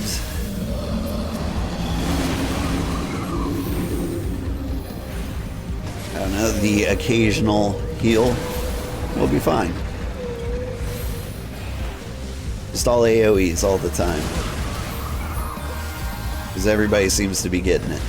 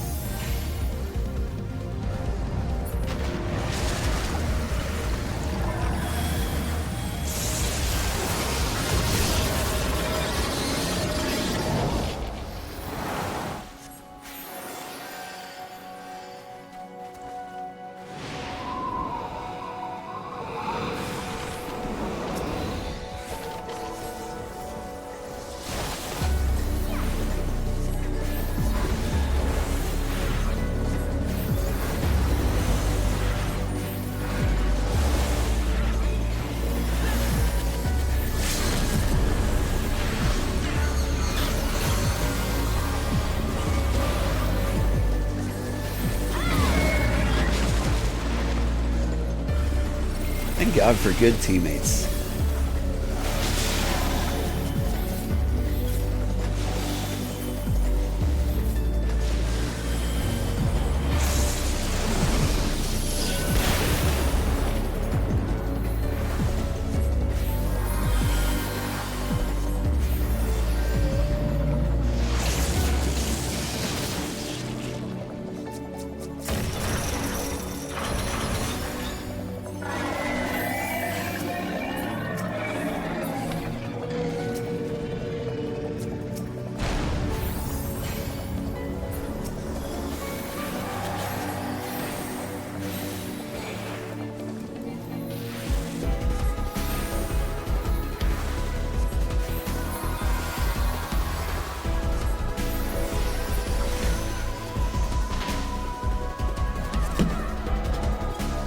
Thank you. That went really, really well.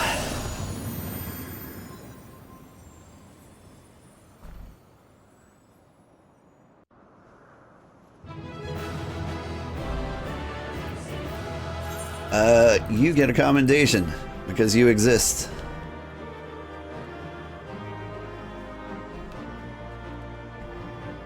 Is that all? I don't see any treasure chests.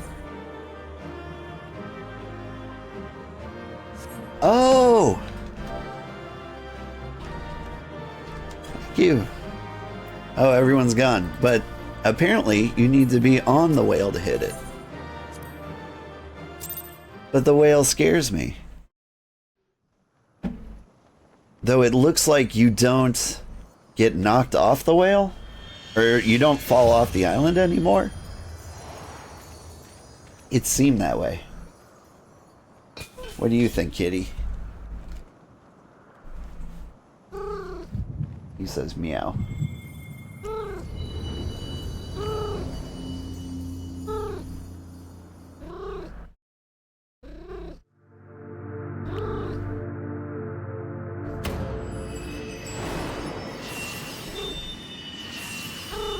There's some good cat noises.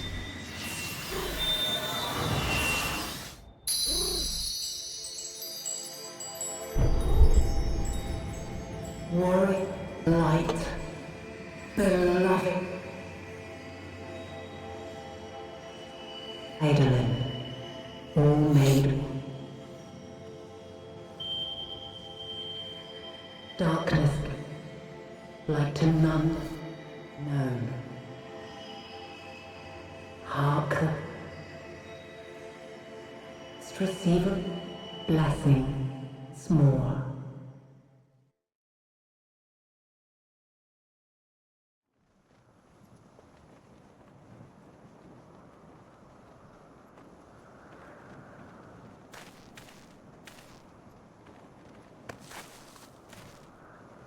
Neat.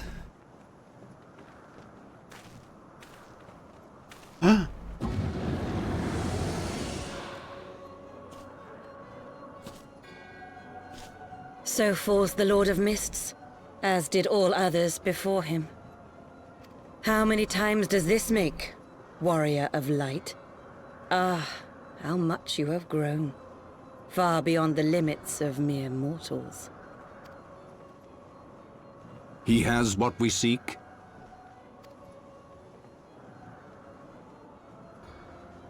That he does.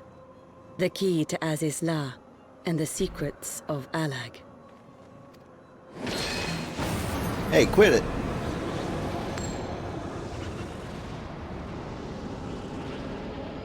I see you have regained the blessing of light, albeit at a fraction of its former strength.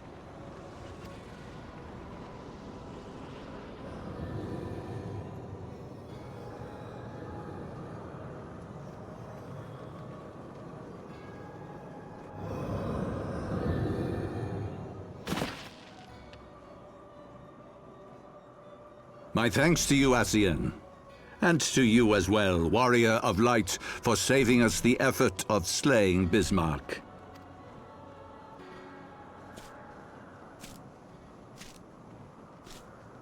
Now that the key is within our grasp, the path to the heavens shall at last be laid bare.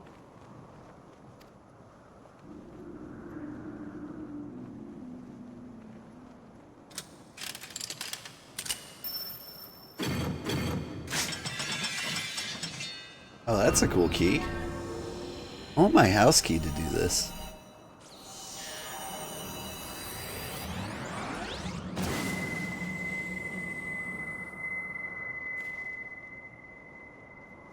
Ha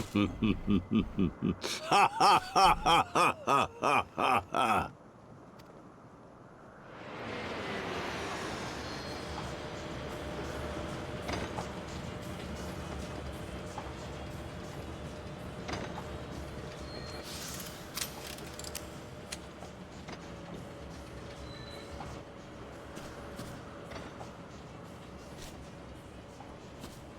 Frickin' old people.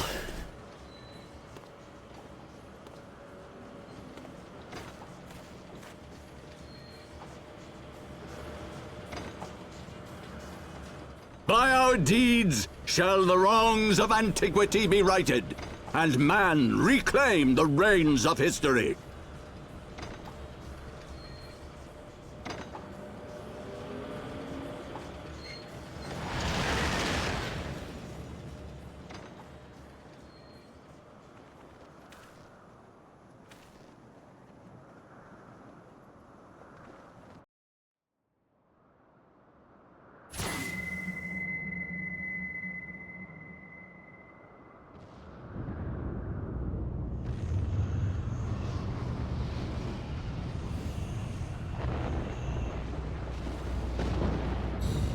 I feel like the end of Heavensward has to do with this island.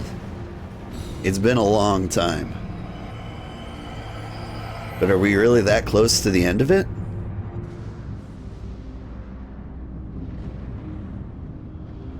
How much longer do we have until Stormblood? I feel like it should be a lot.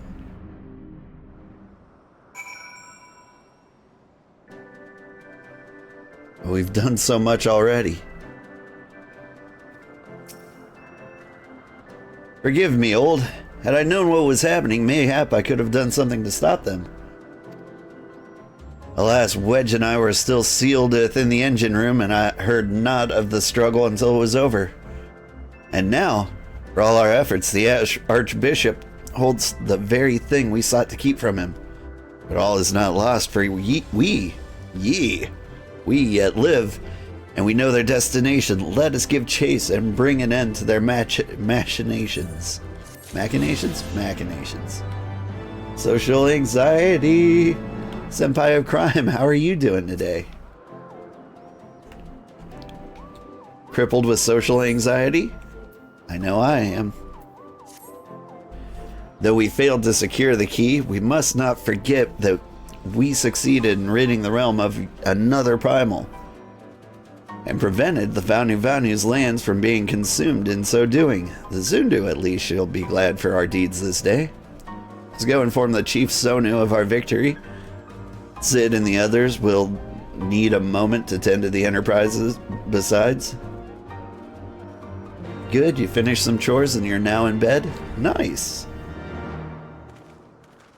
My day is supposed to start in like 10 minutes. I really don't want it to. Wait, something is amiss.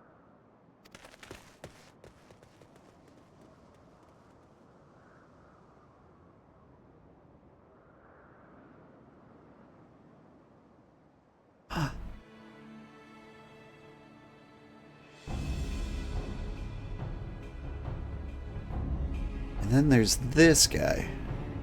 Imperial troops. And they have already secured the area.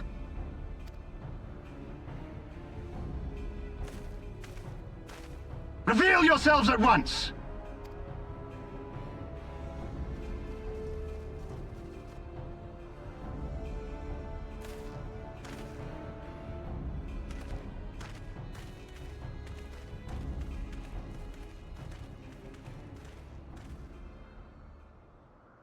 And there I was, expecting more beastmen. Who are you? I thought Ishgardians responsible for the disappearance of our scouts, but I see now that I was mistaken.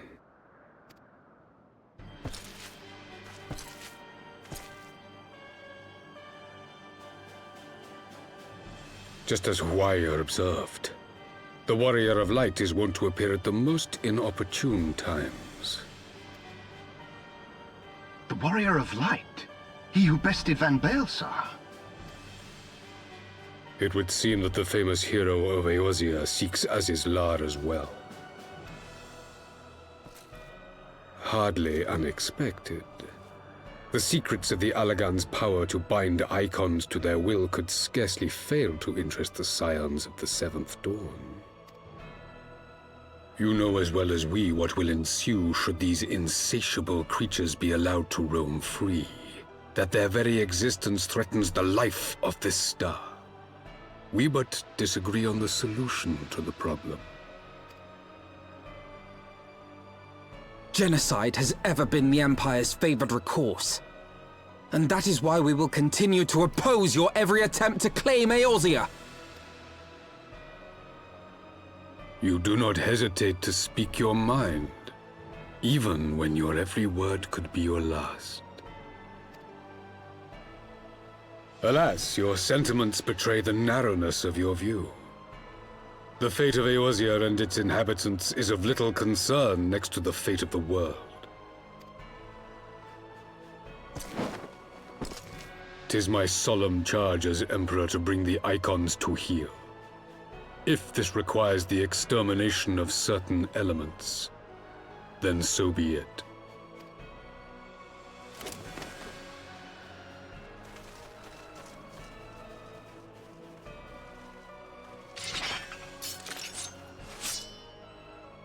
No, don't! They are not his thralls!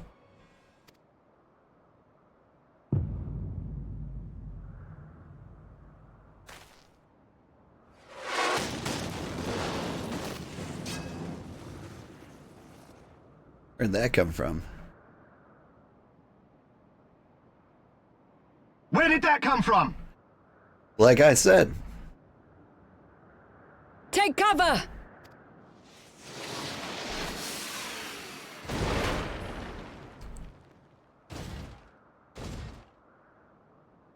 Your Radiance, we must withdraw.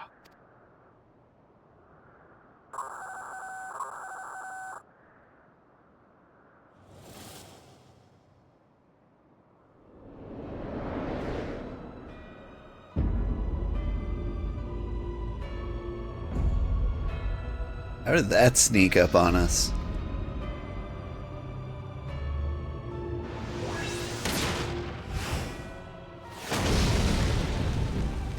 We shall meet again, warrior of light.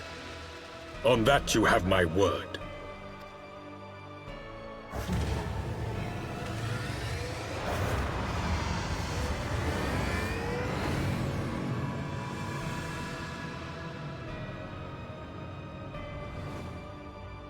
So Garlemald too has designs on Azisla. But why would the Emperor himself elect to lead the expedition? Boredom?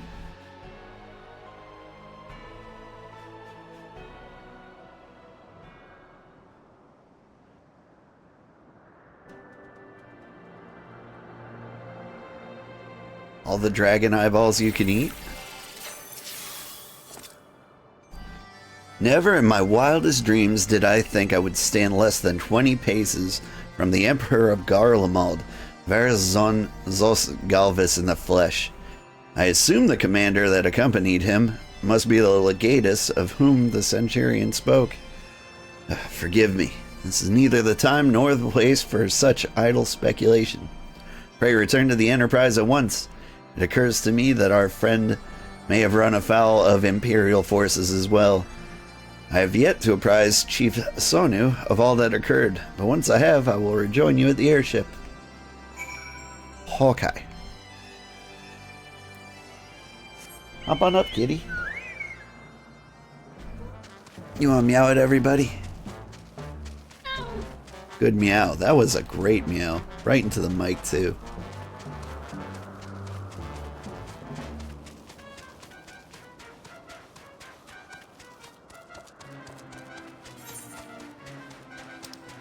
Am I going the right way? Yeah.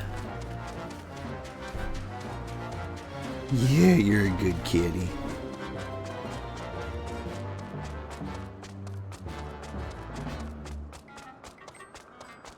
Meow. He's been, like, extremely affectionate ever since we came back from vacation, which makes a lot of sense. He missed me. But he is shedding like crazy. He's a big fluffy kitty. So the air is just filled with fur right now. Think the 12 you're alive, old. When that battleship appeared and fired on the village, we feared the game was up for you and Alphino. What in the seven hells happened out there? First the Archbishop turns up with an Asian in tow, and now the goddamn Emperor pays us a visit? What is this, the procession of notable bastards? Who's next? The Keeper of the Seventh Bloody Gate?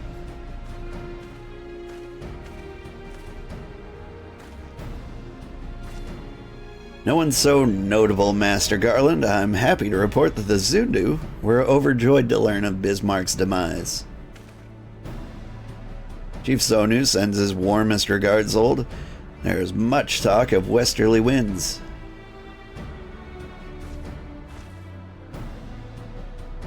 Miraculously, none suffered lasting harm during our raid. It seemed the Zundu were taken entirely unawares, and wisely chose to offer no resistance. I sense they had more to fear from the Empire, for the present at least. Had the Emperor truly been intent on extermination, OK Zundu would have already been leveled. Plainly, Varys is only interested in reaching Azisla. Speaking of which, you're all ready to continue the chase. The Enterprise is as well. Shall we?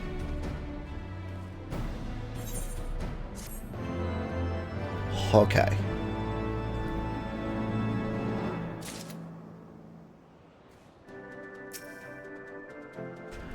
Whew. I still got time. 2 minutes before I have to get the kids to school.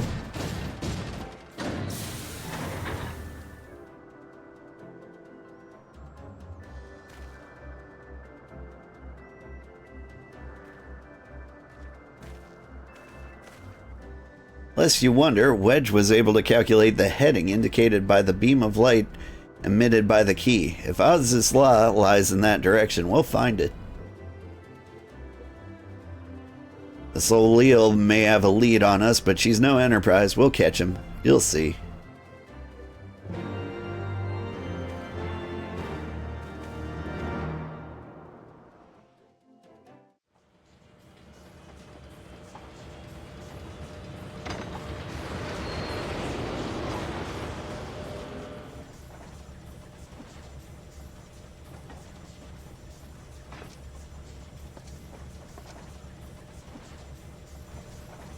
I did not think that I would ever have occasion to pilot a suit of Magitech armor again. Least of all under these circumstances. Oh! You're a Garlean.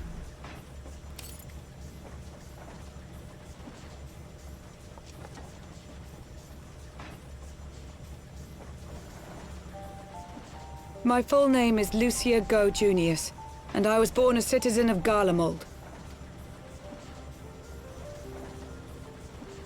Ah, that explains it. When we first met in Ishgard, I very nearly called you Livia. Livia? Livia Sas Junius? The tribunus who served under Gaius van Baelsar? I remember her. Aye, she was my sister, though we spent little time together. After our parents were killed in an uprising, we were sent to live in different households, setting us on separate paths. Livia felt at home on the battlefield and chose to become a soldier, while I underwent training to become a spy. Then, Ishgard was... my mission. It was believed that Allagan relics of great worth were stored in the vault, and I was sent to investigate. Though I was given little information at the time, I now suspect I was searching for the key we but recently lost. And then I met Sir Emmerich. He is dreamy.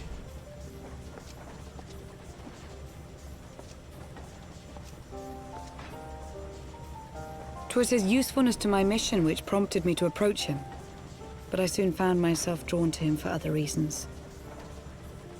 He too was a prisoner of his past, judged for his heritage as a bastard son of the Archbishop. Yet unlike my sister and I, he did not curse his fate. He simply rose above it. In time, I came to realize that I had found a man worth following, and a new home besides.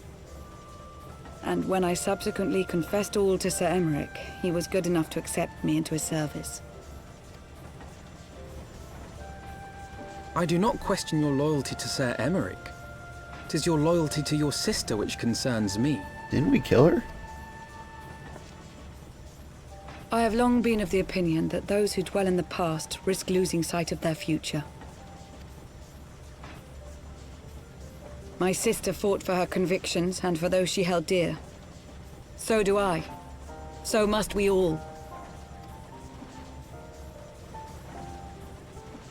Well, I, for one, am happy to welcome a fellow Garlean to our merry band. Especially one who can make Magitech armor sing.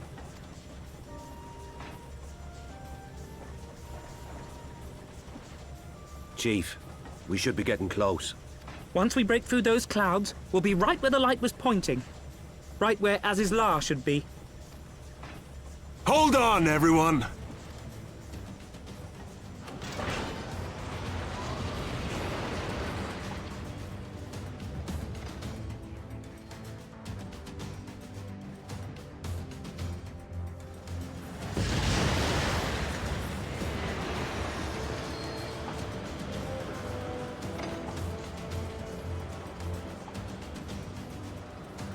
Look! I think that's it!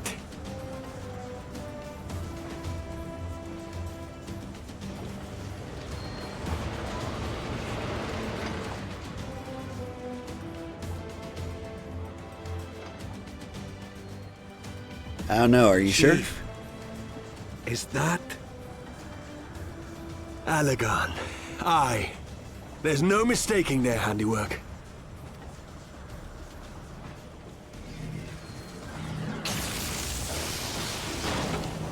What was that? Some sort of barrier.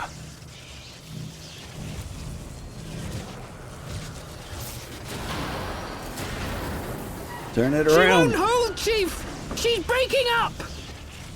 I've lost the auxiliary propeller! Sid, it's no use! We must return to Ishgard and find another way! God damn it all! Why do the Allagans always have to make everything so bloody complicated?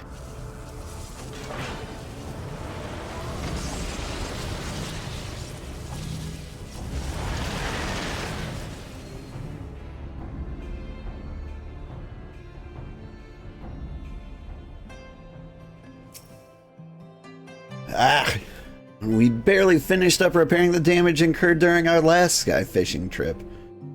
On the other hand, any landing you can walk away from, as they say. I can only presume Solil passed through the barrier unscathed. It would certainly explain why the Vanu called it a key. Woo! Alright, we did it. I'm sorry for the incredibly short stream today. I had a great time. I hope you did as well. But I do have to get the kids to school. And we will pick up next Final Fantasy Friday. At the usual time, hopefully. Anyway, yeah. Catch me tomorrow. I'm going to be playing Locomoto. The devs of Locomoto gave me an early key. And so we get to get a sneak peek of that game a week before release.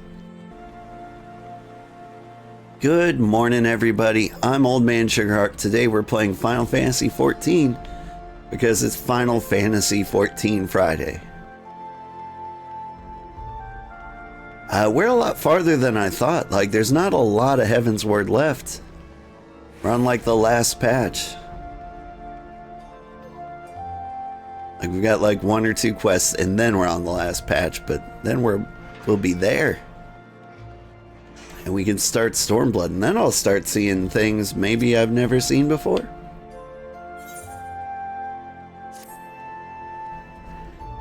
Assuming Sid is correct, and I have no reason to think he's not, the Vanu's key is required to pass through the barrier protecting Az's Law. But even without it, we must find a way to reach the Isle. I shall have everyone convene at the seat of the Lord Commander, that we might discuss how best to proceed. As before, make yourself known to the guardsman when you arrive, and he will show you in. Hello, kitty. You want to say hi to everybody? Good job.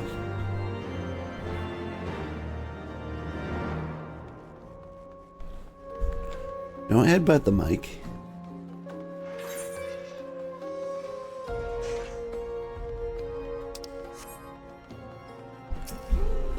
Meow.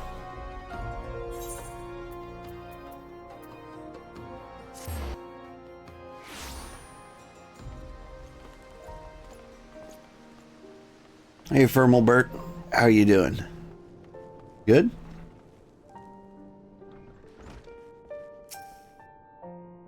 Aha, you are returned. Sir Amaric and the others are waiting you within. Yeah. Can't stand on your desk.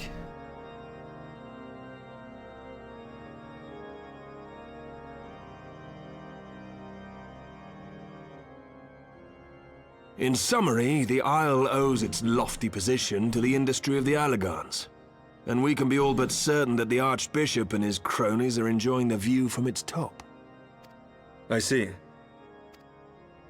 If we are to join them, we will first need to pass through the Isle's etheric barrier, which is, alas, more powerful than most. Powerful enough to make a mess of a perfectly good airship at any rate. As far as I can gather, the barrier mechanism draws ether from the surrounding environment and polarizes its elemental aspect to produce what is, in effect, a wall of lightning.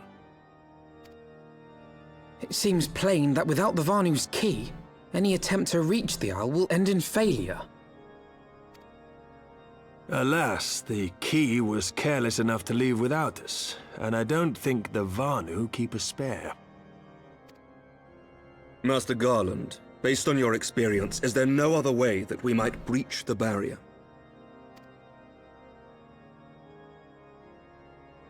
Well, in the past, we've beaten similar barriers by nullifying them with elemental converters. But the one we're up against this time dwarfs aught we've encountered before. The Enterprise simply isn't large enough to bear the requisite amount of crystals.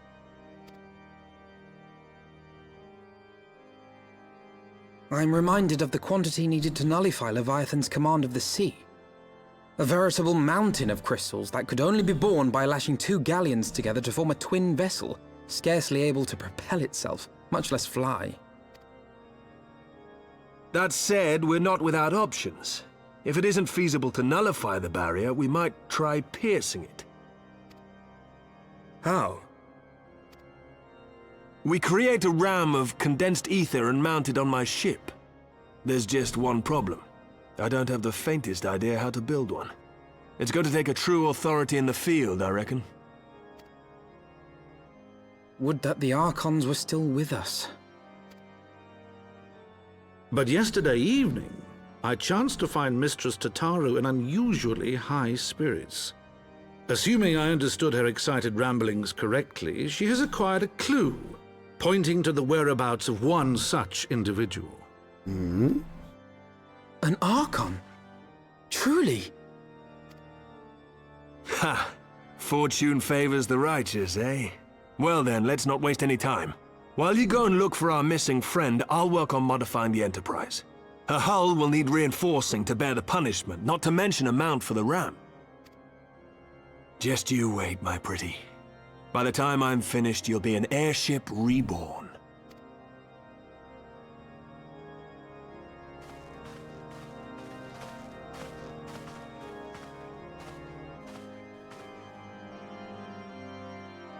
What's an Archon?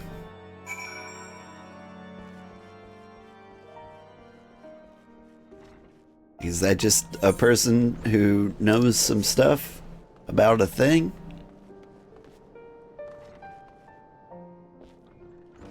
I mean, going at like 2 hours a week, it's hard to keep up with a lot of this. Welcome back. Old, how goes the mission? Did you manage to catch up with the Archbishop and his cronies? Things happened. So you finally arrived at Oz's Law only to find your way barred by some sort of barrier. Typical. But it's not all bad news. I've made progress in the search for our friends. Don't worry, Old. We'll get to Oz's Law yet.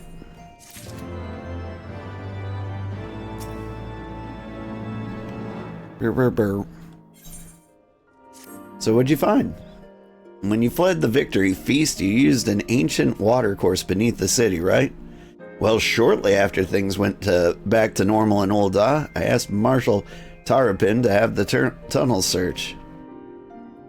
Logical place to look. It was there where you lost contact with Minfilia, Thancred, and Y'shtola, was it not? Dare I ask what the Marshal found? I don't know exactly. Pippin's message just said that there had been a discovery and that we were to come to the Hall of Flames at our earliest convenience. I dare not think what it might be. We shall depart at once, Tataru. Let Urianger know to join us in Ul'dah. He will wish to be present as well. Yes, sir.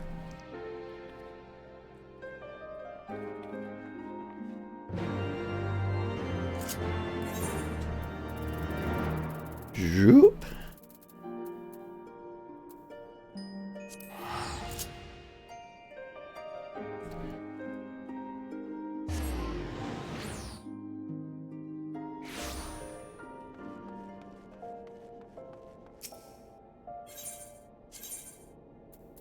That would be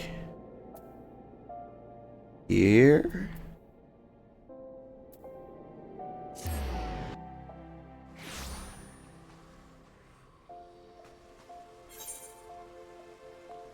We're getting there.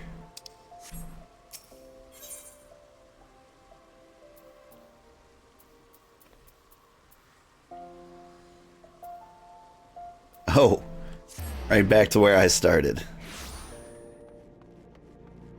The Hall of Flames, the place where the flames be at. I understand now.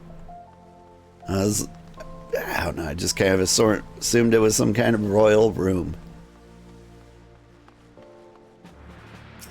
Pippin.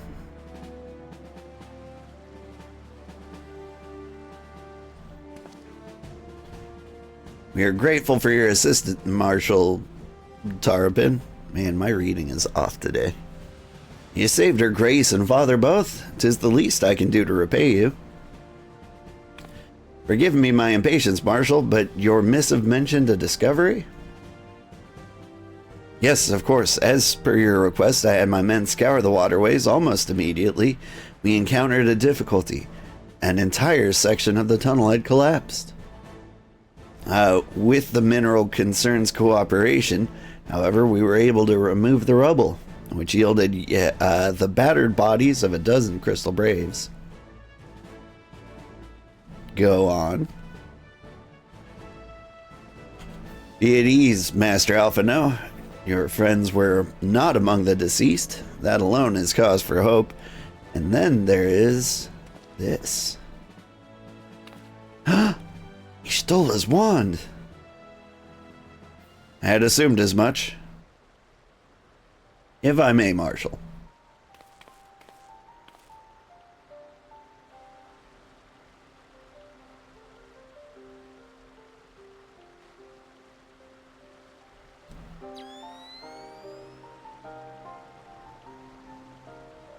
"'Tis as I did surmise, judging by the aetheric imprint that lingereth yet upon this wand, I hath assuredly been employed. It hath assuredly been employed in the casting of a most uncommon magic. Namely, the very first that man did conceive to traverse great distances, and the ancient precursor to all methods of travel that utilize the life stream, flow. The spell entaileth the reduction of a corporeal form into its constituent aether, that the caster might enter the life stream and ride its currents thereby. Unlike the teleportation magics of modern times, it requireth not a lengthy incantation. That Y'shtola should choose to employ such a spell bespeaketh the need for haste. All of which would suggest she managed to escape. Would that it were so simple. Know that the scholars of Sharlayan forbade the use of this spell, and with good reason. The caster hath but limited control over his course. For every mage who came safe unto his destination, another would be set adrift in the life stream, never to emerge." What? No, you can't mean. Be not downcast, my friends, for there is yet hope. 'Tis like that Y'shtola's passage hath left traces in the life stream. Could we but follow these from the point at which the magic was involved, we may yet find her. To the Silda Exchange excavation site, then. Our thanks for your aid, Marshal. Do not mention it. I shall pray for Lady Y'shtola's safe return.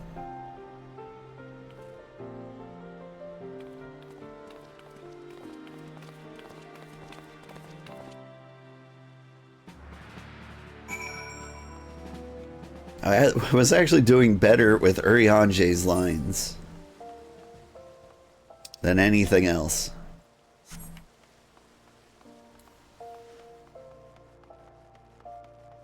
So maybe I'm not having difficulty reading today. My brain's just set to cursive.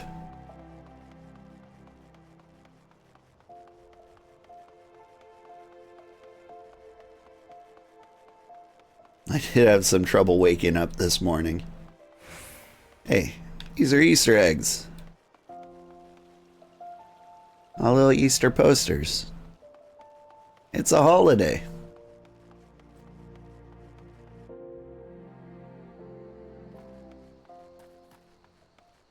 We've seen quite a few of them. How long have I been playing this game? Maybe about a year? I remember very early on seeing fireworks in Gridania. I'm wondering if I first started playing around the 4th of July? Evidence of Yshtola's passage will have been made faint by time, but mayhap some few scant traces yet remain to guide our steps.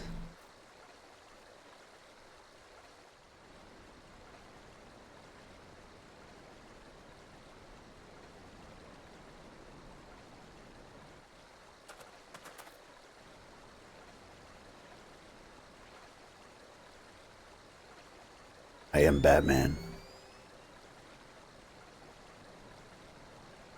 I do love the goggles.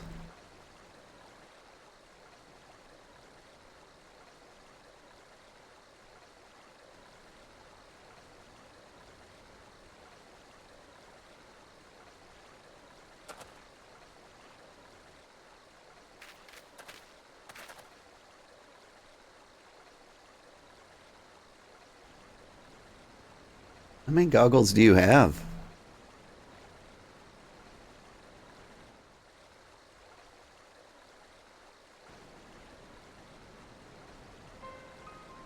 The trail leadeth to the north and east, unto the bosom of the Twelveswood.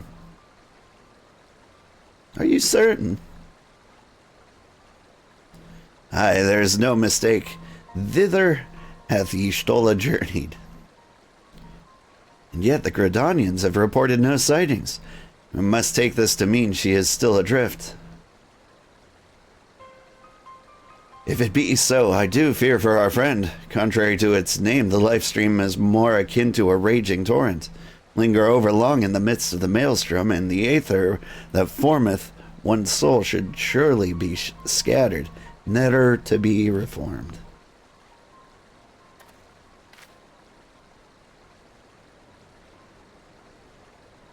We have no time to waste, Urianger. Pray explore all possible options for reversing the effects of this forbidden magic. Old Tataru, we three shall press on to the Gridania and petition the Elder Seed Seer's aid. Okay.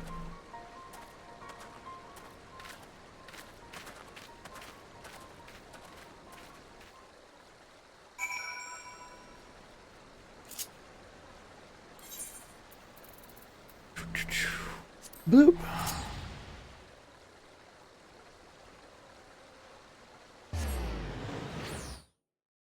It's interesting that my name would stick in front of my face, but not in front of my hand.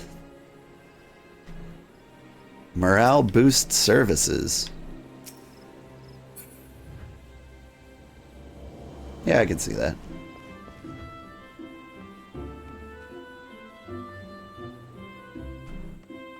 What am I doing? I can take the Aethernet. I was confused by all the morale boosting.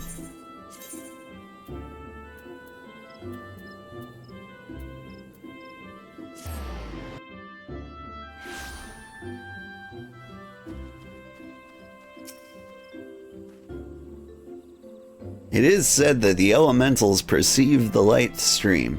If, as we suspect, Y'shtola is still adrift in its mist, they may be able to find her. But if we are to appeal to them for assistance, we must needs do so through their chosen, the Pajal. It is imperative, therefore, that we speak to Khan Senna without delay.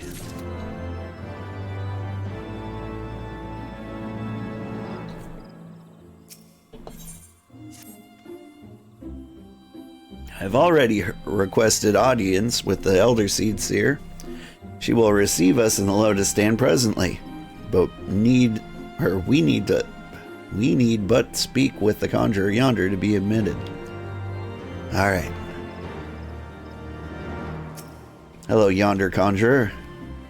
The elder seed seer awaits. Pray, follow me.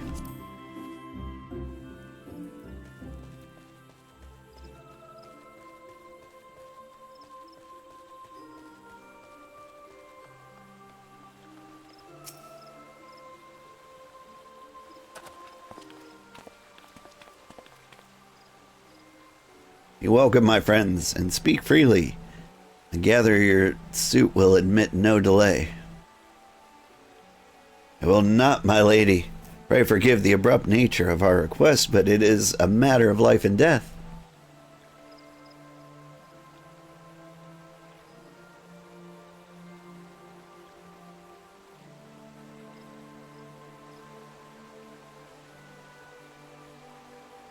I see.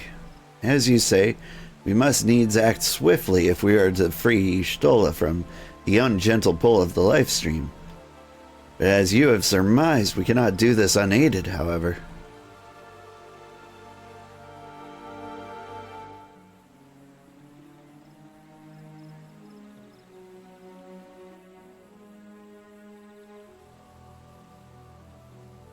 In requesting the Elemental's assistance to find Y'shtola, you must needs be aware of one difficulty. A difficulty born of the fundamental difference between man and Elemental. That being? Organs? In perceiving the world around him, man relies upon senses such as sight and sound. For the sake of convenience, he gives names to such things as are near or dear to him. Being formed of pure ether, however, such concepts are foreign to the elementals. Instead, they perceive by observing the ebb and flow of the energies of life. So profound a division cannot be bridged with simple discourse. The elementals' voices stir not the air, and thus reach not our ears, while our words are but wind to them. Though we seers can commune with them through feelings, naught that we can impart will serve to aid them in identifying Y'shtola. Nay, they must needs be presented with ether which is akin to hers. If you could but find a family member. Oh! I know just the person! Y'shtola has a sister who came to live in Gridania. She told me about her once. Oh, that is most fortunate indeed. Pray, seek this sister out then, and bring her to Evershade. There, we shall petition the Great One's aid in finding your lost companion.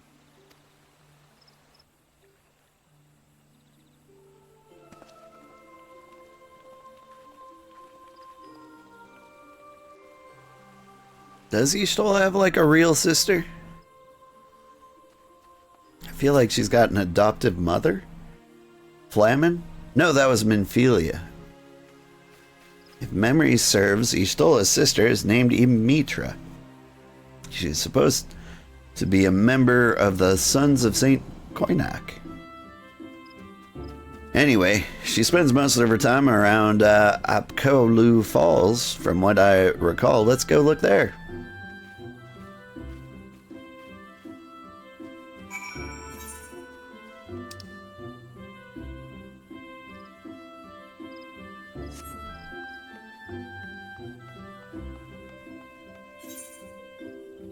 Where am I supposed to go?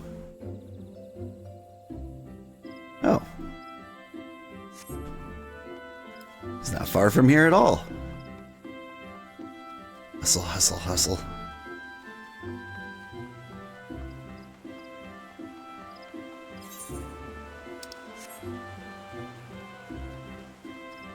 Gridania's so pretty. Especially with all these Easter eggs.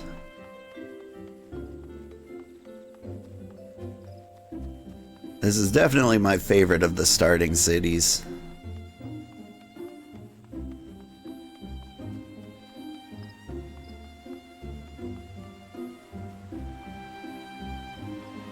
Hello.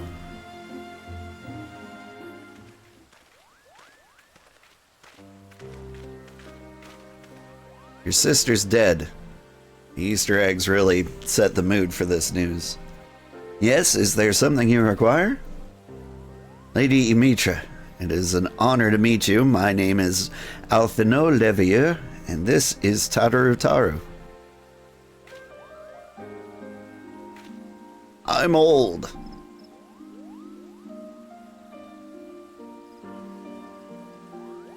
Hello, old man Sugarheart. Hello, B Spark. B Park. How are you doing? So you are my sister's comrades and the scions of the Seventh Dawn. When I heard that your people were being pursued, I desperately sought to reach Stola, but mine efforts were to no avail. Now I know why. A forbidden spell of all things, that she should be so reckless. That's how she said Stola instead of Ishtola. I don't know much about Final Fantasy lore, but I know if you're a cat girl in the family, you cut off like the first letter, like the one before the apostrophe. So like Ishtola, we call Imitra just Mitra, and vice versa. But what's done is done. I thank you for bringing word to me. Needless to say, I should be glad to help. Though we were born of different mothers, our veins course with the same father's blood. I hope that this will be enough for the elementals. Come, let us make for the Evershade at once. Have I been? You're doing good? I'm doing good too. I've been coming back from vacation, getting used to life again. It's difficult. I keep wanting to stay up way too late. Almost overslept again, like I did last week.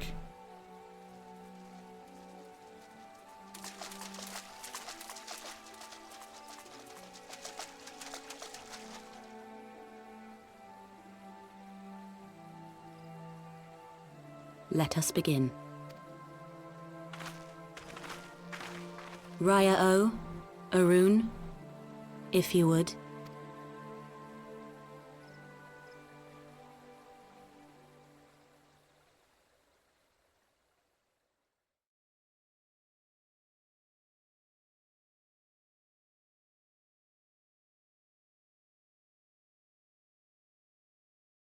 Hearken to me, O great ones.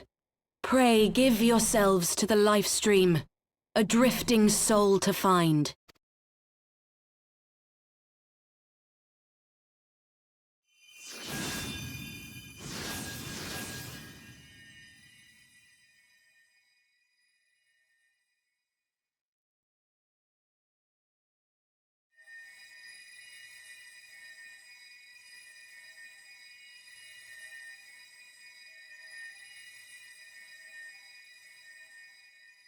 Please, Y'shtola. Please come back to us.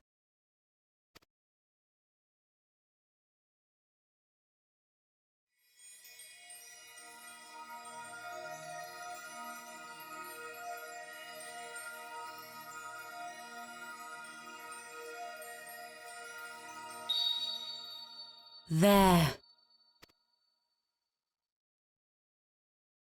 Now!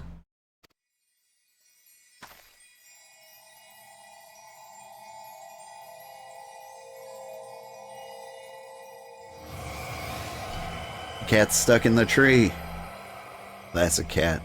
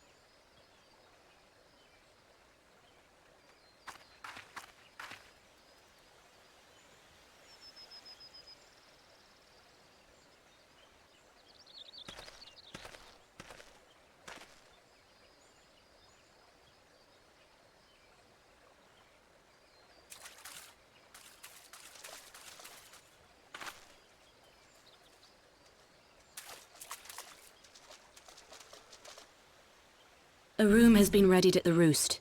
Pray, bear her thither at once.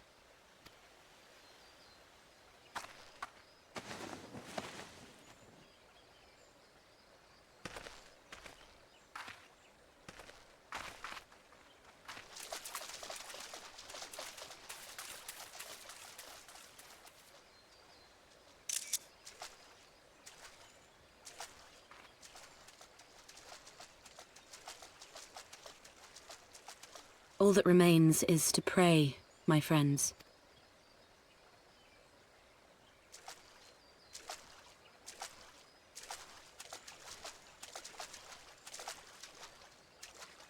Thanks, kids. This naked cat girl will surely boost my engagement numbers.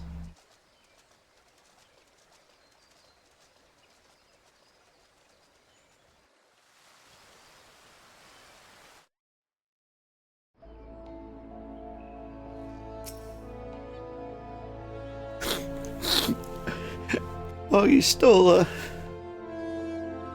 Just seeing her face again is... I've been so worried.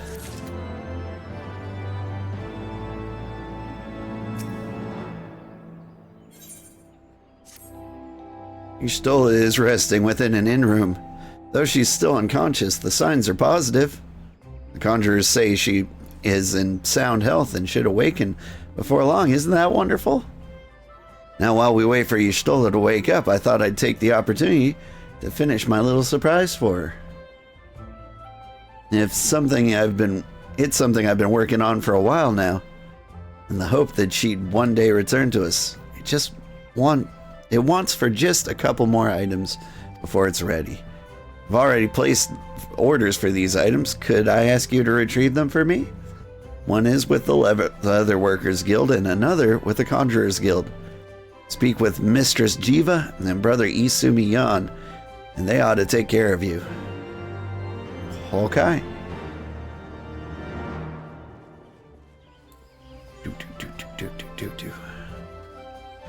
Where's the nearest Aetheryte?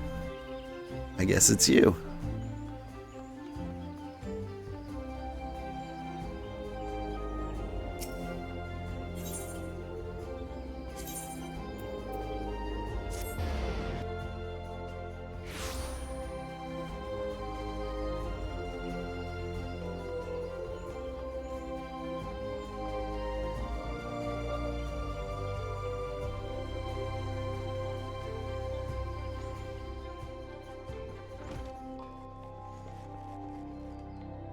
You doing the same quest as me? You look so much better dressed. What is it? I'm a busy woman, so be quick about it. You wish to place an order, speak with Randall. You're to retrieve an order. For Mistress Totaro, you say? You come at a good time. I finished but moments ago. It was no small coup to working it to her specifications, but I did nonetheless. Payment has already been settled. However, did that girl come by Chimerical Hide anyway? However, did that girl come by Chimerical Hide anyway? You need either balls of steel or a bottomless coin purse. It seems to me she had neither.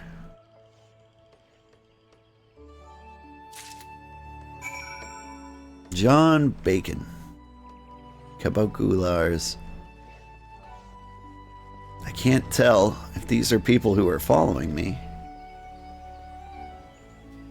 or strangers who just need the Leatherworking Guild. Do people go to the Leatherworking Guild often? I mean, it sounds like one of the jobs that somebody could do.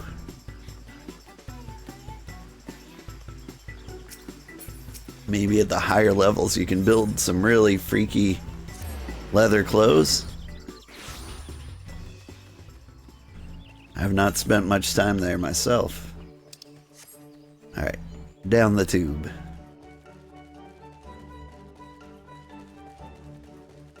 Every now and then a viewer will pop in, and you kind of like get the feeling like they're staring at you.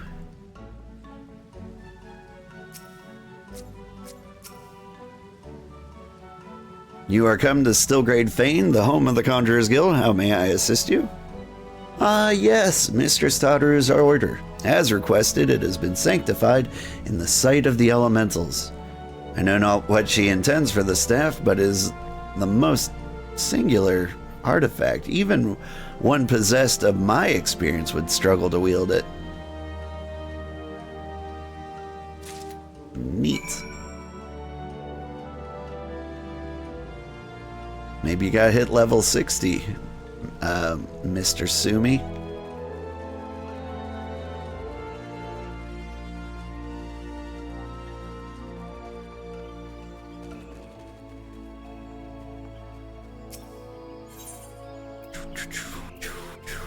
Where am I going?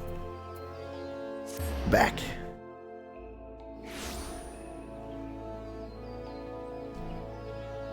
I keep seeing like a new set of people, or are they the same people?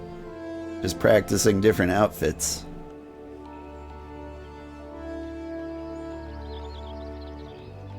Lots of fashionable people by the plaza today. It's pretty. It actually looks like a nice spring day. Ah, you're back. You have the items, I hope.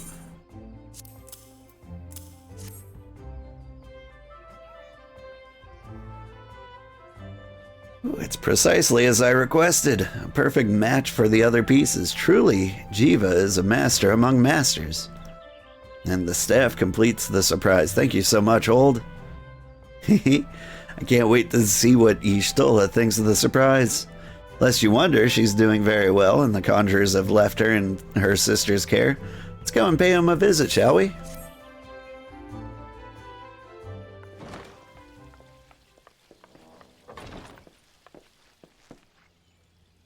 Huh?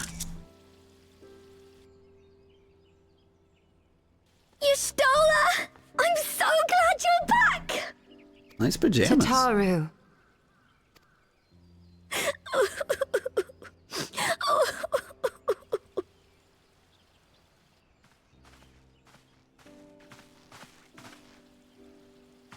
You are safe. Thank the 12. Did her eyes change? Something has changed about you, Alphino. Or mayhap the change is with me. I seem to sense the ether around me more keenly than before. I am pleased to see you well again. Do you feel strong enough to talk? Worry not. I am well enough.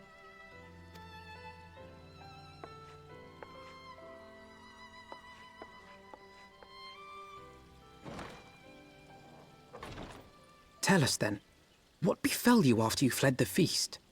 We were told that there had been a tunnel collapse. That was my doing. I brought the tunnel down that you and Minfidia might escape. At the last moment, I invoked a teleportation magic, in hopes of spiriting Thancred away at least. Needless to say, it did not go quite as planned, and I found myself adrift in the life stream.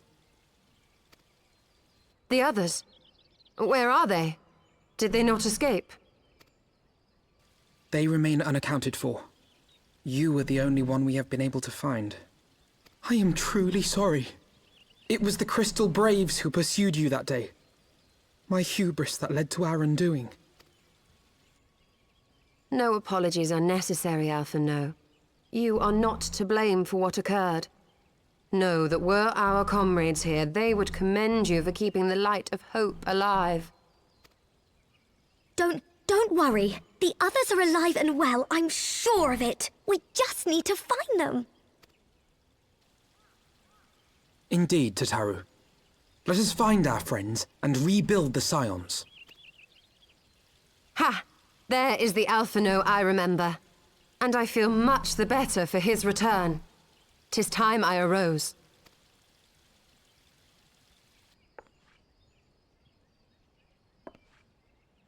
There, I arose. That reminds me.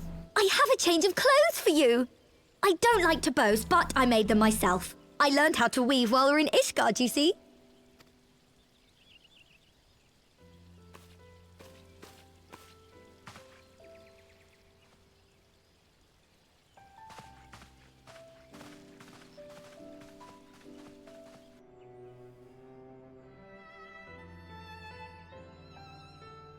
Alright, what's the new cat girl glam?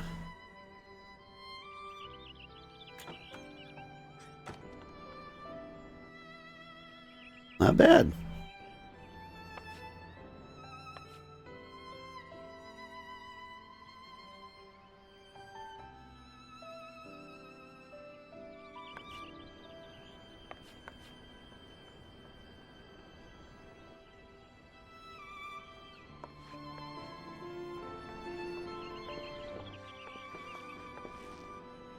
Tataru has apprised me of all that took place in the aftermath of the assassination plot.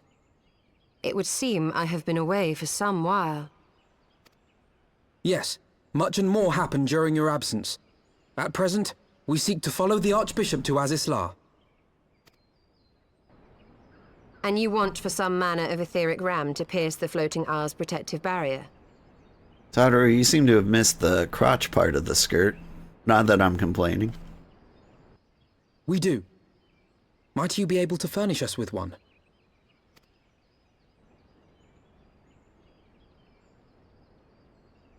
A means to prise open a hole in an Allagan barrier.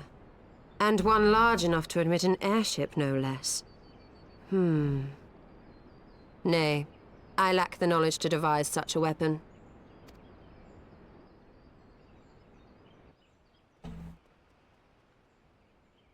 But I know of one who could.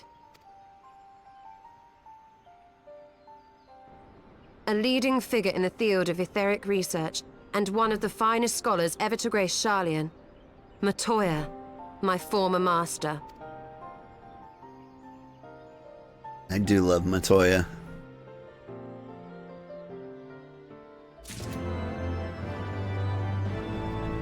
I spent a lot of time playing Final Fantasy I in my youth, and Matoya had the best soundtrack. Not soundtrack, best track in the soundtrack. In my youth, I had the honor of studying under Matoya. In the field of etheric research, she was without rival. I have no doubt that her knowledge will be of aid to our cause. The question is, will she share it with us? My master has ever been willful, but God forbid anyone disagrees with her. When the Garlean Empire first marched upon Eorzea 15 years ago, the denizens of Sharlayan were summoned back to the motherland. However, Matoya refused to join the exodus. To this day, she lives a hermit's life on the fringes of the abandoned city. So it is to the Dravanian hinterlands that we must go? To the place of my birth?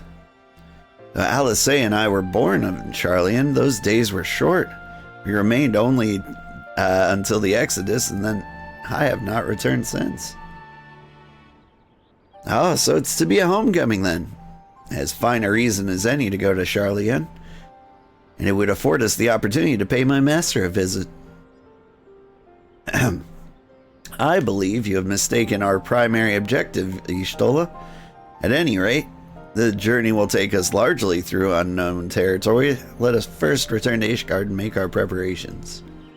Okay.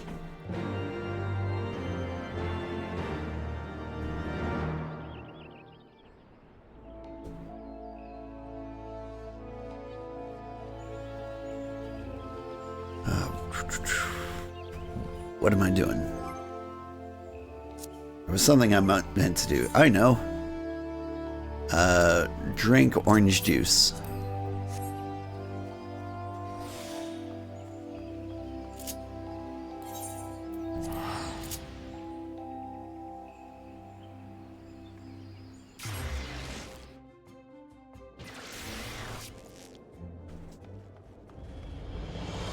Hello.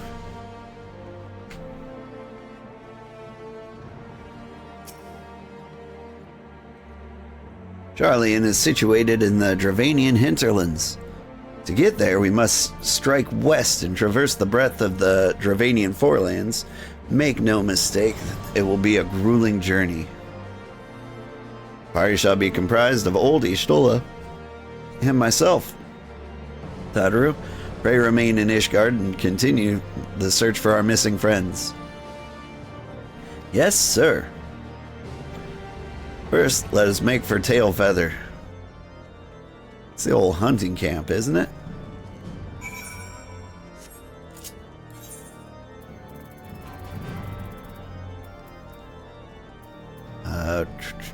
There it is. Yeah, arm goes in front of my name, but it hangs out in front of my face.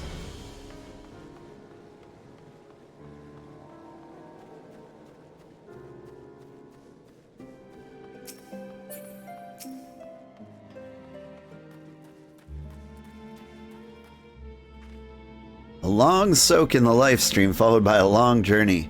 Would not recommend it to anyone. But rest assured, my strength is returning to me. I shall be back to my former self ere long.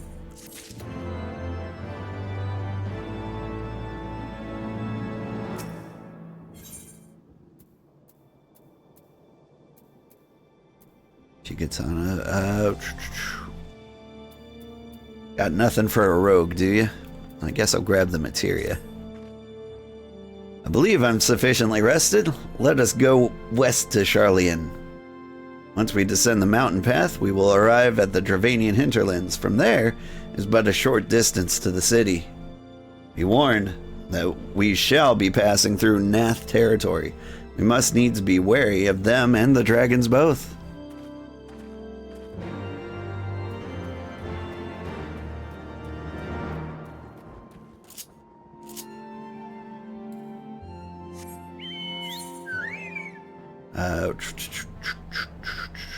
Where is the actual... Oh, way over there.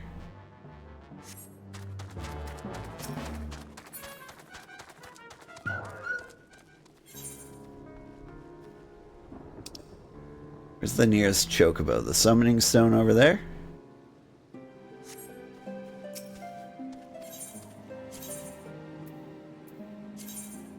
Yeah. Oh. I forgot what flight was like in Korthus. Although, am I not really in Korthus? Is Korthus like the county?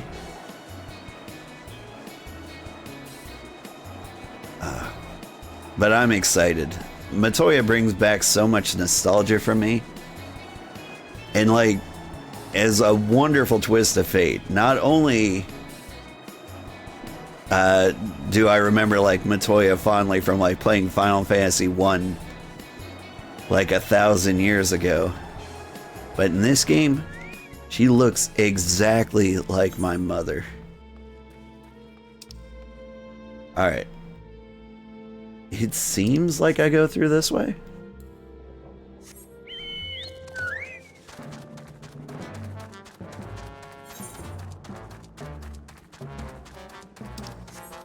Is this an actual road?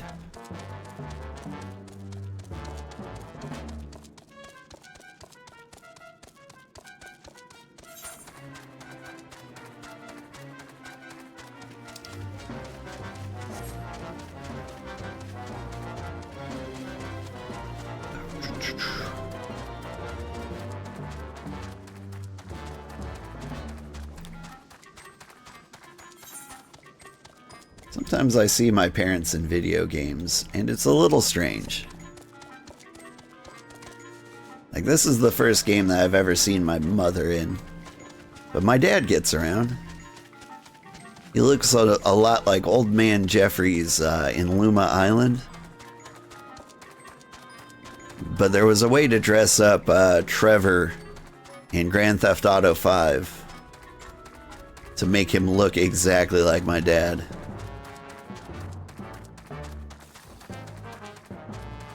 And Trevor's nothing if not like a perfect father figure, you know?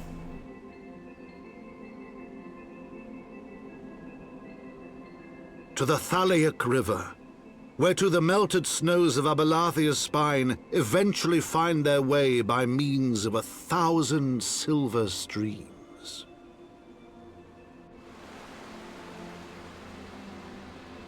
Whose waters have long nourished the Dravanian hinterlands, and so provided for a settlement of learned souls from across the northern seas.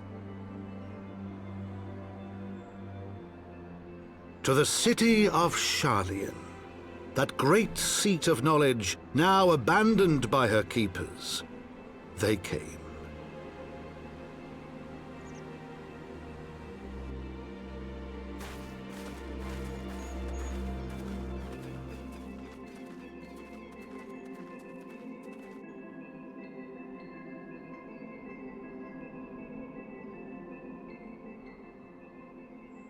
Matoya dwells on the far side of the Thaliak River. Let us search for a crossing. Oof. Let's search for an Aether to attune to. Is that Idleshire? Or is that Idleshire? Way over on the horizon.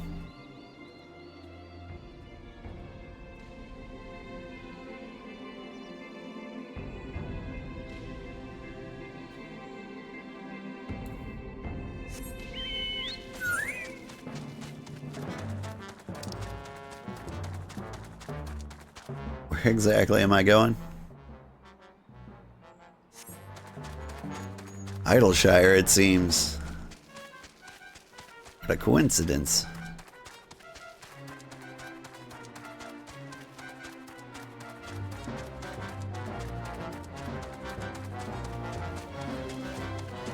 Whee!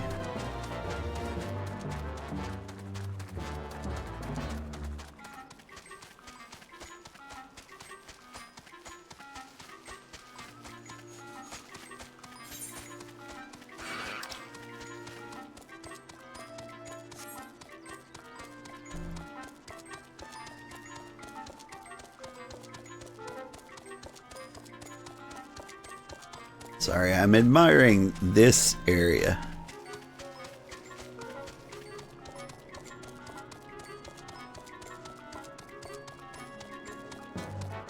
If there were more trees, it would remind me a lot of my home.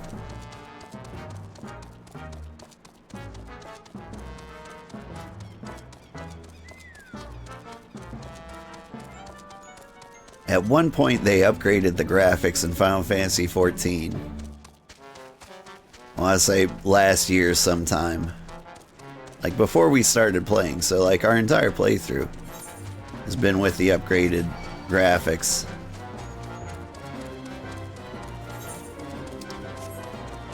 But like, for the most part, you didn't feel any different. But I do feel like this area is a little prettier than it used to be.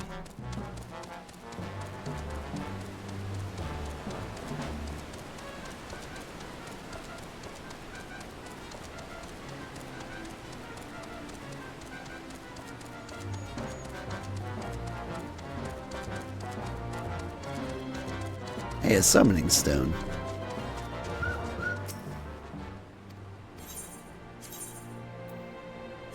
Nice. That can take us all the way back to Tailfeather. You guys quitting here? It's okay, I'll go on ahead.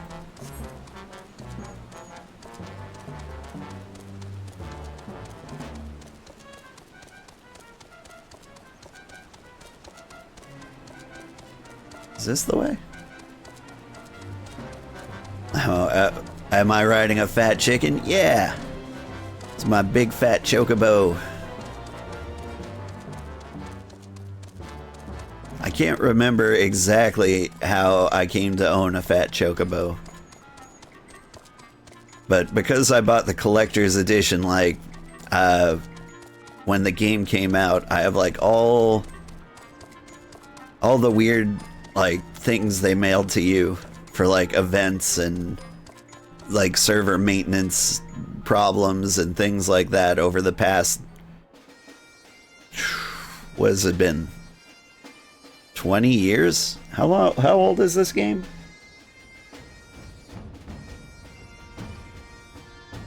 In any case, the fat chocobo was part of that collection. And honestly, it's my favorite mount. It's been really popular in the playthrough too. In any case, how are you, Claudia?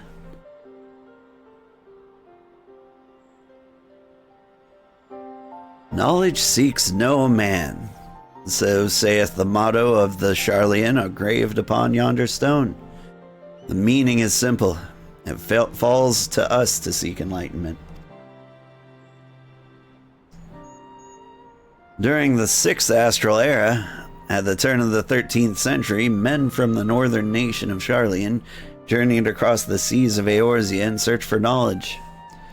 Upon arriving at these shores, they established a camp for their scholarly endeavors. Over time, this camp grew into a settlement, and the settlement prospered.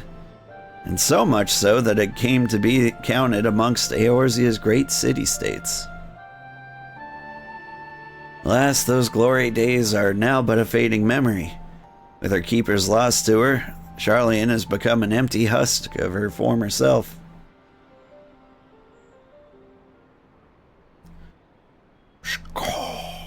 Uplander is mistaken. Sharlayan has new keepers. He is on cusp of new age of glory.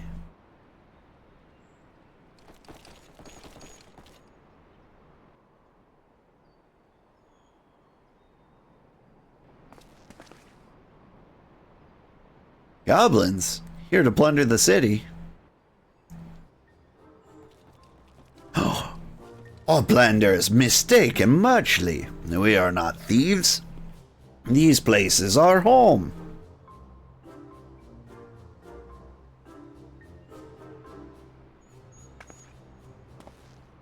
Your home? When I last looked, it was mine and Alphina's. We were born here.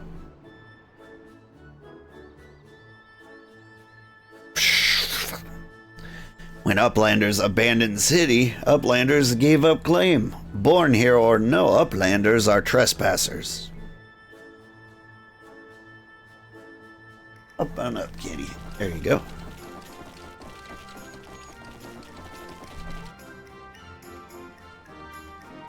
My friends, please, we did not come here to dispute your claim on this land. Our purpose here is peaceful. We desire but to cross the river. Be calm, I beg you. Let us speak like civilized folk that we are. Surely we can come to a mutual understanding.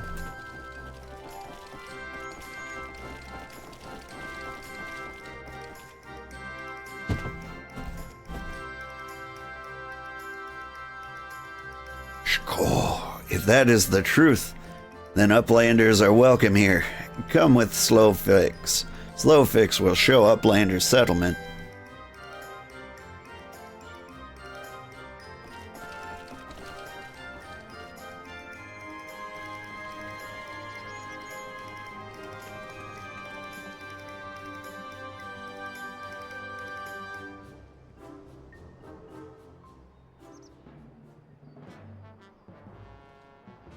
Years ago, damn, was electricity even discovered back then? I mean, it was still pretty new. Alexander Graham Bell discovered the phone just in time to discover the first MMORPG. When he invented Final Fantasy XIV, it didn't come off very well. Like, it was all garbly, transported over copper wire like to another room. It was really hard to call it an MMO at the time.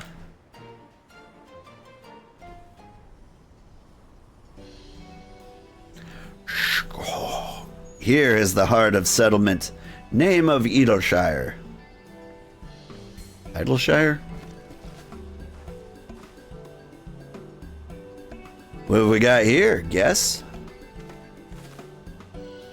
Greetings to you. I am Alphino Levier, and I may introduce my companions.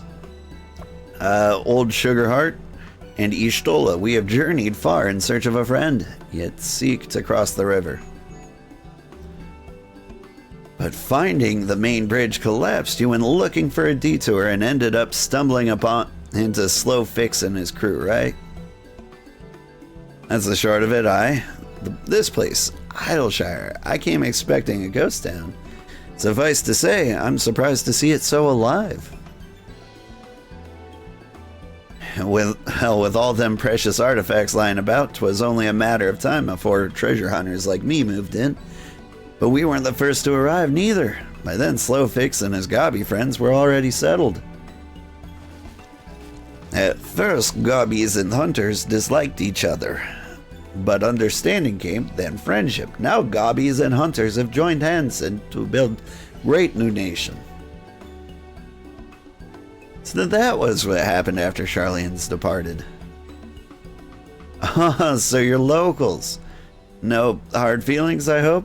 All these nice buildings, but no one to live in them? Felt like a waste, you know? We've been trying to put the place to rights, and things have been going well for the most part, but ain't no smooth sailing. Not to sound ungrateful, but the traps you people left lying about are a bloody nuisance. And there's the Illuminati harrying us day and night. Slow Fix has right idea. Uplanders desire mutual understanding, yes? Best way to understanding is to help one another. Help citizens of Idleshire, and Uplanders can be citizens too. Citizens are free to cross the river. Well, I'm not aware of a quicker way to reach our destination. Let's assist Slow Fix and his people. Wiggle, wiggle, wiggle. She's got some impressive abs there. What was her name?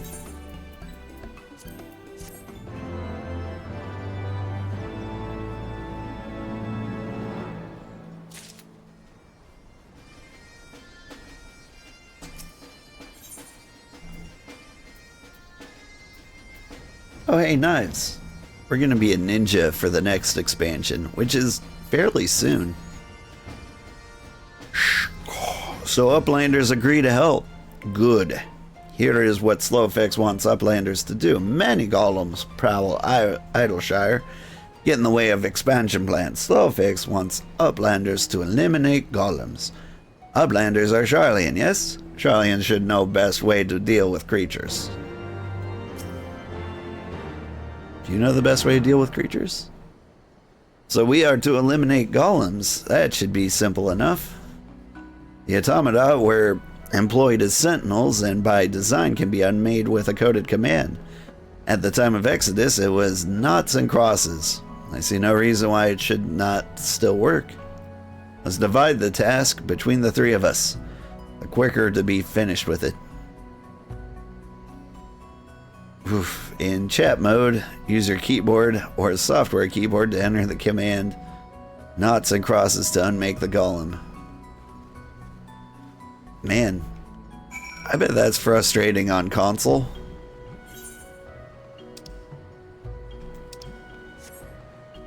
Thank God they added a tutorial for the say command in the middle of the quest here. Imagine getting to level 63 without figuring that out.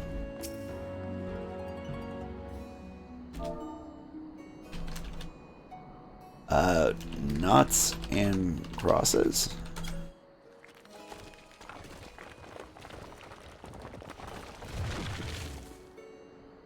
The shudder, the golem crumbles to pieces.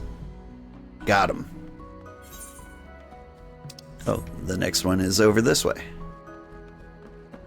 Also, in case you're unfamiliar, Chloe here does the Wondrous Tales things. Which is fun. It's like dungeon bingo.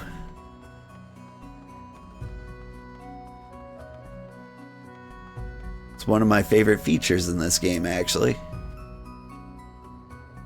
Rumble, rumble.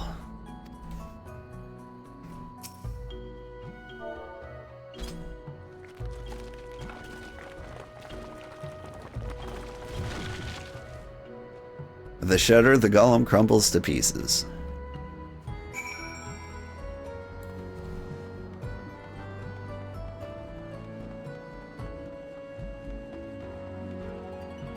Midnight Dew, that was her name. Sorry, I want to get a good look at you. I like the poofy pants. I like the drip in general. Apparently you've got a blue shell from Mario Kart painted white on your shoulder. But I dig the drip.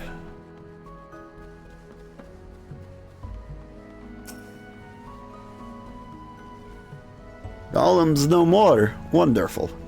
Now we can resume work to expand settlement. Give me the knives.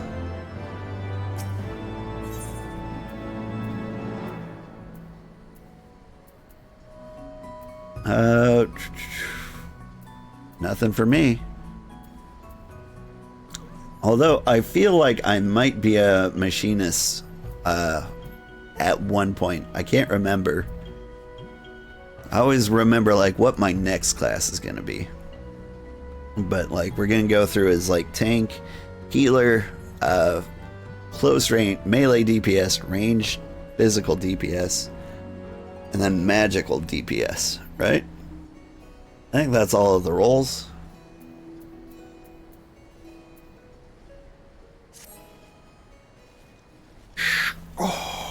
Uplanders help Gobbyflock and earn right to be citizens of Idleshire.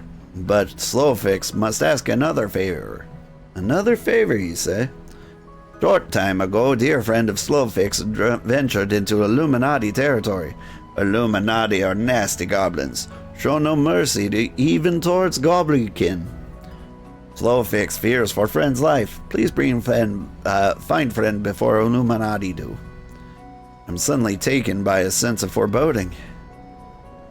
Be that as it may, we cannot turn a blind eye. Let us make haste and find Slowfix's friend.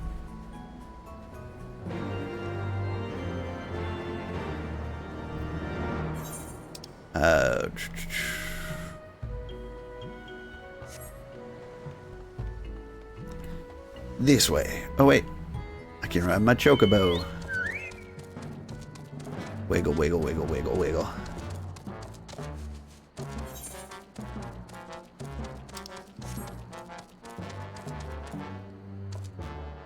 This is not the way.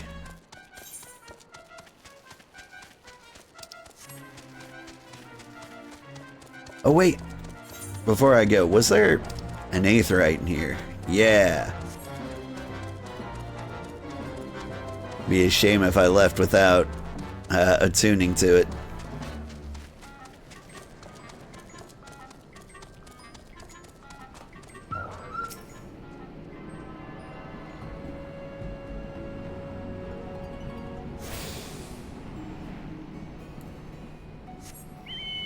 How much time do I got left? I've got a decent amount of time.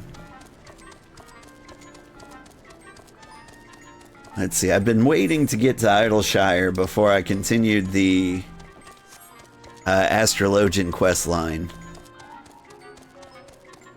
And so now that we've attuned to the Aetherite here, after this quest, we could go ahead and do that. I think. Alright, where are we going? Way down here.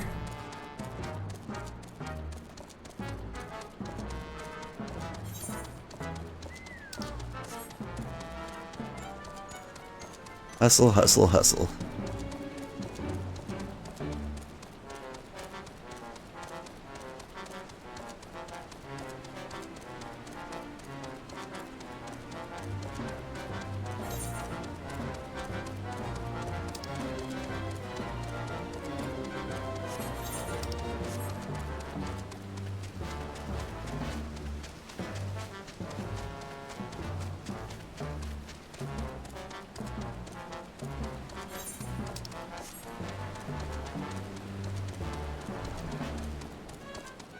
So I don't know what happened here, but I believe World of Warcraft came out before Final Fantasy XIV. I might be crazy,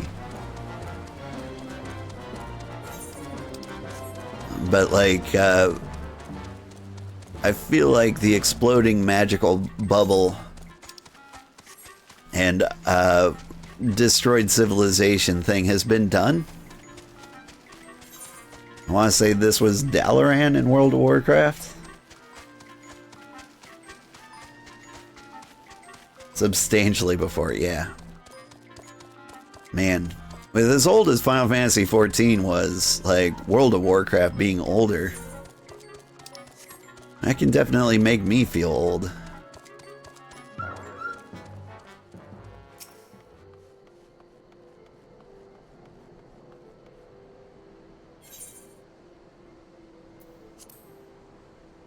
I do remember playing World of Warcraft for the first time. I didn't get into it until like the Burning Crusade, which to me felt like the best time to get into it.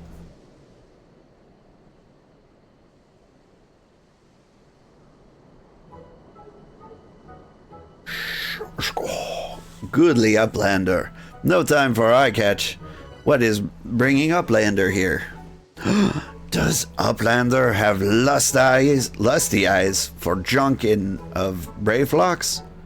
Uplander must not be touching junk of Brayflox. Brayflox is finding junk first. Come on, let me touch your junk. I knew that. I knew I recognized that voice. Greetings, Brayflox. It's been a while.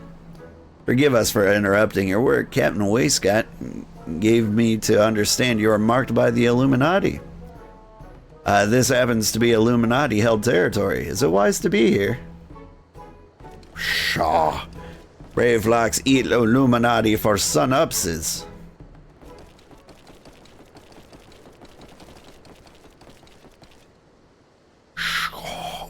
Who eats who for sun-upses? Wah! Brayflox all talks. Unwise you are to come here after dirty talking, taking secret knowings of cheese make from Illuminati. Brayflox did no unright. Cheese recipe is gobby birthright. Save tongue flaps for trading in death pit.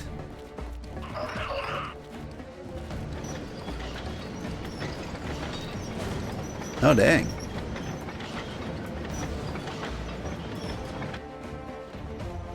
I do really enjoy the goblins in this game. Pray to Godfathers, for punishment is near times. It appears we have no choice.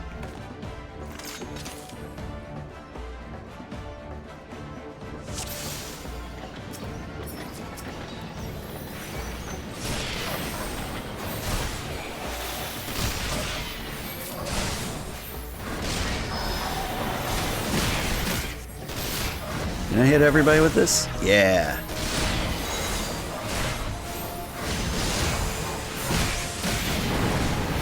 Are they hitting me for 0 damage?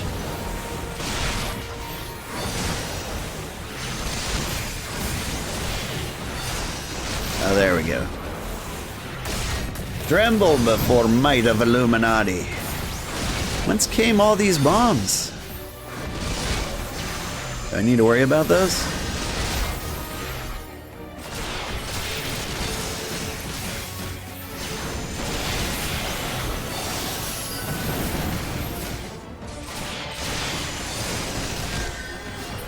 Oh, God.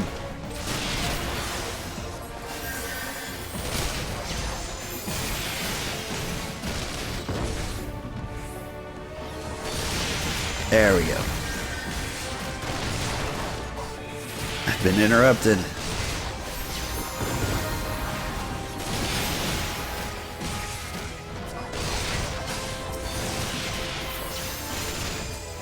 I'm trying to keep my friends alive here.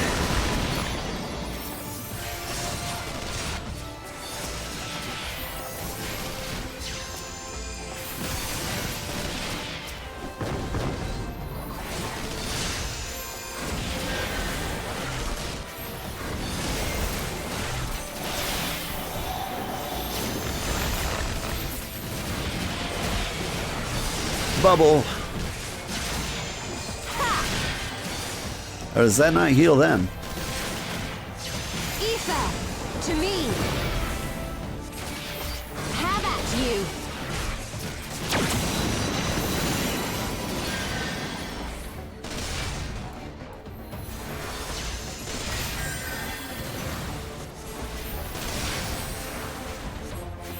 Everyone's almost dead.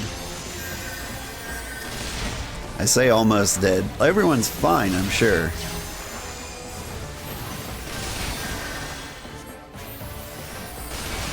But man, they got worked.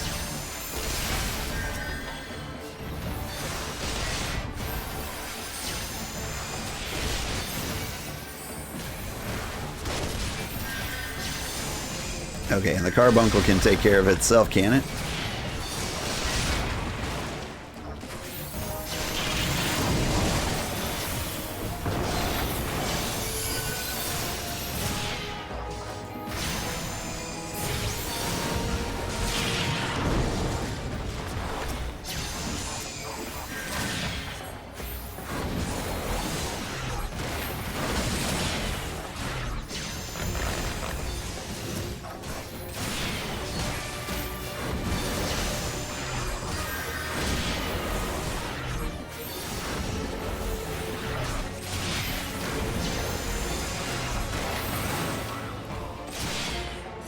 Oof. Also, I didn't say hi, Duncan. How are you doing?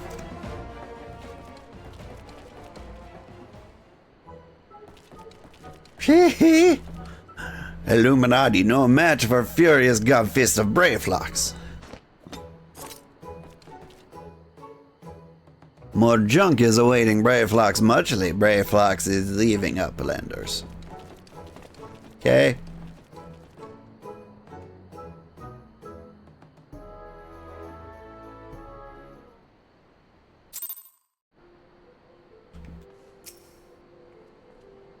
Being embroiled in a cheese war was the last thing I expected coming to Charlian. At any rate, we've fulfilled Slowfix's request. Let's return with good tidings and be on our way.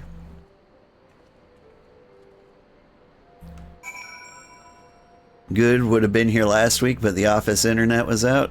That's a bummer. You missed us fighting a whale.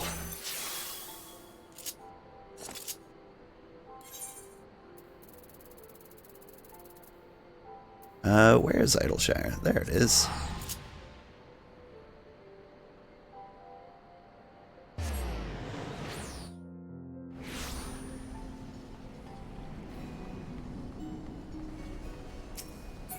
The whale went super easily. It seems everybody knew what to do except me. Uplanders are back. Did Uplanders find Slowfix? I thought we were looking for your friend. Time has not cured the recklessness of Brayflox. Without help from Uplanders, Brayflox would now be dead gobby. Slowfix owes Uplanders debt of gratitude. Slowfix and Brayflox are joined by unseverable gobby bond. If Slowfix had known Uplanders are friends to Brayflox, Slowfix would have welcomed Uplanders to Gobbyflock at first meeting. Yeah.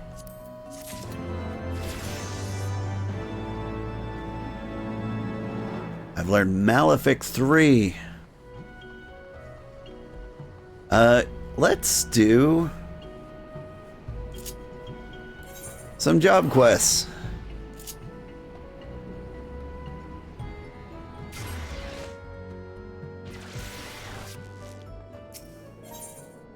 Now that we've unlocked Idleshire.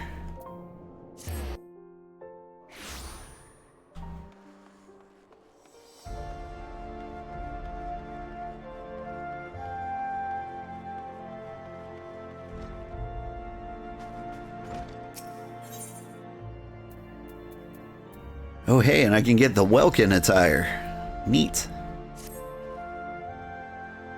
I am quite aware that the mere notion of accompanying Laviva to the answering quarter is bordering on absurd, but I cannot in good faith abandon our friend in her time of need. Not after all we've been through. I am joyed to see that you have come to the same conclusion as well. You two are foolish, but I would not trade friends such as you for all the gold in the Aurum Vale. There's gold there? But there is no gold in... my lady. Might I ask you to entertain a second option? You said your father's diary contained a document which implicates Sylvester in Rufin's murder. What if, and I fully understand the enormity of this, but what if Sylvester has yet to lay eyes on the document? Suppose he only took the diary to provoke you. If we could somehow retrieve it before you're boarded it, if you boarded his airship, then we would have a bargaining chip of our own. But this man is the leader of the bibliothecs. Their sole purpose in life is hoarding of knowledge. Of course he read the diary. Knowing Sylvester, the document would have been set to flame the moment he discovered it. Unless we told him that there was another document, one that I removed from the document to have examined, one that was not in the diary when he stole it. Of course, there is no such page. It would be easy enough to draft something up from memory from what I saw. Something that would appear official from a distance. It might just work. Though, there's always a chance that he may simply attempt to take the document by force. If that were to happen, we would be fortunate to escape with our lives. Sylvester's a formidable astrologian. Some say he even possesses the power to stop time. But I thought those were only... No, we mustn't think that. There is little time left before the scheduled meeting in the answering quarter. Lady Leviva's plan is all we have. We are to save both her and her family. We must act and trust that the stars will guide us to victory. Hawkeye.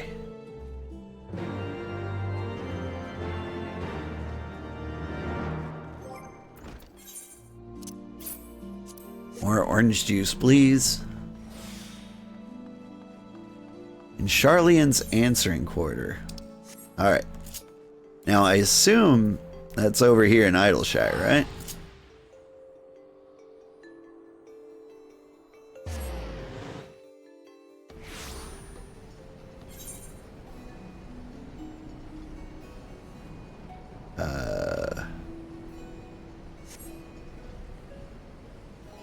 Where are you? You're on the other side of the bridge. I can't do it. Can I?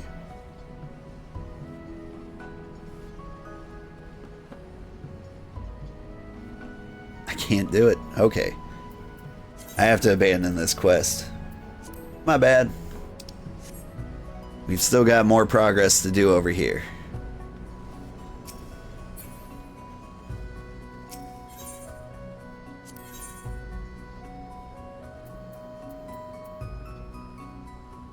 Aurum Regis Ori, but does it look cool?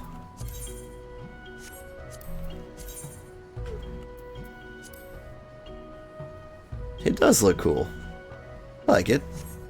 Very gold, very silver.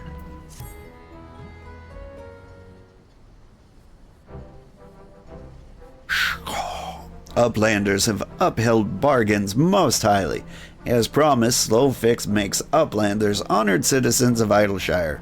Feel free to cross river at will. Though Uplanders must leave for now, Slowfix hopes that Uplanders will pay many visits and help build great new nation. You are most kind, my friend. You may be certain that we will return. I must confess, first, it upsets me to learn my home has been occupied by others, but now I see it as in good hands. Under your care, I look forward to seeing Charlene thrive once more, to become home to people of all races and creeds. Slowfix has already ordered the Gobwatch to let Uplanders through. Safe travels. Alphanote, old, shall we? Yeah.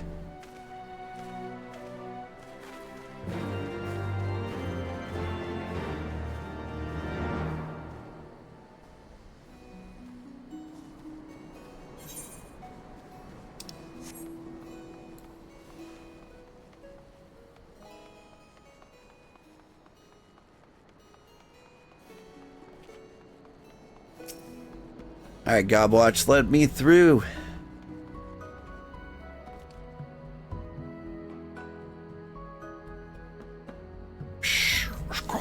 By orders of Chief Slowfix, Uplanders can come and go at will. One moment, we're clearing away a barricade.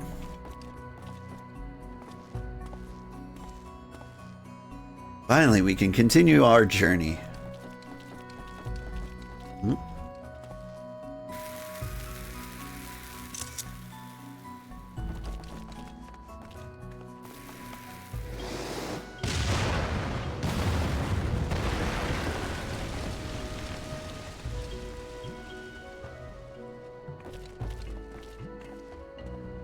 I hope I got a good screenshot of that.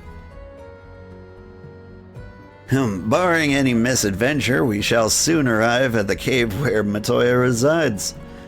Unless you have unfinished business in Idleshire, let us strike out at once. I am ready whenever you are. Let us go meet the legendary Matoya. Yeah, let's do that.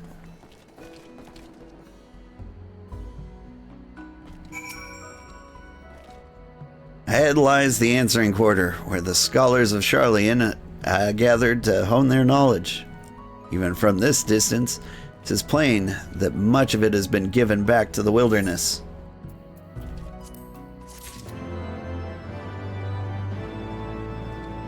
What do we do? Do we meet Matoya first? Let's do that, just in case. The cave in which Matoya resides is situated on the southern edge of the hinterlands. In choosing the spot, my master desired privacy above all else. As such, the cave is extremely well hidden. You'll not find it unless you know how to look for it. We shall follow the road south until we reach a bridge. Rather than cross it, however, we shall ford the stream it spans, thence head straight until we arrive at the base of the bluff.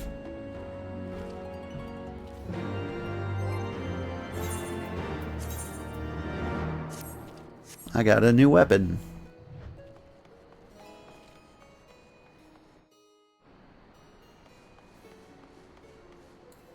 All right.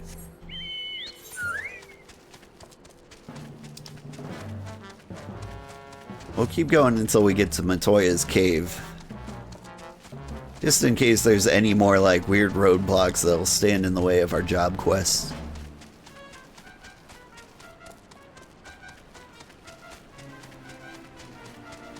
But yeah, I remember the job quest ending on like quite the cliffhanger. I really wanted to continue it.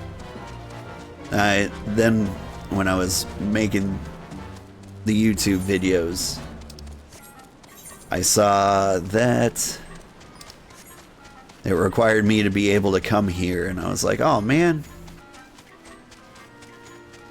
That's the problem with like leveling up way faster than like the game, because we are playing on like the Dynamis data center, which has bonus EXP growth because it's so small.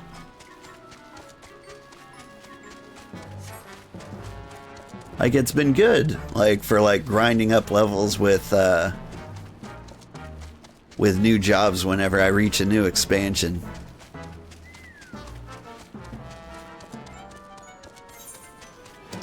But when it comes to like the job story versus the main story,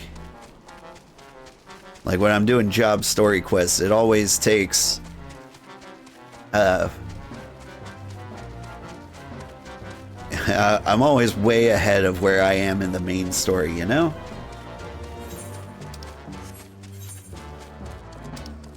Alright. Give these guys a little space. St. Moiklan's Arboretum. I don't think I've ever been in there. It's not, I don't think that's a main story dungeon. There's so many dungeons that you can go through the entire game without seeing it all. Alright, I think I want to be down there. Ah, my legs.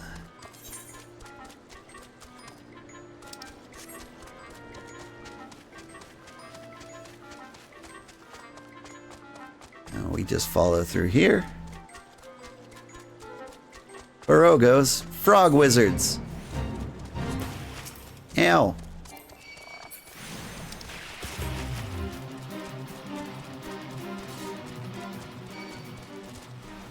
think both versions of that place are optional? Neat. Alright, are you guys following me? No, good. There we go. I couldn't see the fence. It's dark here. Is the entrance. You seem unconvinced, old. Well, that will only add to the surprise. Word of warning before we proceed. The stubborn geniuses make poor hosts. And time will have done naught to improve my master's temperament. Doubt not that there will be sentinels and traps both to deter unwanted guests. But we will not be deterred, will we? Go on and touch the wall yonder. You will want to have a weapon near at hand.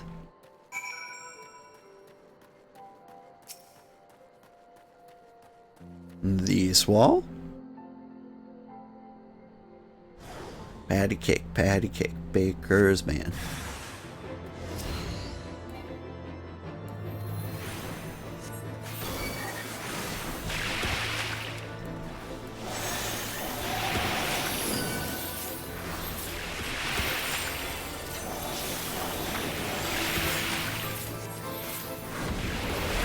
All the damage. Like that, pierogies. I could really go for some pierogies. It's been a long time. It's hard to find Polish people in my bayou.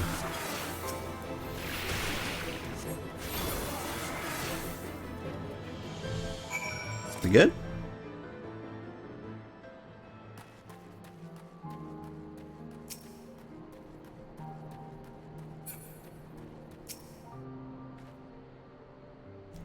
Those sentinels may suffice to discourage the average trespasser, but not the warrior of light.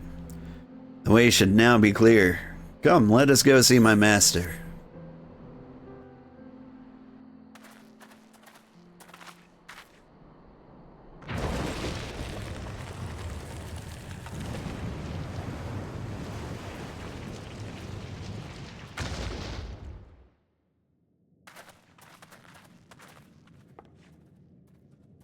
Don't you know it's rude to enter without knocking? The youth of today. No manners at all.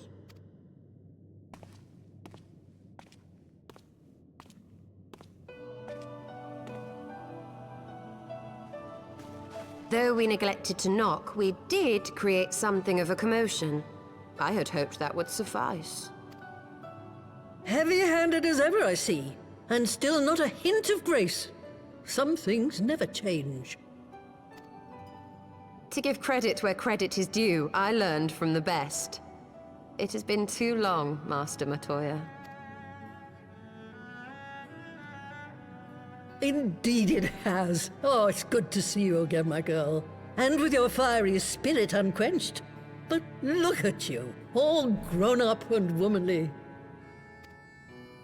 The one there in the fancy duds, that's Louis Soir's granddaughter, I take it?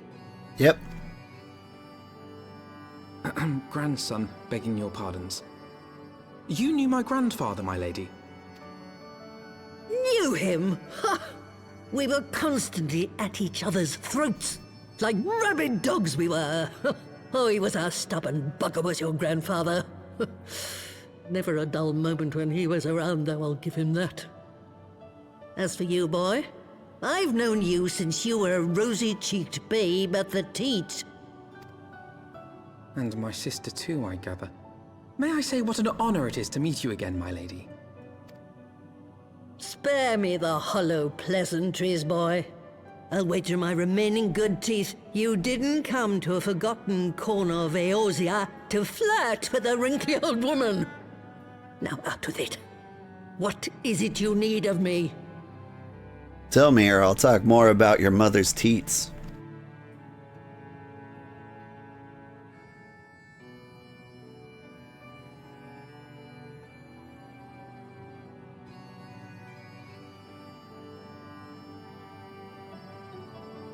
Azizla. I never thought I'd hear that name again. You are familiar with it?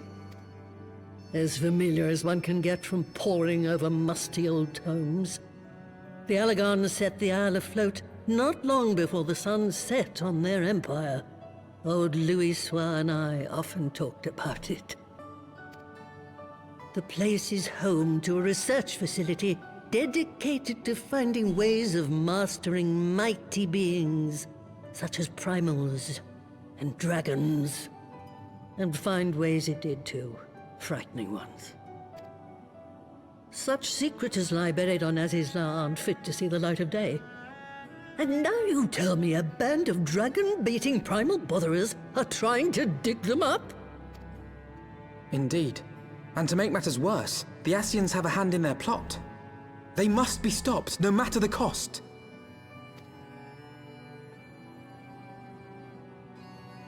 I see. Very well. You will help us then? Truly? I had not anticipated such an impassioned response. Could it be that the presence of young blood has stirred your own? Ah, some things never change. One day that pertness is going to cost you your tail, my girl. Don't say I didn't warn you.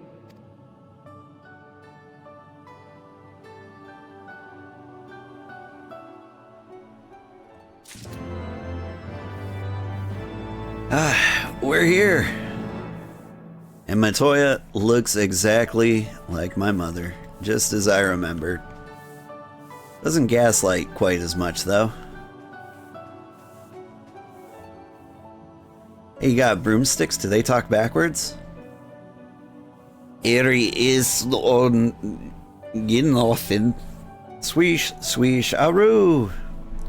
Nothing to see here. Yeah, I get it. I love it. And what do you say?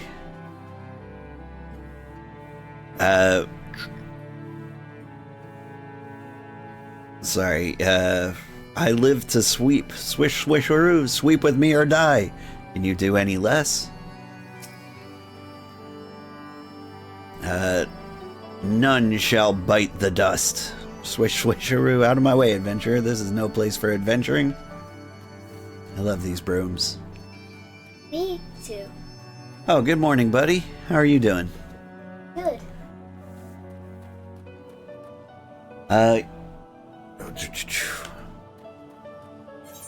Are you ready for your adventures today? You're going on a field trip. Yeah. It's gonna be. Alright, hang on. We want to go back and do our job quest. Now that the way's open, I think we've got enough time to get at least one done.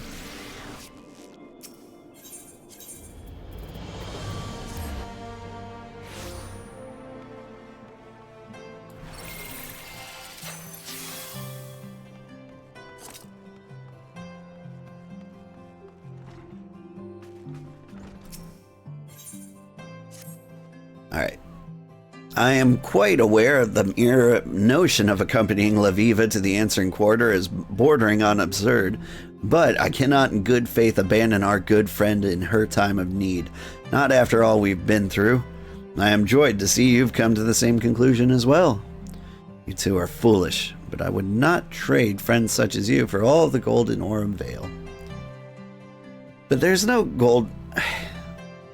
Lady, might I ask you to entertain a second option? You said that your father's diary contained a document which implicates Sylvester in Rufin's murder. What if, and I fully understand the enormity of this, but what if Sylvester still is yet to lay eyes on the document?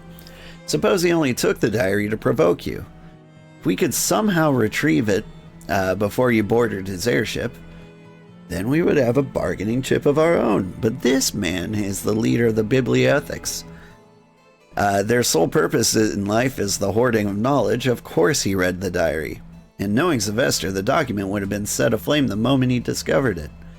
Unless we told him that there was another document, one that I removed from the diary to have examined, one that was not in the diary he stole, Of course, there is no such page, but it would be easy enough to draft up something from memory of what I saw.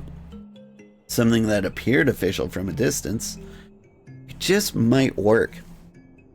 Though there is always a chance that he may simply attempt to take the document by force. If that were to happen, we would be fortunate to escape with our lives. Sylvester is a formidable astrologian. Some say he even possesses the power to stop time. But I thought those were... no. We mustn't think that. There's little time left before the scheduled meeting in the answering quarter. Lady Laviva's plan is all we have. If we are to save both her and her family, we must act, and trust that the stars will guide us to victory. Hawkeye.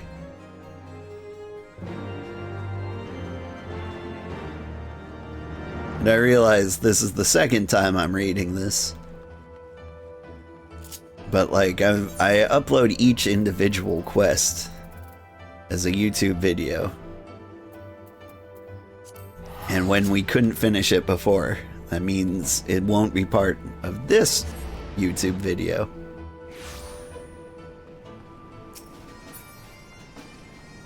Alright. On to the answering quarter.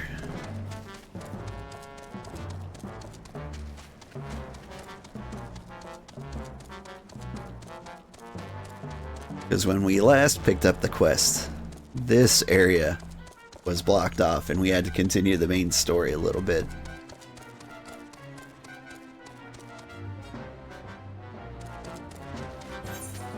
Alright, the answering quarter, and there it is.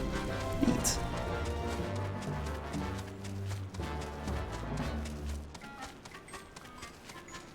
Level 64.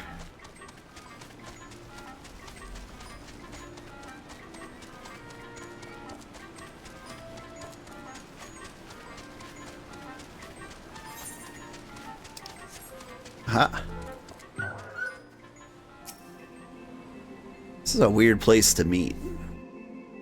Nigh on 15 summers have come and gone since I set foot on the paths of contemplation, yet this place appears as if it hasn't been inhabited for centuries. Nature is the greatest of levelers, Janohuanard. She provides us with what we need, but when we are done with it, she is quick to take back what is, and has always been rightfully hers. There's still time before Sylvester's to arrive. I would like to take a walk and see where my father lived. Just knowing that I tread the same grounds as he may grant my mind peace. Well then, might I suggest a rooftop garden directly to the south here? Your father and I would spend many a night up there, gazing at the stars and prattling on about our dreams into the small hours. It is where he first told me of your mother, your birth mother, not the aunt who cared for you after Lady Bird died in labor, and the child she was carrying.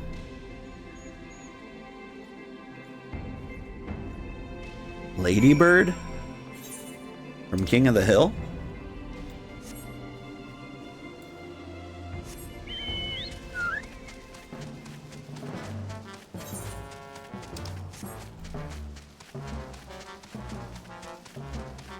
Like it's Lady Bird or Lady Beard? Neither of those sound particularly flattering.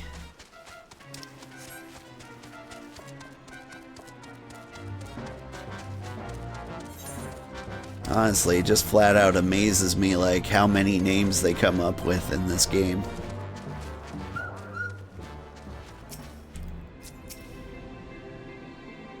Like, it's hard enough to name your own character. Imagine naming like several thousand NPCs. I wonder if my father knew that one day I would be here, standing under the same sky he did.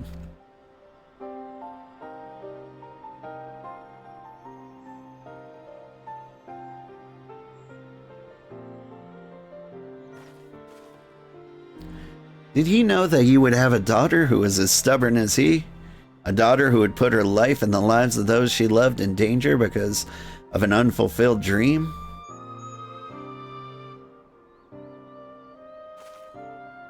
I think he did, and I think were he here now, he would be proud. Proud that I at least tried. Proud that he did not let fate control me. But I rather walked hand in hand with that fate down the path my father left, not only for me, but for all those who would carry in their hearts the same dream. I believe he would be as well, Lady Laviva, though I did not fully realize it until recently. These past moons, it has been Rufin, as if Rufin was here by my side once again. The passion, the stubbornness, the talent. I do not think he would stand idly by as Sylvester had his way, and so I believe neither should we. Thank you, Jean. I know I have been hard on you, but it is only because you were an incompetent astrologian with an aversion to training. Not because you were anything but a good man and a good friend. Now let us see what the stars have in mind for us today. Day. There's only one star out right now. The sun. That's right.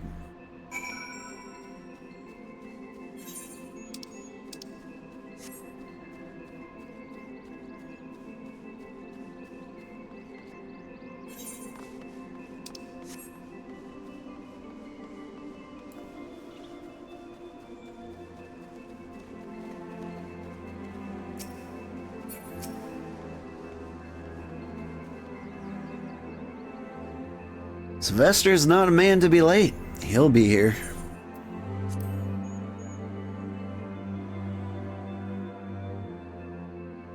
Well, how long has my VTuber avatar been asleep? Don't know. There we go. It's detecting your face, or the cat's face as well, and so it's getting confused. Yeah, I'm stung.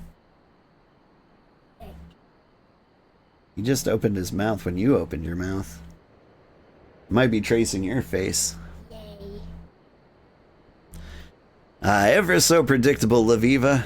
I'm sorry to inform you there's been a change of plans. There will be no return to your homeland, no tear-filled reunion with your grandfather, no trial, only a sentence, and that sentence shall be carried out here by mine hand. You see, after reading your father's diary, it became clear you and your wretched friends know too much. You would not believe how long I have been searching for that document, the last one that connected me to your father's unfortunate accident. I tracked down all and had all others destroyed, but this one has eluded me for almost 2 decades. The last? John, old it appears we have left with but a single path. There was only ever one, milady, and we shall see it to its end. Time to do a murder.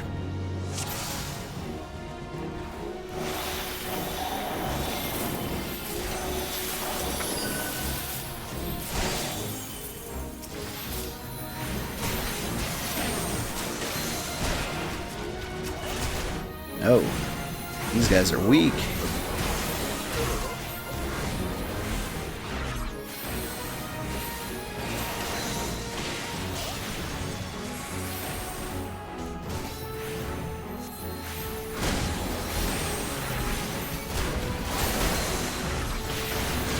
I can just keep the gravity up.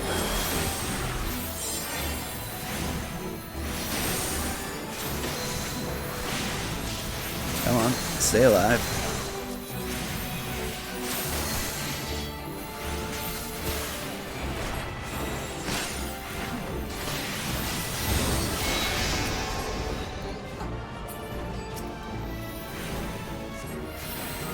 Forbidden magics.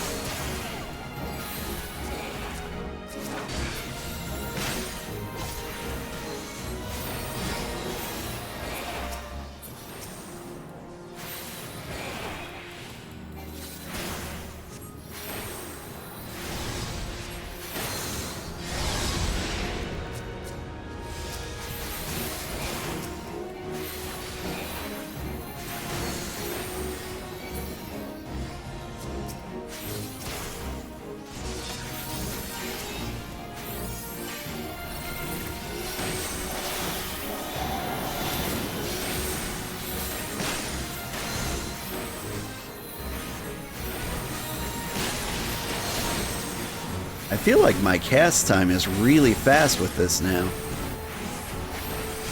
Is that like what Malefic 3 does?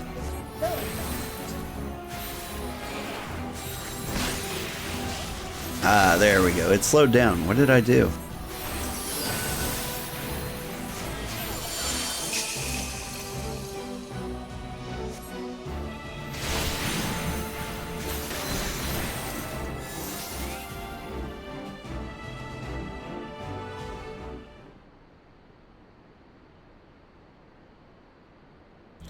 Wait, if you wish to see your grandfather live, you will not kill me.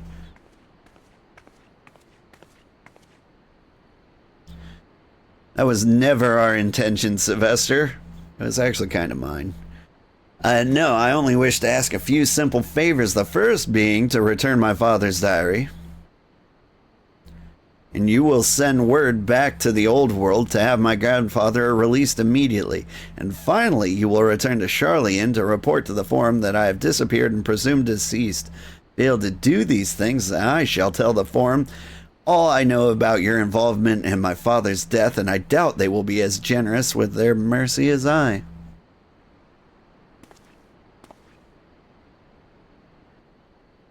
And what? You shall remain here and continue to spread our knowledge across this worm-eaten realm like it was sweet cream butter? You know not what you do. The barbarians of this realm have shown that they can only use this knowledge to destroy each other. They corrupt it, they lessen it, and then they forget it. They never once have shown that they are worthy of the knowledge they so defile. And yet, you would still give it to them. Very well, I shall do as you ask.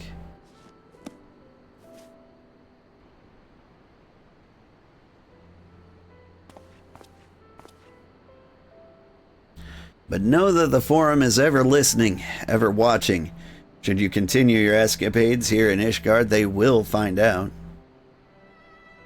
And they will send others until they have succeeded where I have failed.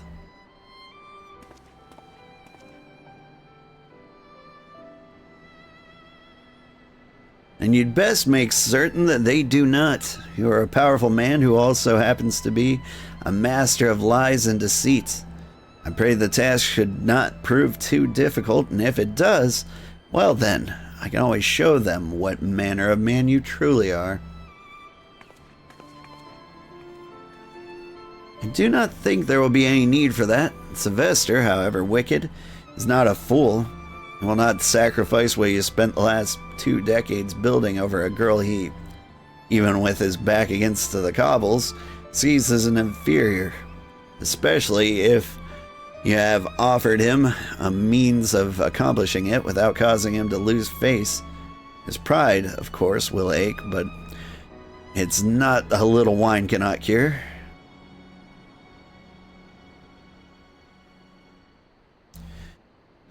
You're right, Jean Quinard. Something I never thought I would admit, at least out loud. Does this mean you'll remain in the sea and continue your teachings? Of course I will. There's a pending contract with House Durandare, my obligations to the Convictors and the Hunters of Tailfeather. Then, of course, there's a matter of your incomplete training.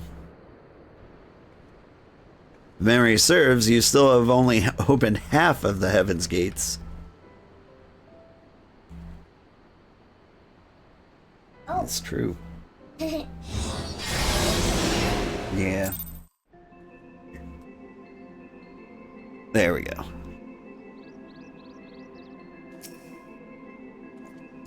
Well, things did not go completely as planned, but we arrived at the fate intended for us nonetheless.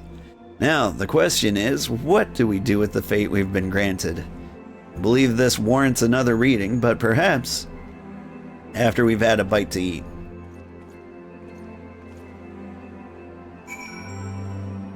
Turn to Ishgard. Can do.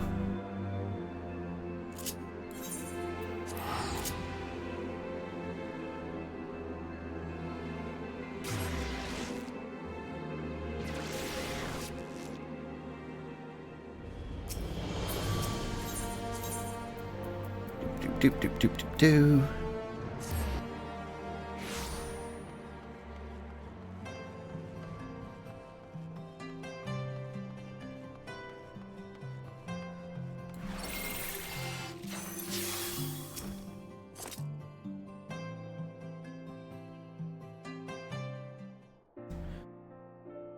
Old, you're just in time to greet the Athenaeum's newest member.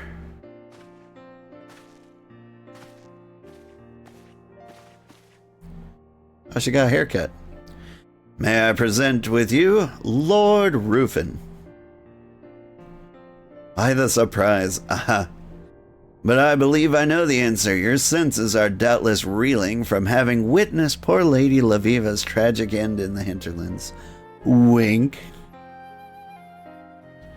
Contrary to popular opinion, I was not murdered at all, but merely on a long and winding journey that has finally brought me back to Ishgard so that I may teach the secrets of Charlian astrology once more. I mean to show the people that fate is a path that need not be walked in darkness, that the stars can be used to light the way.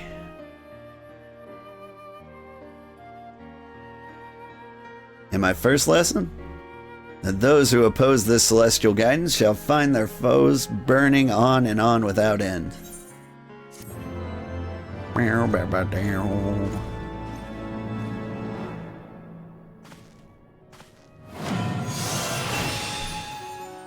Celestial opposition. This concludes the astrologian quest for Heavensward. In order to undertake the next series of quests, you must first meet the following requirements. You must have completed the main scenario quest, The Far Edge of Fate. As you've done so, the next astrologian quest will be available from Jana Juanard. And we may not actually see that one.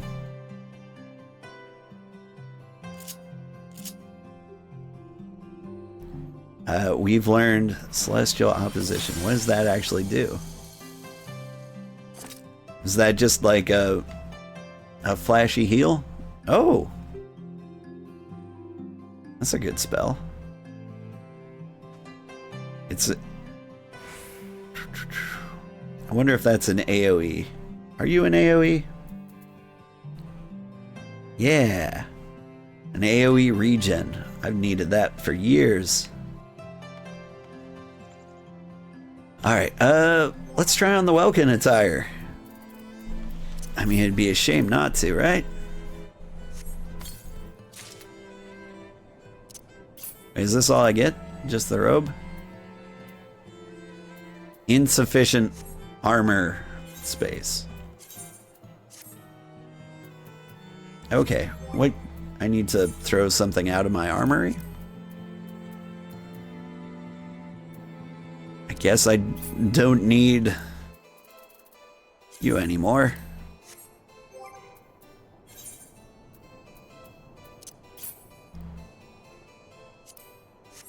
There we go. Looking Welkin-ish. Honestly, the veil is a little bit much. Like, it's a good look. But I don't think this is the glamour I want to be running around in. Do like the hat, though. Can I dye these?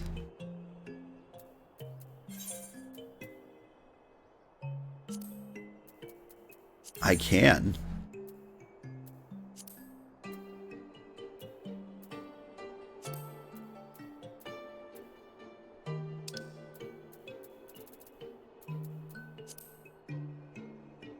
Ooh, that's kind of neat.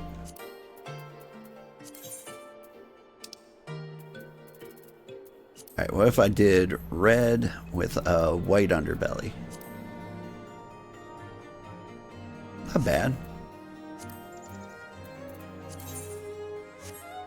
And what does this look like?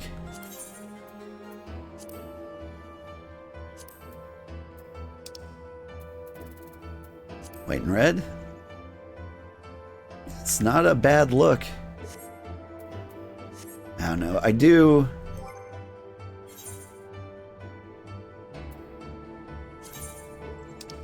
like the glamour.